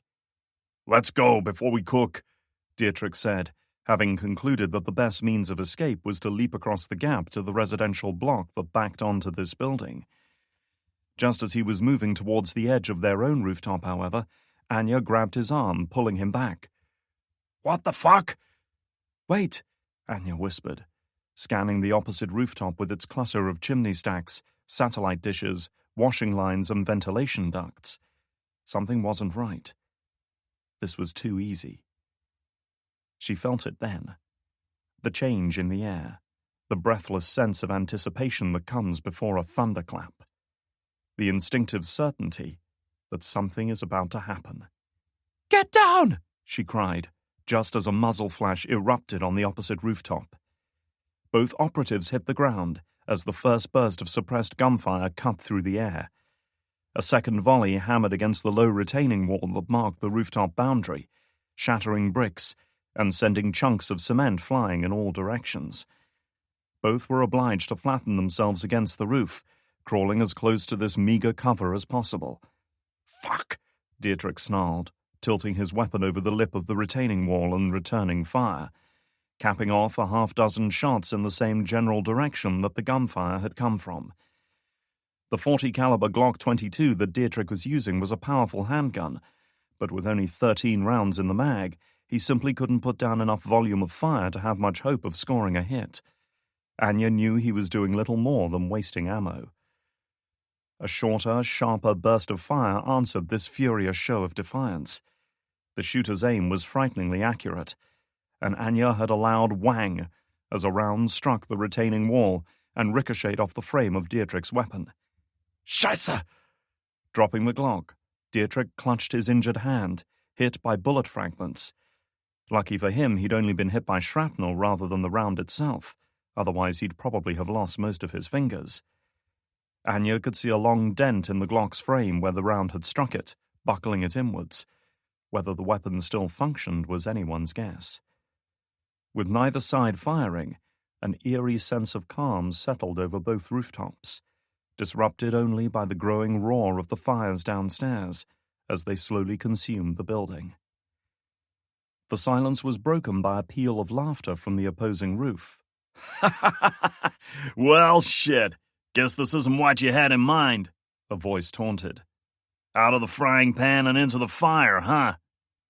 Anya should have known Hawkins would have been the one overseeing tonight's assault.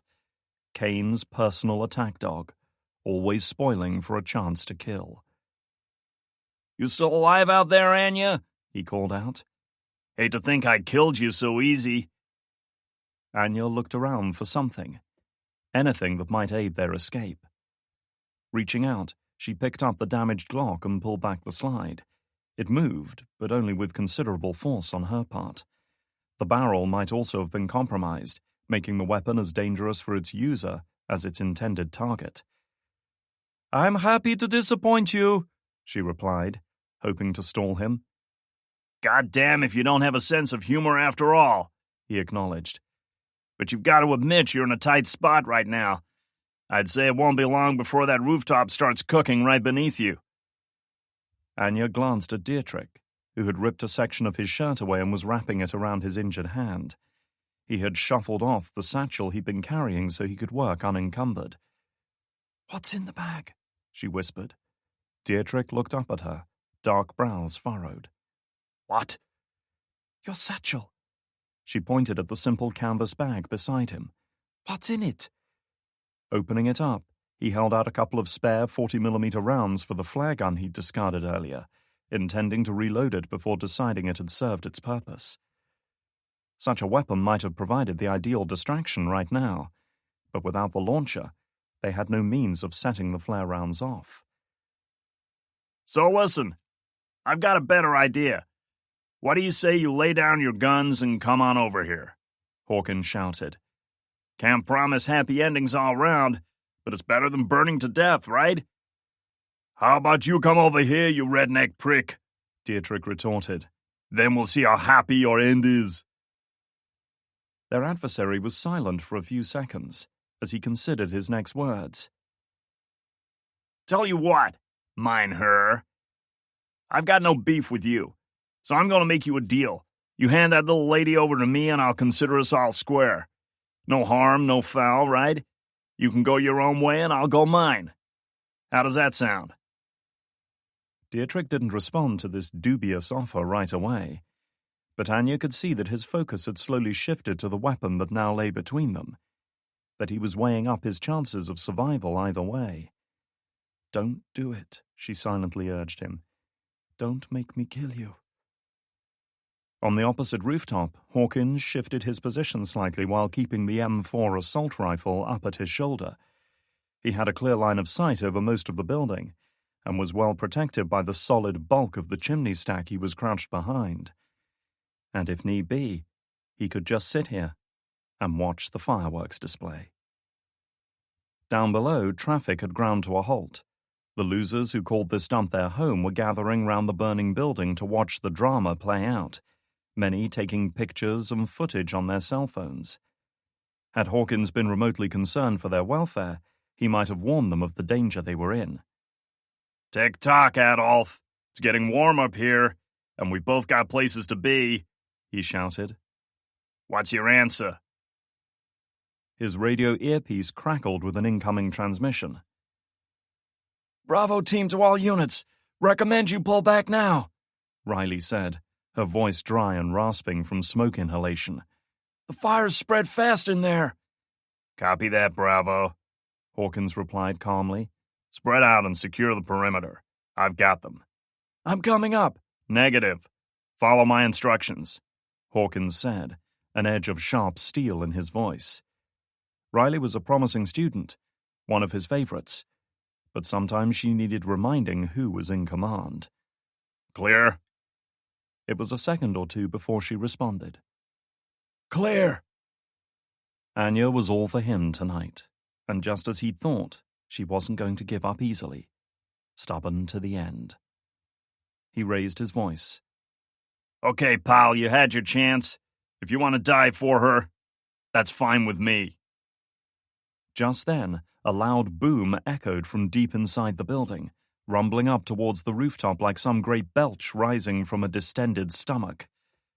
Hawkins glanced down as sparks and bursts of flame erupted from one of the windows into the street below. The spectators cried out in alarm and awe, scattering as pieces of burning debris landed amongst them. The initial blast was quickly followed by smaller bursts and firework-like pops as ammunition started to cook off. His distraction was only momentary, but it was enough. Catching movement on the opposing rooftop, Hawkins looked up as a small metallic object was hurled over the edge of the parapet, sailing towards him. A grenade, or other explosive device, or perhaps even a smoke bomb. Either way, he turned his M4 towards it, squeezing off several rounds in quick succession. Hitting such a small, fast-moving target would have been a difficult proposition even for a skilled marksman. But Hawkins was more than just a skilled soldier. A natural affinity with weapons had been tempered by decades of intensive training and experience, both on the battlefield and on the rifle range, and the results spoke for themselves. The first 2 rounds missed their target, and the third barely grazed the device as it tumbled through the air towards him. But the 4th projectile hit it square on. The effect was as sudden as it was violent. A blindingly intense light exploded, and the projectile seemed to burst apart into multiple pieces that rained down all around him, trailing vivid red smoke and sparks.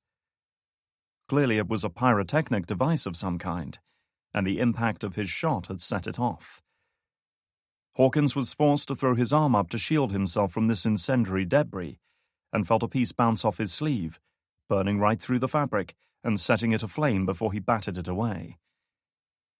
He heard the light thud of footsteps on his own rooftop, and looked up to see a demon charging at him through the smoke and flying sparks. A demon whose face glowed crimson in the red light of the burning flares, her eyes 2 points of icy hatred, focused solely on him. He saw her arm drawn back, saw the flash of steel glinting in the red light as she hurled a blade at him, and only then did his reactions kick in as he attempted to twist aside. A burning flash of pain told him the blade had struck home, embedding itself in his chest just below the left shoulder. His ballistic vest had offered some protection, but the point had nonetheless carved its way into the skin and muscle layer beneath. Not enough to seriously injure him, but enough to give Anya time to close the distance between them. Realizing it was no help in close-quarters battle, Hawkins dropped the unwieldy assault rifle like a broken toy and rushed forward to meet her, yanking the knife from his chest. They met roughly in the center of the rooftop, him swiping wildly with the already blood-stained blade, and her slipping aside to avoid the strike. She wasn't fast enough. The knife sliced through fabric and skin alike, leaving a thin trail of blood across her left side. The 2 adversaries circled each other amidst the smoke and the wildly flickering red glow of the flares, their eyes locked, bodies tense. Hawkins tightened his grip on the blade, smiling with malicious delight. He couldn't have asked for a better way to end it. Just the 2 of them, up close and personal, the way it should be. You know something? Kane wanted you brought in alive. He wants to be the one who pulls the trigger, he said, preparing to strike. Can't say I blame the man, after you murdered his daughter and all. Anya's eyes shone with anger. But more than anger, he saw pain and guilt. That's a lie. You killed her the moment you brought her into this. She was safe, living her own life, but you chose to use her. Her blood is on your hands, Anya. He shook his head in mock sorrow. You should have seen the look on the old man's face when I told him what happened. Damn near broke my heart. Hawkins let the words sink in, let her really process what he'd said. He could feel her resolve slip, her self-control falter, her focus waver. He knew then how deep that wound went. He went for it, moving in fast, his powerful muscles coiling and releasing as he launched himself at his prey. He swept the blade upwards, saw her right arm move instinctively to counter, then quickly reversed his direction and came in on her left side, her vulnerable side. Unable to deflect the blow from that angle, she instead threw up both arms and managed to catch his knife hand, her legs almost buckling beneath her as he exerted all his force downwards. He had her now. She was having to use all her strength just to hold him off, her muscles straining with the effort. He swung with his free hand, aiming to strike at her throat, but she ducked aside and retaliated with a knee to the stomach. It hurt, but she lacked the strength to seriously injure him. Digging his feet in, he drove her backwards across the rooftop, straight into the chimney stack. It seemed to shake under the impact, and Anya grunted in pain. Hawkins clamped his hand around her throat before she could recover. Anya could hold the knife off all she wanted, but she couldn't stop him choking the life out of her. Hawkins felt a surge of exhilaration and triumph as his grip tightened, constricting her airway. Kane will be pissed at me for killing you. Might even take a shot at me, he told her, straining to bring the blade in closer. Anya couldn't reply, but she could hear his words. But you want to know something? For this, it'll be worth it. This was what he'd wanted for so long. This is what he'd fantasized about, staring into those vivid blue eyes as the fear and panic took hold, as the life slowly faded from them, knowing that he was the one who had finally killed her. I'm glad it ended this way, Anya, he whispered, leaning in close as she struggled in vain to break his hold. I wanted to be with you at the end, to send you on your way. It was because he was leaning in so close, staring so intently into Anya's eyes as he slowly starved her body of oxygen, that he saw something reflected in them. Not some stirring of terror or the slow loss of focus as hypoxia took hold, but something else. Movement. Movement behind him. Releasing his hold on Anya, who fell to her knees gasping for breath, Hawkins turned, just as Dietrich swung a piece of wood down against him. The heavy piece of lumber struck his shoulder, cracking the wood and knocking him off balance. Dietrich swung again, hoping to finish his adversary off, but Hawkins had by now recovered and caught the weapon in mid-air, wrenching it from his grip and responding with a kick to the midsection that doubled him over. Pressing his advantage, Hawkins leapt in with a crushing hook that knocked Dietrich flat. He was just raising his boot to stamp on the dazed man's head when Anya barreled straight into him, tackling him around the waist like a football player. She was a good 50 pounds lighter than Hawkins, but momentum and desperate, furious aggression gave her enough to knock him off balance. Pitched backwards by the unexpected impact, he toppled over the edge of the roof to land heavily on the level below. He was down, but not out. Already he was moving, his face twisted in anger. Anya had nothing to offer in return but a defiant glare. Get up, Dietrich! Move! Anya yelled, hauling Dietrich to his feet and retreating from the edge just as Hawkins opened fire, the bullet whizzing past her head. A second shot ricocheted off the wall just below her. Sprinting for the edge of the building, Dietrich and Anya leapt over the gap, ignoring the drop to the alleyway below. Landing on the other rooftop, which was now smoking as the fire ate away at it beneath, the pair made for the opposite side, where a similar residential block backed onto it. Behind them, a section of roof gave way and collapsed, flames shooting upwards through the ragged gap. Clambering back up to the rooftop level and sighting his rapidly receding targets, Hawkins took aim at Anya and squeezed the trigger. The weapon barked, and a round sailed through the night air, narrowly missing the woman as she reached the edge of the rooftop and gathered herself up to leap again. Adjusting his aim, Hawkins fired a second time, but just as he did so, a violent explosion erupted from within the building. The roof seemed to bulge upwards, straining to hold in the vast release of energy, then suddenly broke apart and erupted in a great detonation, throwing fire and smoke up into the air. Even as he was forced to turn away from the sudden blast of searing heat, wary of being caught by flying debris. As pieces of flaming wood rained down across his rooftop, Hawkins peered through the smoke and raging fires that now licked up at the night sky, seeking his enemy. Both Anya and Dietrich were gone. Alpha to all units, Hawkins said. Targets are on the move, heading west across the rooftops. Close them down. Copy that, Alpha. We're on it. That's twice I've saved your ass tonight, Dietrich said as he vaulted over a low wall, barely slowing down in his haste to flee the scene. Pillars of smoke, lit from below by the raging inferno, had already risen hundreds of feet into the night sky. Because they were now lower than the roof of the safe house, they were out of Hawkins's line of sight. If they were lucky, he might assume they'd been killed in the collapse. If not, he would send his agents out to hunt them down. Either way, their best option was to get the hell out of here as quickly as possible. With no weapons left, they certainly wouldn't survive another pitched battle. Traffic was at a standstill, cars and vans sitting idle as drivers leaned out of their windows, while residents poured out of bars and homes to gawk at the burning building. With their attention on the distant inferno, they paid little heed to the man and woman sprinting across the rooftops. "You would be still trapped on that roof if it wasn't for me," Anya reminded him, pulling ahead as she leapt down onto the sheet steel roof of the next building. The thin metal groaned and flexed a little as it took her weight, but held firm. "Maybe you could show a little gratitude for once."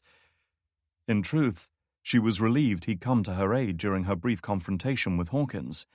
It had been part of their hastily concocted plan for her to keep him occupied, while Dietrich got into position. But it could very easily have gone wrong.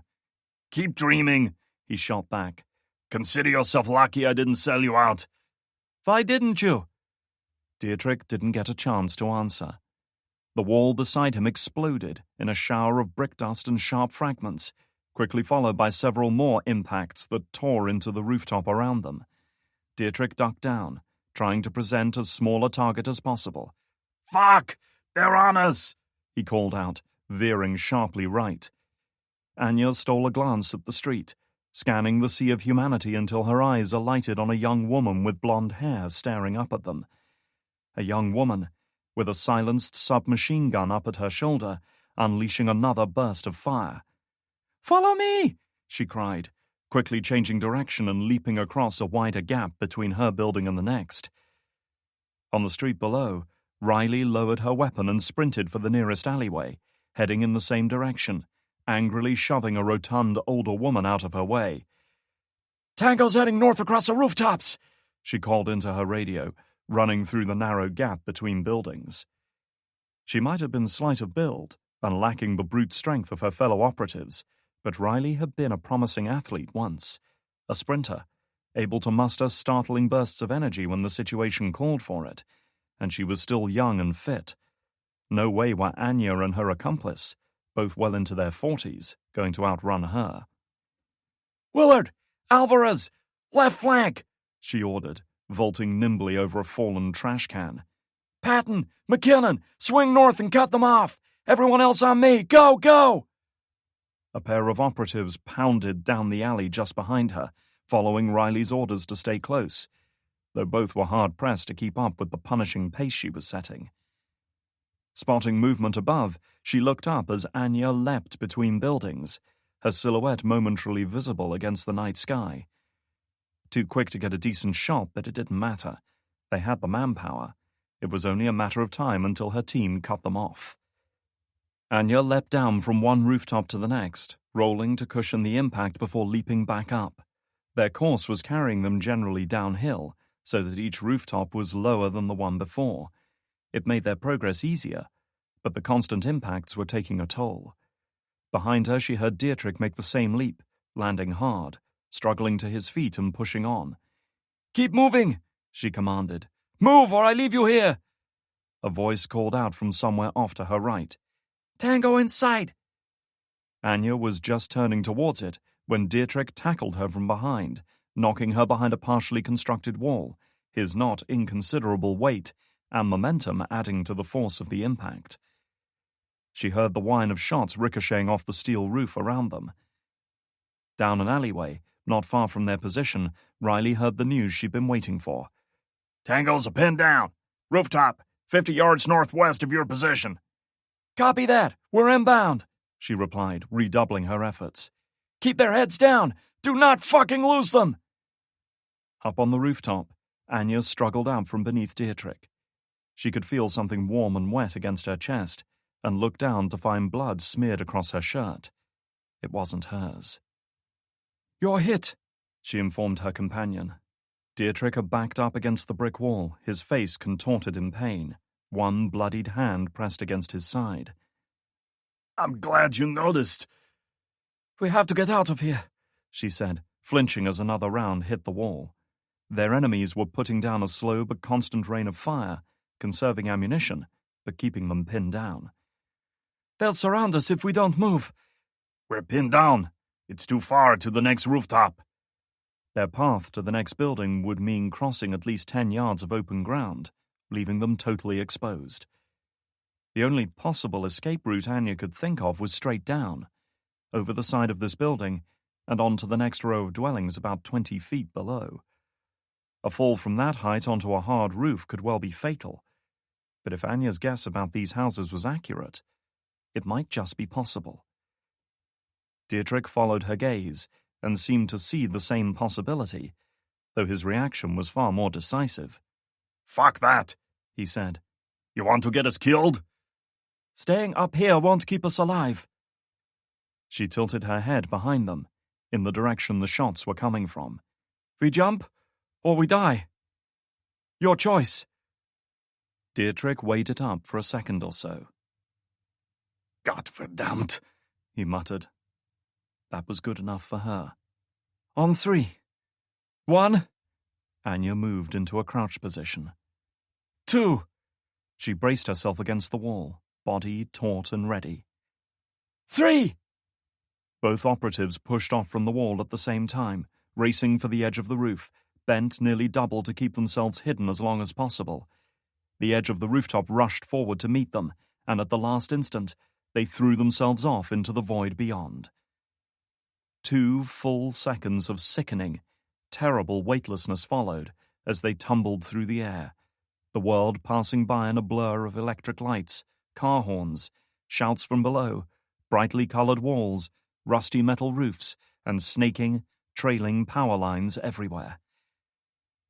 The rooftop seemed to hover in the distance, as if encroaching on them only at a laborious, glacial pace.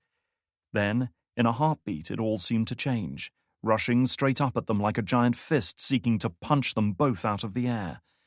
They landed at the same time, hitting the corrugated steel roof like a pair of boulders hurled by some medieval siege machine.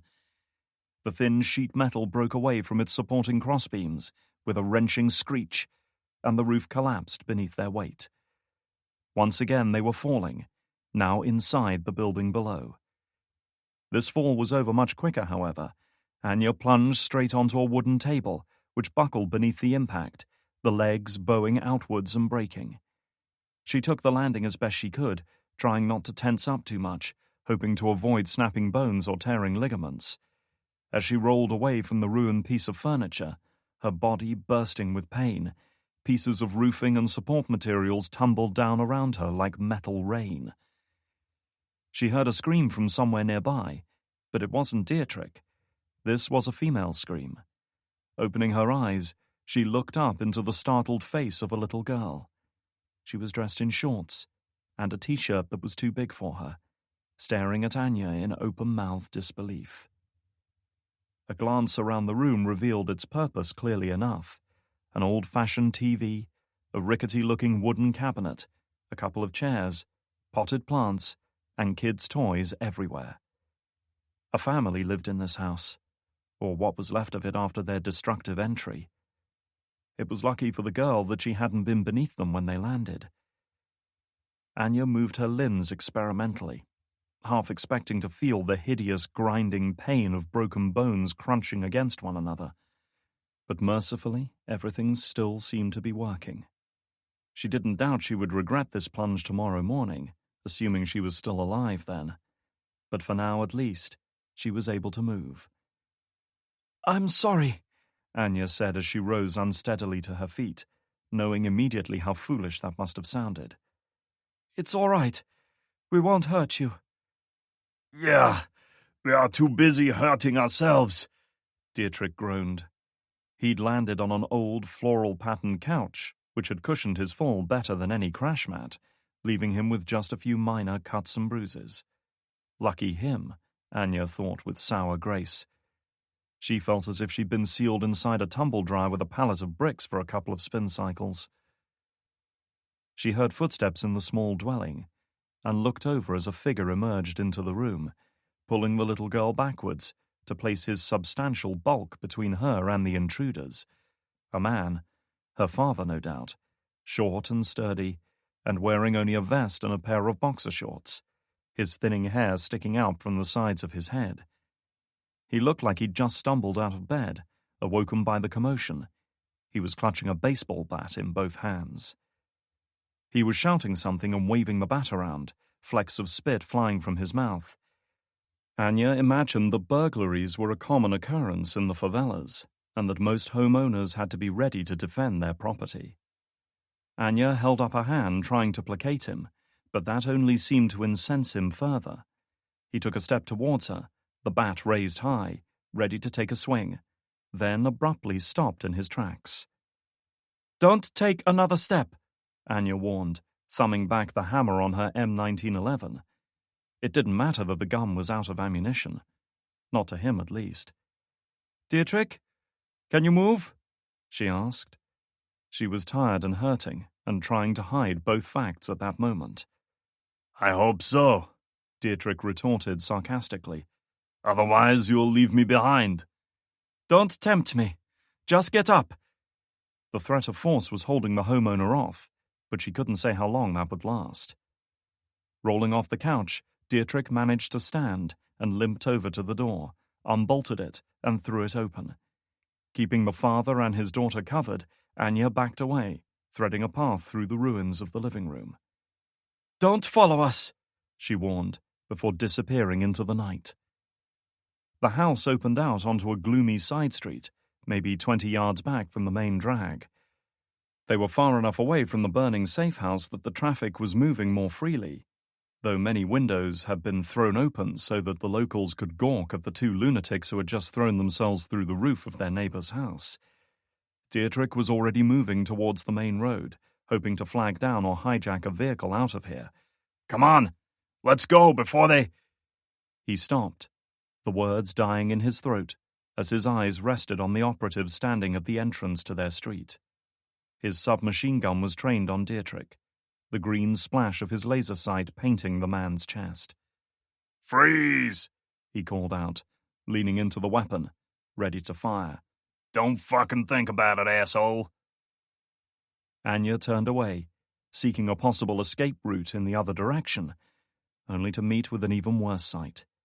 Riley, along with two other operatives, all of whom now had Anya covered. No way out. The young woman's face was flushed with the exertion of her frantic pursuit, her brow coated with a sheen of sweat. But nonetheless she flashed a smile of triumph. She'd hunted her prey down. "Not bad. You gave us a good chase," she said as her two comrades advanced on Anya with their weapons raised. "But you're all out of tricks. Now drop the weapon and get on your knees, bitch." Anya hesitated, seeking any way out, any option left untried. There was nothing. She slowly lowered herself to her knees. Dietrich did likewise, both placing their hands behind their heads. Riley reached for her comms unit. "We've got them. Roll in the ground transport." Clicking the transmitter off, she looked down at Anya, who glared back at her with cold hatred. "You might think I want to just kill you myself, but I don't need to. I'm going to be there, Anya. I'm going to be there watching when they finally break you. And I'm going to enjoy it." She looked over at the operative covering Dietrich. "We don't need that piece of shit," she decided with casual disdain. "Kill him." Even as the operative readied his weapon to fire, Anya could hear the rumble of a vehicle pulling in from the main road, saw the flash of its headlights as it turned onto their street. No doubt it was here to ferry her out of the favelas, perhaps to a private airfield, where an unregistered flight would be standing by to return her to the States, or whatever deep, dark hole Kane had set aside for her. But the vehicle didn't pull to a stop. Instead, it suddenly increased speed, the engine ramping up in tempo as the driver stomped on the gas. The operative suddenly caught in the blinding headlights turned towards the source of the disturbance, bringing his weapon around with him. He was too late. In a storm of metal and squealing brakes, the car plowed into him. There was a sickening crunch, a scream as he was thrown up over the hood, then a clatter as he landed on the ground several yards away. Blinded by the headlights, Anya couldn't see what was happening, but she heard the sound of a door opening, followed by a voice calling out to her. "Get down, Maras!" She didn't have to be told twice. Anya dropped to the ground just as a loud, sustained burst of automatic gunfire echoed down the street.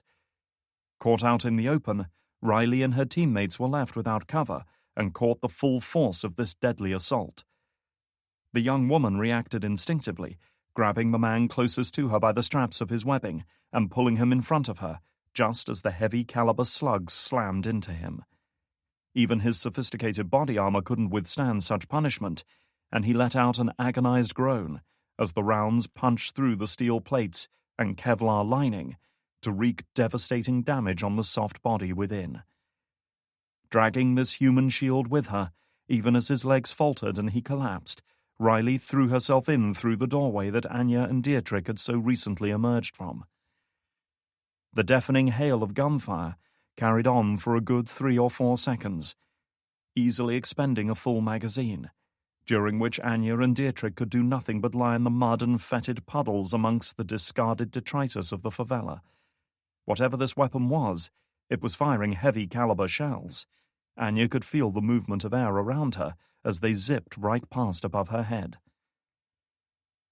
When at last the carnage came to an end, Anya's ears were ringing, but she heard a voice. Rojas's voice. "Well? You going to lie there all night, or do you want to get out of here?" Anya and Dietrich scrambled to their feet and sprinted towards the headlights, one of which was cracked where it had struck the unfortunate operative. Anya paused just long enough to snatch up the pistol she'd dropped, refusing to leave it behind. The vehicle was, in fact, a Toyota Hilux, its bodywork smeared with mud, but its engine still rumbling with defiant power. Dietrich reached the vehicle first, throwing open the rear door and clambering inside, and Anya was right behind him. Rojas had already returned to the driver's seat and slammed his door shut. On the passenger seat, Anya saw the long, dark grey shape of a light machine gun, its bipod mount now folded away. That certainly explained the ferocious rain of fire he'd been able to put down. "What are you doing here?" she demanded, heaving the door closed. Rojas flashed her a look in the rearview mirror. "A good question," he replied, throwing the transmission into reverse and accelerating out of the side street. "You and I have much to talk about tonight." With that, he slipped the Hilux into drive and stamped on the gas. The big 4x4 shot forward, accelerating downhill and away, horns sounding the whole way as panicked scooters and bikes veered aside to make way. In under a minute they were clear of the scene, though Anya didn't relax. She knew this night was only getting started. Chapter 45. Drake shrugged his jacket off and dumped it on the floor of his grimy guest room. He'd made good his escape from Powell's penthouse suite, disappearing into the urban sprawl of downtown Rio, and ultimately making his way back to the hotel, bruised and hurting, and furious at his failure. Worse, he was frightened. Frightened of Powell, and the power she had wielded over him. Frightened of himself for falling so easily under her spell. Drawing the silenced automatic from the back of his trousers, he turned the gun over in his hand, watching as the sickly orange glow of electric lights glinted across its dark, polished surface. How easy it should have been to point that gun at her head and pull the trigger. How easy it seemed now. Pull a trigger, end a life. He'd done it many times already tonight without the slightest difficulty. Yet standing here in her presence, smelling the scent of her perfume, listening to the sound of her voice, it had been a daunting, impossible task. Setting the weapon down on the bed, Drake snatched up the bottle of Kahatsa from the little table by the window and ventured through to the cramped bathroom. There he unbuttoned the formal shirt he'd used to infiltrate the hotel, wincing with pain as his injured muscles began to stiffen and contract. He dropped the shirt on the floor, then undid the Velcro straps of the Kevlar vest beneath, gratefully shrugging out of the cumbersome garment. He twisted around to get a decent look at himself in the mirror. As he'd thought, a round had struck him on the right shoulder. The vest had absorbed the worst of it, but the considerable impact had left a large bruise that had already turned purple and black. Removing the vest had left a streak of blood down his shoulder and arm, where the skin had split and ruptured. Hardly a major injury, but one that would need attention all the same. In a temperate zone, such a wound presented little difficulty, but Rio was situated in a tropical climate, with all kinds of air and waterborne parasites just looking for a way in. Drake had served in such places before, and knew from experience that even minor cuts could swell up into throbbing, pus-filled mounds within hours if left untreated. Holding the bottle of Kahatsa up, he clamped his teeth down on the cork and yanked it free, then poured the spirit directly onto the wound. Drake closed his eyes and bit down hard, letting out a low, animalistic growl as the potent alcohol soaked into his torn flesh. He thumped his fist against the wall hard enough to rattle the mirror above the sink. Good. He needed the pain right now. He needed it to clear his mind, to cleanse himself of the memory of what had happened earlier. When at last it was done, he spat the cork out into the sink and downed a mouthful of the spirit himself. Its sweet fire blazed a path down his throat, but he wasn't complaining. A buzzing sound was coming from his discarded jacket, the vibration of his cell phone. Still clutching the bottle, he returned to the bedroom and retrieved the phone. "Didn't work, did it?" the voice asked. "I warned you. We could have avoided this." "What the fuck did you bastards do to me?" Drake demanded. His adrenaline was spiking as if preparing for another fight. He was desperate for an enemy to lash out at, for a face he could pound into mush. But he couldn't. The awful truth had already dawned on him. You want to see your real enemy, Ryan? Go look in the mirror again. "The answer to that question can't come from me," the voice explained, infuriatingly calm. "But I can tell you this much. Powell took no chances with the weapons she created. She made sure they could never turn against her." "Weapons?" "Yes, weapons. That's what you are, Ryan. That's what you were made to be. What she made you. Obeying her commands is the first, most fundamental thing you were taught." "Then how do I change that?" Drake asked. "You don't." His grip on the bottle tightened. Once more he felt that primal fury rising inside him, the overwhelming urge to fight, to kill, to grapple with something tangible. "You're gonna have to do better than that," Drake warned. "I can't undo the things she did to you. But I can help you." "How?" "I can't remove her control, but I can put a stop to the woman herself. If you listen to me." His meaning was plain. Further acts of insubordination were unlikely to be tolerated. "Say I agreed. What do you need from me?" "Does the name Tembrook mean anything to you?" The bottle slipped from Drake's hand as the hotel room around him receded into darkness, and his mind transported him to a different place. A memory. A memory of something he'd never thought of before. He was in a briefing room, little more than a partitioned section of tent, dust blown in through gaps in the canvas by the warm, fitful wind. Men sitting all around him, the smell of unwashed bodies and gun oil and old leather, the sound of vehicle engines outside, the sigh of the wind, so unique to that hot, lonely place called Afghanistan. He saw a man pointing to satellite images on the board behind him, a man in civilian clothes. "My name's Tembrook. That's the first, last, and only thing you need to know about me. Right now, I'm here to brief you on the situation. This mission is going to call for the best we have, and as of now, that's you. I know that name, Drake said, speaking slowly as if rousing from a deep sleep. He was there. He delivered our briefing that day. Tenbrook is the key to this. Find him and bring him in alive, and you'll get the answers to your questions, Ryan. Will I find you too? When the time's right, you will. Drake could feel it now. That focus, that determination, that desire to strike back. All of it had found a new target, and he knew with absolute certainty that Tenbrook would give him the answers he sought, the truth he'd been denied for so long, even if Drake had to rip them from him one at a time. Tell me where he is. Chapter 46. Rojas drove the Toyota Hilux through the busy streets of central Rio like a man possessed, often taking insane chances and narrowly avoiding head-on collisions.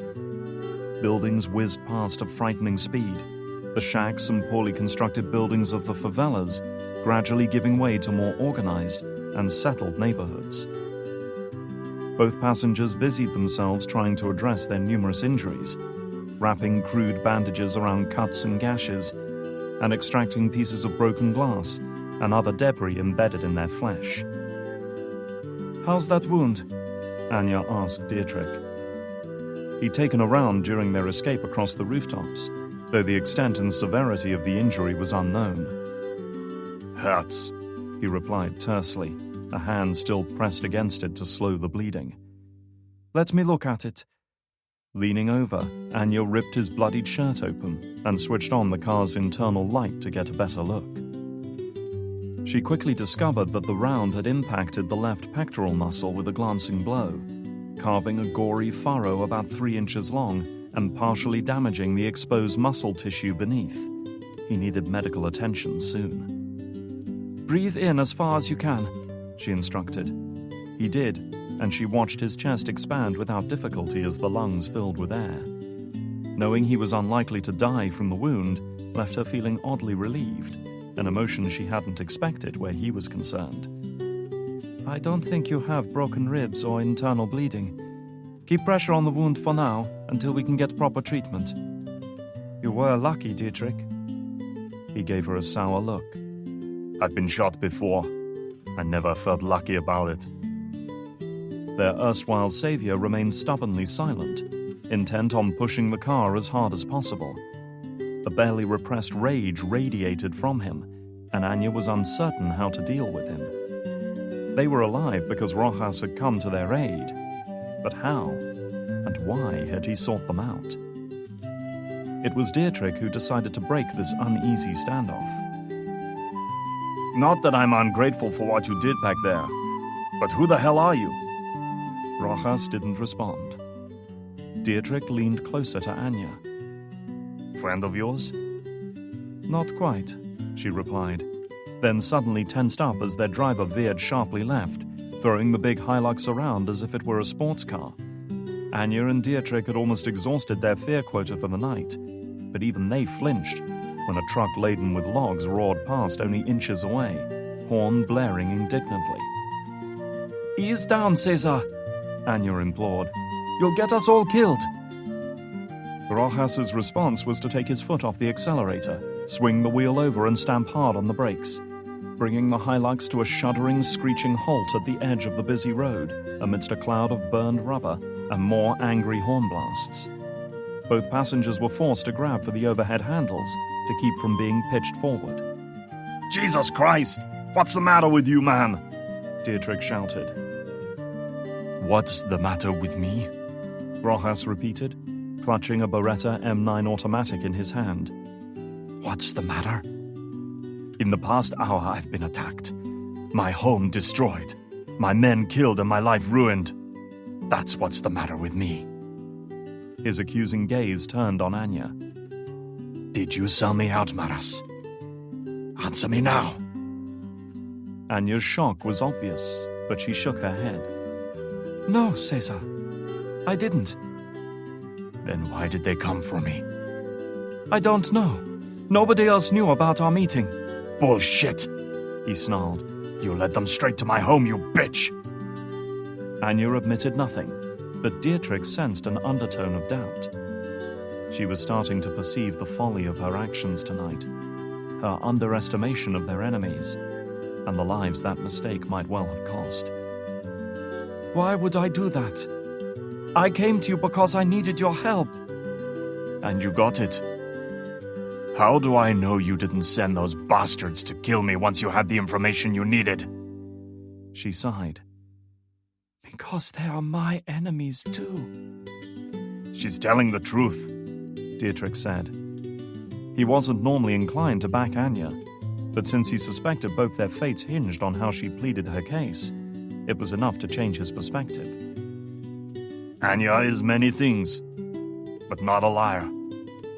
Shut up, idiota! Rojas growled. I want answers from her. I want to know what the hell you're really doing here in Rio.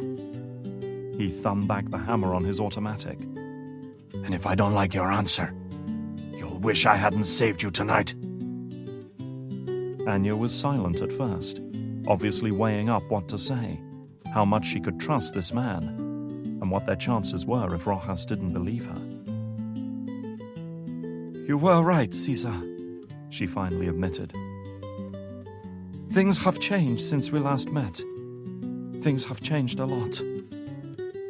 A man I once trusted betrayed me, and now he is the director of the CIA. The assault team at the safe house were under his command. You brought your war to my doorstep. Anya shook her head. That wasn't my intention. But it's what happened. The entire agency is after your blood. And you led them to me. What did you expect them to do? I never wanted any of this. Nobody ever wants to bring their problems with them. But they always do. And it's men like me who get fucked for it. His eyes flicked between them, still keeping his gun at the ready. Why would you take such a risk for one man? This Drake. Because he never gave up on me. And I won't do it to him now. I owe him that much, she answered. There was an edge to her voice, a strain that hadn't been there before. When he found me, I had been locked in a Russian prison for 4 years.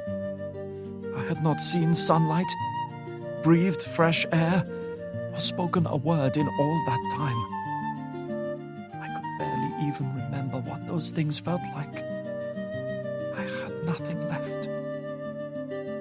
But he gave me something, showed me compassion, risked his life for someone he had no reason to trust. He did those things because he was a good man.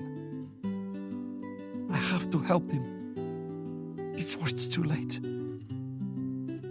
She watched Rojas's expression soften a little, the tide of his anger starting to turn. If you are lying to me. If you don't believe me, then kill me now, Caesar. I'm ready. I've been ready for a long time. Some of her defiance faded, a hint of regret now showing through.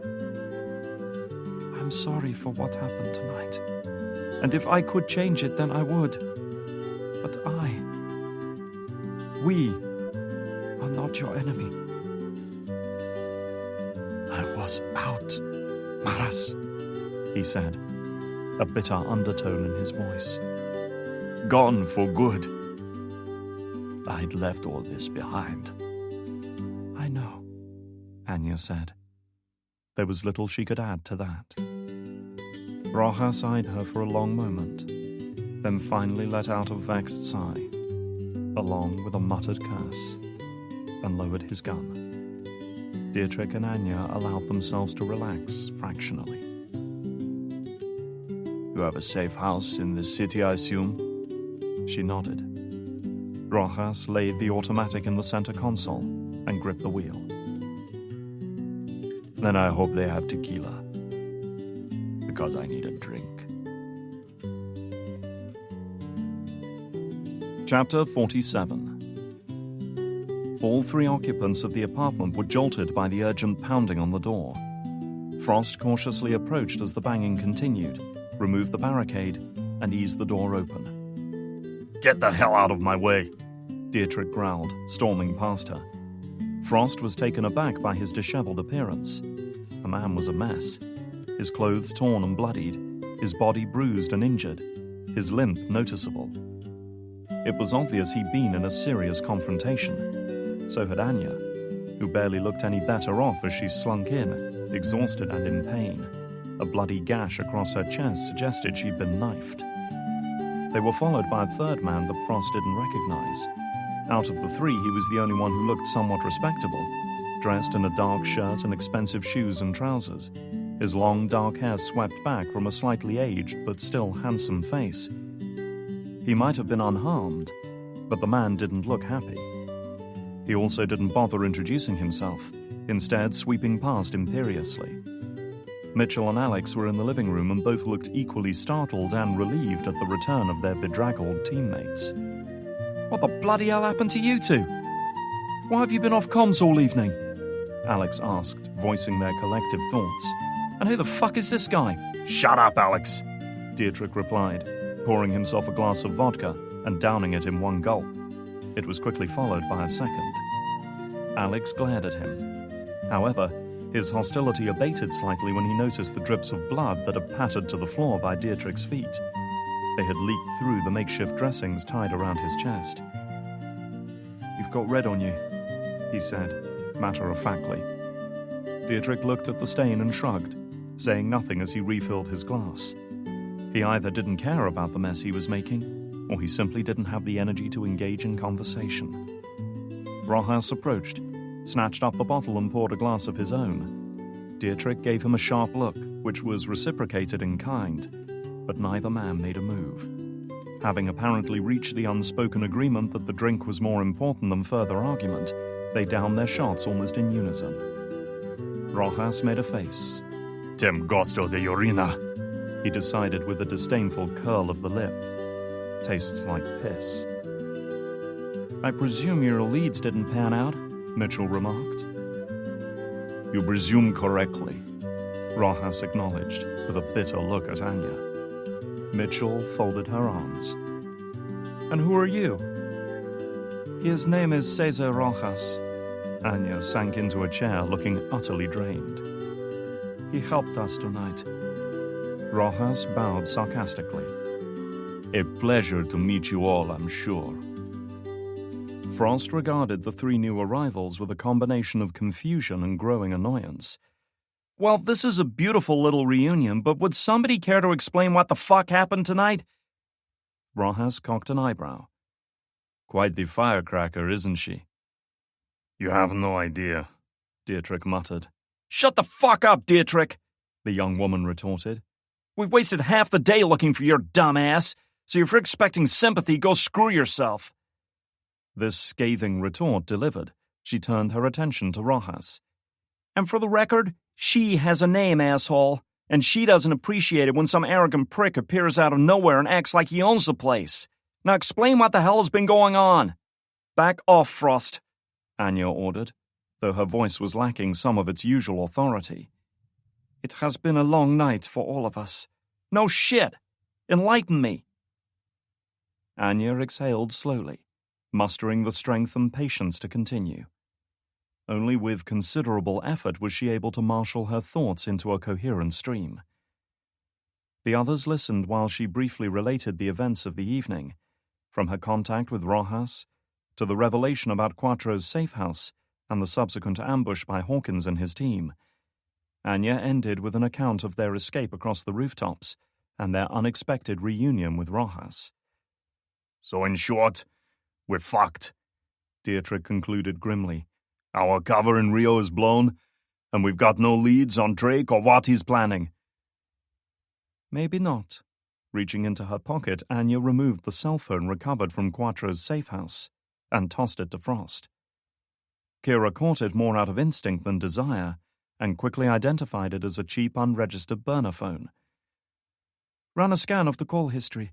See if you can find where the last call came from. Frost frowned. Where did you get this? Someone left it at the safe house for me. Someone? You mean Ryan? Anya shook her head. So how do you know it was for you? Alex asked. Anya glanced at him. Because he called me on it. He must have been nearby because he saw me go in. I need to know where he is now. It was obvious from her expression that there was more to this than she was saying, and Alex wasn't the only one to pick up on it. Who is he? It's not important. What is important is finding him. Bullshit, it's not important, Frost leapt in. We're supposed to be a team. Although fuck knows not many of us are acting like it. If you know something, spill it. Anya wasn't normally inclined to share details of her past life unless she absolutely had to, and certainly couldn't be cajoled or forced into giving away something she didn't want to. But this time at least, she seemed to recognize the mood of the room was against her. Her comrades weren't going to move on unless she gave them something. His name is Romek Karelius, she said at last. There was an odd inflection when she spoke the name, as if she'd just lapsed into a different language mid-sentence. He was once a member of my unit. You mean Task Force Black? Frost prompted. Anya nodded as she searched back through her memories. He was one of the original batch of recruits. Trained with us since the very beginning. We fought together in Afghanistan and a dozen other places. When part of our unit went rogue and tried to stage a coup, Romek was right in the middle of the fighting. He stayed with us. Even returned with us to Afghanistan during the U.S. invasion. He remained loyal to the very end. So what happened to him? Frost asked. I don't know, Anya admitted. When I left the unit in 2003 to go to Iraq, I left him in command until I returned. That was the last time I saw him. I was captured and imprisoned by the Russians before I made it to Iraq, and by the time you broke me out of prison 4 years later, Romek and the rest of the unit had disappeared. I never found out what happened to them. In truth, she had made sporadic efforts to re-establish contact with Task Force Black in the years since her escape, hoping against hope that some of its members might have survived and gone into hiding, hoping that someday she might reunite with her former comrades, hoping she wasn't truly the last of them. But her efforts had come to nothing. None of her avenues of investigation had led anywhere, and she'd eventually resigned herself to the fact they were all gone. Now it seemed at least one of her former comrades had returned.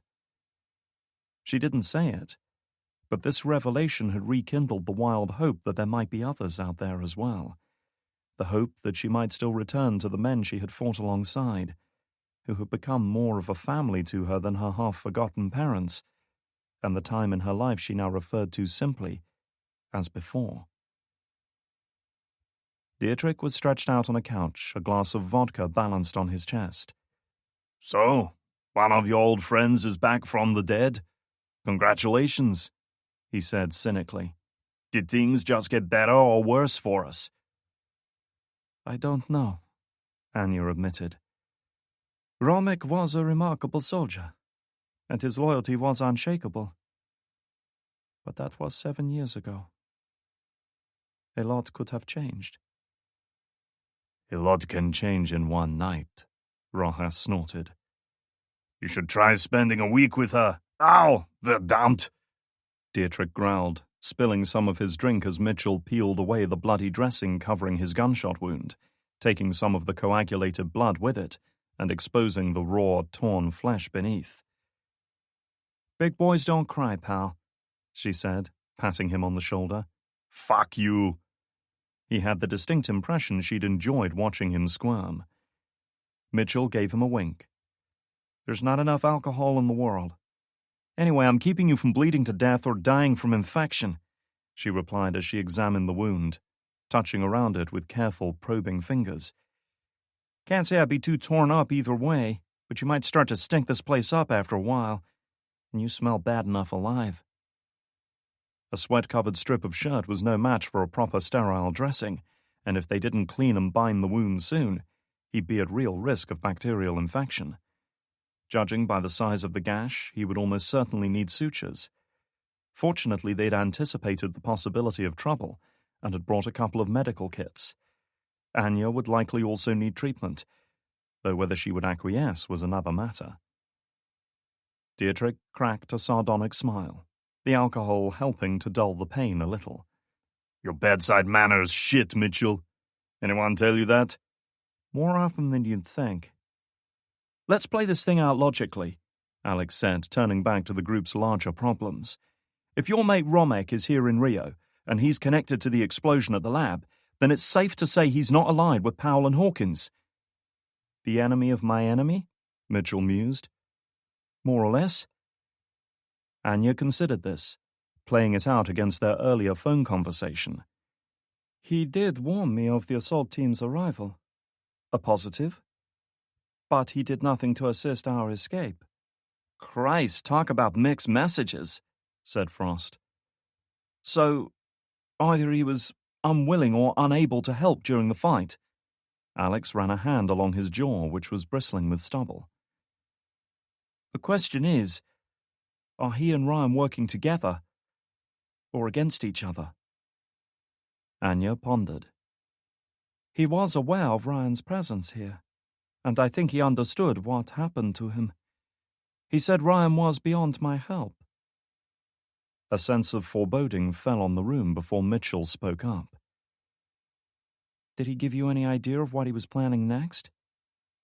He said this was the first step on the journey, and soon he would take another, and that, when the time was right, he and I would meet again. Chapter 48. You get in there, boy, the voice roared, as low and powerful as the tractor engines its owner helped to repair and service. Jason gasped as the hand clamped tight around the nape of his neck and shoved him forward with such force that he stumbled and nearly tripped. Mercifully, he managed to stay on his feet, because he knew that such clumsiness would only earn him further punishment. Like the time he'd dropped his plate on the way to the kitchen sink, and his father had nonchalantly thrown an open-handed swipe at the back of his head that left his ears ringing for hours afterwards. The garage in which he now stood wasn't a big building. Low and squat, the floor little more than hard-packed dirt, the roof timbers sagging under weight and age. It was just big enough for his father's 1972 Buick Riviera to fit inside. Jason couldn't recall it ever being parked in there, though. Instead, most of its space was given over to the kind of junk that always finds its way into garages. Tools, engine parts, old lawnmowers, motor oil, and paint tins that had long since dried up. Broken furniture that lingered here in this curious state of half-life until it was eventually declared a lost cause and taken to the dump. The windows were barred on the outside for security, their panes cracked and fogged with age and dirt, so that only misty bars of sunlight managed to struggle through. For most people, it must have seemed like a perfectly normal workshop and storage space. Old, dusty, familiar, and even a little comforting, perhaps, like a well-worn jacket or shoes past their prime, but somehow better for it. For most people, but not for Jason or his two siblings. For them, the garage was something very different. This was where they were brought when their father decided he had to give them one. That's what he always called it. Sorry, son, but I gotta give you one. As if it was some playful little gift or keepsake that was being handed out. Never a beating, never a punch in the gut or an ass-kicking or a leathering with his belt that left black bruises and blisters filled with blood. Never those things. Because that wasn't how Tyler Hawkins saw it. He did what he wanted, and what he wanted today was to give somebody one. And by God, somebody was going to get one. Jason's younger siblings were there too, having already been herded in there like the frightened sheep they were. Both boys stood near the cluttered workbench in the corner, and Jason was quite certain that was exactly where their father had put them. They wouldn't have moved an inch, even if he'd left them there all day, because such willful disobedience would earn them one too. They were fairly close in age, less than 2 years separating their births. Nathan, the elder of the two, was 9. He was already tall like Jason, dark-haired and well-built, but in a way that tended towards fat rather than muscle. Porky, their father mockingly called him, despite being plenty overweight himself. Nathan's eyes were screwed up in a squint now, as they so often were. He confessed to Jason one night that he struggled to see the TV at night, and often failed to recognize friends on the opposite side of the street. But their dad refused to even consider glasses. "No son of mine's gonna be a four-eyed bookworm." No, sir. Instead, he'll miss a don't walk sign because of his nearsightedness and get mown down by a Pontiac Trans Am while crossing the road 2 years from now. Samuel, standing beside him, was the youngest of the 3 brothers, having just turned 7 a few weeks ago. Short and scrawny, with coppery flecks showing in his buzz-cut hair and freckles marking the pale skin across his nose and cheeks. Samuel, who always seemed to have a cold or a cough or a runny nose. The kind of kid who was never going to be big or strong or fast, never going to be picked for the football team, never going to withstand their dad's fists when it was his turn to get one. "Well, shit, boys," Tyler Hawkins said as he sauntered in front of Jason, placing his huge, calloused, scarred, muscular, indomitable man's body between the boy and his 2 brothers. "We've got something we need to straighten out here today, and no mistake." Jason could feel himself shrink at the change in his father's voice. Some kids got that same feeling when their parents raised their voices in anger. But it wasn't anger that made Jason frightened. It was excitement. Tyler Hawkins liked nothing more than giving somebody one, and it really didn't take much to give him the excuse he needed. Jason thought sometimes he actually looked forward to one of his boys making some mistake or transgression that could be punished, and he certainly had one today. He turned slowly to look at Jason, looking down at him. Tyler was a big man, standing over 6 feet. Jason might grow to that size one day. He was certainly shaping up to be tall when he became a man. But he wasn't a man now. He was an 11-year-old kid. And he was frightened. "Now, a good buddy of mine, Frank Resnick, came to me today. Frank works nights over at the train yard. Man has eyes like a hawk. Never met anything like it. And old Frank there, he says he saw you break into the night watchman's hut last night and steal the man's wallet. Now, I said to him, that can't be right. My Jason knows better than to steal. And he says to me, it's the truth, Tyler. I saw him with my own eyes.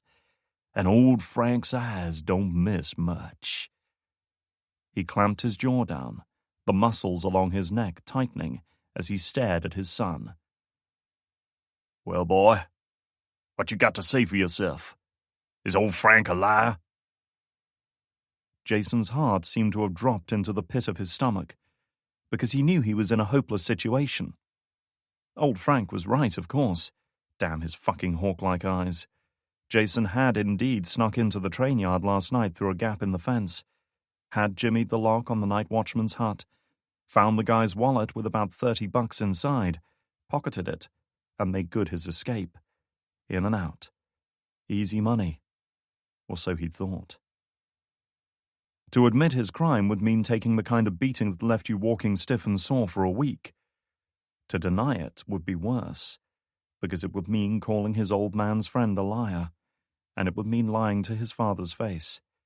And there was nothing more disrespectful than a son who lied to his father. With a supreme effort, Jason swallowed down his fear and spoke. "He's right, Dad. I took the wallet." Tyler Hawkins closed his eyes for a second or two, then drew in a deep breath and exhaled through his nose, the air whistling through the hair in his nostrils. Nodding solemnly to himself, he turned away and removed the leather belt that he kept hanging on the wall above his workbench, a belt from which he'd removed the metal buckle, allowing him to use it with impunity, without worrying about causing the kind of injury that would involve hospital visits and paperwork and questions from suspicious doctors. Well, son, you know I can't let that kind of shit fly. My own son caught stealing, and me looking like an asshole who can't keep him in line? No, sir. I can't let that shit fly at all. Pulling on both ends of the belt with those big, square mechanic's hands that always carried a trace of engine oil no matter how much he scrubbed them, he turned to face his wayward son again. He looked him up and down, taking in the shoulders that were starting to grow broader, the arms that were growing thicker, the face that might soon start to show hairs around the chin and upper lip, the boy who was showing the first vestiges of manhood. A man who would one day be strong enough to stand up to him. A man who might eventually give him one. And perhaps that was what truly drove him to such acts, the knowledge that one day this boy would become more than him. So tell me, son, which is it gonna be? Jason frowned, wondering if he'd misunderstood. He'd expected his father to go at him with the belt while Samuel and Nathan watched. Tyler would want them to watch this humiliation because he knew the two boys looked up to their older sibling, saw him as a kind of leader and protector. And deep down, maybe he even knew that they loved and respected Jason more than their own father. But he hadn't expected this, and the question caught him off guard. "What?" he asked before he could stop himself. Tyler's arm swept around and clipped him across the side of his head, jarring it sideways, prompting a yelp of fright and pain. You answer my question, son.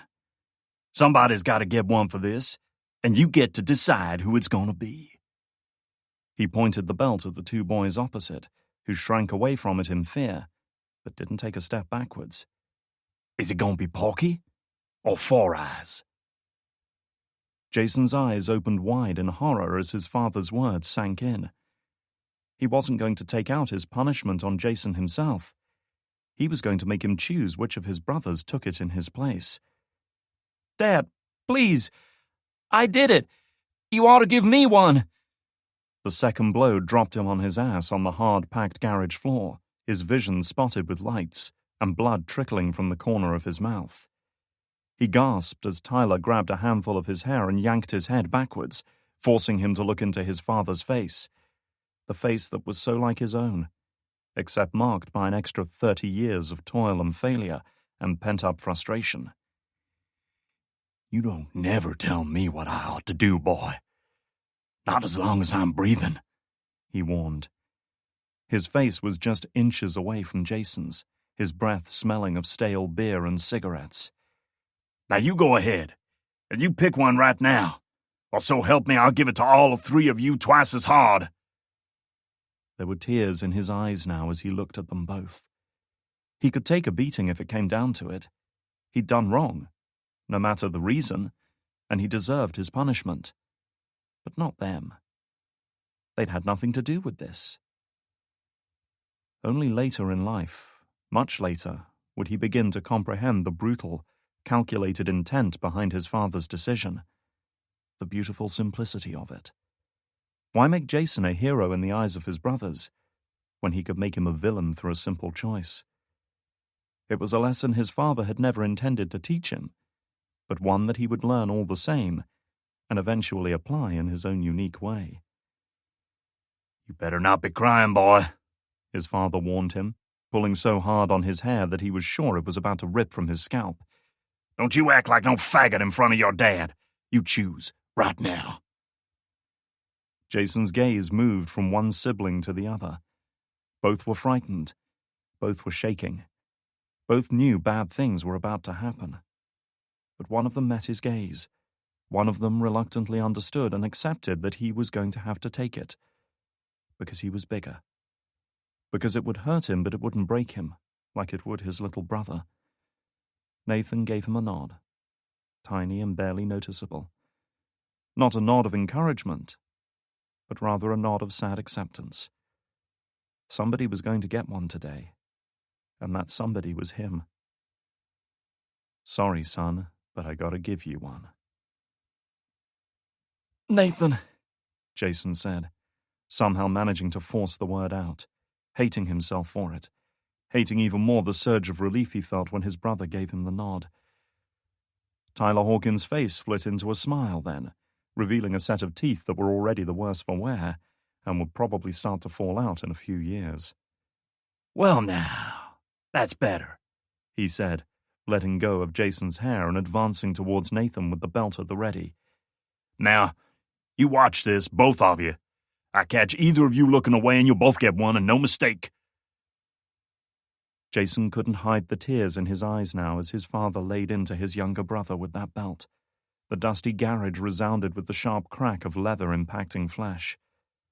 His brother, who knew what was coming and didn't run, but stood there and took it until he could stand no longer. For the rest of his life, Jason would always marvel at how long Nathan managed to keep from crying out. Hawkins's face tightened with pain as the medic finished stitching the stab wound on his chest, the skin giving and resisting slightly before the needle slipped through his flesh, pulling the short length of suture with it. Blood from the deep laceration trickled down his exposed chest as the medic tightened up the thread, pulling the wound closed. He didn't make a sound through the entire procedure, didn't groan or cry out or flinch. He just sat there and stoically took it. He'd been trained to take the pain, to absorb it and use it. He'd been taking pain all his life. There was certainly no shortage of it to go around tonight. The stab wound, combined with heavy bruising to his shoulder, courtesy of Anya's German comrade, not to mention the impact of falling from the rooftop to the level below, was a potent combination of injuries that would linger with him for several days at least. However, such physical discomfort was far less of a concern than the woman standing opposite him, who had listened to his report of the night's events and watched the medic going about his gruesome work with impassive eyes. She had always been hard to read, and that made Hawkins uneasy. So let me get this straight, Powell said, pacing the room. Hers wasn't the fast, agitated step of someone struggling to contain their mounting frustration, but rather the slow, steady movements of a scholar pondering a thorny problem. I give you free rein tonight. I allow you to take my men off to pursue your own leads. I even give you the authorization to conduct operations on foreign soil. And after that, after killing civilians and compromising our presence here, you come back to me with nothing? Worse than nothing? You come back with several men killed and injured chasing a target I didn't authorize you to engage? Is that what you're telling me, Jason? They were ready for us at the safe house, he replied coolly. Your assault was incompetent for starters, Powell interrupted him. You were disorganized and sloppy, and you lost to a woman. She practically spat that word out. Whatever Powell's attitude towards her own gender, she apparently didn't consider them worthwhile assets in the world of warfare. Certainly none of her research candidates had been female, though he had no idea whether that decision had been hers or someone higher in the chain of command. Then again, her anger wasn't directed at just any woman, but at one particular woman. Hawkins and the others were products of her research, the fruits of her own efforts, the very best that Elizabeth Powell could create. And they had failed her tonight. They had failed against the very person they'd been intended to surpass. She's no ordinary woman. Whatever animosity existed between himself and Anya, he wouldn't deny her skill and ability as a soldier. Powell rounded on him, and Hawkins actually felt a sudden and unexpected surge of fear. For a moment, he didn't see the woman at all. Instead, he could have sworn he saw Tyler Hawkins looming over him, those big, square, oil-stained hands clutching a well-worn leather belt with the buckle removed. He was looking at him with that same hungry, excited expression on his face that now so closely resembled his own. "Sorry, son, but I gotta give you one." "She's a dead end, an inferior specimen," a female voice said, and suddenly it was Powell standing before him again. "All you've managed to do tonight is screw up, waste time, and squander resources. But then you always were a disappointment, Jason, because beneath all your bullshit, you're always going to be that frightened little boy cowering in your father's garage." Pushing the medic aside, Hawkins leapt to his feet and drew himself up to his full height. As tall as she was with those heels of hers, Powell was still several inches shorter than him, and nowhere close to his strength and power. He could overpower her in seconds, break her neck with a single vicious twist. And he wanted to. By God, he wanted to give her one in that moment. He knew that other men in his unit viewed Powell differently, saw her as almost godlike in her omnipotence and infinite wisdom. But he'd never felt that closeness, that desire to please her or win her admiration. He'd never felt it back when they were candidates, and he didn't feel it now. As dangerous and powerful as his father had once been, Jason Hawkins had grown to become 10 times worse. It had been bred into him, imprinted into his psyche from his earliest memories, honed and enhanced by careful training and conditioning, and all of it was focused on the woman standing before him. Could she even begin to comprehend the sheer variety of ways in which he could kill her, both quick and slow, painless and agonizing, clinical and brutal? But far from shrinking away from him or trying to protect herself, Powell simply stood her ground, as implacable as a statue. "Stand down," she said, putting extra emphasis on each word, speaking the order slowly and precisely, as one might command an angry dog. There it was. The urge, the need to obey her kicked in hard as he could ever remember.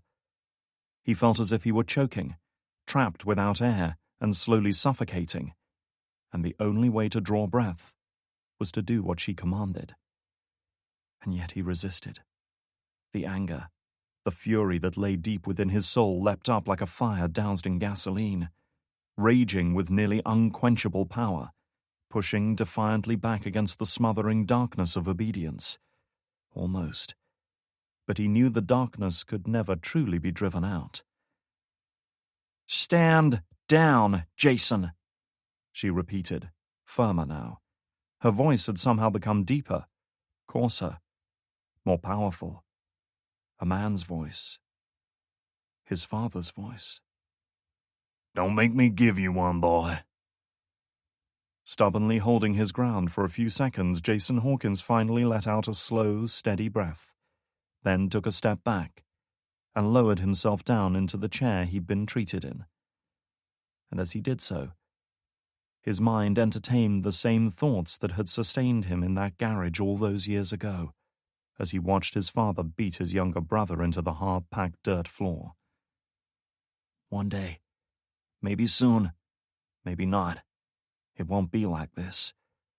One day you're going to take it a little too far, push a little too hard, and then we'll see who really gets theirs in the end. We'll see, and make no mistake.